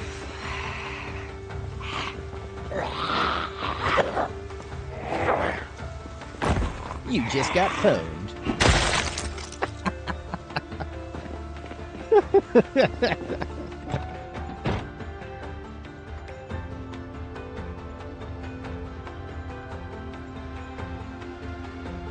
Okay, this is going to be hard. The vehicles that I'm looking at are up here on the right. I mean, let's just give it a minute for the muscle strain to go away, and then let's mosey up there quiet-like. And by quiet-like, I just mean let's not use firearms. I can easily sword this group without breaking a sweat. Yeah, it's a question of where to kill them. But I do want to give the muscle strain a minute to go. What do you mean? Now we play the game.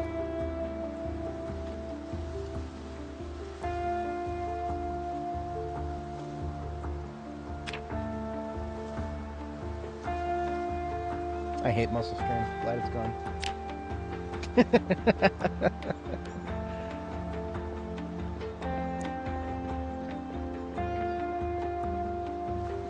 Man, I remember when that was an actual buff that you could cast that cost mana.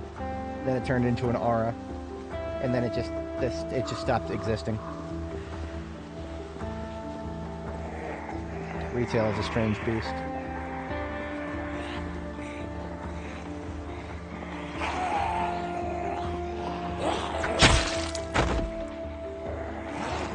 My sword holding up. Oh, it's great. 9 out of 10.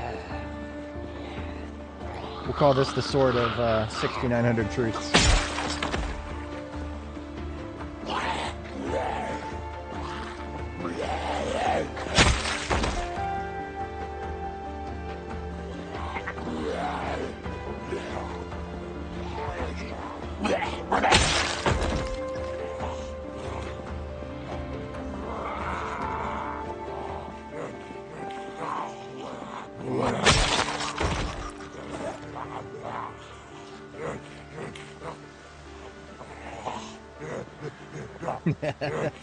Yeah, Burning Crusade was my jam.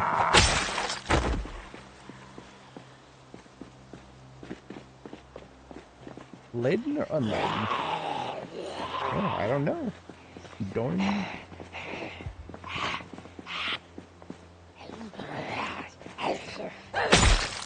Alright. Let's sneak and see what we can get up here. Nobody gonna be popping out of the building. That's great. All these look to be in beautiful condition. No, nothing, no battery or gas. No battery or gas.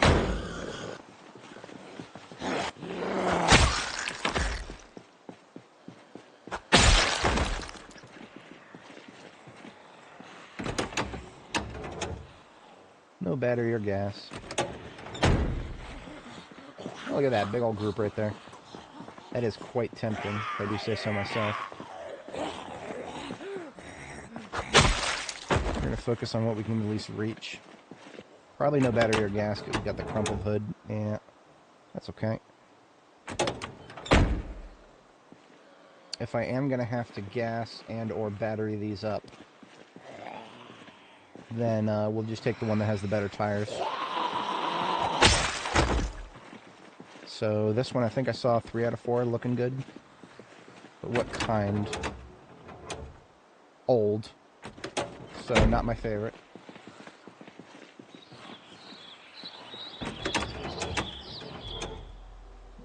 Also old. Also 3 out of 4. Brakes are reg. Yeah, so we got 2 D6s. Slash roll 2 D6.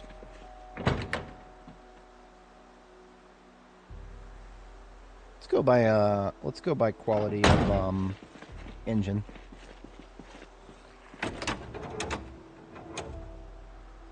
$93. Holy shit. That is an instant grab. Did we get keys for this one? No.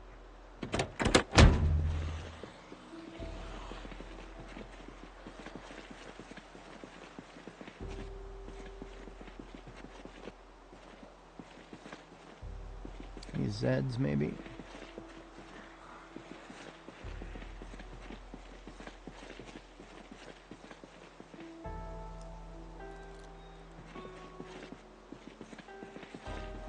Boy, I didn't give you permission to get up.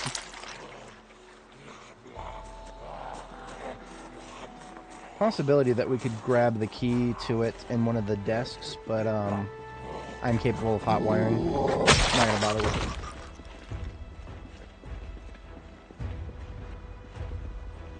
Yeah, I'm just gonna hotwire. It's fine.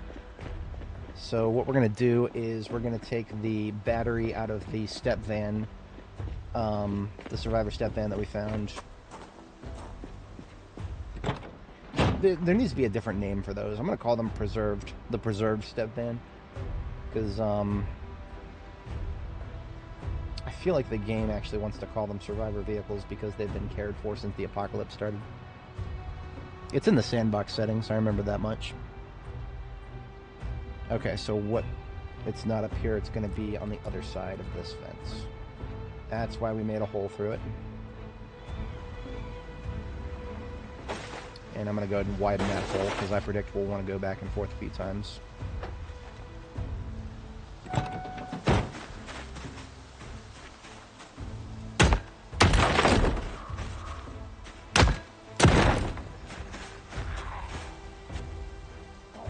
Are you about to get pwned?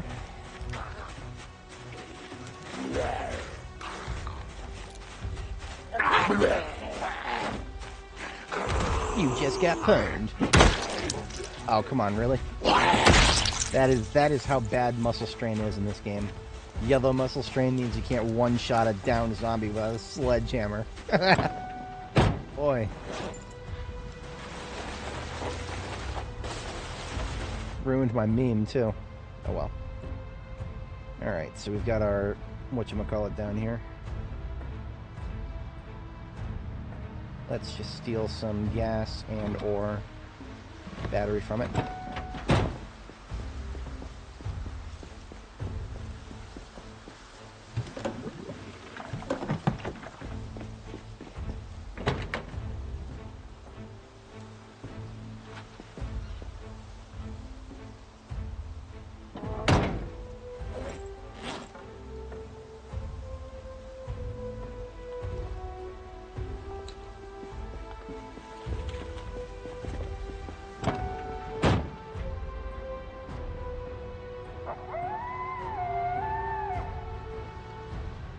Yeah, I am hoping that at some point we'll get a new, we'll get a chance at the race cars on our new character.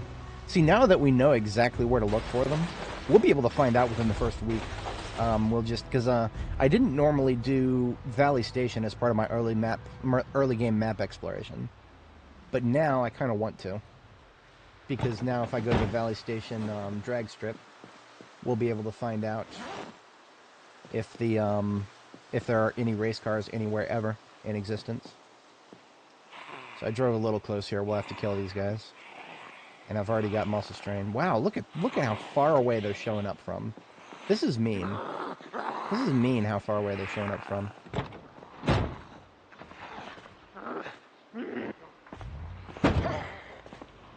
We just failed to start the engine once, by the way. That's how mean this game is.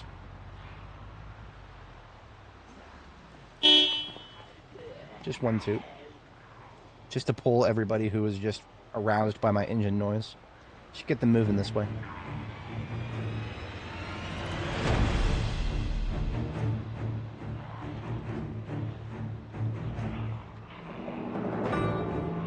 We call this the old ding-dong ditch.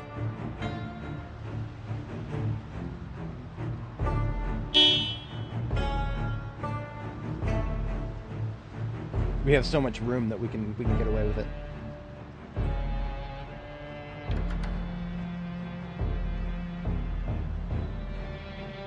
Very rare that we would have that much room in a Louisville adjacent area. That's the power of having a tarmac and a taxiway available to you.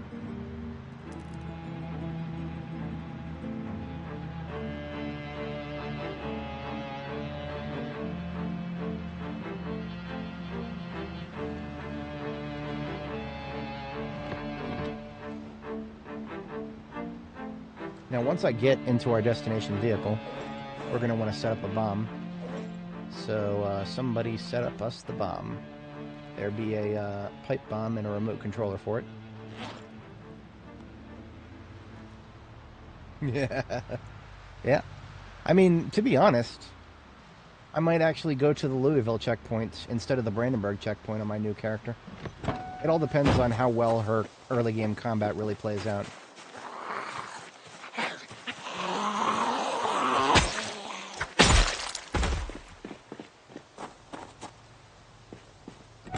I mean, my next character, I think I'm going to call her Diana the Drifter.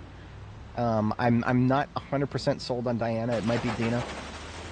Dinah. Go continue with my Attack on Titan naming schemas.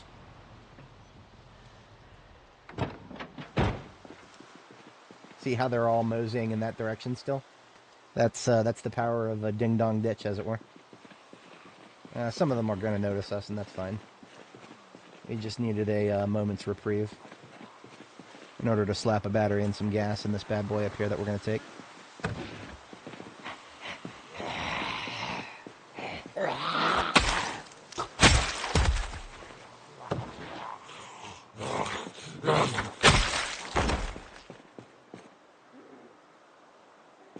Is that an adult actress, KTO? That name sounds familiar for some reason, and I don't know why. The only aggros are on the other side of the fence.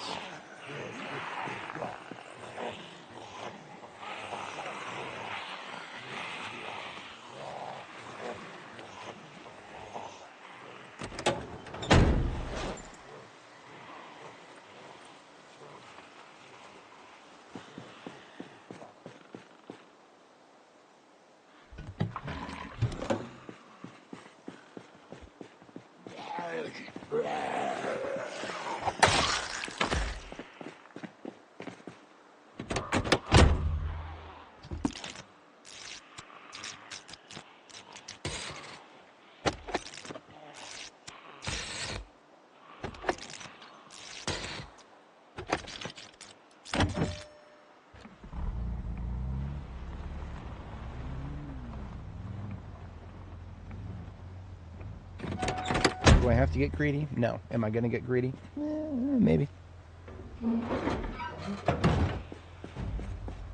I'm going to at least leave this other one a little farther away so that it'll be easier to grab later.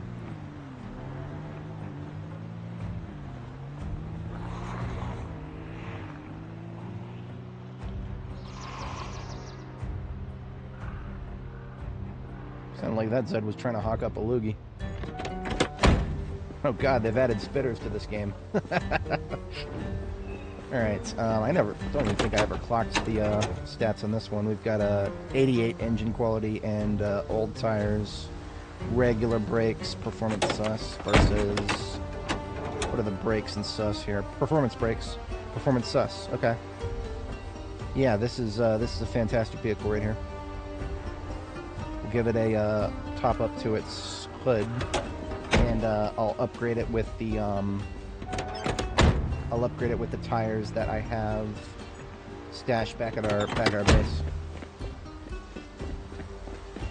Your D6 will make a fine addition to my collection.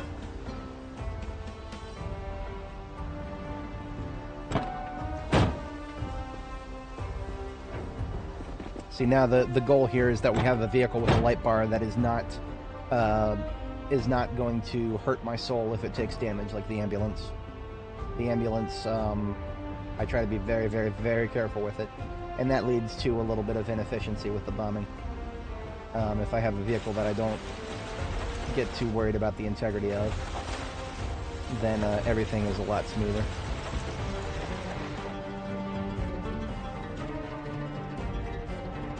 On our way out, we are getting out the sledgehammer one more time because we've got our way through over here.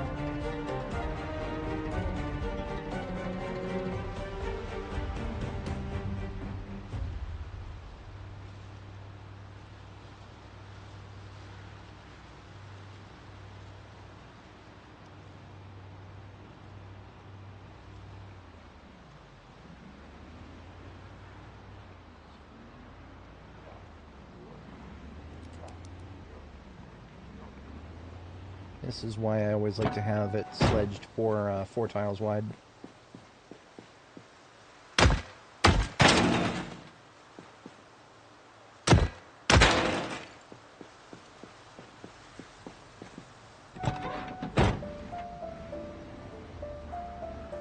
I know, right? Well, I mean, I'll be stopping and checking every single crashed ambulance I see. I mean, this ambulance right here that we're currently using, we found it as a wreck in Muldraw, and we found it there in the first week. We marked it on the map and moved on. because obviously we had to level up mechanics before we could start using it.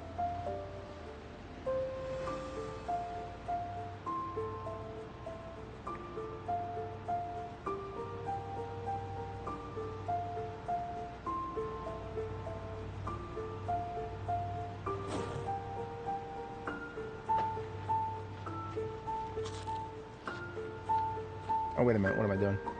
Our turn was right there.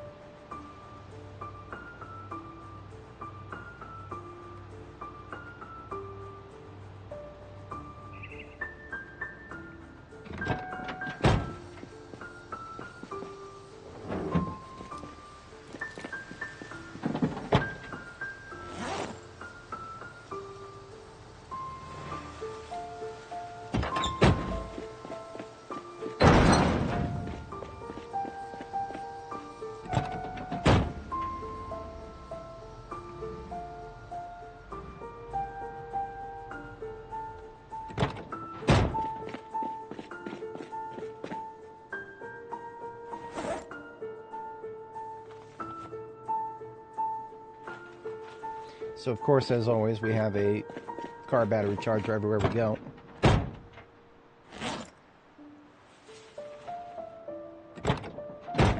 Just got to deploy it. Preferably somewhere a little far away from where we have to work, because it has a very annoying noise to it.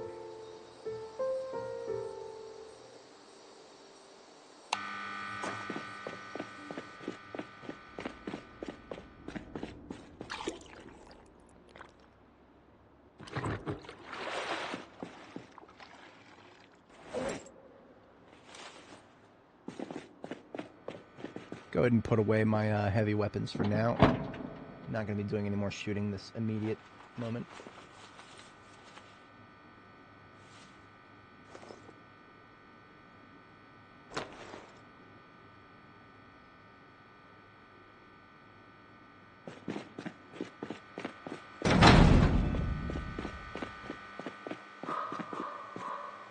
Actually, what I need to be getting out is my kit, because we're going to be doing vehicle work.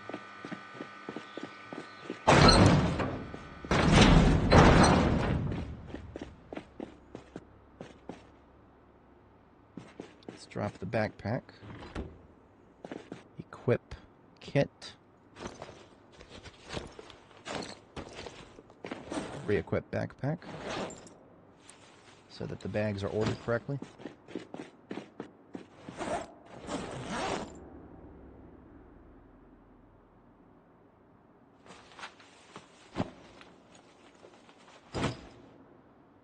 We actually have a perfect battery right there and a semi-perfect battery here.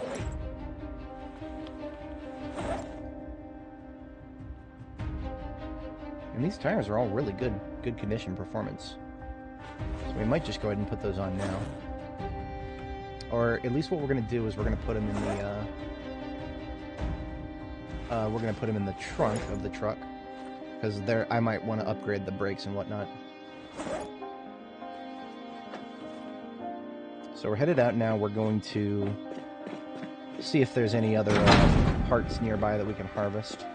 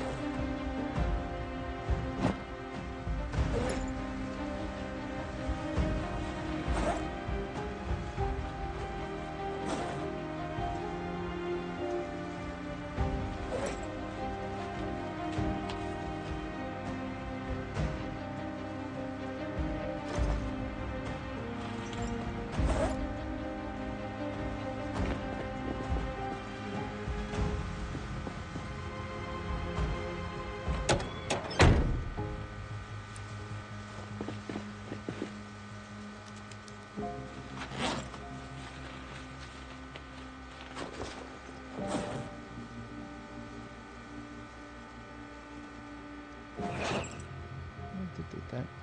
Okay, never mind. We do have a torch on us right now. And that's okay, we can use it because we have plenty of propane tanks to refill the torch with. Okay. So we can actually use the steel sheets we have to go ahead and repair the trunk and the hood here. And if either of the doors need it, we'll do those too. Yeah, front right could use a touch-up. But that's not an immediate concern.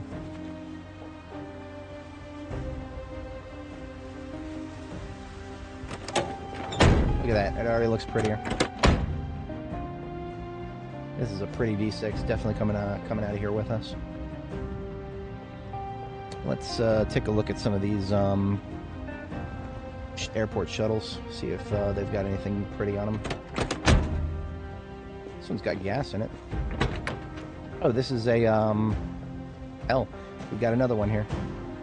Tires are regular, brakes are regular, bus is perf.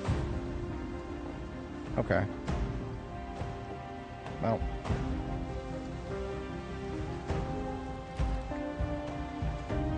Not overly impressive, but plenty of gas.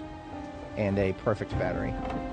We'll have to smash our way in if this is not the keys here. Yeah, that's not the keys there. Check on the floor over here, maybe. Yeah, it's fine. Once again, I'm capable of hot wiring. I'm also lazy.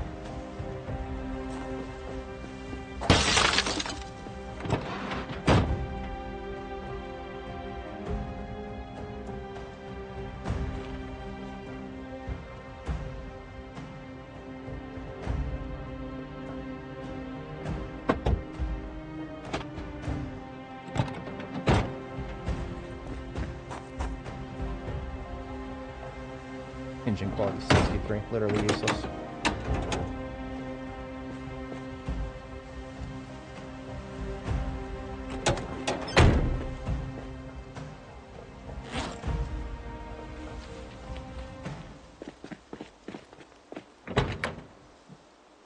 Yeah, if any, like, something like seats or maybe a new windshield, we can come over here and grab those. Take that front right window, hell yeah. That's a real pretty window. And, we're gonna steal the engine parts. I'm gonna put those straight on into this truck here.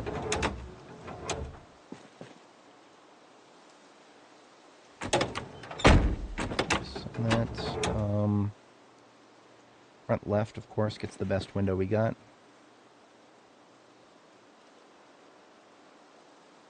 I'm gonna go ahead and repair the door, too.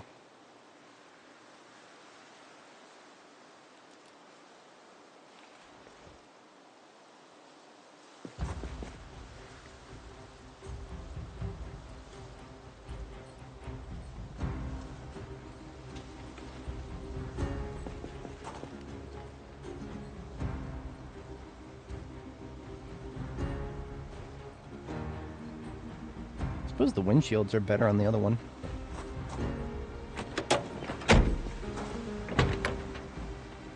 Yeah, the rear windshield is not, but the regular windshield is great. I don't know if I want performance or regular mufflers, so I'll take the muffler. I won't use it right away.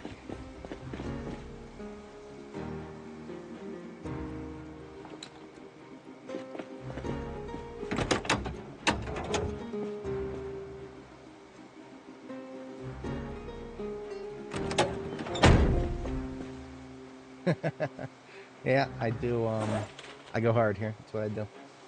Can't help it. It's a force of habit.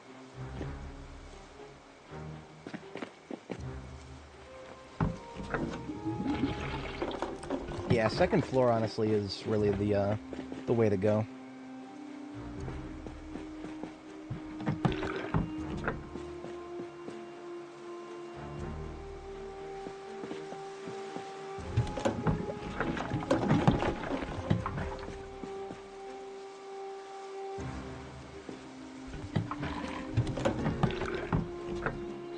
That ought to be enough gas for quite a while.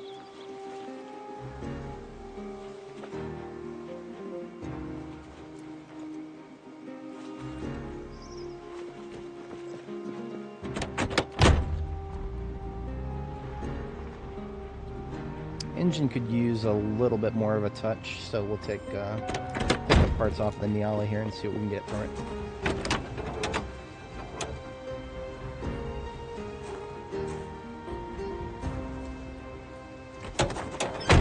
Oh, hell yeah, we got 13 parts out of that. That is way more than enough.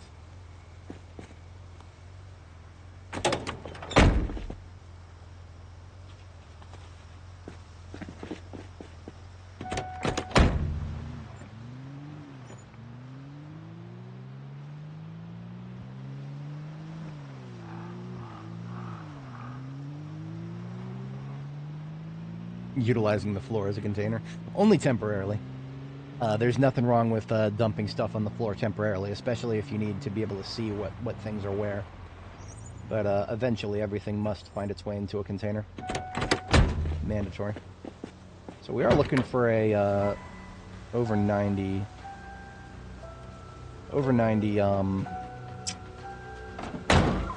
performance tire if we can find one. There's an 85 right here. Wait a minute. Brakes are performance. Okay. This whole thing is performance over here. This is a beautiful, beautiful vehicle. Let's take these tires. Not all of them, just that one and then that one. That ought to be enough.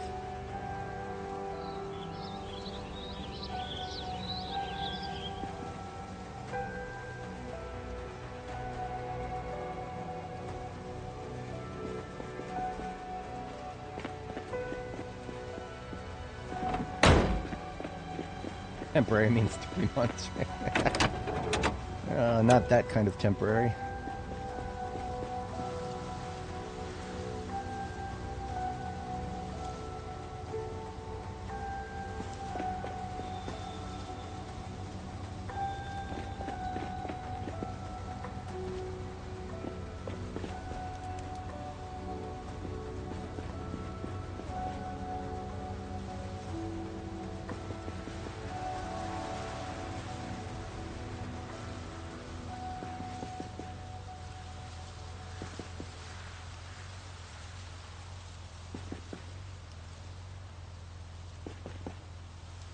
Alright, suspensions on this thing are perfect.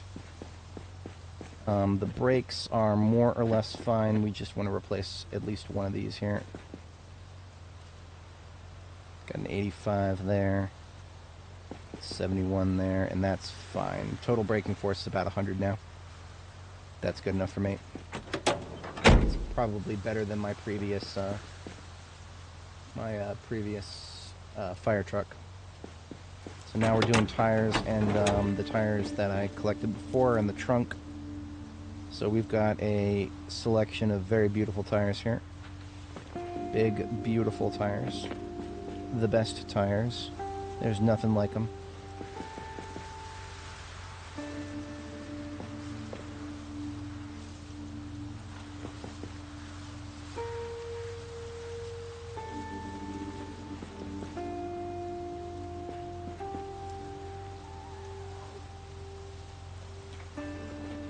And now all we gotta do is pump them up. Those are rookie tires, you gotta pump those tires up.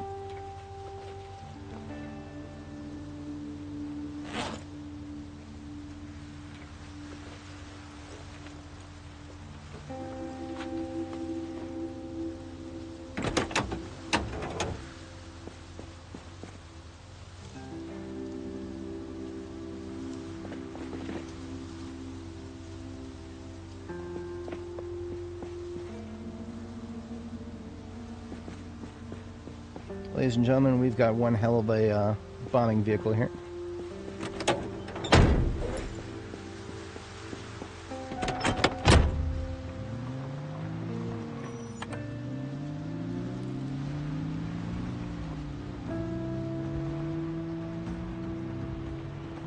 Zeds in the prison. Oh, yes. Oh man. Yeah, no, always turn 360 degrees and check your 6. Because if you don't, bad things will happen.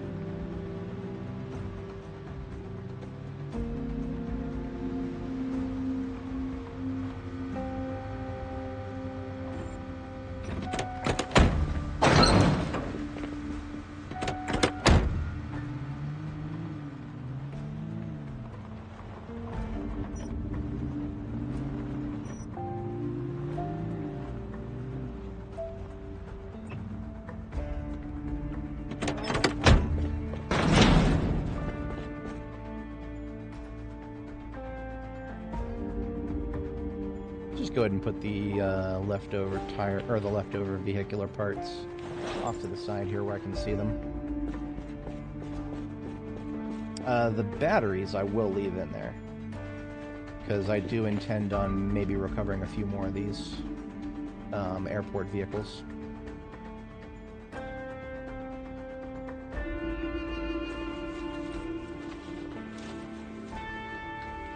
But anything that is not essential to the act of recovering them can stay here.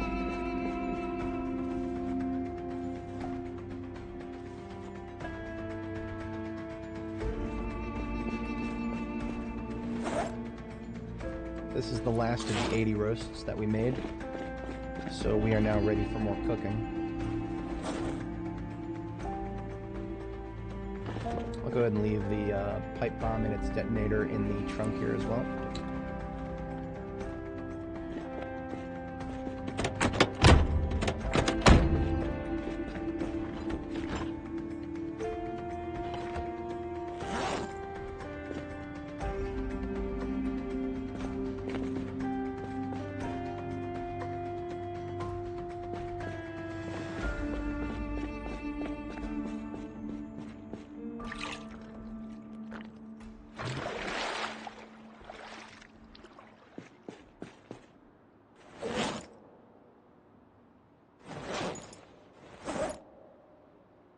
Hey, look at that, it's starting to rain.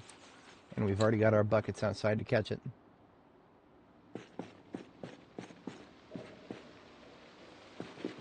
And to remind myself that this is a duffel bag full of gas cans, we'll put a gas can right in front of it.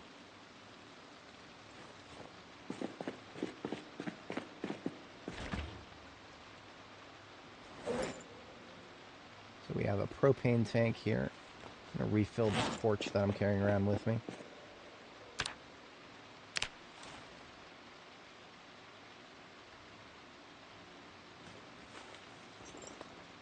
Leave this propane tank separate from the others.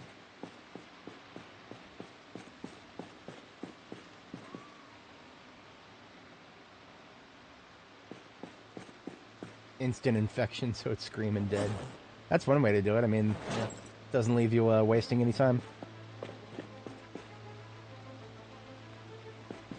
We are about 1 hour early for bed. I'm gonna look around, see if I can find some bleach.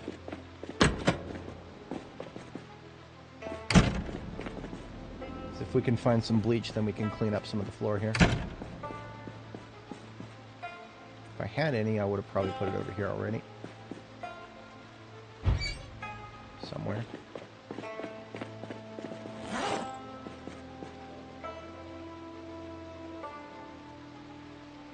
No, that's just rat poison. That doesn't count as bleach. Ooh, a lakeside painting. We can put that, that over a bed here.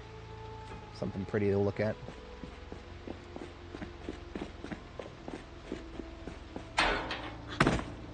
I think everything over here is paint. Literally 100% of all of these containers are nothing but paint.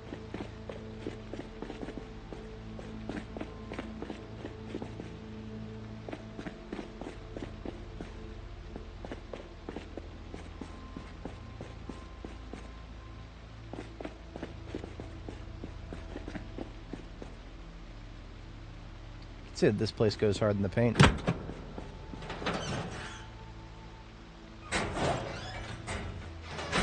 Of the, if you find reading material in these lockers, I'm going to take that for the new truck. So the truck has some reading material in case we get stressed. Somewhat a possibility.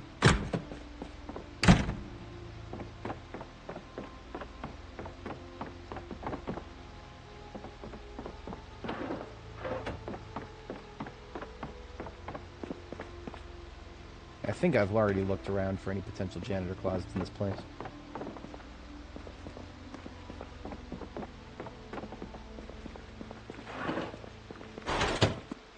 Yeah.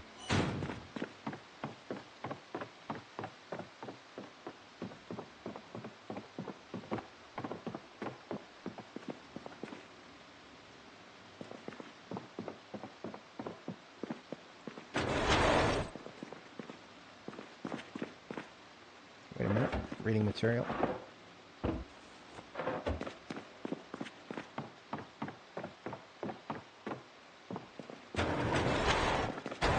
material.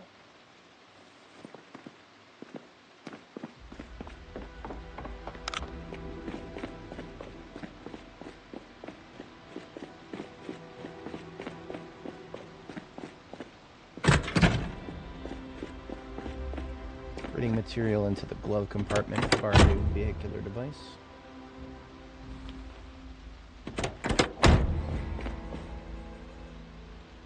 Alright, it's a little early, but I'm going to go ahead and hit the sack.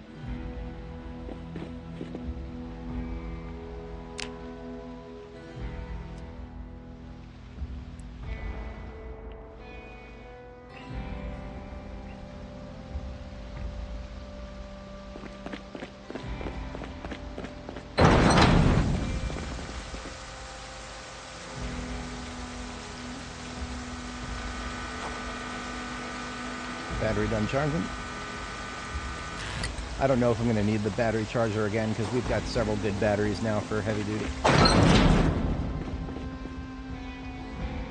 So I'll go ahead and put away the battery charger for now.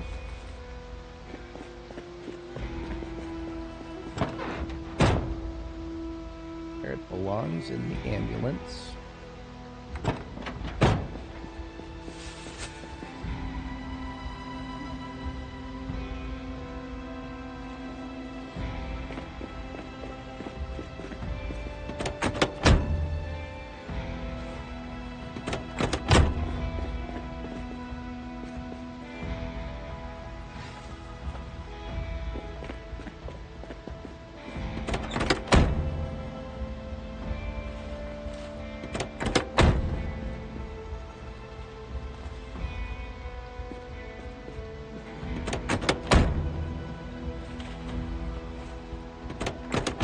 Alright, let's do some cooking. Bro is ready to cook. Got some pumpkin slices. And we got some potatoes.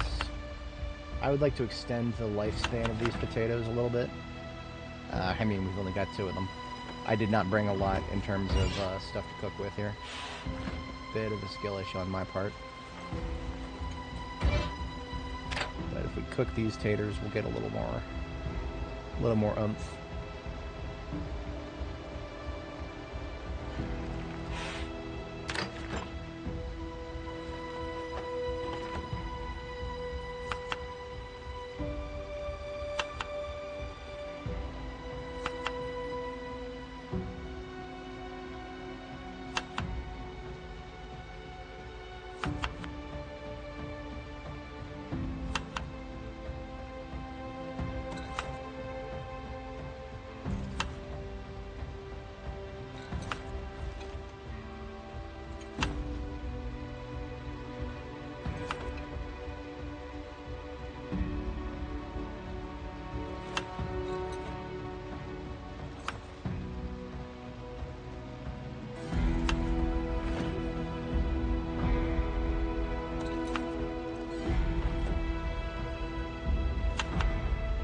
Oh yeah, these should all come out to be about 60.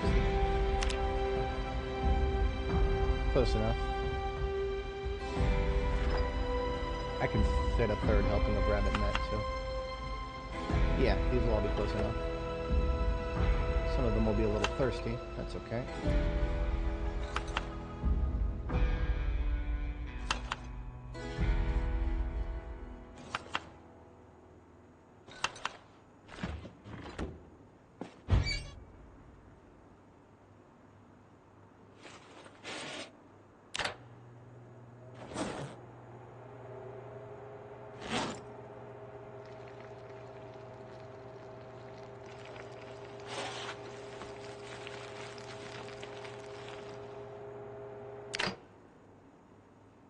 Oh, great. We got snow after rain.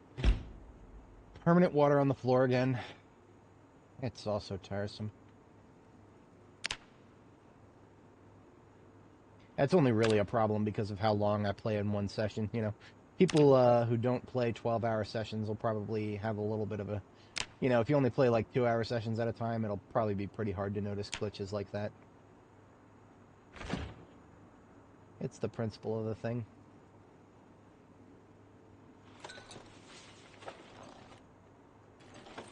That's the freezer. We want it in the fridge.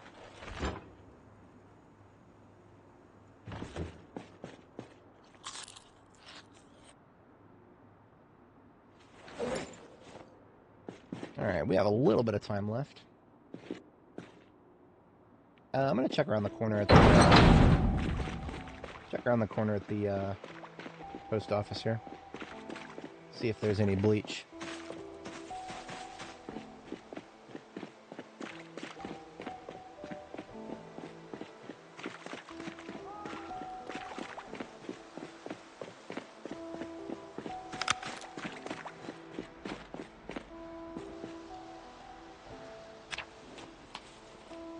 Last of the stuff I'd collected to bring over the other side.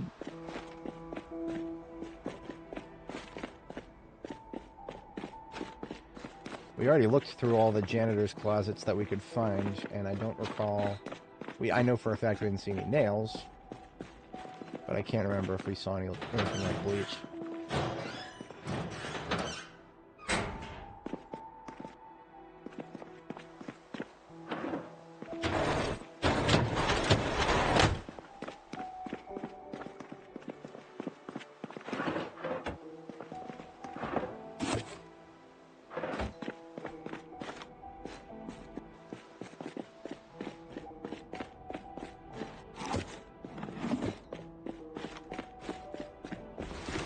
Hopeless. Okay.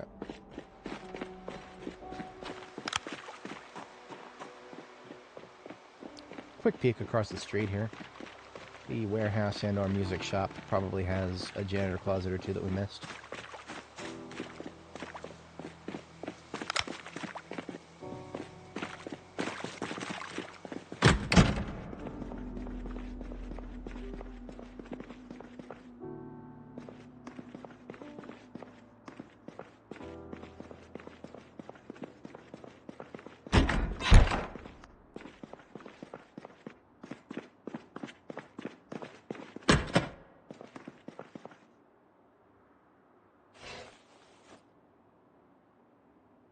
Well, all we had to do was go over here to find some nails.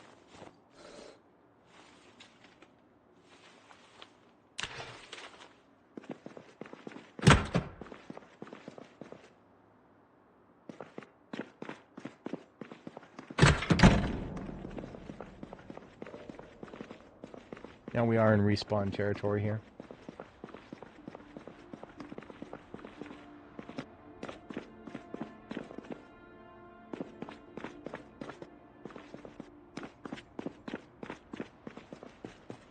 I do recall seeing some up by the corner, so it would not be a surprise if some of them wandered in here.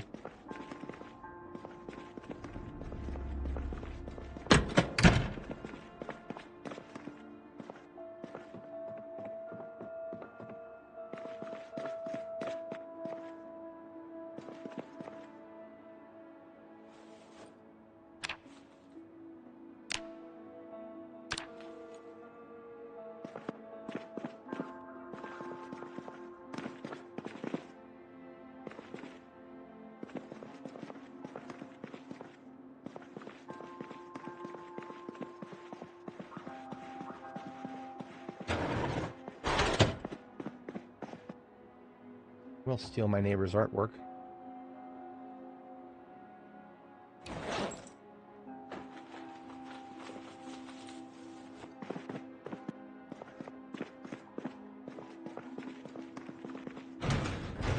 Office loot.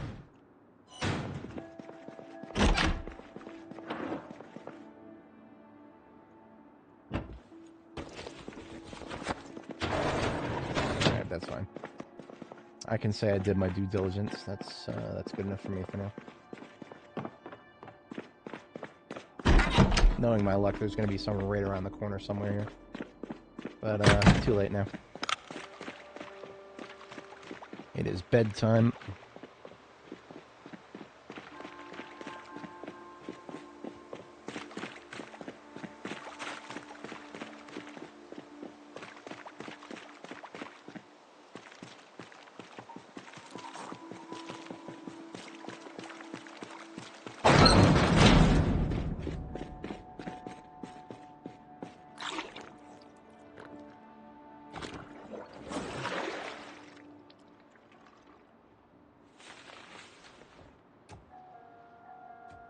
Oh, right, this is the island beach painting that can't be rotated. Okay. Goes up here, then.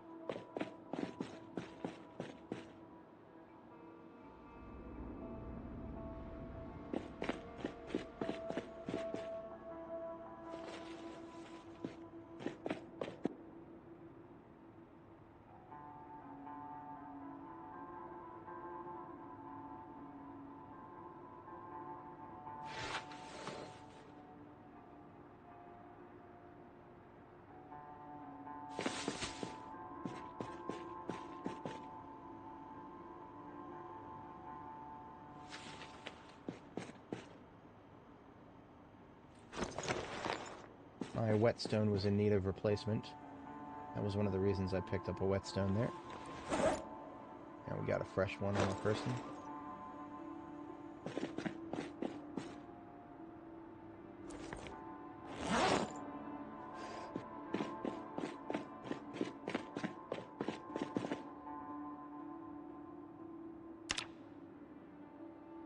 Just had your game wiped out with the new update. Some saying mods are causing a security concern. How did I don't have any mods. That's my secret. That's my secret, Captain. I'm always unmodded. Speaking of instability here, I'm just gonna close and reopen the game to get this water off of the floor. This water that is going to otherwise reduce my frame rate, which I'm not a fan of.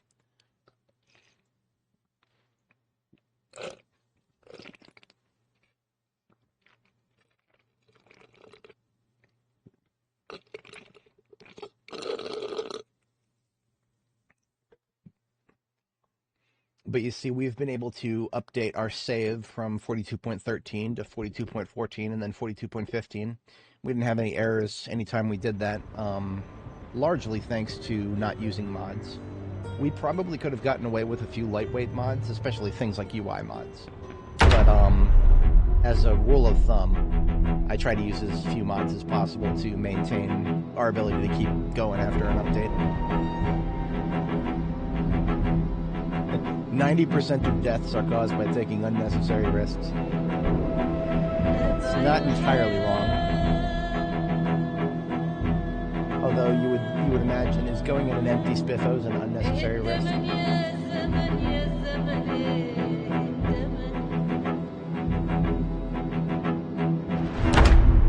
Alright, we are back, and the water is no longer on the floor. My frame rate is all the better for it.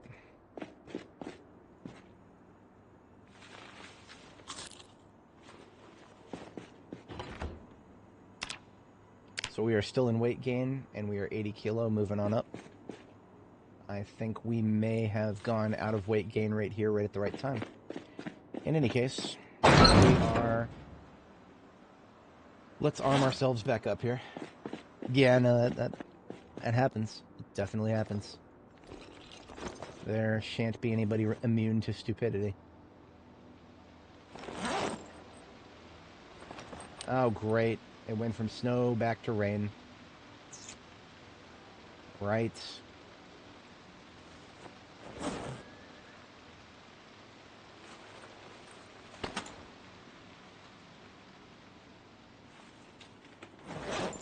You know what? I'm gonna keep the sledgehammer in the truck for now.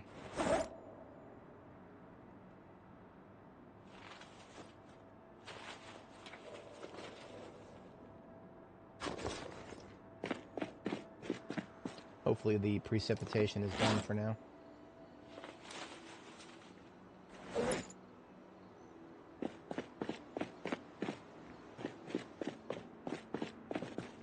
The roast that I have now is only going to last me half the day, so I'm going to take another one with me.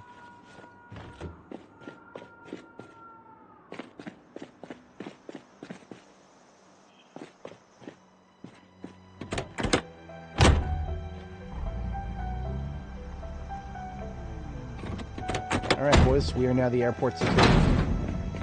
As the last person alive in Knox County, head of security for the local LVA is on me. And as head of security, I deem zombies a flight risk. Get it? A flight risk. Ah, I have too much fun here.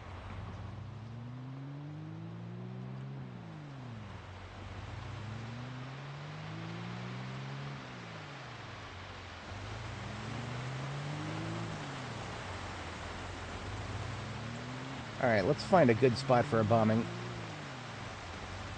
I would prefer to use a place that I can kind of use maybe the... Yeah, okay, I'm seeing a good spot out here. We're going to use the corner right here. This corner.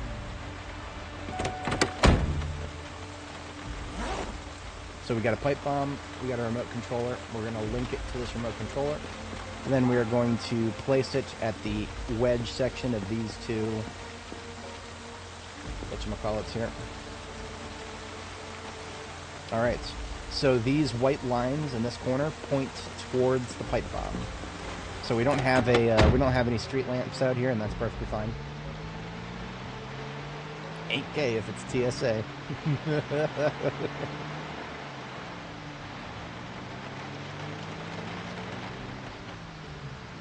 And we're going to want to attract everybody in this particular passenger loading dock area here. And that's what our rifle is for.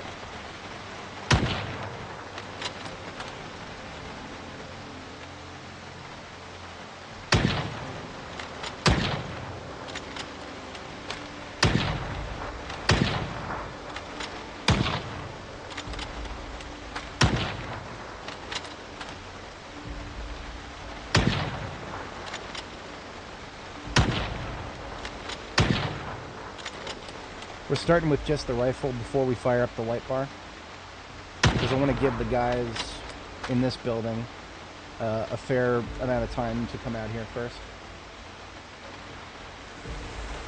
Wow, we are very over encumbered right now.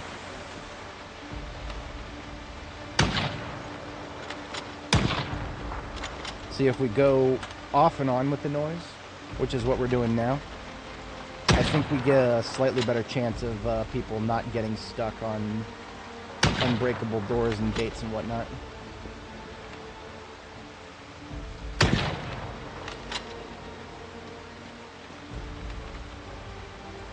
Could be wrong. Not 100% on that.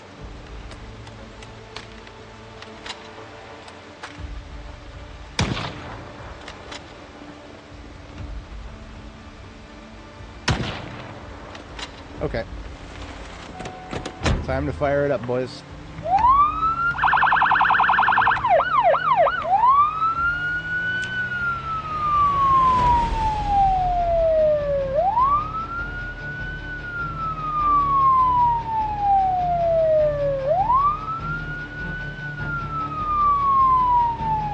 Hey! Found the friendos. You are all unauthorized. You must exit the premises. Re-entry into this reality is not allowed.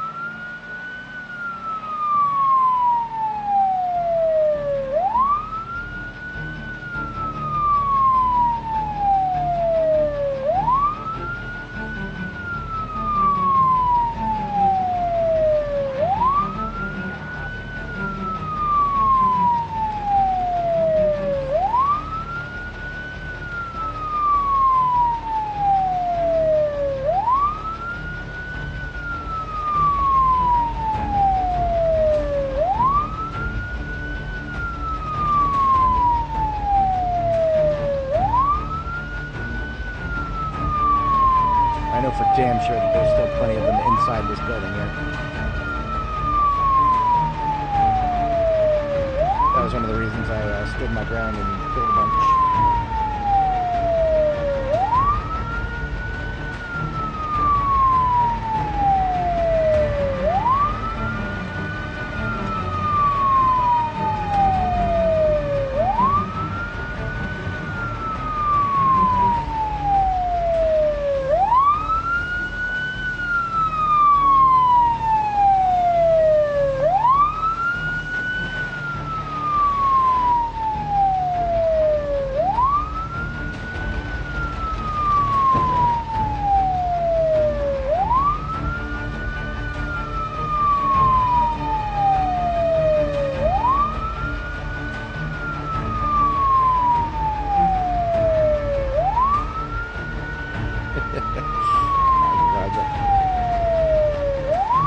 No clankers here, no thank you.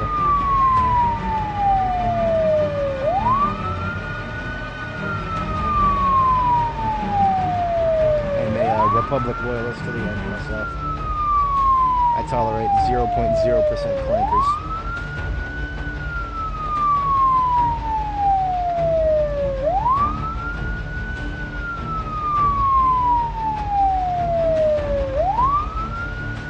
Alright, the number left in the north there in a minute.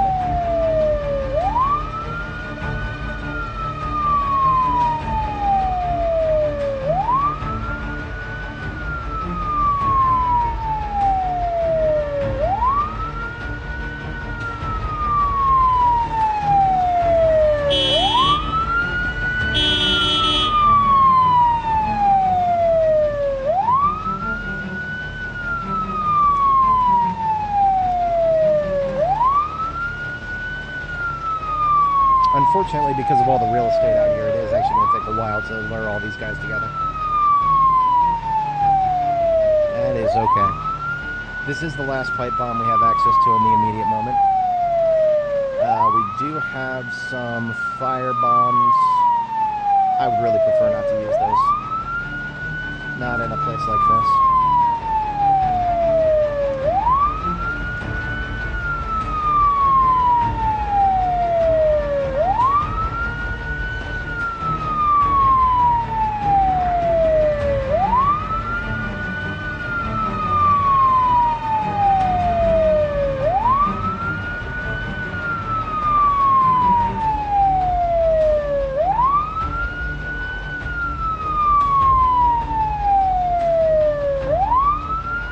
I've already been at this for 9 hours. I was afraid that I was going to peter out and lose my energy, but I did all right, because yesterday I had to cover the overnight shift. Well, yesterday. I basically had to take Friday off from reality. After I did my overnight shift between Thursday night into Friday morning, I basically just crashed and slept for most of the day, and then woke up and screwed around did a little bit of screwing around overnight, kind of like I do for my characters in this game. And then I went right back to sleep, and I actually woke up on time this morning, and I was afraid that I would be a little bit tired today, but we're good. I'm good to go for a full stream today.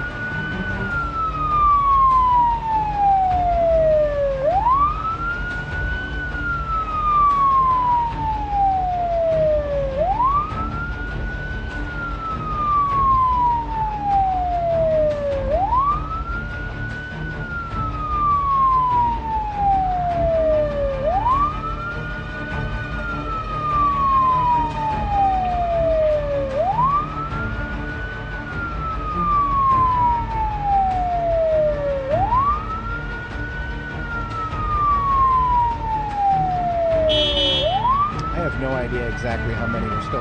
Yeah, see, look at this. Look at this. The passenger outlet right here. We just had like 10 of them just spill out of that. Fascinating. I wish I understood exactly why it took them so long to come out of that. But I'm not going to question it. They're out now. They have joined the party right at the right time.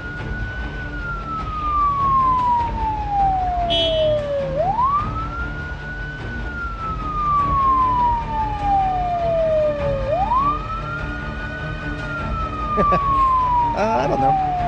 I mean, because remember, there's not necessarily definitive endpoint set to my characters. I just know what we're gonna do when the time comes. I don't know when the time's gonna be yet.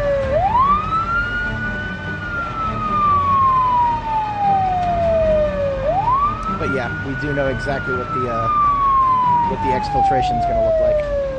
She has located a helicopter here, and we will exfiltrate the area with one. See how far we can get.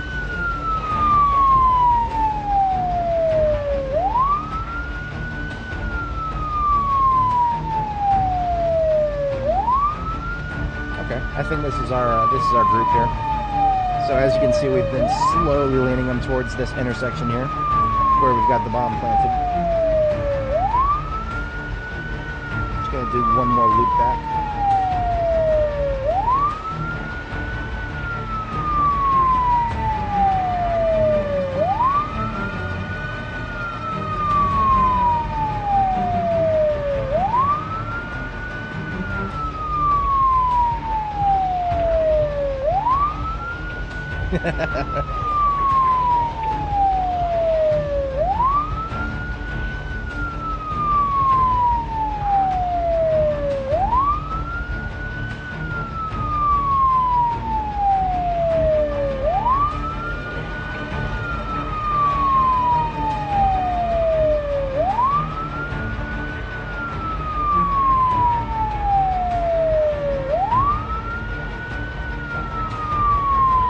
LAA.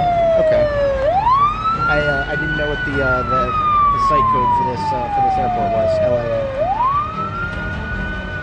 I thought it was going to be LVA. Guess that's a different airport.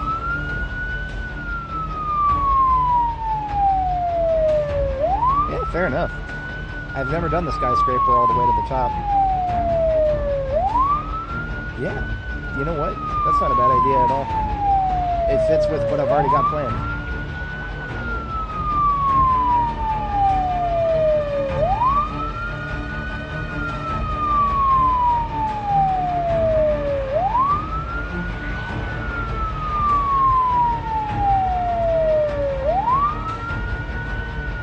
I can turn the volume down. Usually I have to turn it up so that I can hear Zeds. The reason it's so loud is because it's coming through on my microphone.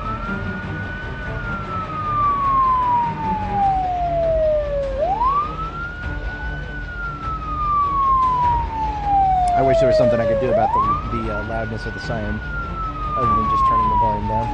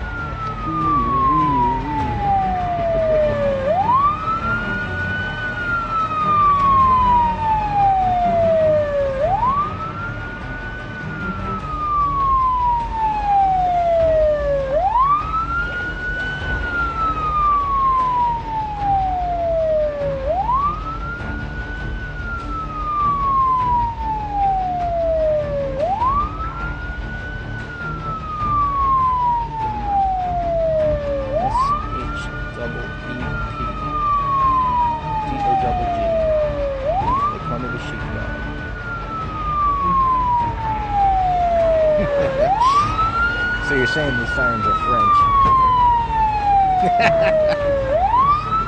Weevil.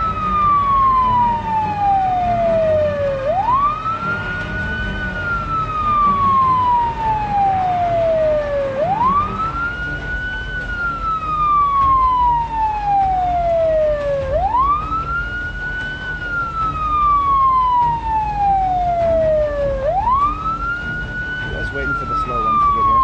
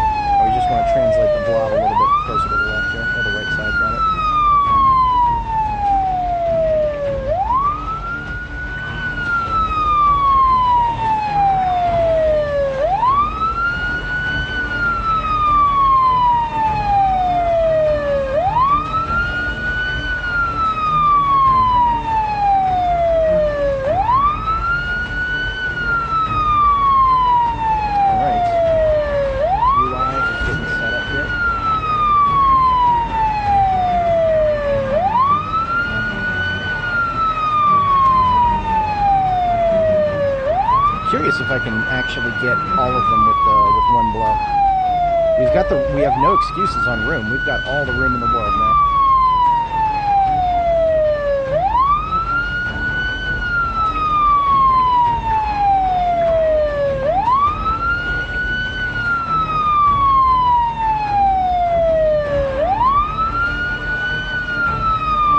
You know what? I'm okay with about 90% of them.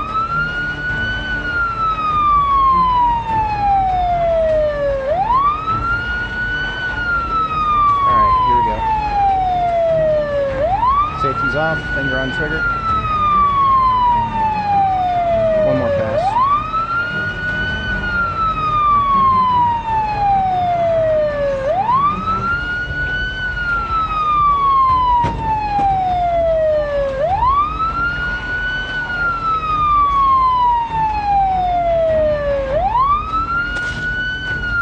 Ah, 95, 96%. Good enough for me.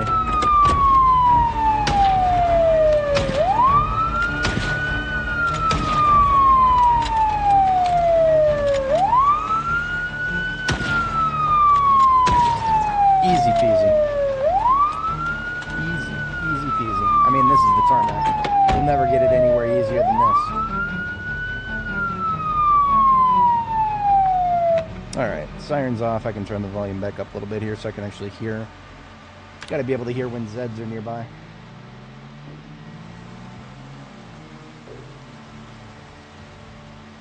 Yeah, right. If there's more than 500, we start losing textures. So that was probably 200 or 300 maybe.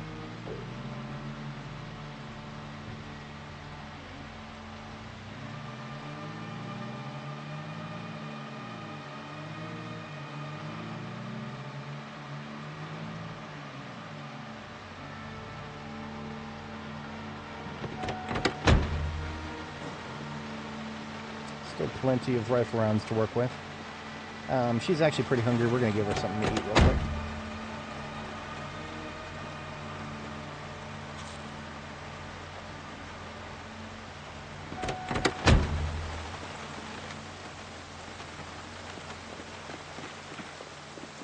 Surprised that we're not getting any second floor targets up here. I'm perfectly okay with it though.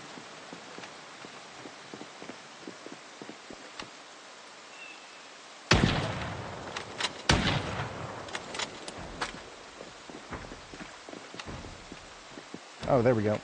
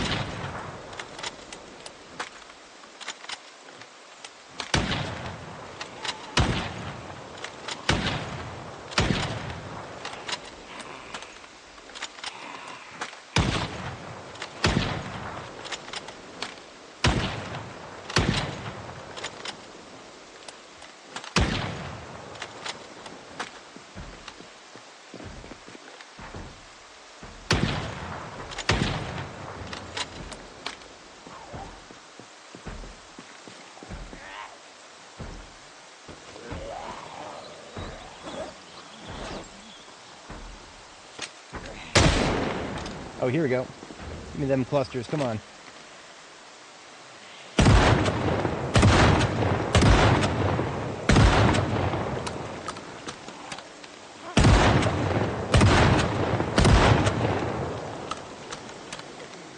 I've been waiting my whole life for this.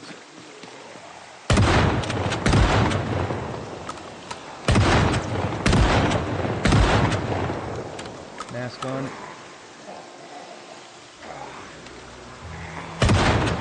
That's it. Mask on, please.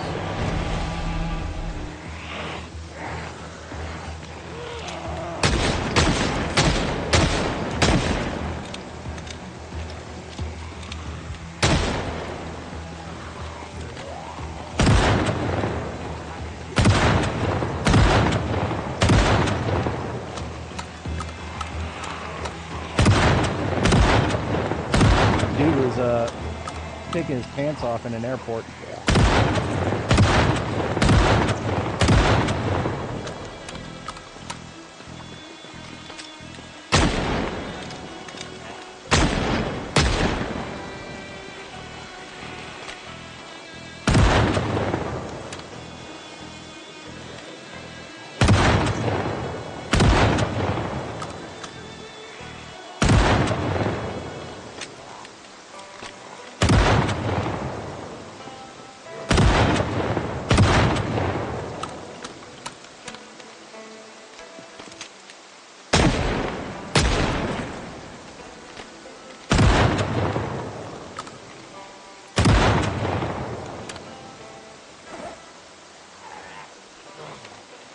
Thank you for announcing your presence.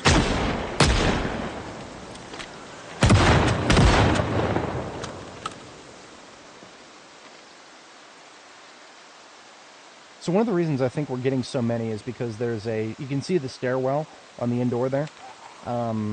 We see a stairwell, and what's probably happening is going down those stairs and then coming out that door on the other side there, that's probably one of the fastest ways for ones that are on the second floor that couldn't figure out how to get to me before. This is probably the best way that they can get to me if they can't jump out of something. So that's working great in our favor here. We didn't even have to do anything special. Just use the corner.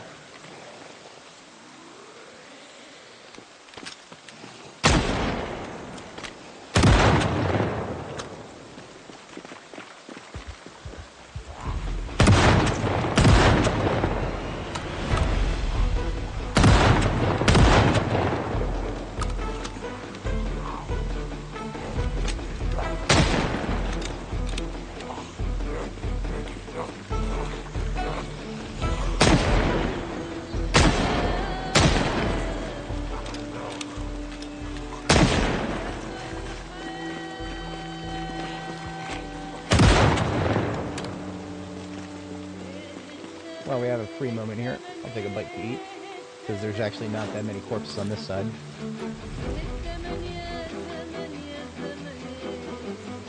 Combat music just kicked back up, so I feel like there's going to be a fair few still in there.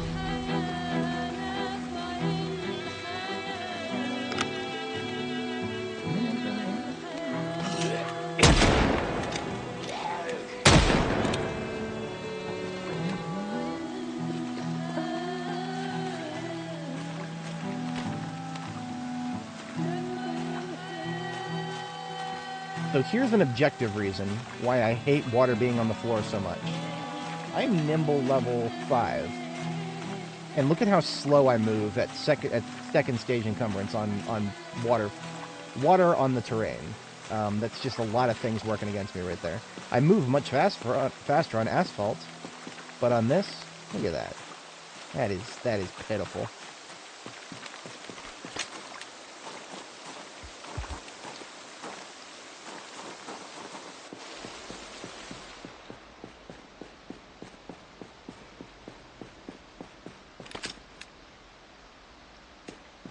So here's the thing I'm just going to do really quick.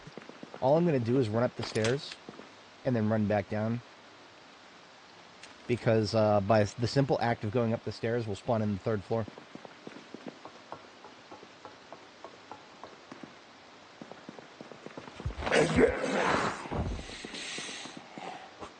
All I'm going to do is go up the stairs, I said. And I had to go through a fucking door. Okay, we're good. Third floor is spawned in, if there is one to spawn in. That was a stage 3 mistake, because that slowed us down. Been a little while since I've done a stage 3. Don't do it. It's not good for you. In fact, it's very bad for you. I'm curious why I don't see any movement on the windows of the third floor there. I do see a corpse up there now. But I can't tell if that's first, second, third, whatever. If there are a bunch of dudes on the third floor, then they should hopefully find their way down that staircase.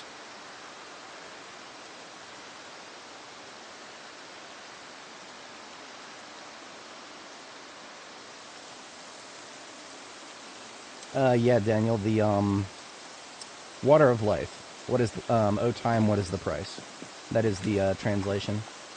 Naba el Hayat, Nabaa, AL or EL, depending on what variant of Arabic you want. Oh, look at that. But yeah, it's an Egyptian dialect. And, Et Temen, that's, O time. Which part is it? Et Temen, Yazemen, what is the price? If I'm not mistaken. It's been a little while since I read the translation, and I don't speak Arabic by any stretch.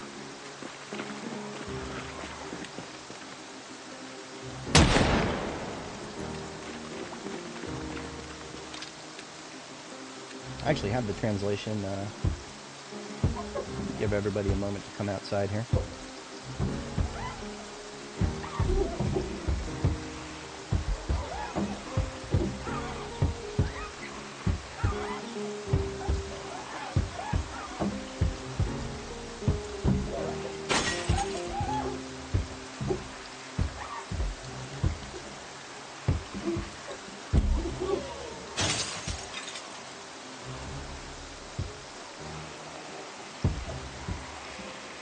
Yeah, that's the direct translation right there. If you're interested in copying and pasting it into your favorite translation of choice.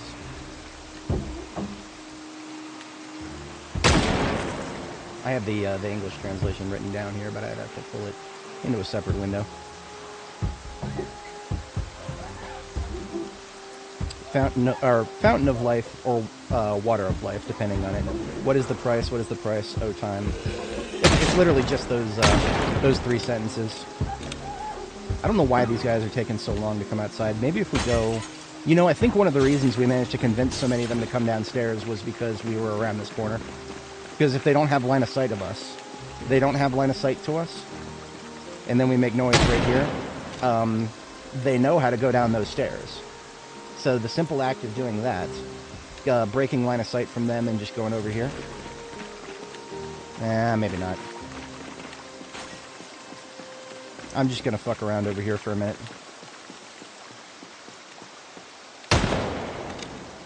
I'm hoping that will get their attention, and we should start seeing them come around this corner again.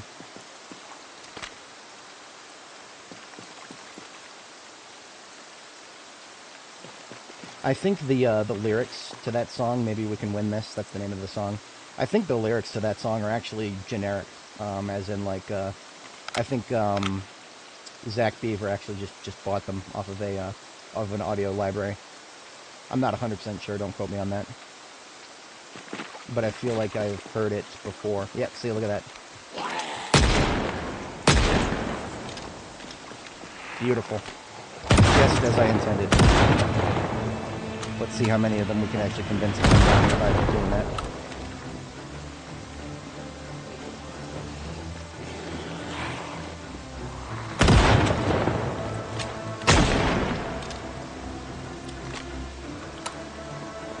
The true test is going to be how many of them are still next to the windows.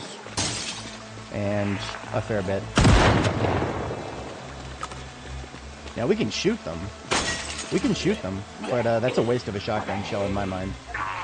I'd much prefer they just come down here.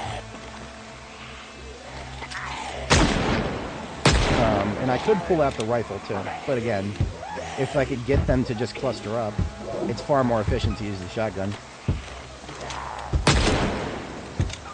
A little bit of patience would probably go a long way. Where did you come from? You shouldn't be down here.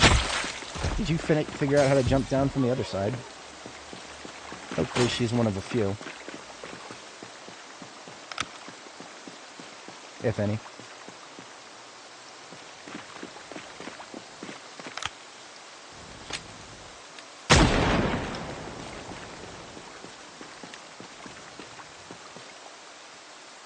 I'm just going to stay around this corner. We'll stay around this corner, and they'll just start moseying around, just like this guy here.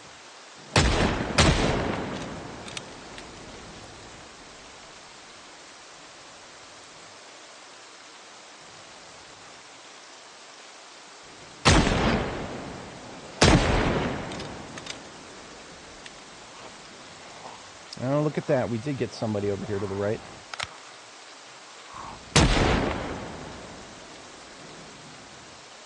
But I have no idea where they're coming out of. It could just be a fluke. Like, there's probably just a couple that are flipping off of the, Yeah, okay. Well, let's see if we're having any effect here. We have some guys coming down. Yeah, we got one.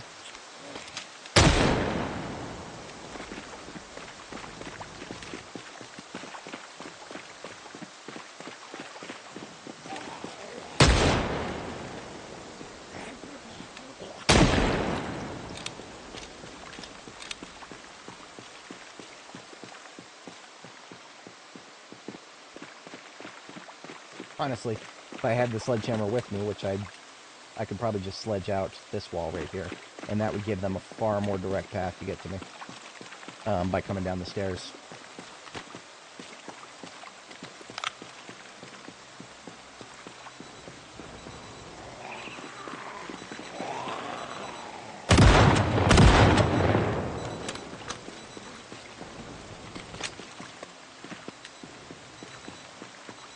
I don't see anybody else on the second floor now.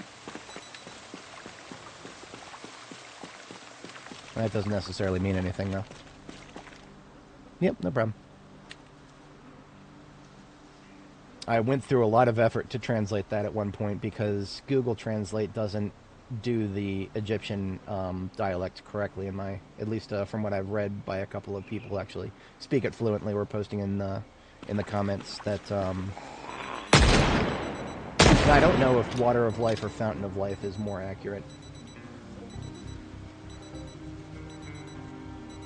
I do not know if it's one of the two.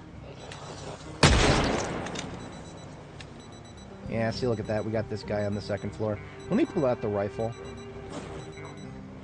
I left it on the other side. As long as there's not too many, we can flank them from the second floor very easily. I left the rifle up here.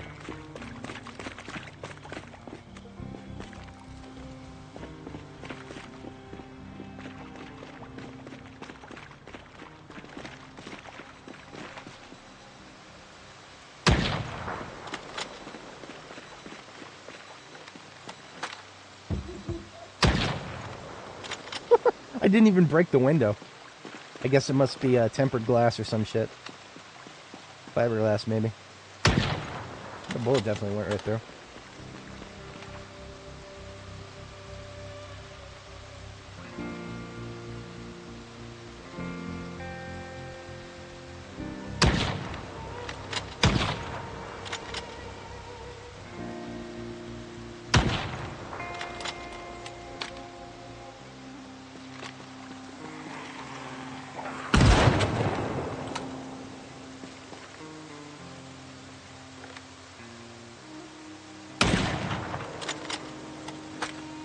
I don't think there is a third floor.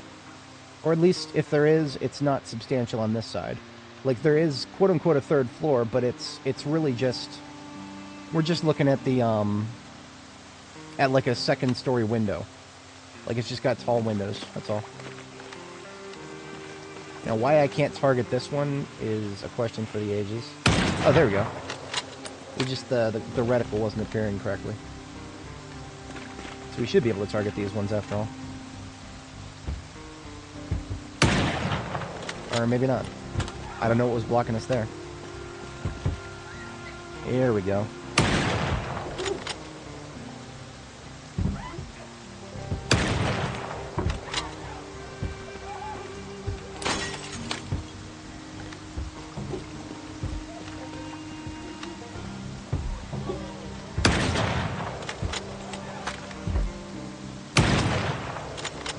Now, the reason they're not just jumping out these windows after they're broken is because there's just something wrong with the zombie programming when it comes to certain ledges that they should just be able to jump right over. Zombie behavior says they should just be making a beeline towards me and without any self-preservation.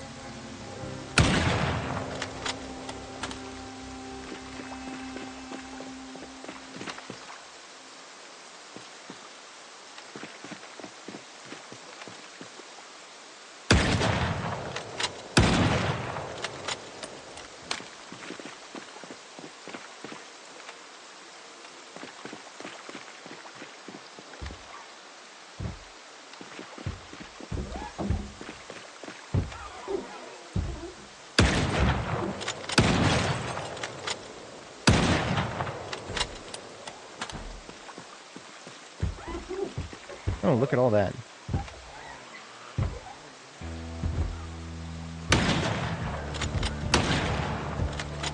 Oh, there goes the doors.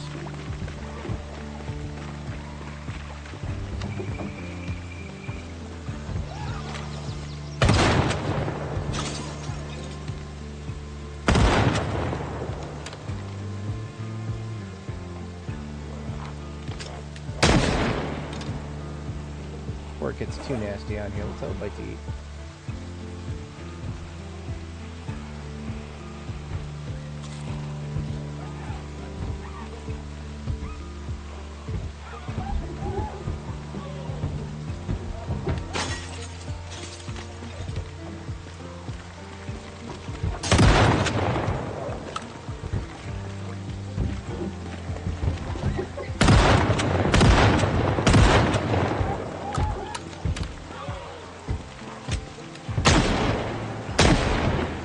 Coming from the south, unknown amount.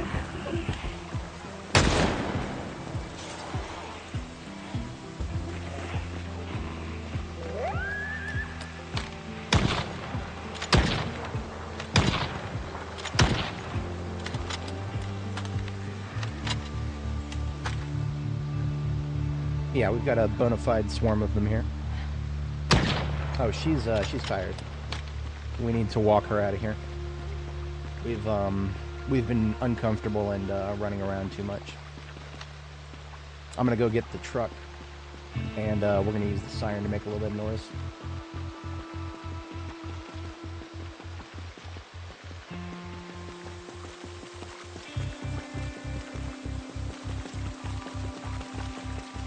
The truck that I most likely left running.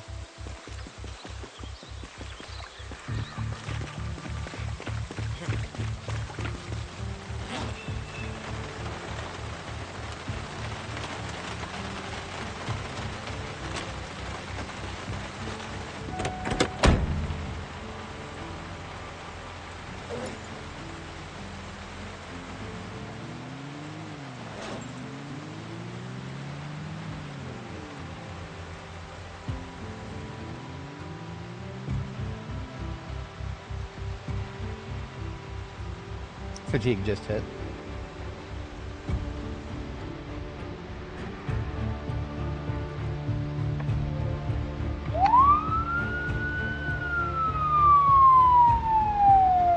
Here's what I'm going to do. I'm going to try to get them all outside as best I can.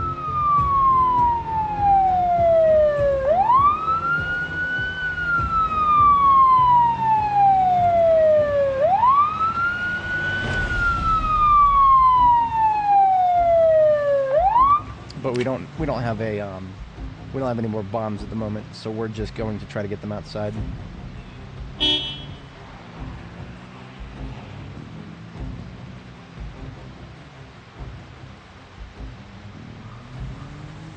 And since it is close to bedtime, we're gonna go ahead and bail out. And of course I'm gonna steal a couple of signs on my way out.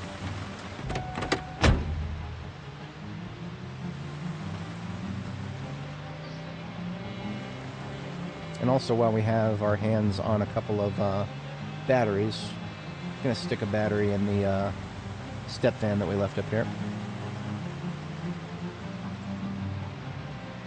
Because as far as I recall, this step van had some pretty good parts in it.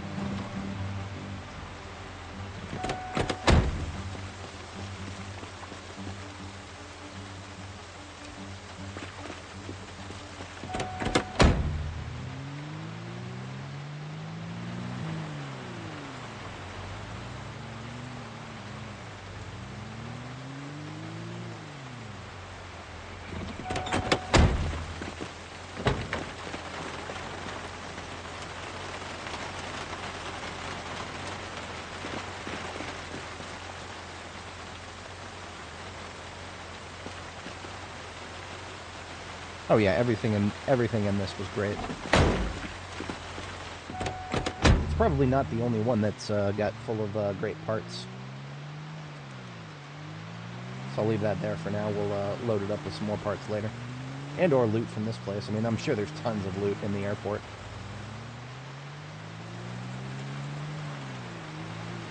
But otherwise, we're going to go ahead and fall back now.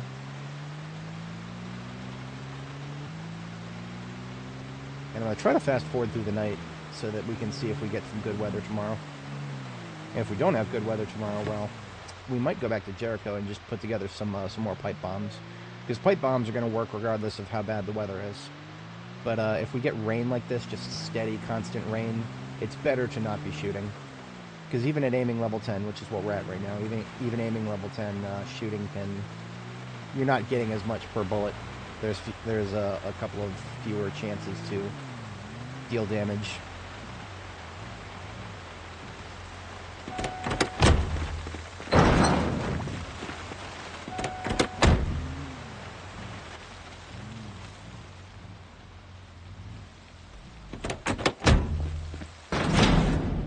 So I do have to step away briefly, IRL. Won't be gone long.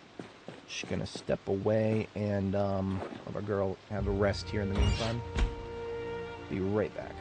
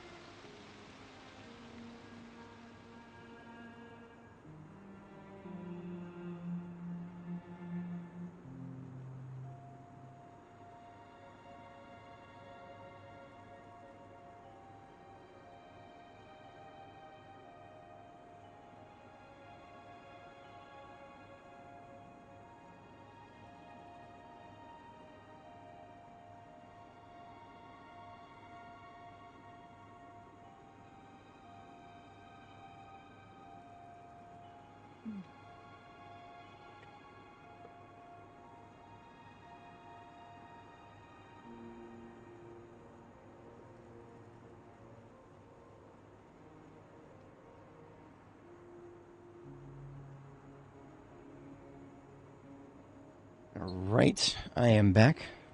Hopefully the chair kept y'all company. It is now it's still about 1 hour early for bed here.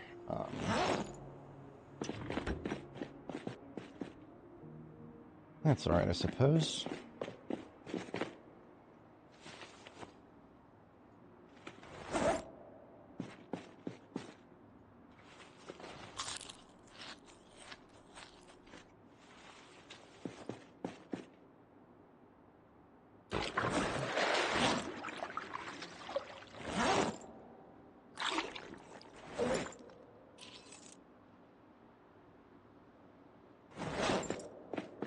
rotate my artwork here. Island Beach painting can only face one direction, but I think Desert Storm here can face either way. So we'll put that one there, and then we'll put Desert Storm over here. Yeah. Maybe I'll swap those two.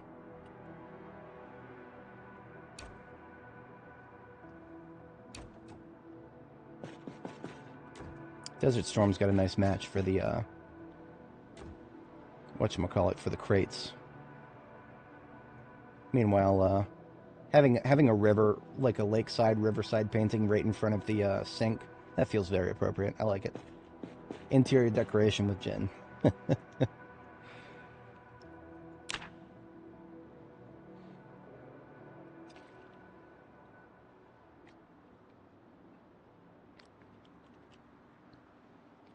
Now, we do still have water on the floor, but I think it's going to go away properly because I don't think it ever changed from rain to snow.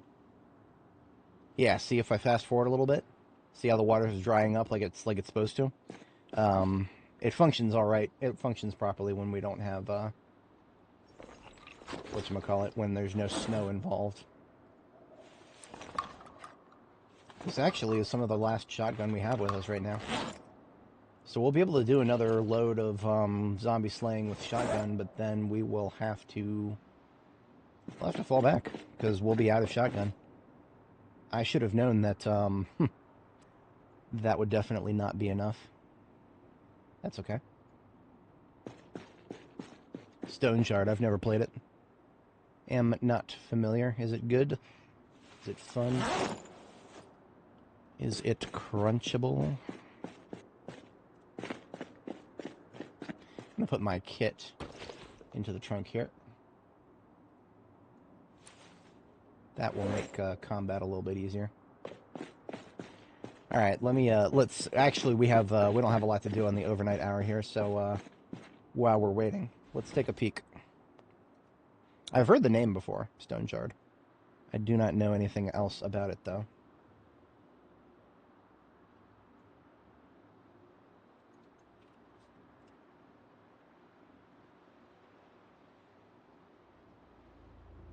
Hardcore turn-based RPG about the harsh life of a medieval mercenary. Travel with your own caravan, descend into procedurally generated dungeons, learn new skills, survive hunger and injuries, and remember every mistake can mean death and loss of progress. 75% overall. Release date, February 2020. Currently on sale. Single player. No DRM beyond Steam. It meets my criteria. I don't know if that would guarantee that I play it on stream, but, yeah. Yeah. I'm not seeing anything to dislike here.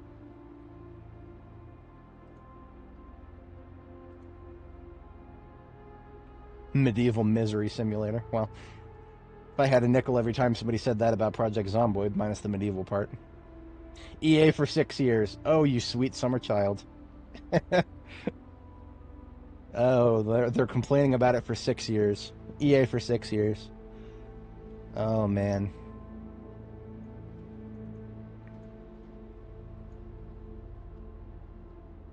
Early access. Talking about early access. Hunger, thirst mechanics. They do not like the save system. At the rate it's updating, the game won't be done by the 2030s. Oh boy, do we know the... I am not playing multiplayer, no. I do not play multiplayer in survival crafting games. Unless it's with a group of people that I have vetted ahead of time.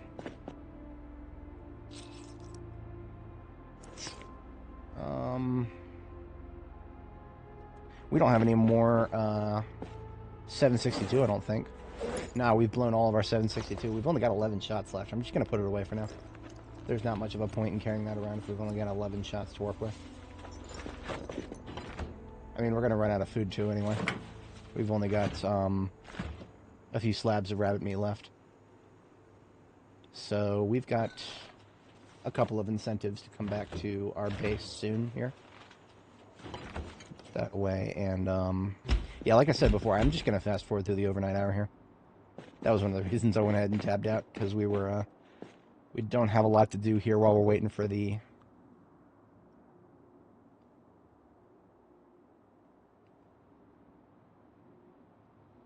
waiting for the time to pass.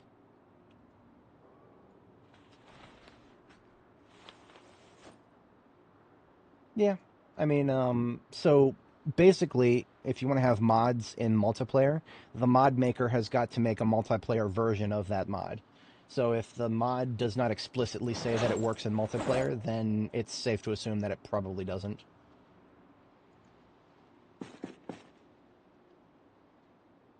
Yeah, maybe. Alright, 4 a.m., that's our second bedtime.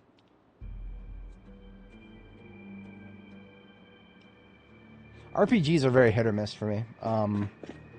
The mechanics that were talked about sound like something potentially up my alley. Now, the problem is, I'm not looking for another full-time job. So there's that. That is definitely an aspect to it.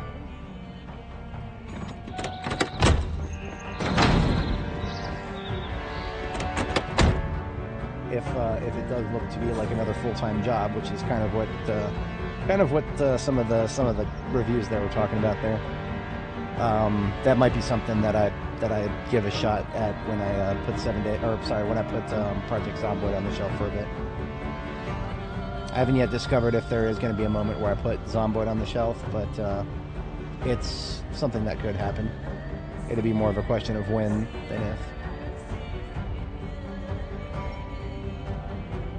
We're going back in the other side this time. No, that's not enough, KTO. Remember, I've played Ark for 2,100 hours.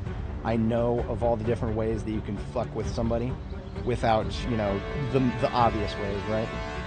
I'm not interested in the arms race of figuring out how to prevent the people from fucking with me. No, I'm just not interested in it. I don't play survival crafting games multiplayer anymore. Not open multiplayer, rather. Co-op isn't off the table, but it would be whitelist only. So here's our friendos. We've actually got a great gate right there, like a really great gate spot. Let's get everybody grouped up here and see what we can use with that. Now, we've only got about 100 shells of shotgun to work with right now.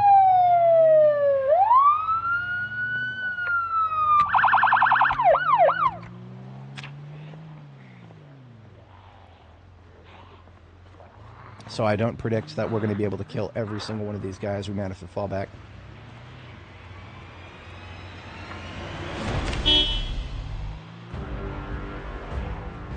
Now, since we don't have any bombs, I'm not going to be trying to get everybody at once.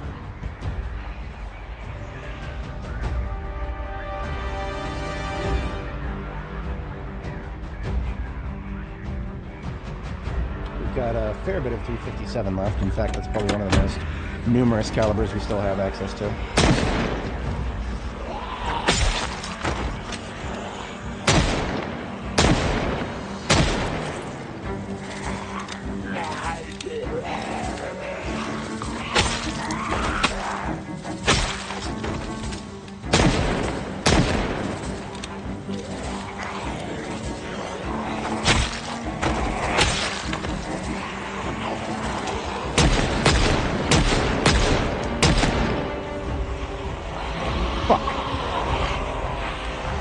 Big mistake.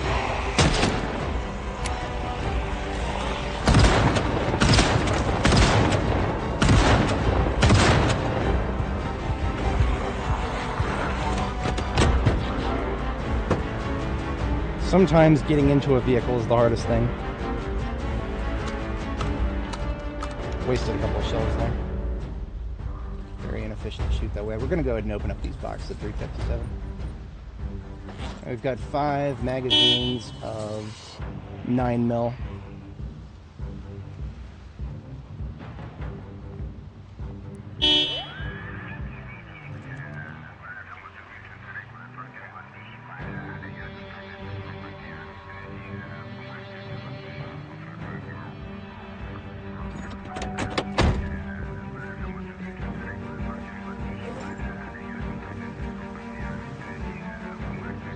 I'm gonna go ahead and put the mask on now.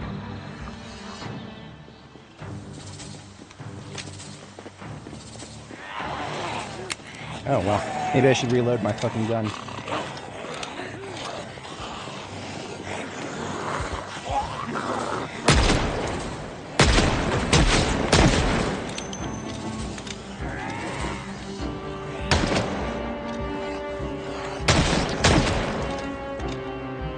Alright, this looks intimidating, but we have 100 rounds of shotgun and a tactical with 7 rounds in the tube, or 7 shells in the tube, rather.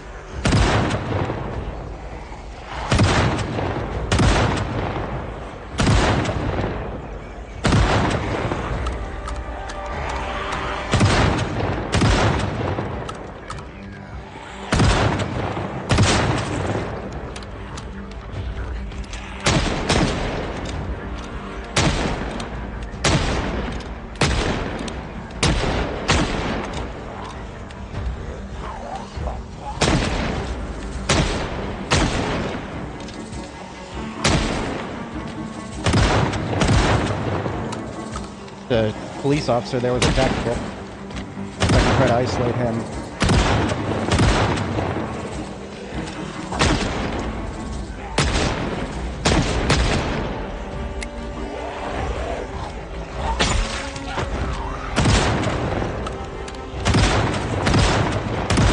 Isolated.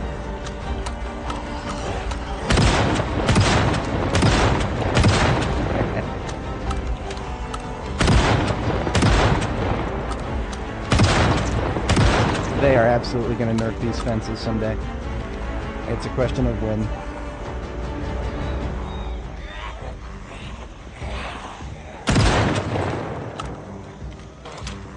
So that shotgun right there that's on the floor is almost equal to the one we're using. The one we're using is modded with red dot sight. But that's alright, we don't need another shotgun right now. What are we going to do, dual wield them? Threaten you with a good time.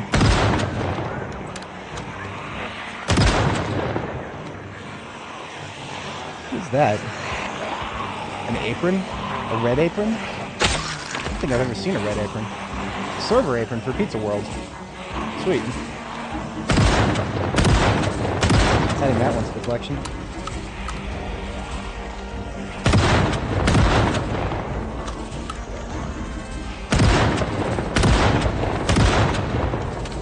But shotgun we found, I'm going to pull the shells out of it.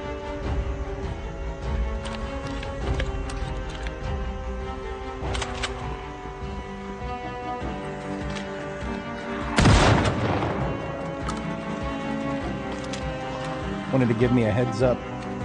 What is my heads up? Is my head up far enough yet?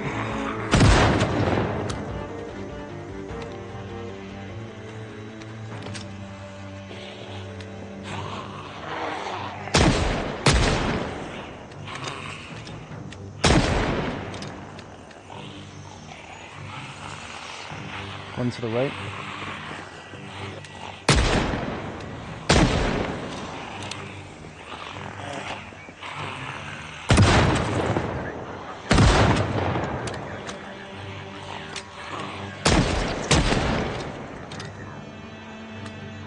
Main entrance with all the desks to check my passport.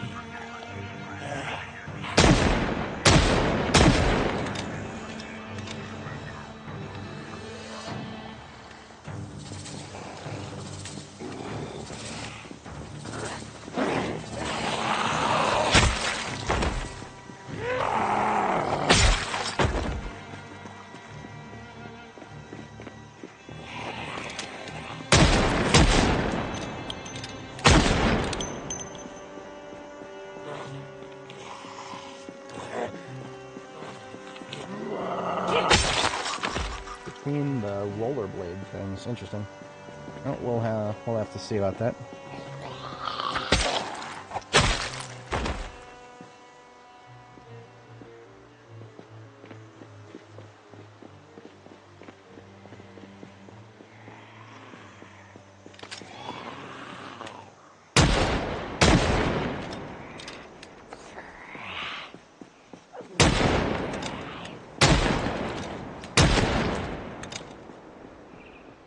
I don't need to shoot zombies like that, but I am doing it intentionally to make lots of noise to bring all these friendos out of their hidey holes.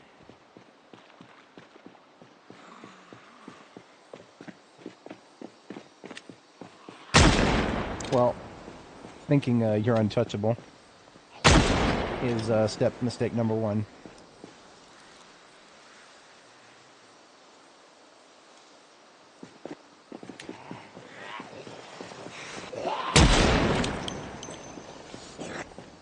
We're not actually going inside the airport for a very long time. I went upstairs to the 3rd floor once to get the upper levels to spawn in, if there are any. And I think that was a success.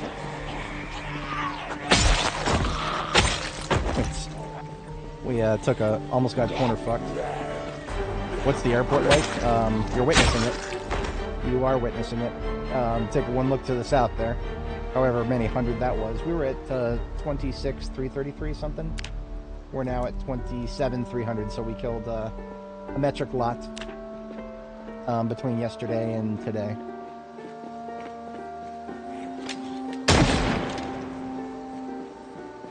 Still seeing quite a few coming out of here.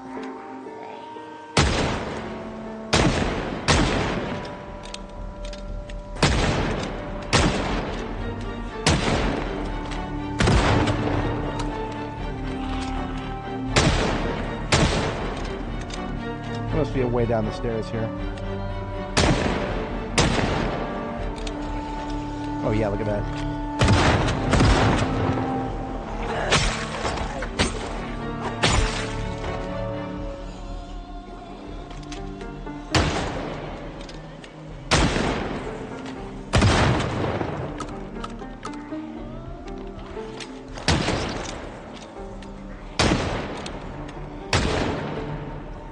Sounds like we've got some to the south here. On the 2nd floor. On the 2nd floor trying to get down. That might be where these guys are coming from. There's a staircase somewhere that they're making their way down slowly.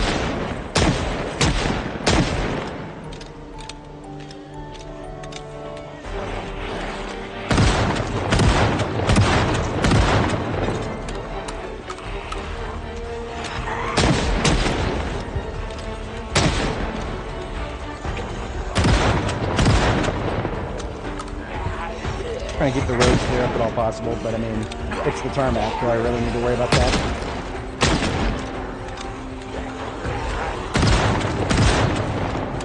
I'm gonna go ahead and drop some M9. No, I have to save that for later.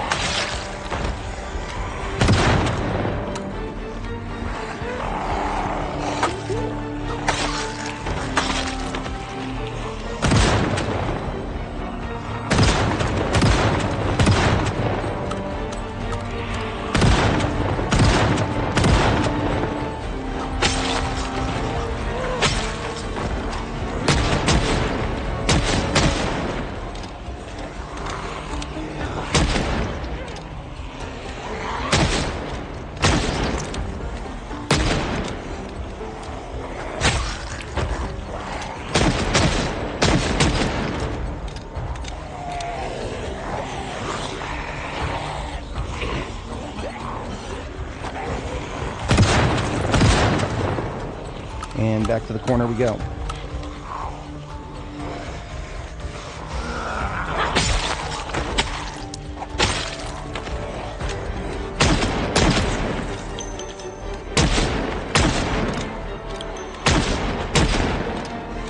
Be continuously discharged as we fall back so that we can maintain the attention of the ones in the back.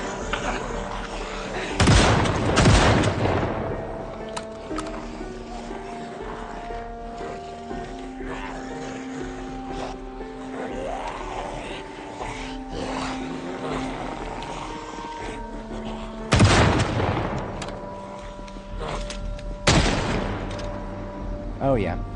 Let's do an ammo check. Oh, we don't have a lot of shotgun. We have 18 shotgun left. After this group, we're done here. We have to go back to Jericho and get more shotgun.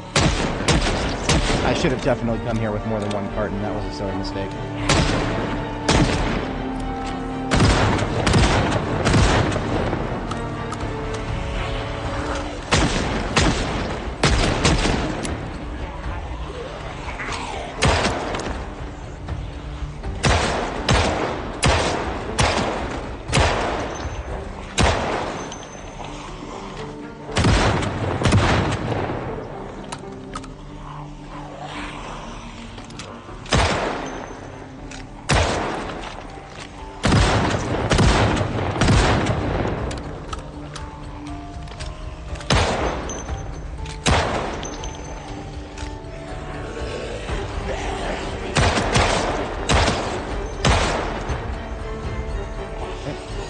Check on the 9mm. 0, I called it. Lots of slowies. Let's blade these guys.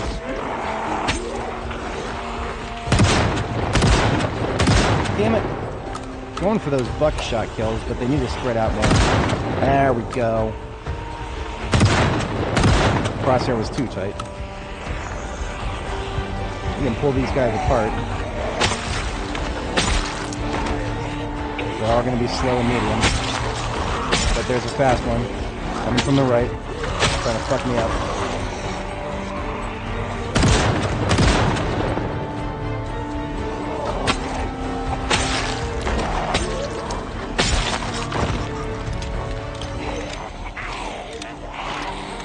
A lot of Pizza World workers.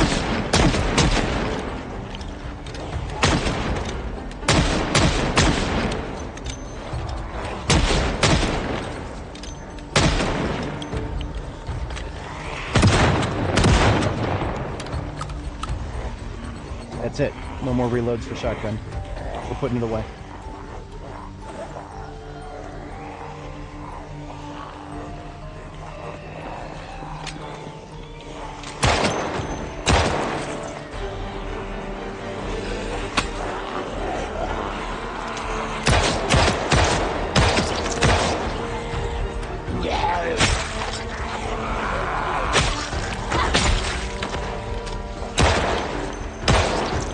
Right?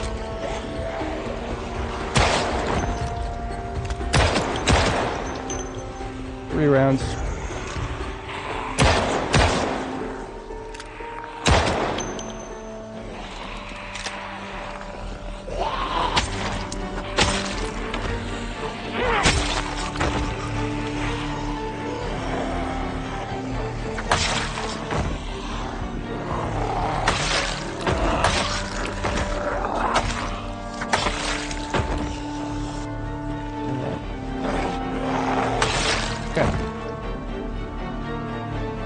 What's the airport like, huh?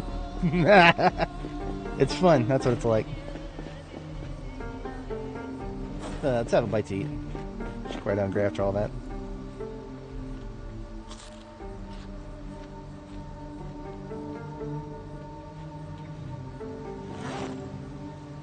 So that was 2 9mm mags we burned. All of our shotgun burned.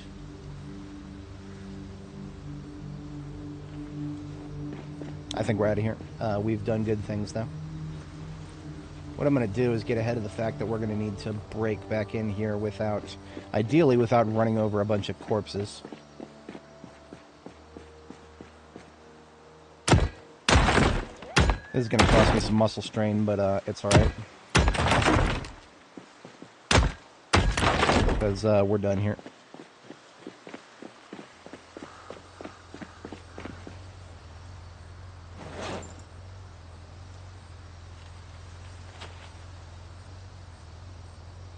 Kit back on. I'm gonna shoot this bitch because I don't have my muscle strain is in the red, so we're not gonna be we're not gonna be stopping anybody any other way anytime soon.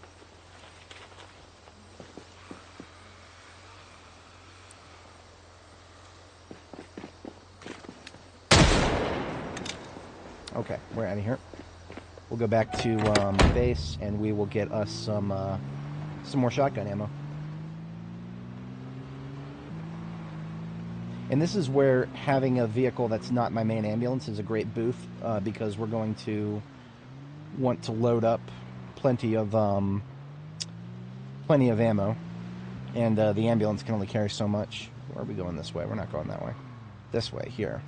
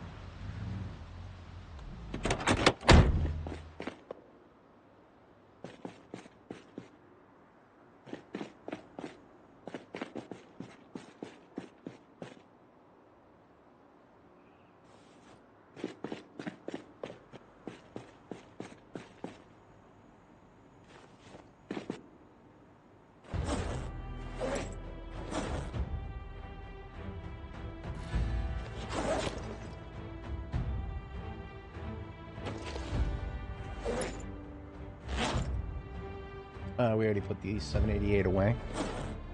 And all we've got left back here are 357 boxes. So what we want to do is go back to Jericho and acquire a carton of 762, a carton of 556, honestly, because we'll be able to load up the magazines for the M16. And then 762, 556, 2 cartons of 12 gauge. And we don't have any more 357. We are actually we're running out of 357. We recently found this carton, and this is our last carton. So we are on the home stretch of, basically, we've shot all the 357 on the map. Not the worst thing in the world, just something to be aware of. It's a good cartridge. I like it a lot.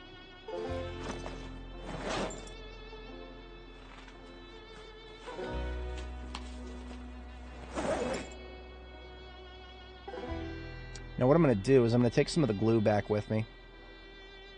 Just the glue. Because we have tons of everything else. And we're going to make some more pipe bombs back at Jericho.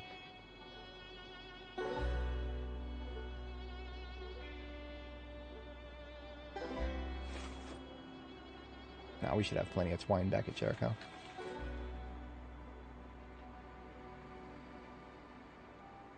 Do we need the mortar and pestle for pipe bombs? We do not. Mortar and pestle was only for aerosol bombs. Okay, good. So, leaving behind the roasting pan. We've actually still got 3 days of food here. So, I'm going to go ahead and leave the generator running. That's fine. Mask can come off.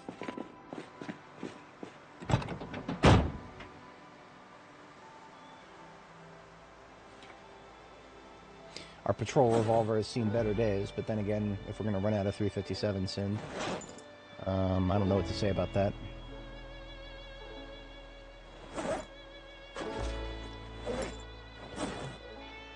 Could always switch over to 44 Magnum, and we would blow through it twice as fast. And honestly, 38 Special is probably where I'm going next. And we would take a range hit. And that's okay. We have no choice. There's no other really good solid revolver cartridge we can use, and we can't use... I'm not going to use magazine-fed weapons right now for handguns, except for the 9mm. So... I might have said some bullshit when I said that the water was supposed to go away. It looks like it's still stuck. That's kind of annoying, to be honest. It's kind of annoying.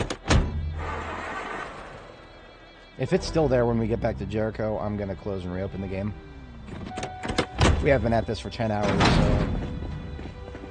Honestly, we've been at this for 10 hours. We don't have a lot of time left.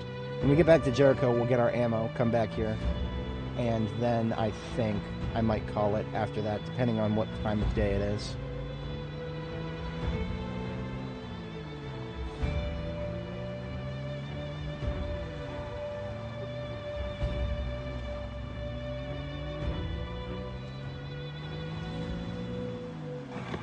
Well, this is not good. There's not supposed to be respawns here. What the fuck? That would make me lose my mind up in here.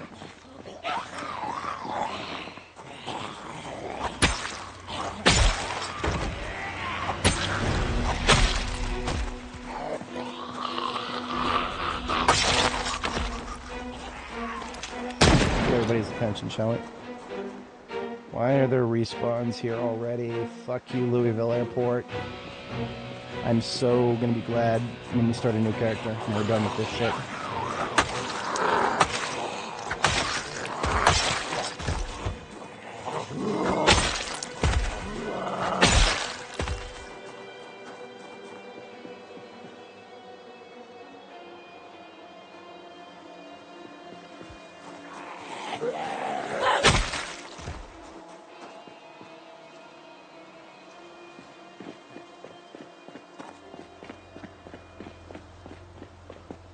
Gotta have a clean supply line in and out.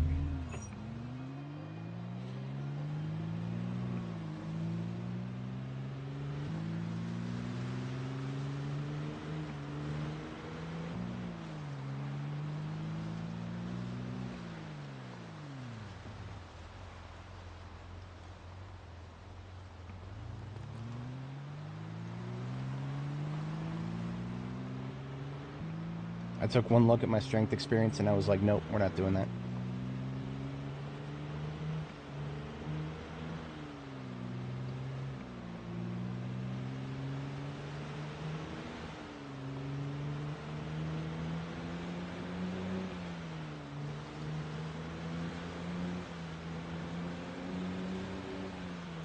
Can definitely tell it's the evening. Because we got the bass player, the one of the best bass player strumming downstairs. An asshole.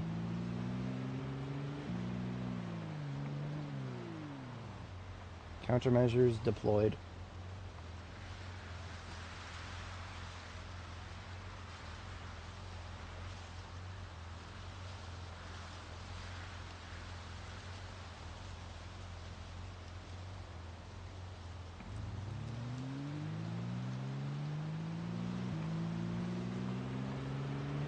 Some deep lore there if anybody's not familiar. I have a neighbor who thinks he's a bass player. Emphasis on thinks.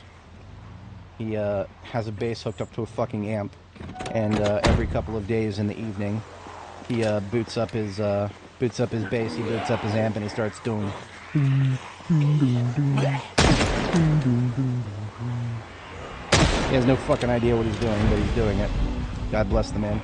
Perhaps someday he'll actually fucking learn how to play it. For now, I just get to be graced by the random strumming.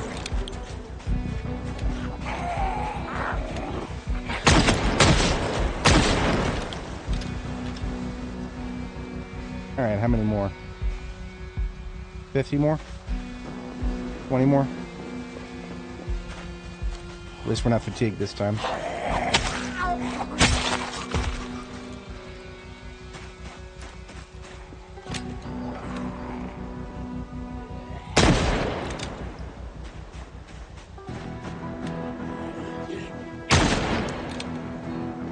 Around behind here.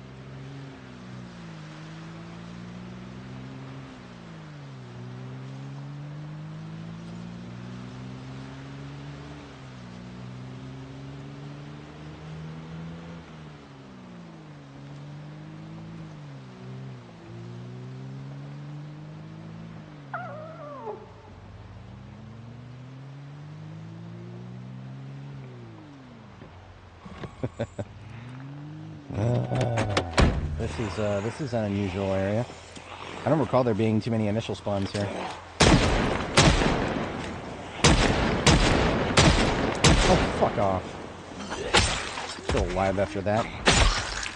Now there's 500,000 of them slapping that fence. Nothing surprising me about that. We gotta move fast. Otherwise the stress will build up. I can't stand this particular area.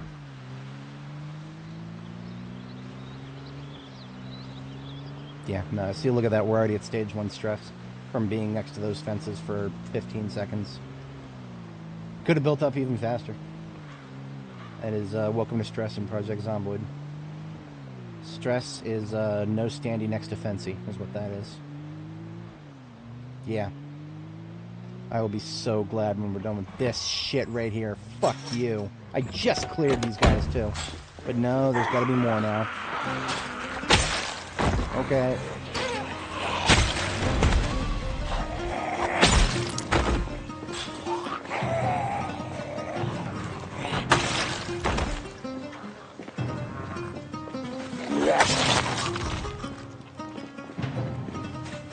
Come on. Fuck you. Bitch. Back into the road so I can kill you over here. Thank goodness for a median.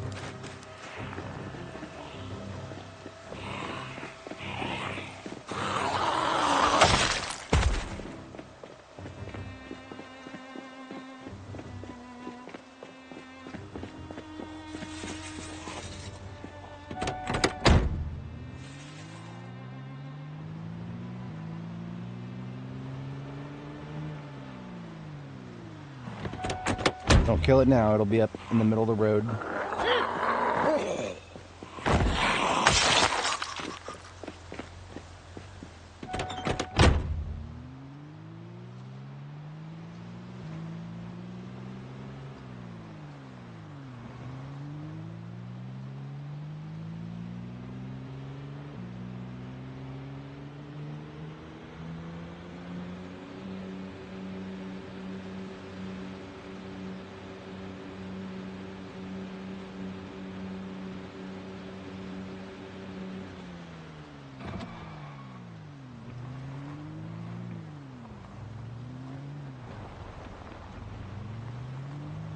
Got our gas station right here. We'll go ahead and gas up. Let's do a quick check around the corners. Nothing in the immediate vicinity. Can't take anything for granted. It was at a gas station that we took our last bit of damage from the zombie. It was only a scratch. That's all it needs to be, though.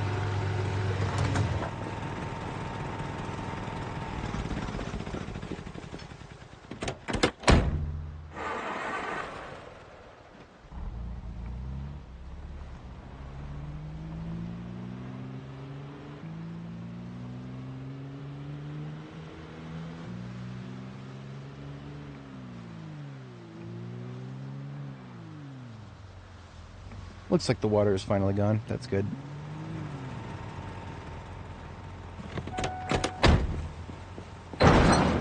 We're going to take with us a one of these generators. Yeah, a red one is fine.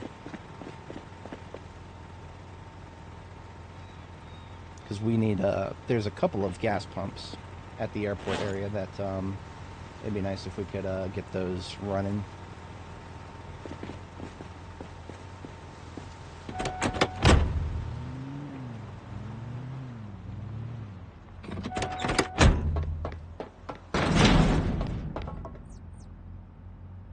Alright, carton of 556. Carton of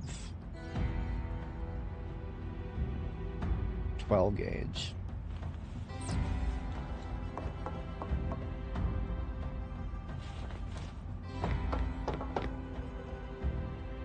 Carton of 12 gauge.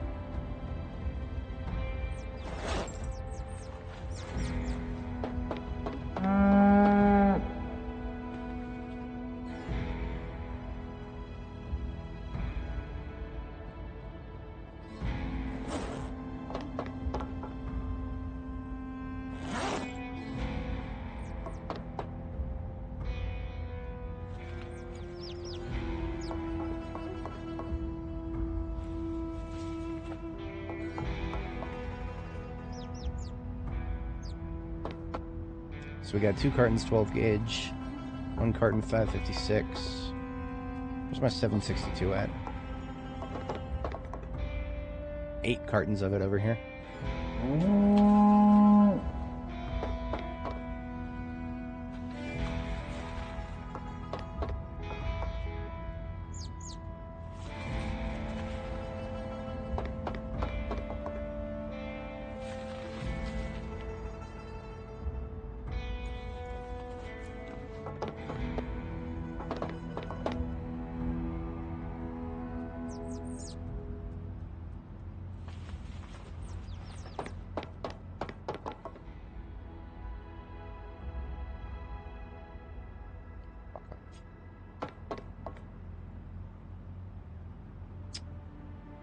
Alright then.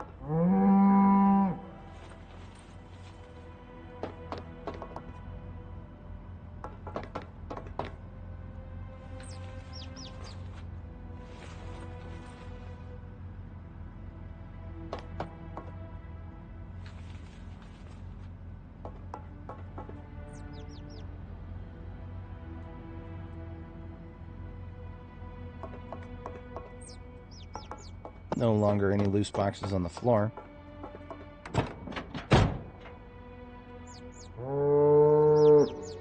Mostly lesser used cartridges on the seats.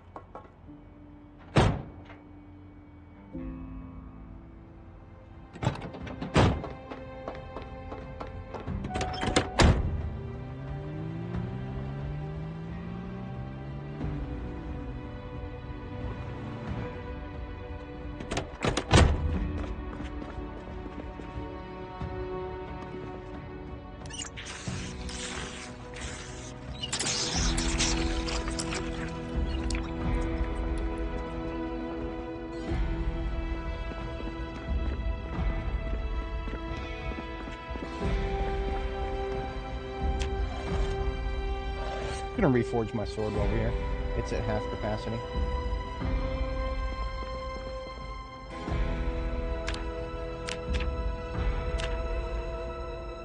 Remove it from its hilt.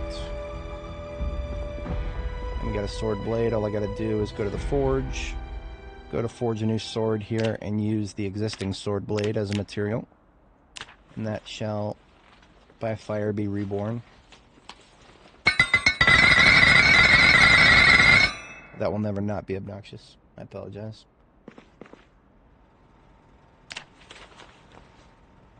That is not to be taken up with me, though. That is the devs of this game. They're making certain sounds way louder than they need to be. Brand new sword on belt right. And we're fit to deploy. We didn't really need to stop by and do anything specific here. Other than, well, yeah, we're going to grab some more perishables.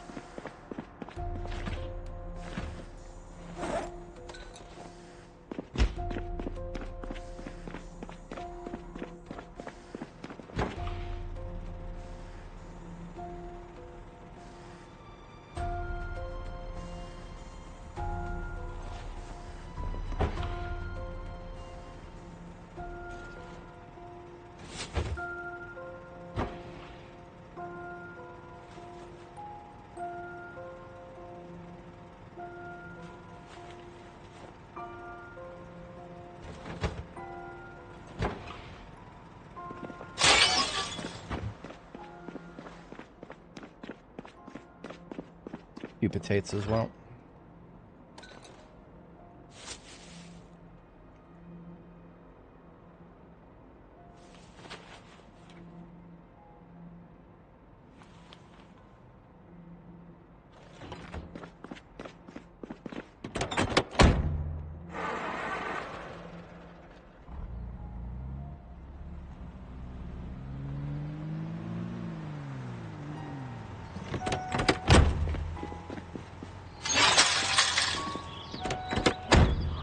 Oh, I was going to make some bombs.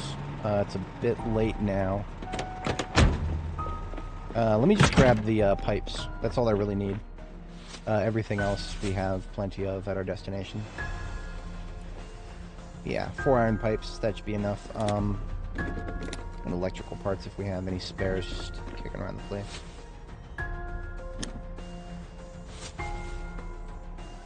probably picked up any spare electrical parts kicking around the place by now.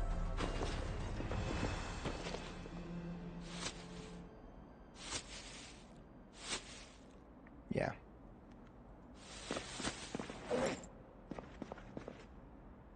There we go. That'll work. If not, we'll find some more in the field. It should not be a problem. I don't know if we'll need a couple more torches, but we only have one out in the field, so we just have 3.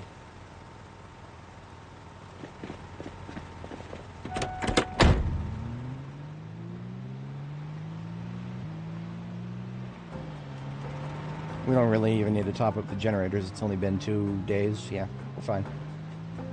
We are fine.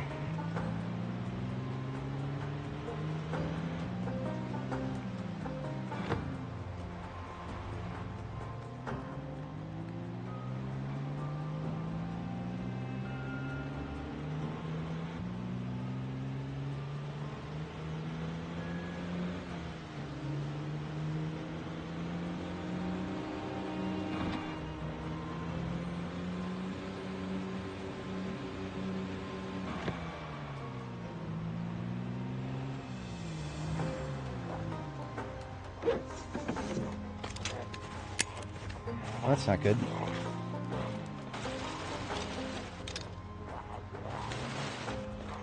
That's more like it.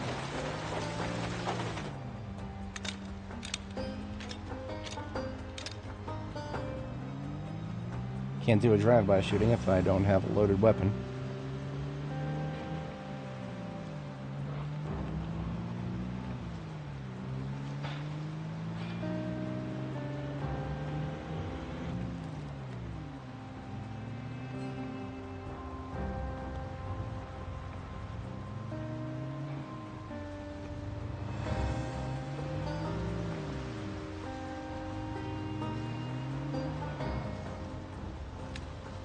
None in this corner. Okay.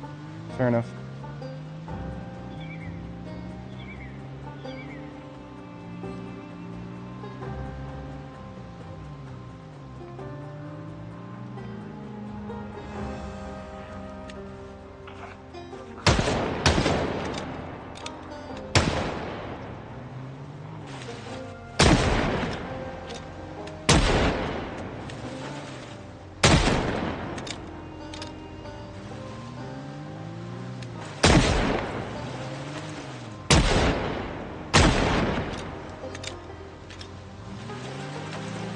Can't stress me out if I'm nowhere near the fence.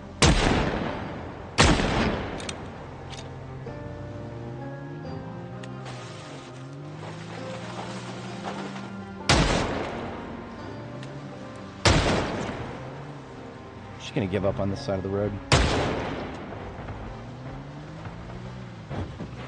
Oh, yeah, there it is, there it is. Stage 1 stress. No, stage 2 stress.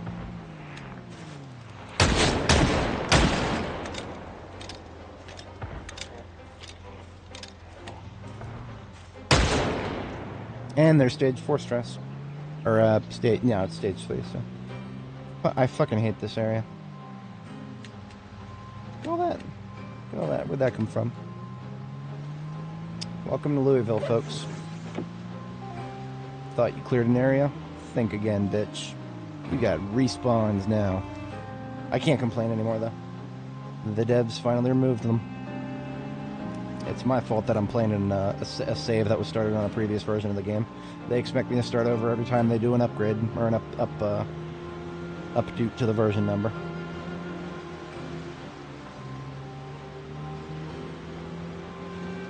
Is that a reasonable expectation? Who the fuck knows? I'm not gonna speculate on that.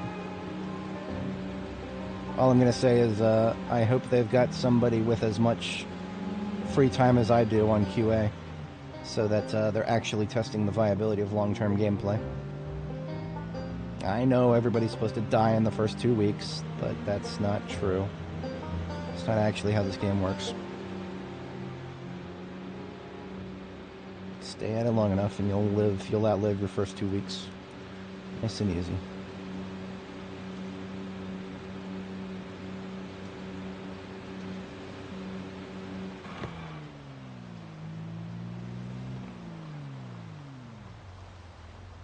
So here's what we're going to do for the rest of the evening. We're going to cut the engine here. We're going to read a book.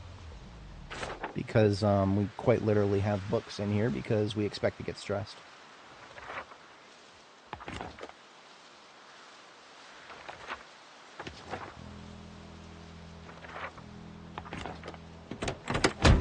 And then I'm going to take a bath. Because why not?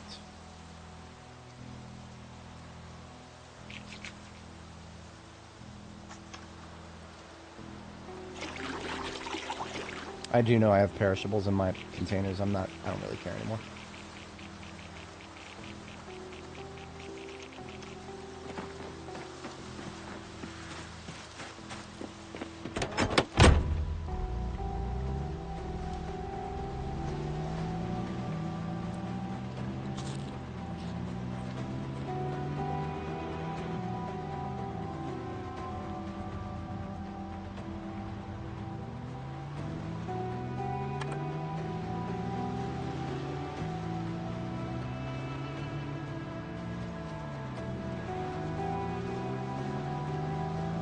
$10 hours and 40 minutes is pretty good for a Saturday stream, especially considering I'm still coming off of the overnight shift.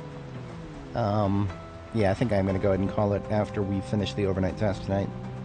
So we'll get everything situated, and we'll see what the weather looks like, too.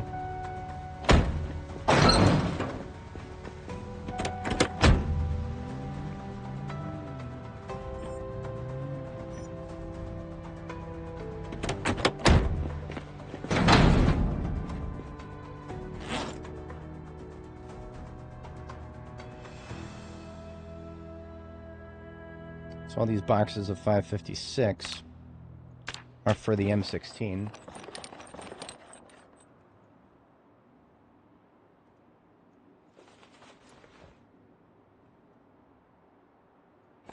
I like to open these in boxes, or in sixes, if I can.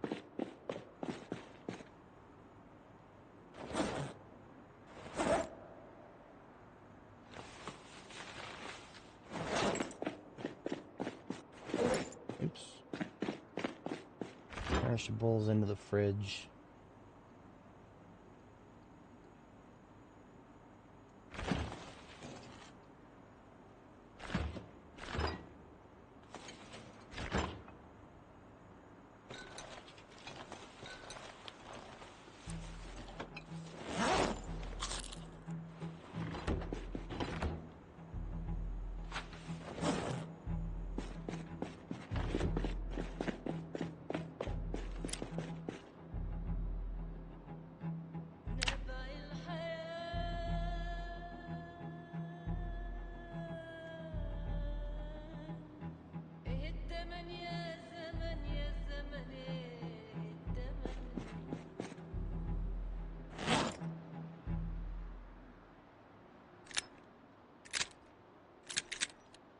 It feels like this should be going faster. You're 100% correct, it should be.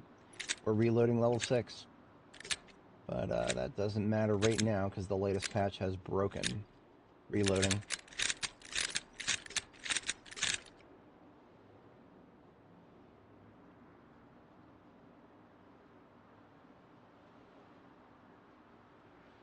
Fuck. Do we really only reload 4 of these fucking things? Shit. I guess we did. Okay. Yeah, we're gonna blow through this entire carton.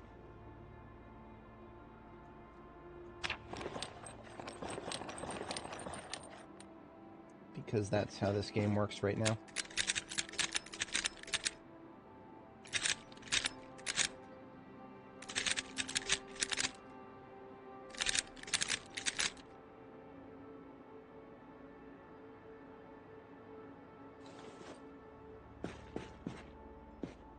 All we've got left is 5 boxes, which is going to be uneven.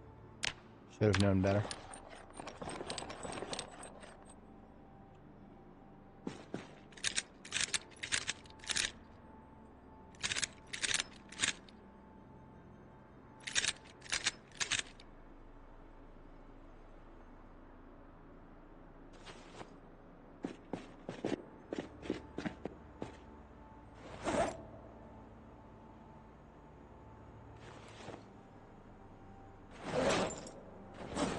But we've got 11 magazines of the M16 reloaded.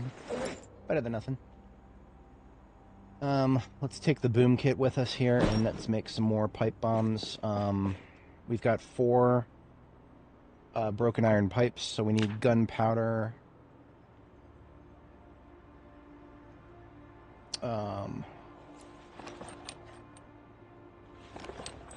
That's going to be 20 times 4, that's 80, so let's remove gunpowder from 80 ACP rounds here.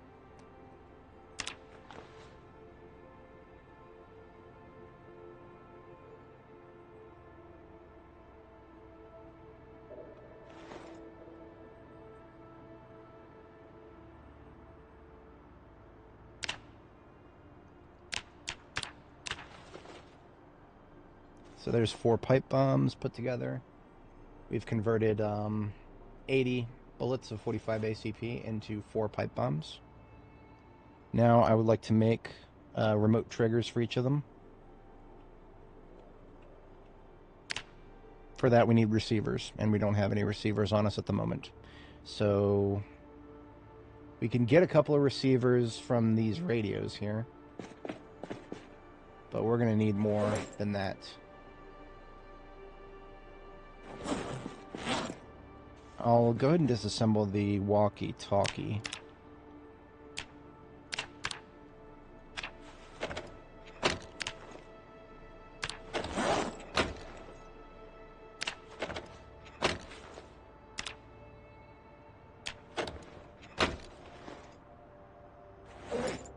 So we got 2 receivers from that.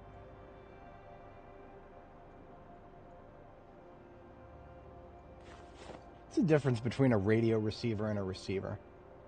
Apparently there is a difference, according to this game. Let's get our second sleep, and then I'm going to harvest radios from the cars out in front. That should give me the necessary receivers. But then we're going to call it tomorrow morning after I finish putting these pipe bombs together. So if you guys are here for the combat, we're done with that for now. We will be here bright and early tomorrow morning. If you're interested in continuing the journey with us, feel free to like and subscribe, the usual YouTuber stuff. I ain't your dad, I ain't gonna tell you what to do. But it does help, if you are so inclined.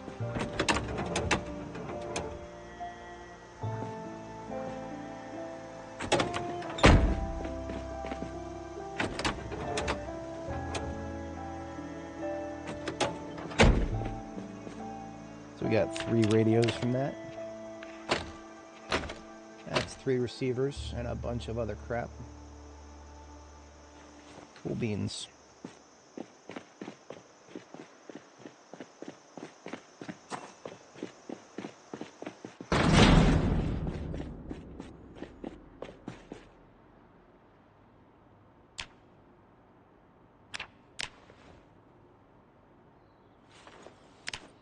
So we can use a receiver or a radio receiver. Apparently they're both the same. Cool by me. So we just need 1 more of those. So we got 4 crafted triggers now. And with those,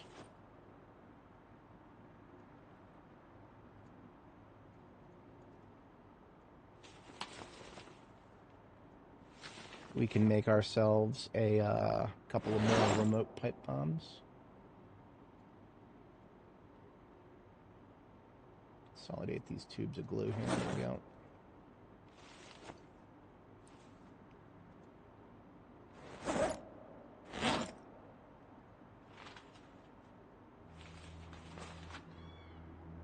All we gotta do is add remote trigger to bomb times 4. And the most important material cost to that is duct tape. So now I can put the bomb making kit back into the ambulance where it belongs. And we're going to go ahead and leave the bombs that we built in the trunk of this here vehicular device. So we are capable of blowing away many, many, many more zombies, which is going to be fun. Leave our torches.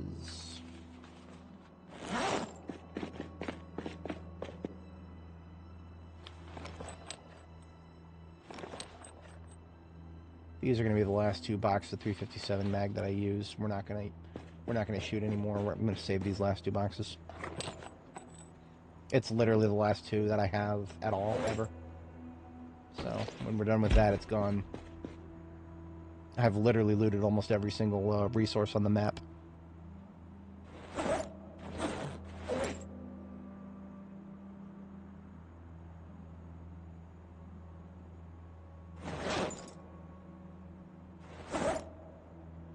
Alrighty, folks. I think we've got everything situated here. Always take screenshots of your bases. And in this case, we are now airport security, so we'll take our character screenshot right in front of the... Nora bids us farewell.